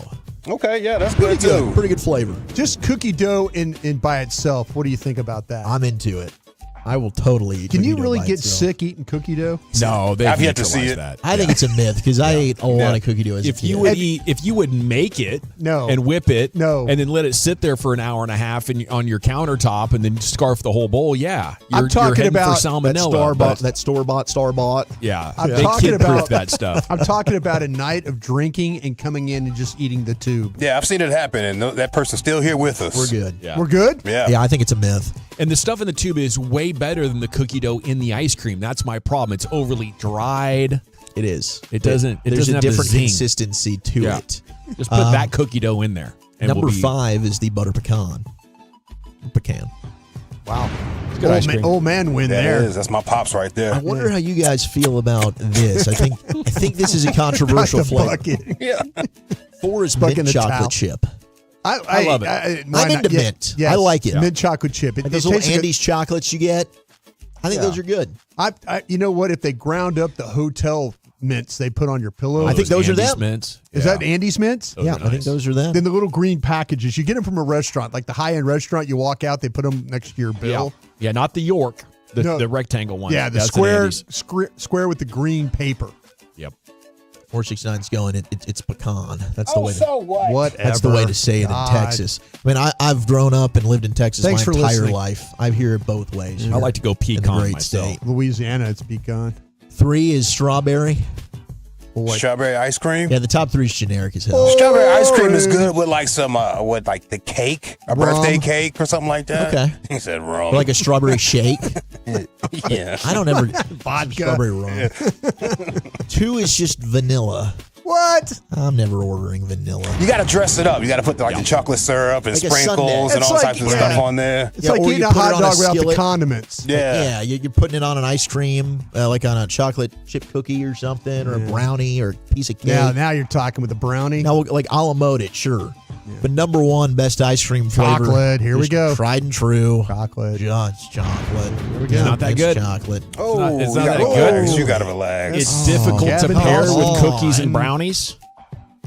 Well, the vanilla does pair better. It over chocolates you. Chocolate So you does. know, like a chocolate chip cookie with some chocolate ice cream. It does it. It's man, a good warm chocolate chip cookie with that ice cream. I think it like makes Crazy. me thirsty. It makes me thirsty. Oh, okay, yeah. You know, it gotta can't do that to makes you. you thirsty. It can't. Look at Wash this it down. guy. Maybe too rich. I get too thirsty. It's Maybe not good. it doesn't settle well in your tum tum.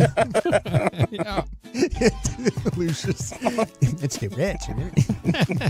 Well, thank you, Wolchuk. Thank you. The top 10 at 420. This time at 320. Why? Because in 1 hour, we'll be wrapping up a conversation we have with the Rangers GM CY. Chris Young's coming up at 420. Coming up next, though, it's time for the best of the weekend. Anything to tease here, Wolchuk? Nick Castellanos, Jake Paul, and Hawk Tua. That's next. Oh.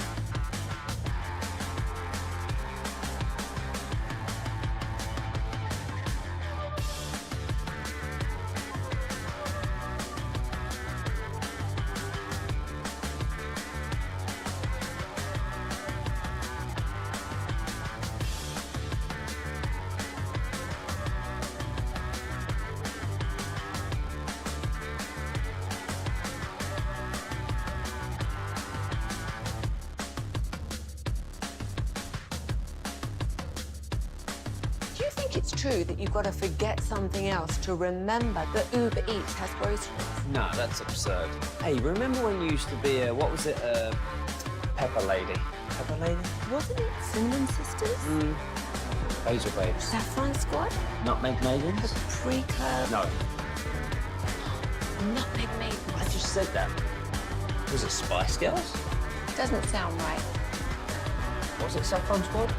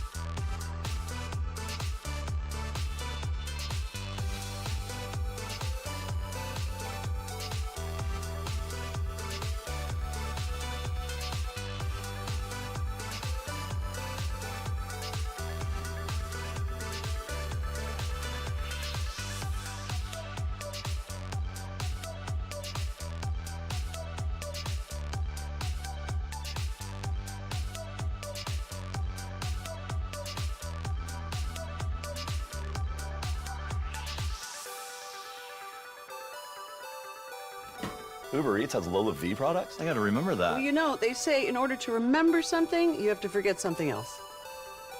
Okay, now that is a very cute haircut. That's like a little shag. I've never seen it before. Well, I mean, of course you have. It's the Rachel. Oh, is that your name? No, I mean like your name. No, I'm Jen.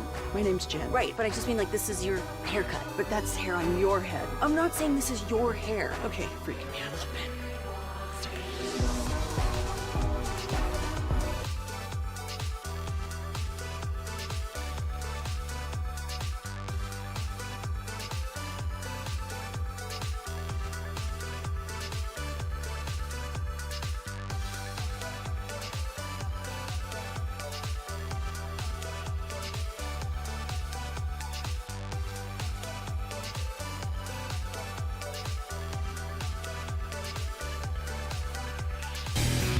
Yeah, Classic Chevrolet in Grapevine. They're the #1 Chevy dealer in the world with more Silverados than anyone else. Go see them today and visit ClassicChevrolet.com. This is Texas. This is Classic Chevrolet. Together, let's drive, relax, and enjoy the difference. Based on new Chevrolet registrations 2023. Thank you, Lucius. Coming up at 4 o'clock, we'll talk about the biggest questions going into this Cowboys season. How did you answer those on the preseason Cowboys poll? Chris Young at 4:20. Rangers pregame this evening at 6:30. Is this a must-sweep series, must-win series? No doubt about it against the White Sox. So we'll talk to CY about that coming up at 4:20. The pregame at 6:30. Of course, Sands is going to join us. Right now, here's Wolchuk with your best of the weekend. Thank you very much. Hopefully everybody had a great weekend out there. 877-881-1053 was the highlight of yours. Certainly spent a lot of family time. Baby girl, she's so close to rolling over now. Like, she's like halfway there, man. So what's going to end up happening is we'll be out in Oxnard, and I'll get the video. She's finally rolled over for the first time. Yeah. She's getting so darn close. Maybe right as we land. Maybe, yeah. That would be certainly apropos, would not be. But we did get Adrian Beltre into Cooperstown. Mm-hmm. He was inducted into the Baseball Hall of Fame. If you missed it, here was just a little shout-out, Adrian Beltre, to Ranger fans, but also his favorite teammate. Thank you to all my teammates in Texas. You guys made me feel welcome since day one, especially Mr. Ranger, Michael Young, Ian Kinsler, Nelson Cruz, Colby Lewis, Mitch Moreland, Jinsu Chu, Chirino, Prince Napoli, all of you, thank you.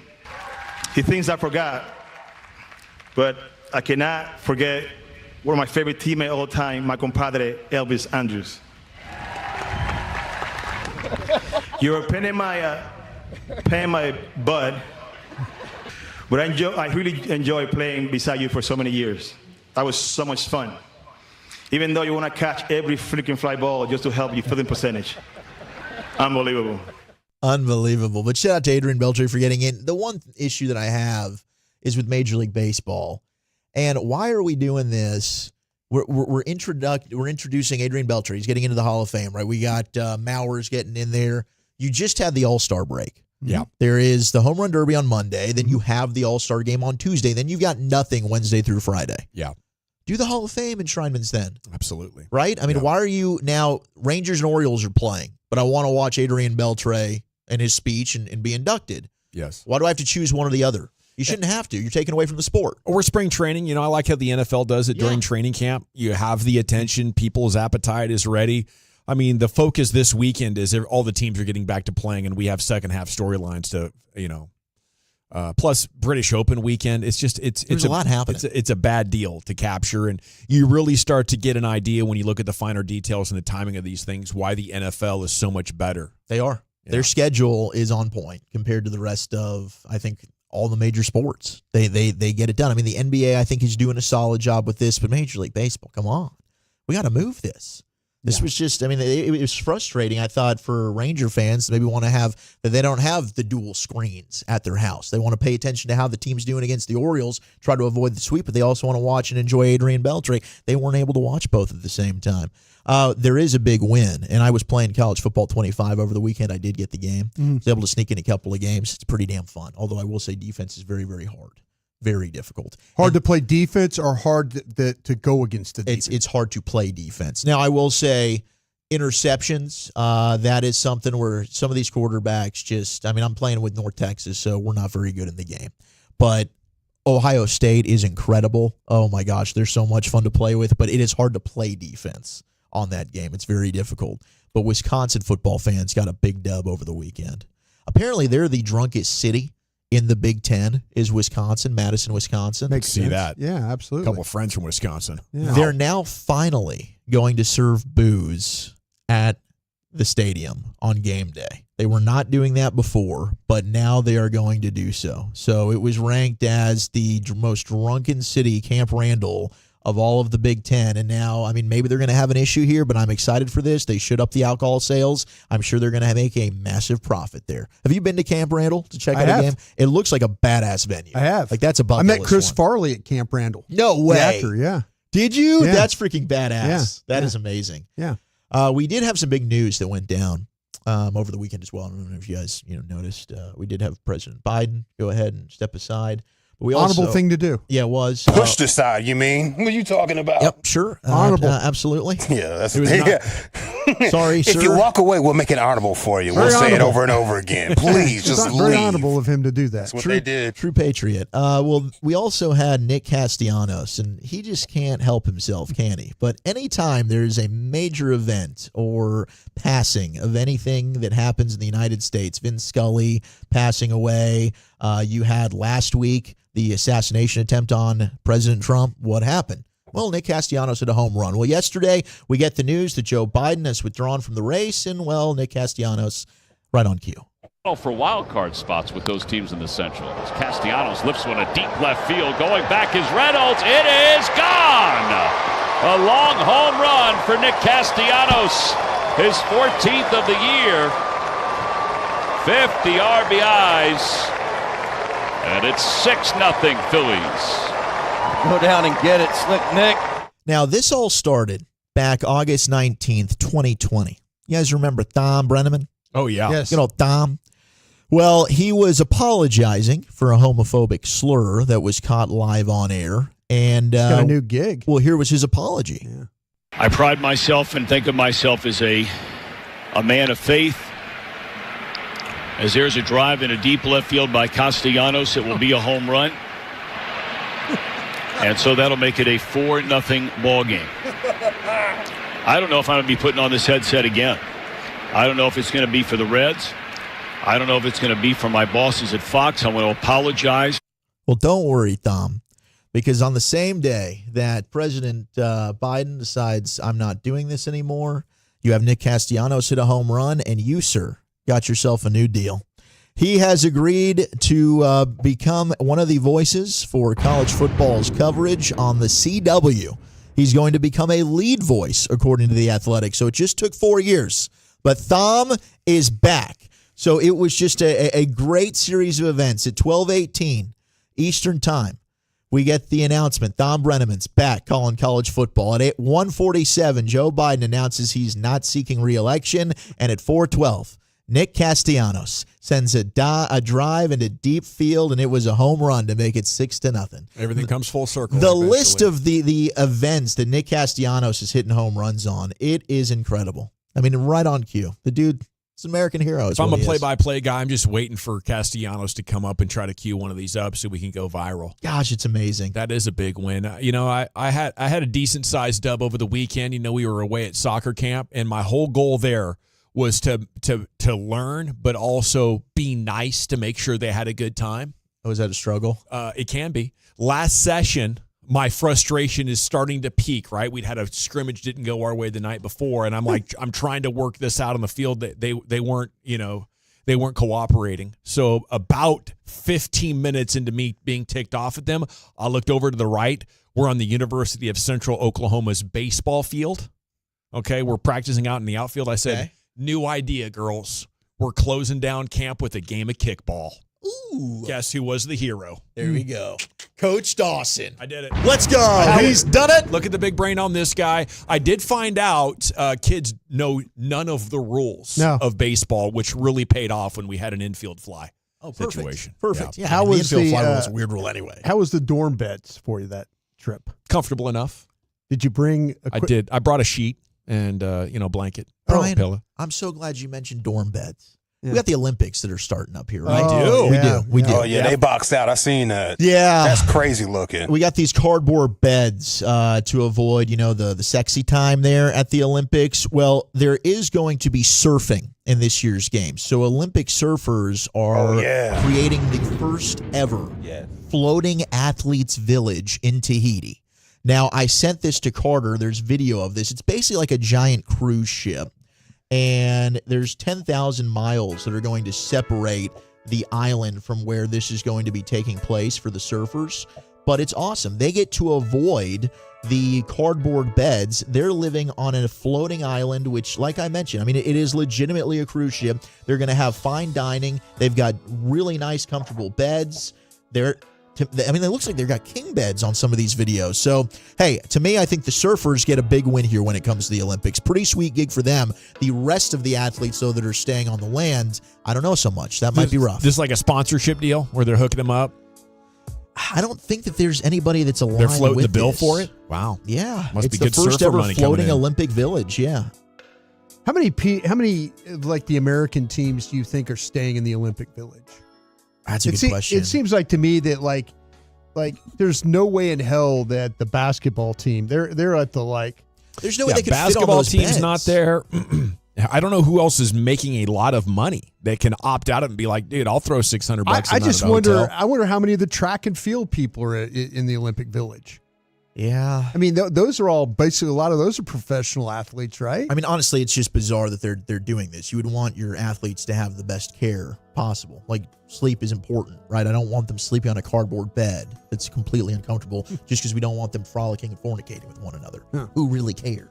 Who really cares? Some of the great athletes of the world would come from this Olympics if we could Absolutely, just get right? everybody together, We'll right? get more, we'll get more into breeding at 5 o'clock during football's finest. More than what? Breeding. Breeding? Yeah. Okay. Yeah. I got some audio to play for you there. Whoa. Did you watch the Jake Paul fight? No, I didn't get to see it, brother. Okay, with Mike Perry. I mean, it was okay. I mean, Jake Paul basically pieced up and beat the crap out of Mike Perry for about 6 rounds. As promised. Yeah, absolutely. But you did have the hot tour girl. She was ringside there for the fight. Ring girl? She wasn't a ring girl. No, Brian. She wasn't doing that. I think she's turned down those offers. Right now, she's just trying to, make as many appearances as possible. I'm sure she's getting paid. You gotta give him that hawk tour. No, you gotta give him that hawk tour. But Nick Kyrgios, former tennis player, not happy about this. He commented on the video of the hawk tour girl, whose name is Haley Welch, arriving for the Jake Paul fight and sitting ringside. He's He a said, bitter guy. no correlation between fame and actually being decent at something anymore. Oh. He's just a bitter guy. Just haters, man. He's so haters. bitter. Lot of haters. Lot of haters, man. There's your best of the weekend. Thank you, Wolchuk. We're talking Cowboys coming up next. Chris Young at 4:20. Christopher Cross. And Rangers pregame's coming up at 6:30 here. It's the G-Bag Nation of the Fan. But I do want to talk.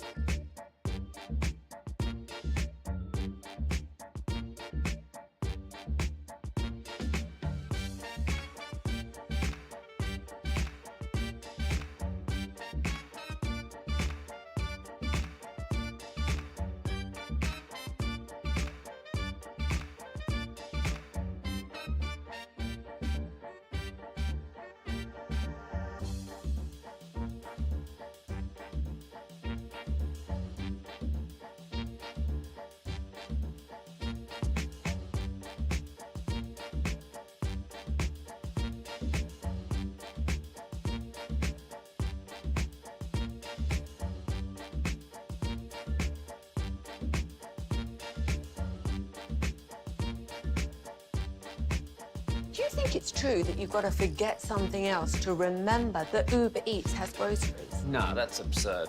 Hey, remember when you used to be a, what was it, Pepper Lady? Pepper Lady? Wasn't it Cinnamon Sisters? Basil Babes. Saffron Squad? Nutmeg Maidens? Paprika? No. Nutmeg Maidens? I just said that. Was it Spice Girls?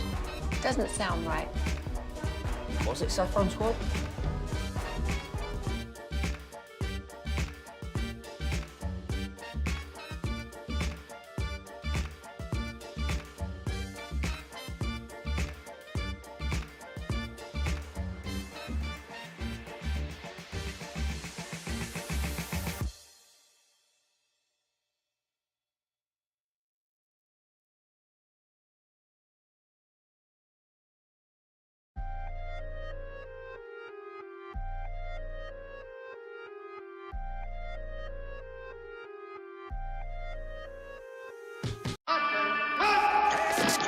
From our Hiley Mazda of Arlington and Hearst studios, you're rolling with the G-Bag Nation on 105.3 The Fan. Yeah, buddy, it's hour number 3 of the G-Bag Nation on 105.3 The Fan, and we are now just 20 minutes away from Chris Young joining us here. The Chris Young Show, Mondays at 4:20 here on your home of the World Series champs, 105.3 The Fan. Rangers baseball again tonight at 6:30. Sands will join us in a couple of hours for the very latest.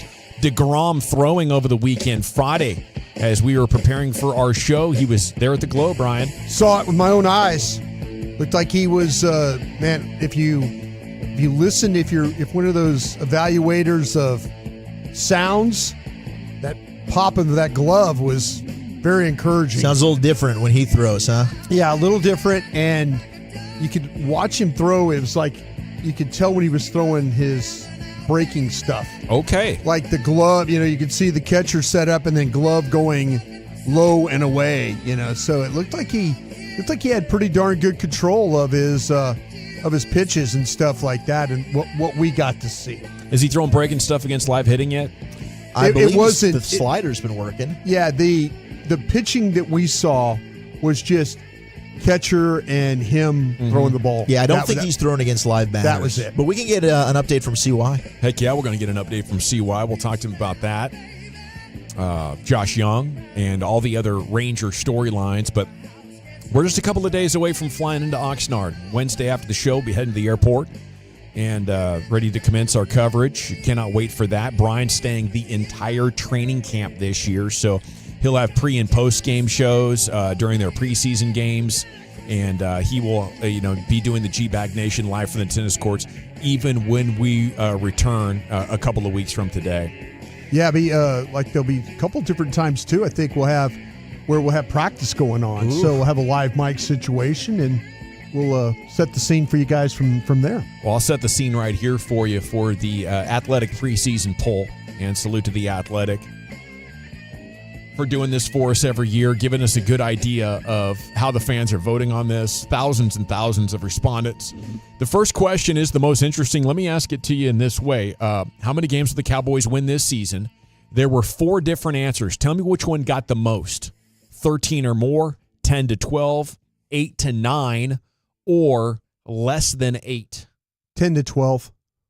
I think 10 to 12 got the most as well. You guys are both right. Yeah. 67% of the votes. I think that is where I would vote right now.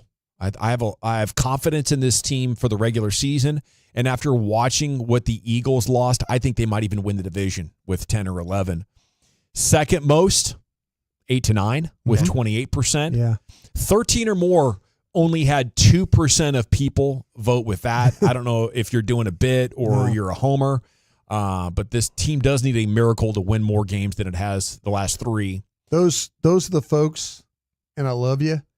Those are the folks that if they start losing games, they're not going to listen to us because they don't want to hear us talk poorly about their team. Yeah, maybe they only see the good. Yeah, and I get that. Small they percentage. do not want to hear Gavin Dawson or Brian Bross or Zach Wolchuk say anything negative about their football team. Well, they only got 2.3%, and then less than 8 hit for 2.7%. I could see that happening pretty easily. You have one injury on defense and the right injury on offense, and it's pretty much over. I mean, I think either Lamb, Parsons, Dak could put you at risk of that, and any 2 of those put you under it. Sure. I mean, any offensive line injury, I think that one's also going to be interesting along there. So, yeah, I'm with you. Health is every year, right? But especially with the questions amongst the depth, I think this year it's more pivotal than ever. The 805, I believe that's Santa Barbara. They say, Wolchuk brought us General. Can we grab some cold beers when you're out here? NA for the General. Yes, although I don't know if the Rudder Room serves an NA. I might have to go pick one up myself. Yeah, I have to bring your own. I tell you what, that Athletic Brewing IPA, I've been enjoying those for a couple of years. My brother, who still does drink regular beer, but he texted me over the week and he's like, dude, you got to see if they have this in Texas. I'm like, dude, it's been here. I love it. It's at most grocery stores. So maybe I'll be able to find some of that out there. Take a 6-pack with me. I'll crack them with you guys. Yeah, let's go. What's going to happen in January? What do you think? They will at least reach the NFC title game. They'll lose divisional round, lose wild card round, or they'll miss the playoffs. I think wild card round is what we all said. That's where I'd go. As a show, we've talked about this a bunch. 9-8. Is that good enough to win? It might be 1 game short. I think could be. To make sure you win the division, I think you're going to have at least 10. Yeah, so, I think 10 wins probably wins the division. I just kind of feel like this division really is up for grabs.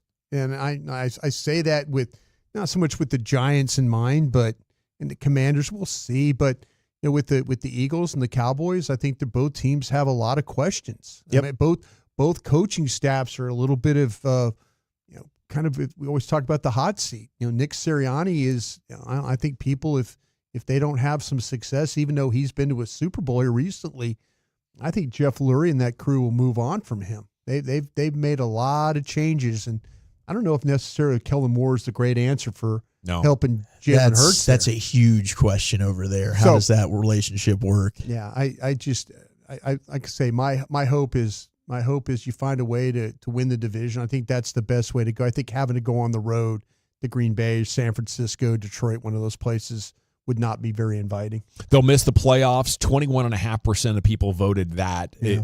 The leading vote getter was they'll lose in the wild card round. Lose in divisional round was second only to that with 31%. And they will at least reach the NFC title game.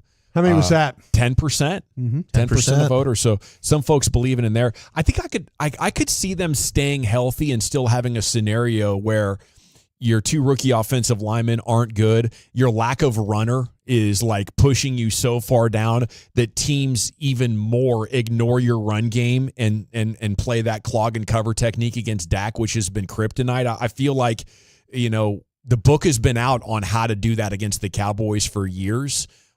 Maybe it's more obvious than ever, but I think if you can't run the ball, Mozzie Smith doesn't step up. They don't get another one defensive technique tackle. Mm-hmm. Kendricks is washed up. Like, I know that's a handful of ifs right now, but I've played it on the optimistic side. On the pessimistic side, I could see them staying healthy and still managing to have a terrible year. I mean, can you imagine if you get nothing from your rookie left tackle in the run game and he's a turnstile in the passing game? That's going to be curtains rough at that point. Yeah, it would be. Yeah, and you could also run into a problem that all of a sudden all the pressure now goes onto the quarterback's shoulders, and he's having to throw the ball 40-something times a game. Mm-hmm. And we've seen before, he'll throw the ball well at times, and then all of a sudden his receivers will let him down. Balls clang off guys. Maybe there'll be a couple times where will be his fault. He has a bad read, but all of a sudden you're throwing the ball 40 times a game with no running game. Yeah. You're inviting trouble is what you're inviting there. 682, there's literally no evidence for even the most diehard homer to think they'll get past the second round of the playoffs. I would agree with that, like based on how the last seasons have gone, but it's just so unpredictable how good is the best team going to be in the NFL. The Niners were on like a 3-game losing streak at one point last year when they lost Trent Williams and Debo. So just things could happen to the field. But I think that's one of the great things about the NFL is they've made it so close from the average team to the best teams that legitimately a number of teams have the opportunity to jump up and take that bull by the horns if they can get enough things right with their coaching and their personnel. Okay, if only one of these three could still be on the Cowboys 3 years from now, who would you want it to be? And Dak, Micah, CD were the three options there. How did the fans vote on this one? We went CD when we kicked this one around. Yeah. The fans go. They're not going Dak. I can guarantee it's not Dak. It's not Dak. I believe it's if I had to power. It's Micah or CD. It's probably CD, and it's probably then Dak, and then Micah is what I would guess. Well, actually, Micah won this. Oh, did he really? 52.5%. Wow. That was a little bit surprising for me. CD with 34. The other really surprising thing, Dak Prescott only got 13.4% of the votes. Oof. I've never seen a metric that doubts Dak as much as this poll does right here. I just wonder. I've always felt like it's close to 50-50, just like with Tony, but maybe it's more a ratio of 4, 5, 6 to 1. I think that that fans are starting to see. Guy finished second in MVP, had a hell of a year last year. They're starting to see that maybe this guy doesn't have playoff success. And is that his fault all the time? No. There's some times, though, against San Francisco, if they would have had some type of offense in those games, they would have found a way to win, move those games. But, yeah, there's been the lack of playoff success, and it's affected him more than anybody else. Because everybody blames him for the lack of success, and the defense was just god awful in that Green Bay game last year.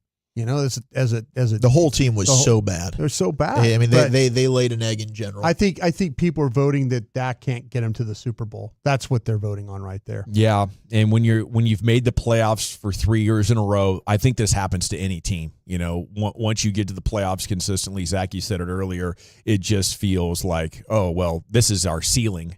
And maybe it's time to take a look at different folks, different cast of characters. Who's the Cowboys' most overrated player right now? That's a good segue from what we were just talking about. Your candidates, Deron Bland, Trevon Diggs, Zeke, Micah, or Dak. How'd they vote? I probably voted for Dak. That would be my guess. After Dak got nothing on the last one. I'm going to say they probably voted for Zeke. That would be my guess. Well, I think there's people that can't believe they brought Zeke back. Yeah, I think they're not voting for Zeke that much because I think a lot of people just kind of know what Zeke is now. Yeah. He's here for the vibes and because you needed a veteran running back and he fit the bill. But Dak won this almost in a runaway. Yeah. He had about 45% of the vote. Micah Parsons came in second, but had nearly half as many as Dak. Zeke, Diggs, Bland. Well, let's do the text thing right now at 877-881-1053. Do you believe in Dak or do you not? I want to see how a little text poll would go. Just say believe or don't believe. And we'll take a look at that here in just a second. Brian, what were you going to jump in there with? Yeah, are we to the point now where people have just completely given up on Dak? Oh my gosh, yeah. I mean, I know there's a lot. It looks like about 80% 80% of them based on this poll. That's why I threw that out there for the text. I want to get and that might be the reason that the Cowboys would want to move on. Like the reason that a franchise quarterback is so important to the business of football, it sells tickets, it sells interest, it's on TV. There was a time where Jerry Jones and this is when I was 4 years ago working for DallasCowboys.com, where Jerry Jones would come into a meeting and say, is this really our guy? Is this really our guy?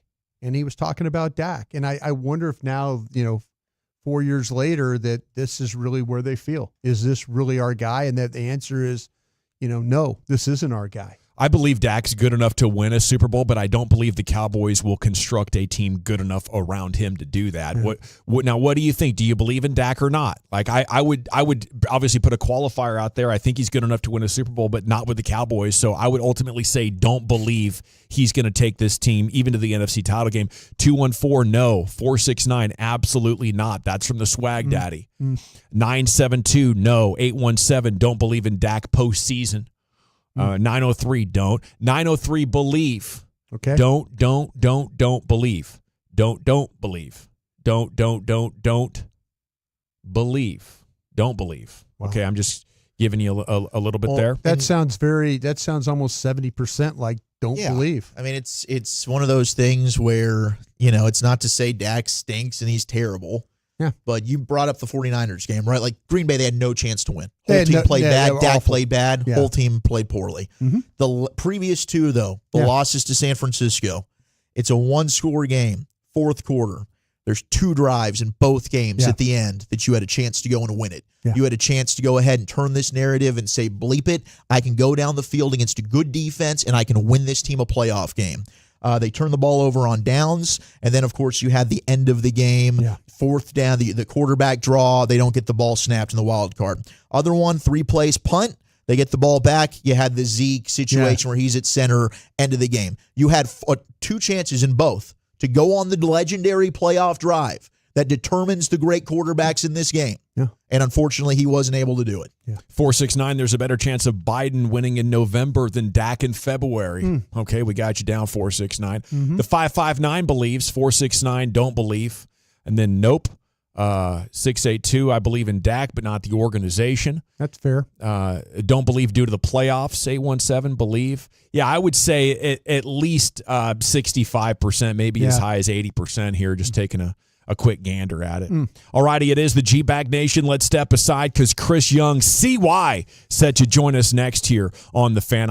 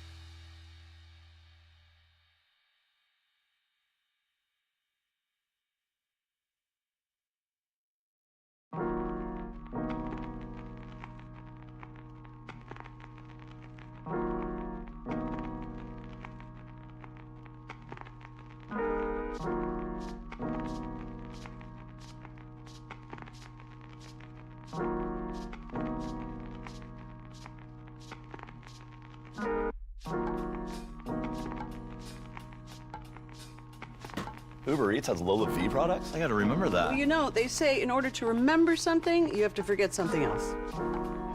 Okay, now that is a very cute haircut. That's like a little shag. I've never seen that before. Well, I mean, of course you have. It's the Rachel. Oh, is that your name? No, I mean like your name. No, I'm Jen. My name's Jen. Right, but I just mean like this is your haircut. But that's hair on your head. I'm not saying this is your hair. Okay, freaking me out a little bit.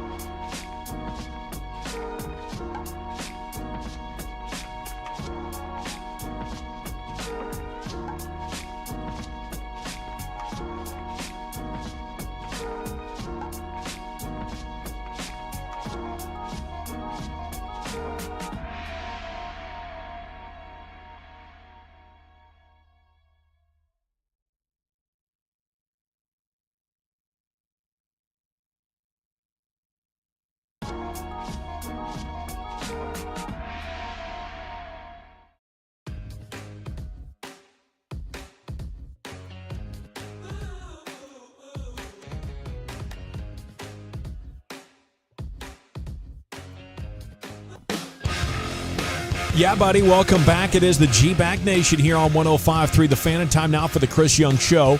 Segment is brought to you by Window Nation. Go to windownation.com. It's brought to you by Cars for Kids. Donate today, carsforkids.org. Segment of the Nation is brought to you by the Frankels. Life is unpredictable. Accidents happen. Franklin, the go-to attorneys for car and truck wrecks in DFW. If you're hurt in an accident, it's not your fault. Call for a free consultation, 214 or 817-333-3333. Go to frankelfirm.com. And, of course, the Chris Young Show is brought to you by PlayScore and by Anheuser-Busch. And a good afternoon to you, sir. How the heck are you? Hey, guys. I'm well. How are you all? About the same. Thank you. Thank you. Yes, sir. So what were your takeaways from the weekend?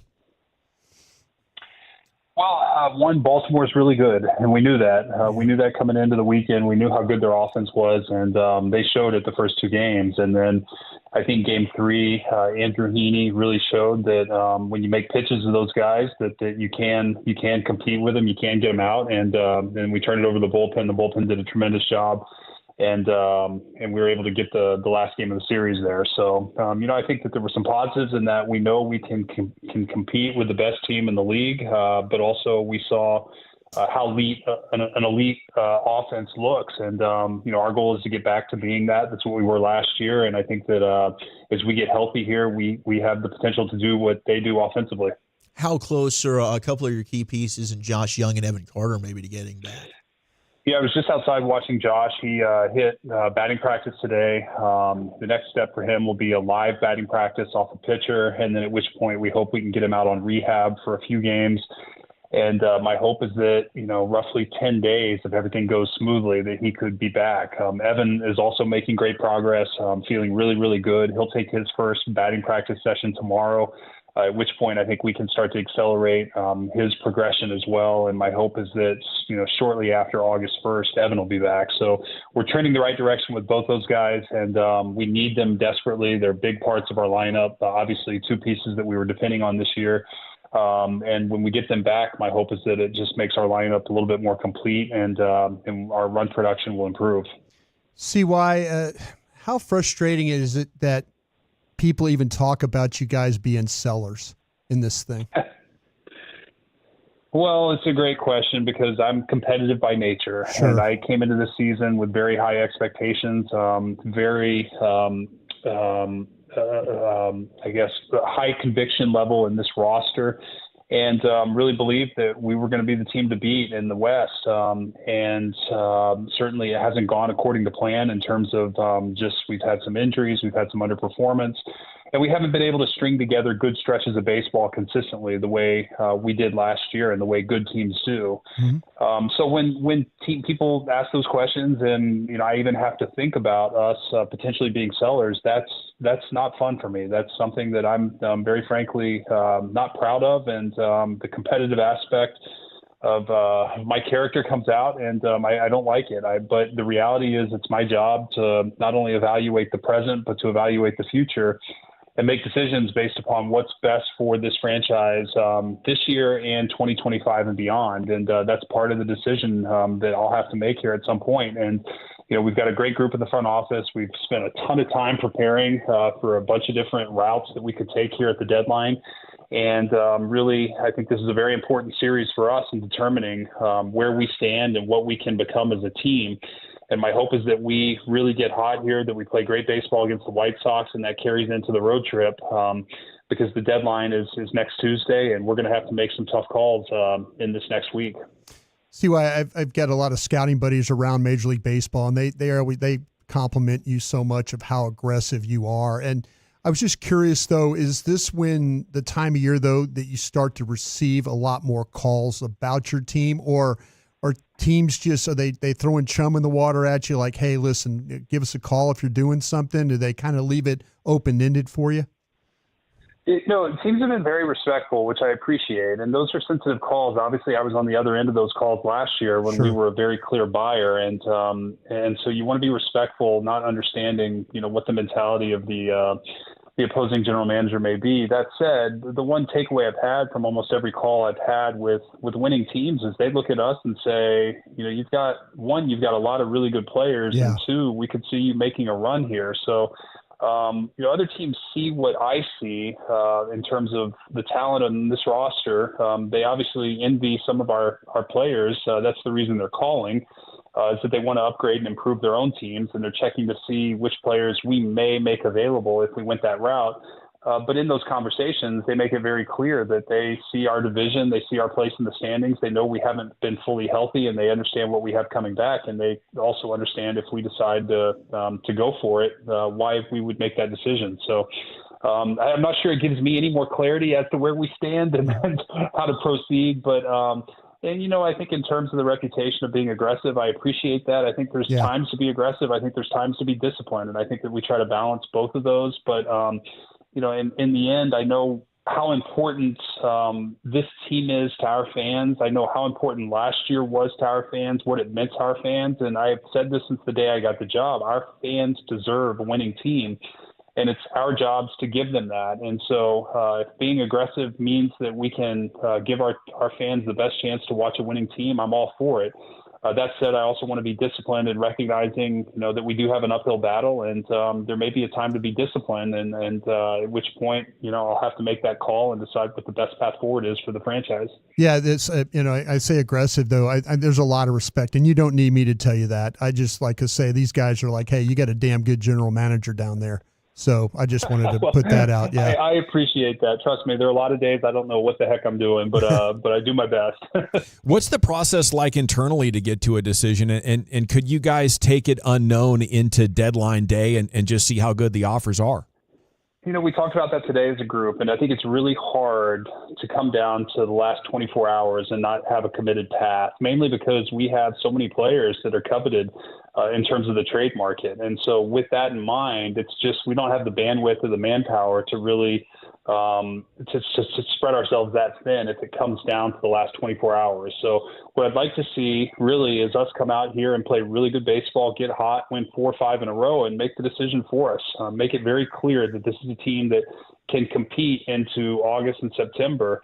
And if we do that, and I say this wholeheartedly, I believe we can, but I've been saying this for weeks to you guys, and every time we take a step forward, we seem to take a step backwards. So I really want to see us start turning this on and progress to the level that I think we can, and in which scenario I'll gladly bet on this group of guys to go out and find a way to play really good baseball over the next 2 months and make a playoff push. See, why is it one of those things where you have if you can become a buyer, you have the support of ownership to go be a buyer, or are you trying to have to convince ownership that, hey, if we do this, we can have success? Yeah, I think that if we are on the buy side, I think it's going to be I don't think it's going to be big splashes like we made last year. I think it'll be more complementary pieces that make our team. The best buying we can do is getting our own healthy. If we get Josh Young back and Evan Carter back, that makes our lineup significantly better. If we get Tyler Mahle back and Jacob deGrom back and Dane Dunning and Cody Bradford, all of a sudden you look up and you see what resembles a very complete team. And so I think the best buying we can do is to get ourselves healthy. And if there are other small pieces that fit our team, I fully expect to have ownership support in terms of adding those pieces to make our team whole and giving ourselves the best chance to go into the last 2 months and a playoff push to win another world championship. So yes, I think that, but we also have to have conviction that is the right move to make. And, I think these next few games are going to help us determine that. If the club goes out and it certainly helps you get that conviction, have you identified or had conversations on what those complementary areas you'd like to address could be? Yeah, I think there. I just think that it'll be probably more on the offensive side. Just adding a bat to the lineup of some sort, whether it's really a right-handed, left-handed, it doesn't really matter. Just somebody who can lengthen the lineup, fits our approach, and really can help us. Right now we're pretty young and thin on our bench right now. The guys have done a great job. We have Justin Foscue and Jonathan Ornelas up here right now, and we're asking a lot of these guys the 7, 8, 9 spots in the order, and so getting Josh and Evan back will help that. Is there a way to lengthen that out a little bit longer and add one more bat? So I think that's what we're looking at on the buy side. Should we go that route? We feel pretty good about our pitching. We really do. I think yesterday was a perfect example where Andrew Haney gave us 5. Josh Forrest came in for 2, David Robertson to Kirby Yates. It was a pretty good combo, very similar to the way we matched up in the playoffs last year. So with what we have coming back, we feel pretty good about the pitching side. That said, I'll always remain open-minded, but I think, improving our offense and upgrading there would be the biggest priority if we did do anything in terms of buying.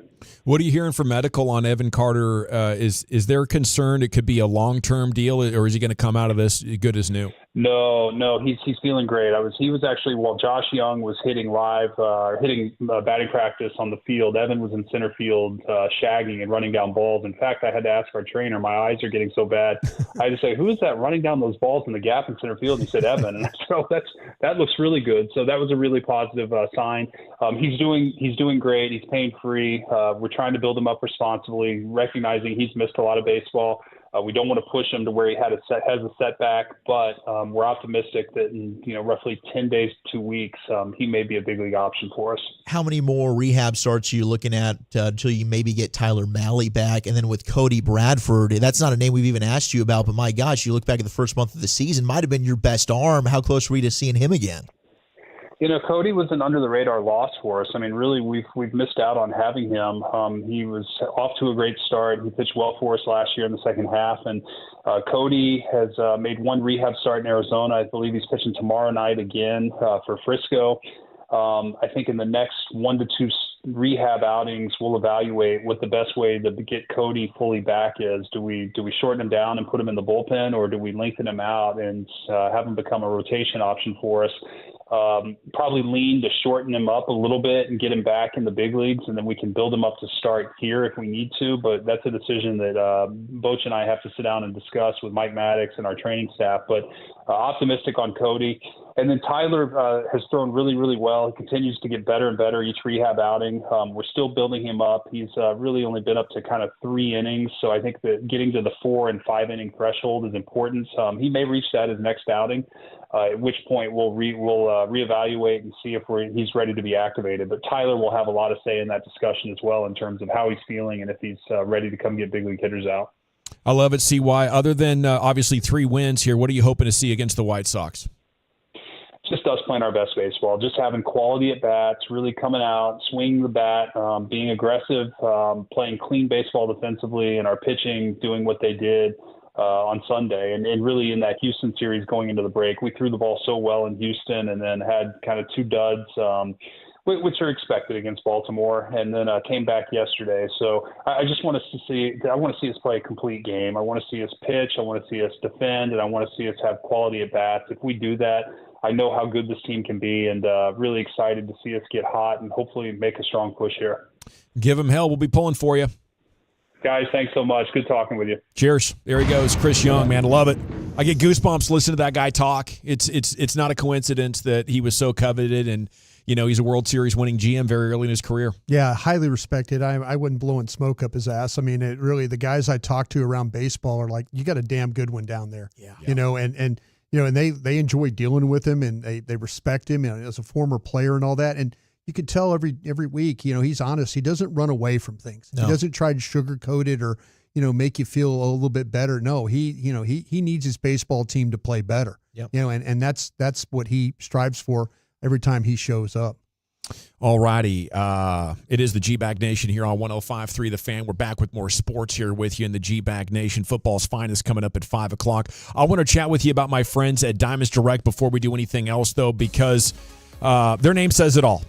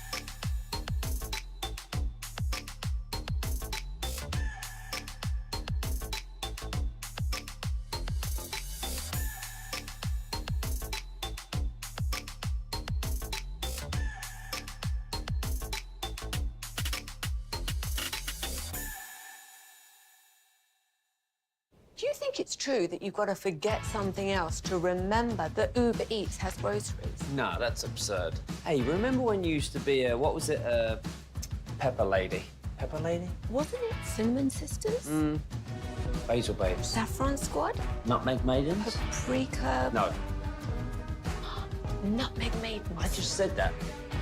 Was it Spice Girls? Doesn't sound right. Was it Saffron Squad?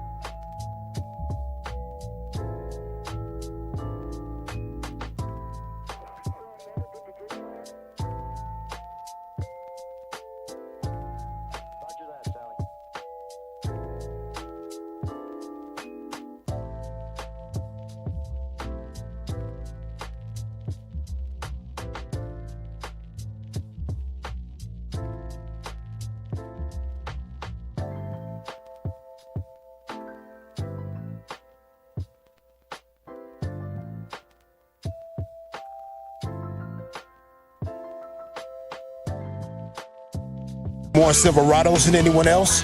Go see them today or visit ClassicChevrolet.com. This is Texas. This is Classic Chevrolet. Together, let's drive, relax, and enjoy the difference. Based on new Chevrolet registrations 2023. Well, thank you, Lucius. Football's finest coming up at 5 o'clock. We're about an hour away from LA Live with Lucius Alexander every night, 5:40 here on The Fan. Salute to CY. He joined us, brought to you by PlayScore and by Anheuser-Busch. If you missed it, I'd highly recommend going back and taking a listen with our Odyssey app, Twitch, YouTube, whatever you need to do. Brian, what did you just say about this this White Sox series?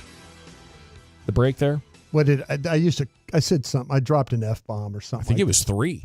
Yeah. Yeah, I mean, you were very passionate there, but I think you're right. I think they need a sweep. A minimum 3 out of 4, but I think this is a team you need to take care of and sweep. I said it with a couple of F-bombs involved, and then I used the word, we're sellers if that's the case.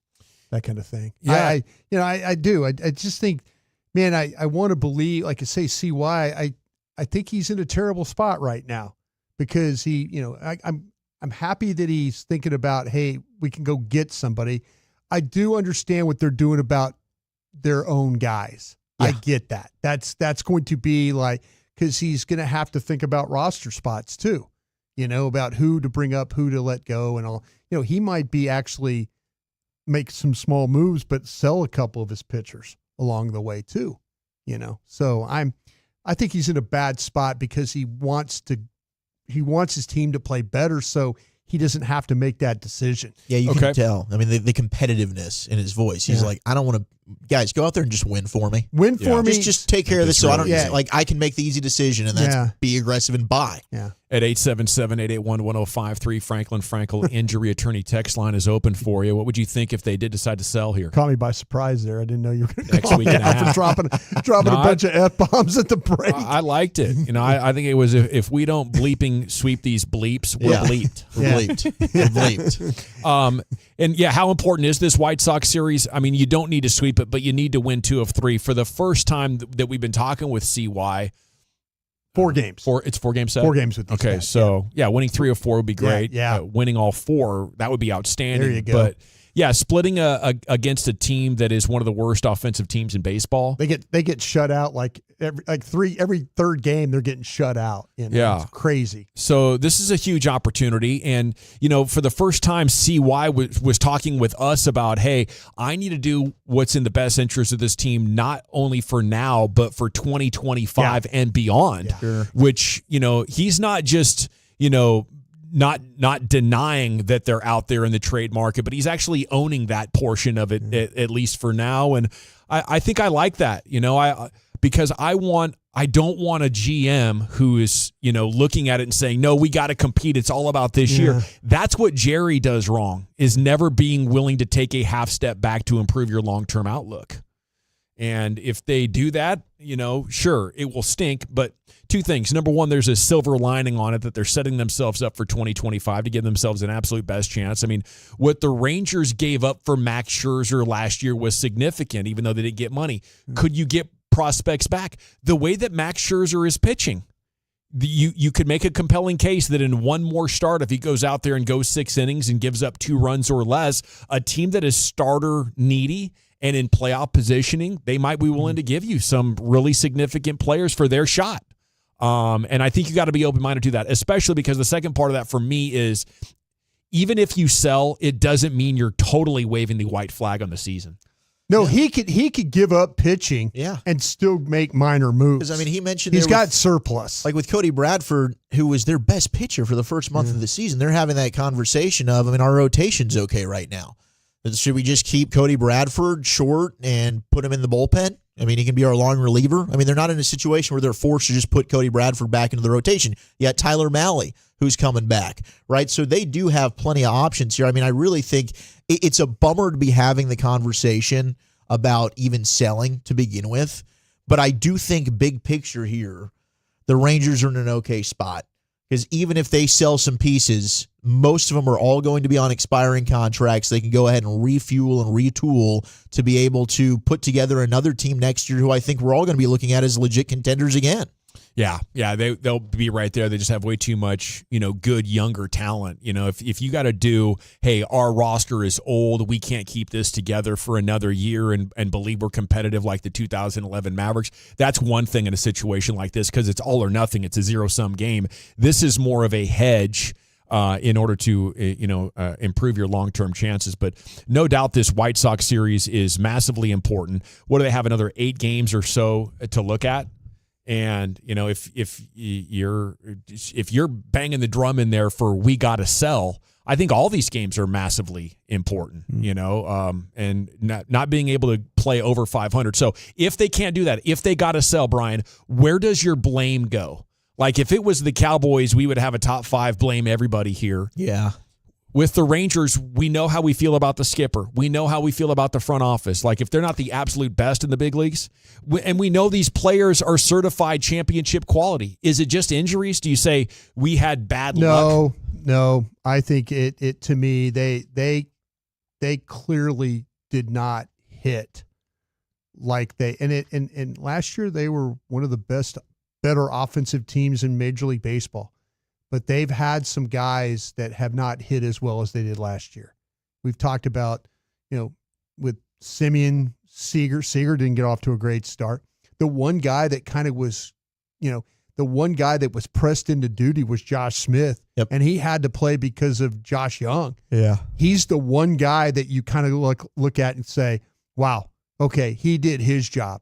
But, let's be honest, Garcia, there's been some questions about Garcia playing in the field.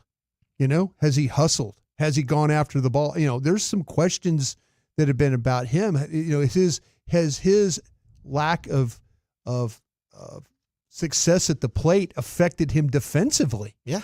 Happens. Yeah. It absolutely does. And we were all worried about relief pitching. And it's like, oh, they went out and got 2 veteran dudes. They've been great. And they've been great. They've been lights out. It hasn't the pitching, even making up for all the injuries and stuff they have, it hadn't been the pitching. Their hitting has been at times horrendous, just horrendous. Yeah. And that's that's just a bunch of underperforming. Championship hangover, just you had the misfortune of a lot of your guys not being focused. like I say, that Simeon, Seager, the 2 got off to that start. We've kind of talked about Young, not being in the lineup. What a big deal that was. It's huge, but like Jonah Heim has not been as good. Garcia, definitely. Nathaniel Lowe has been pretty inconsistent. Yeah, it just has not been. And Leody Taveras. I mean, Leody has times where he's making great plays, and then he's doing some just brain dead type of mistakes in the outfield. Yeah. Yeah, it's been surprising and jarring at times this year how poorly Leody Taveras has played, but still so many good players. And it is a good time to think about what Josh Young meant to this team last year. And, sometimes a guy just has a presence in a lineup, things fit together well, and you play significantly better just because one guy is back. And maybe Josh Young balances this. Maybe he, tears apart left-handed hitting in a way. But whatever the case was last year, when he was out, they were mid. And then when he came back, they were great. When Evan Carter was not on the team, they were really struggling, and he arrives and has one of the most legendary postseasons by anybody. You can throw out the rookie thing, what he was able to do. So maybe they are just critical pieces of this, lineup chemistry and the way this team goes about its business that are going to be crucial to get back locked in. And, yeah, the Bradford thing is big as well, which I think is another reason to be ecstatic about all the assets that CY has to deal with, and there's nobody else that I'd want making the decisions than him. When we come back, it's time for an edition of The Finest. Woolchuck, what you got? The NFL Future Power Rankings. Where do the Cowboys project over the next 3 years? And is this something you consider when getting married? That's next.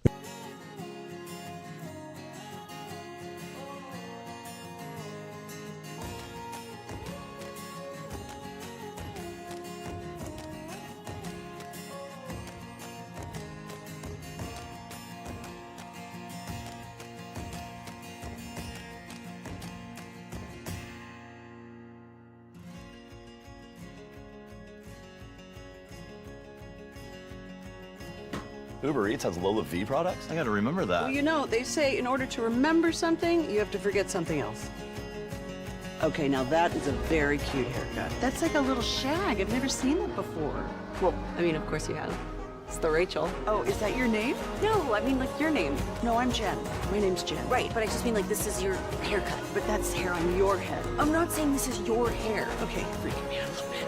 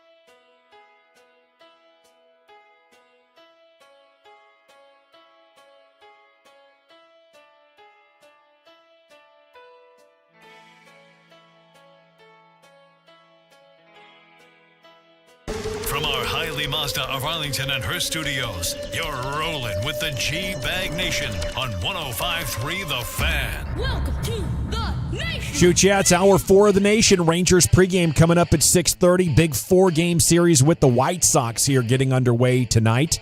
And we've been talking about them. We'll have more on that coming up 20 minutes from now on the Expressway. Then with Jared Sandler coming up at 6 o'clock. It's time now for an edition of the finest. Here's Wolchuk.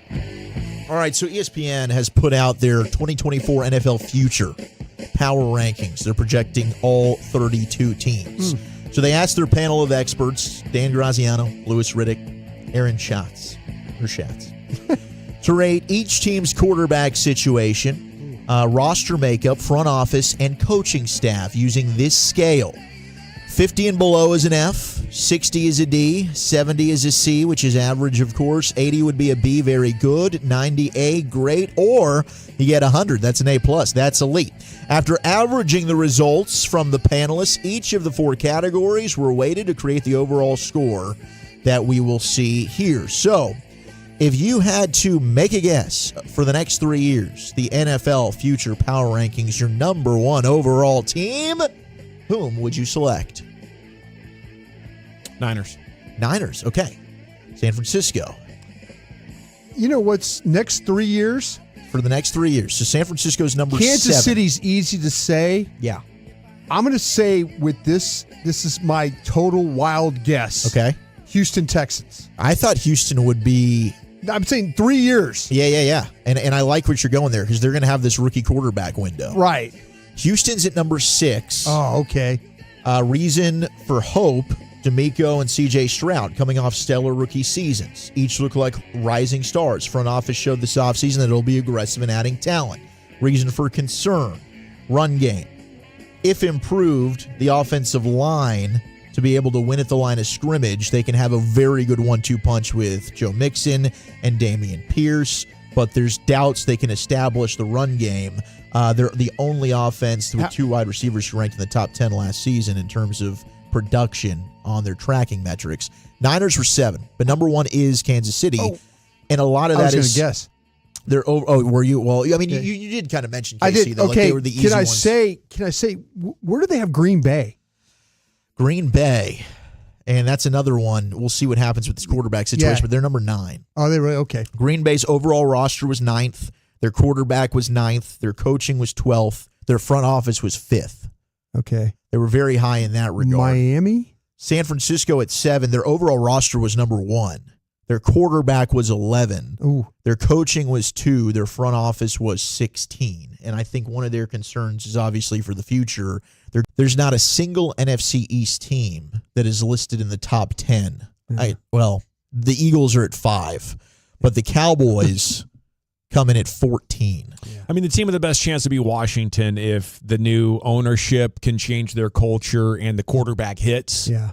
Then that would be the only one that's got a chance of looking really promising. Brandon Ayuk or something like that. Yeah, I mean, that could help them out. I guess right now, Washington, they don't know what they've got at quarterback. They can't rate that high. Yeah, so they're probably 23rd?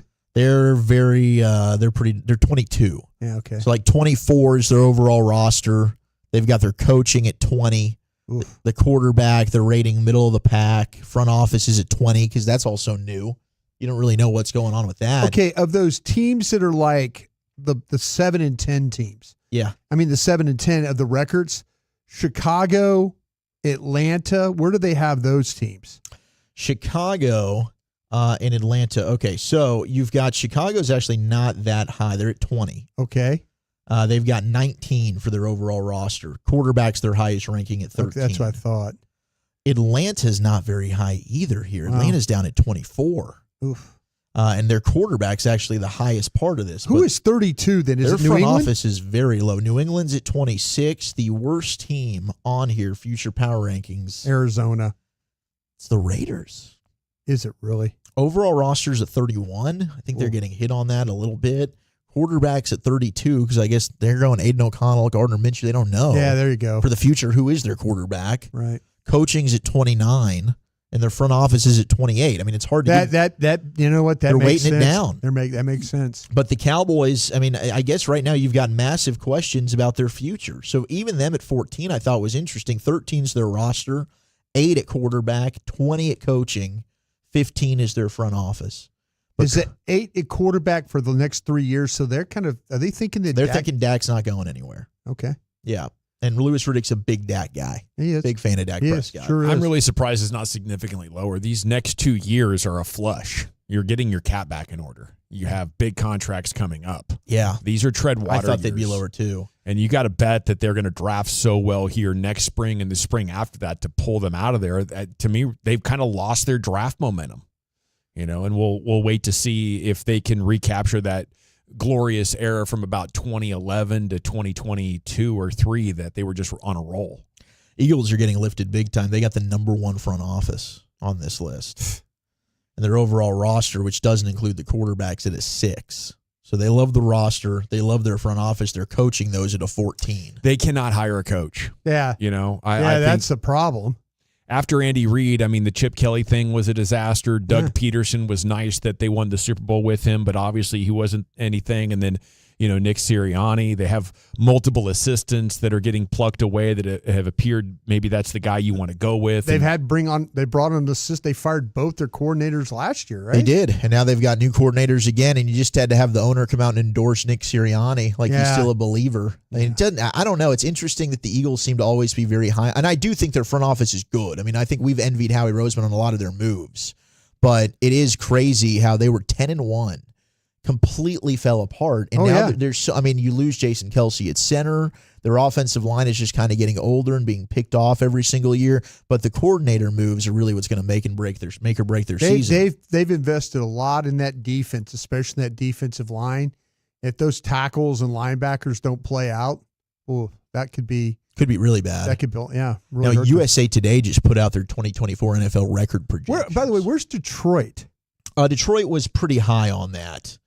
Detroit, I believe, was in the top 10. I got to pull that back up. Hold on one second. I'm sorry. No, you're good. You're good. They seem like they've got the right coach. They've got the right roster. By the way, the Ravens were 2. Yeah. Baltimore was 2. Buffalo was 3. The Lions were 4. Okay. So the Lions were pretty high. They had 3 with their overall roster, which I'm with. Coaching was a 3. Yeah. Front office was a 6. Quarterback was a 12. Quarterback's their lowest with Jared Goff, which isn't even that low. I mean, I guess at number 12. But NFL Today, speaking of the Lions, I mean, that NFC North looking pretty good. They've got their 2024 NFL record projections they just put out there. Cowboys record projection, 8-9. They've got them losing the NFC East to the Eagles at 10-7. Yeah. They've got the Packers at 13-3, winning the North, followed by the Lions making the playoffs at 11-6, and the Bears making the playoffs at 9-8. Bears ahead of the Cowboys, right? Kind of what the deal is for Cowboys the 7th don't spot. make it at 8-9. They don't make it. They're a game back. Man, I struggle to see them falling that much to 8-9. But if you look at, Tyron Smith's presence and how much he calmed things down as far as the pressure and let Dak cook in the passing game last year, that's why I think, remember last year at this time, the interceptions were such a big storyline. Yes. Dak was coming off multiple years where Tyron Smith couldn't be out there. He's out there for the majority of games last year. The protection was better. The picks came way down. What happens now? And I'm scared of no running game and Dak having to throw it 40 times. That's a fair and I'm going to say this, it's not going to be all Dak's fault. No. But he is going to try and make every single play. And that could be not good. Yeah.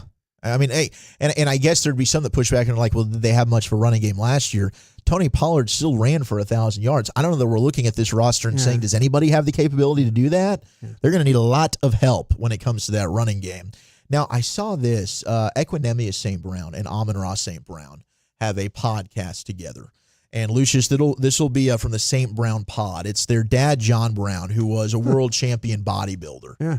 And he's talking about, people ask him all the time. They had 3 Division I sons. He's got 2 of them that are now in the National Football League. How the hell were you able to do this? This was his answer, and I wonder if anybody else thinks this way.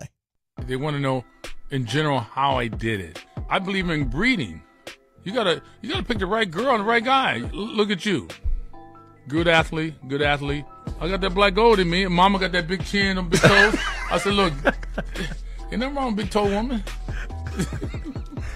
Big chin. Who says a big chin? You gotta think of this stuff. Some guys don't think of it until later. They go, like I'm standing at Pop Warner. You wouldn't know it. You on the field, and one of you guys on the field playing. And I was talking to a guy, told him this story.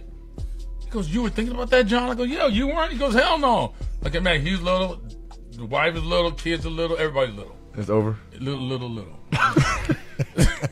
Chicken little. Little. His kids aren't big. They're not big, but they're freak athletes. They're athletic as all get out, but they're not big kids.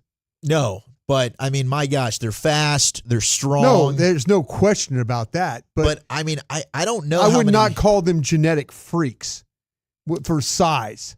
Not for size. I would agree with that. And I don't think he's like overly a huge guy either. Most of those bodybuilder dudes are pretty short. But man, I mean, he clearly has the athleticism. Wifey has the athleticism. Does she track or anything? What's her story? I mean, clearly he described she's got the big chin, she's got the big toes. Like he was looking for some build there. Yeah. I just don't know if anybody else or is anyone else scouting him out. I did have a buddy of mine that did talk to me about this.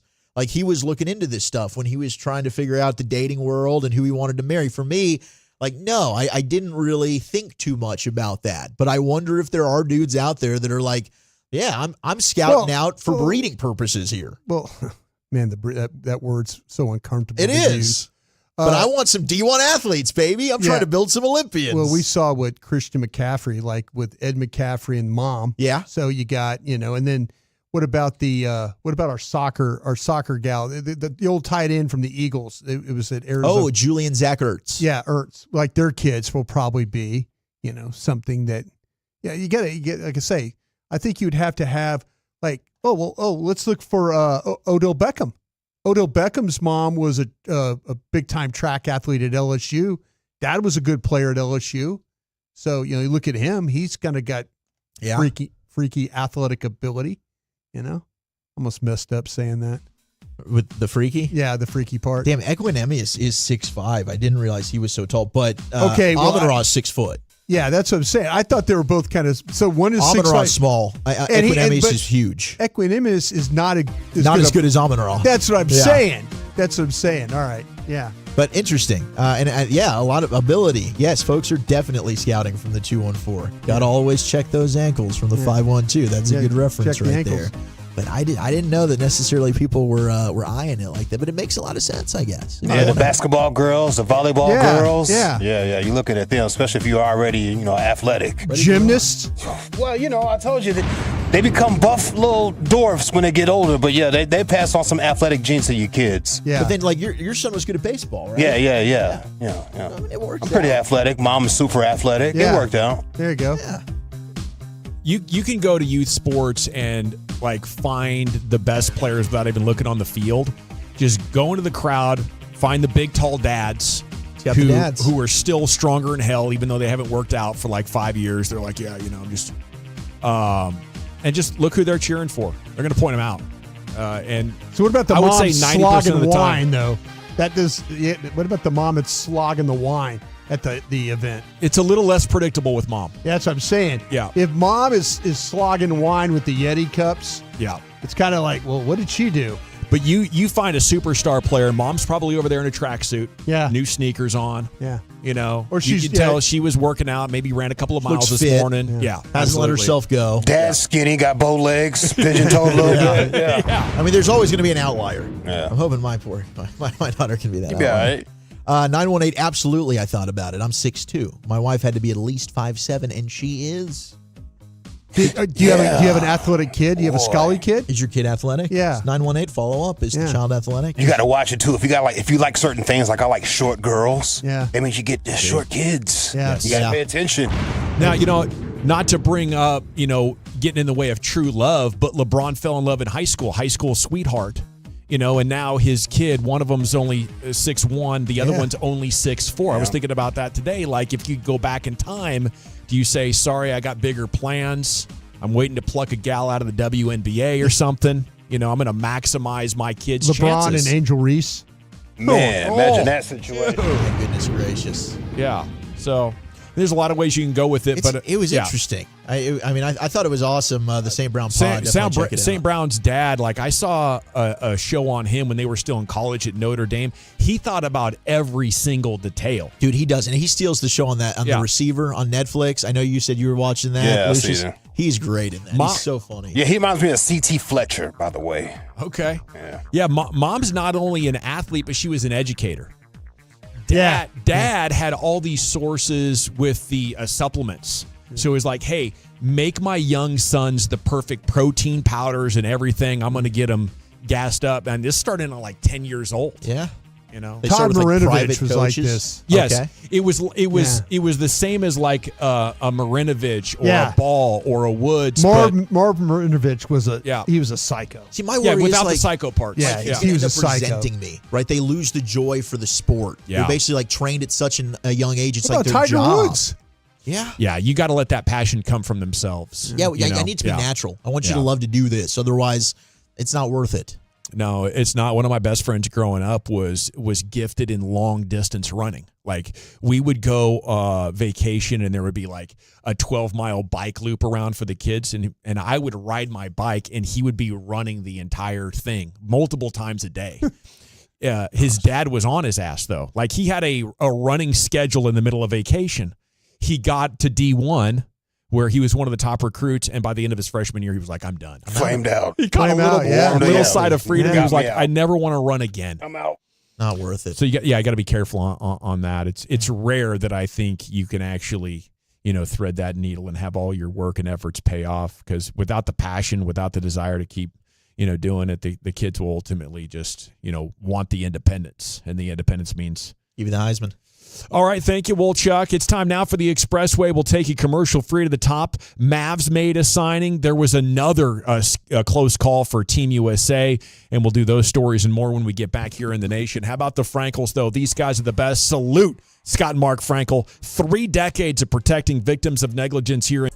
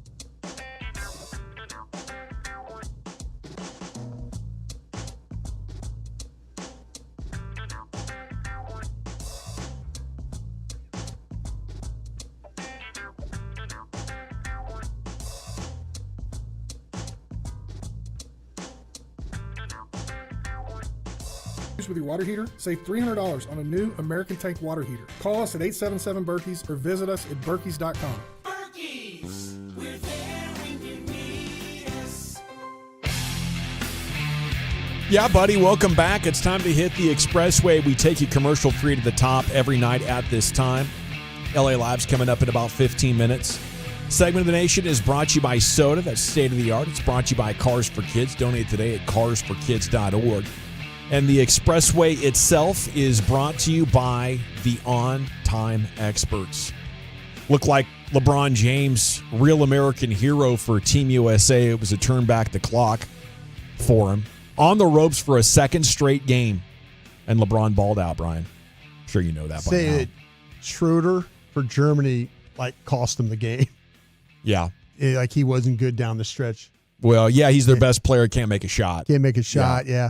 By the way, did you see LeBron is going to be the flag bearer? I did? Yeah, Yes, Lucius will be excited about that because Lucius likes to watch the opening ceremony. The opening ceremony. This Friday? Yeah, Friday. Yeah, buddy. Yeah, he's gonna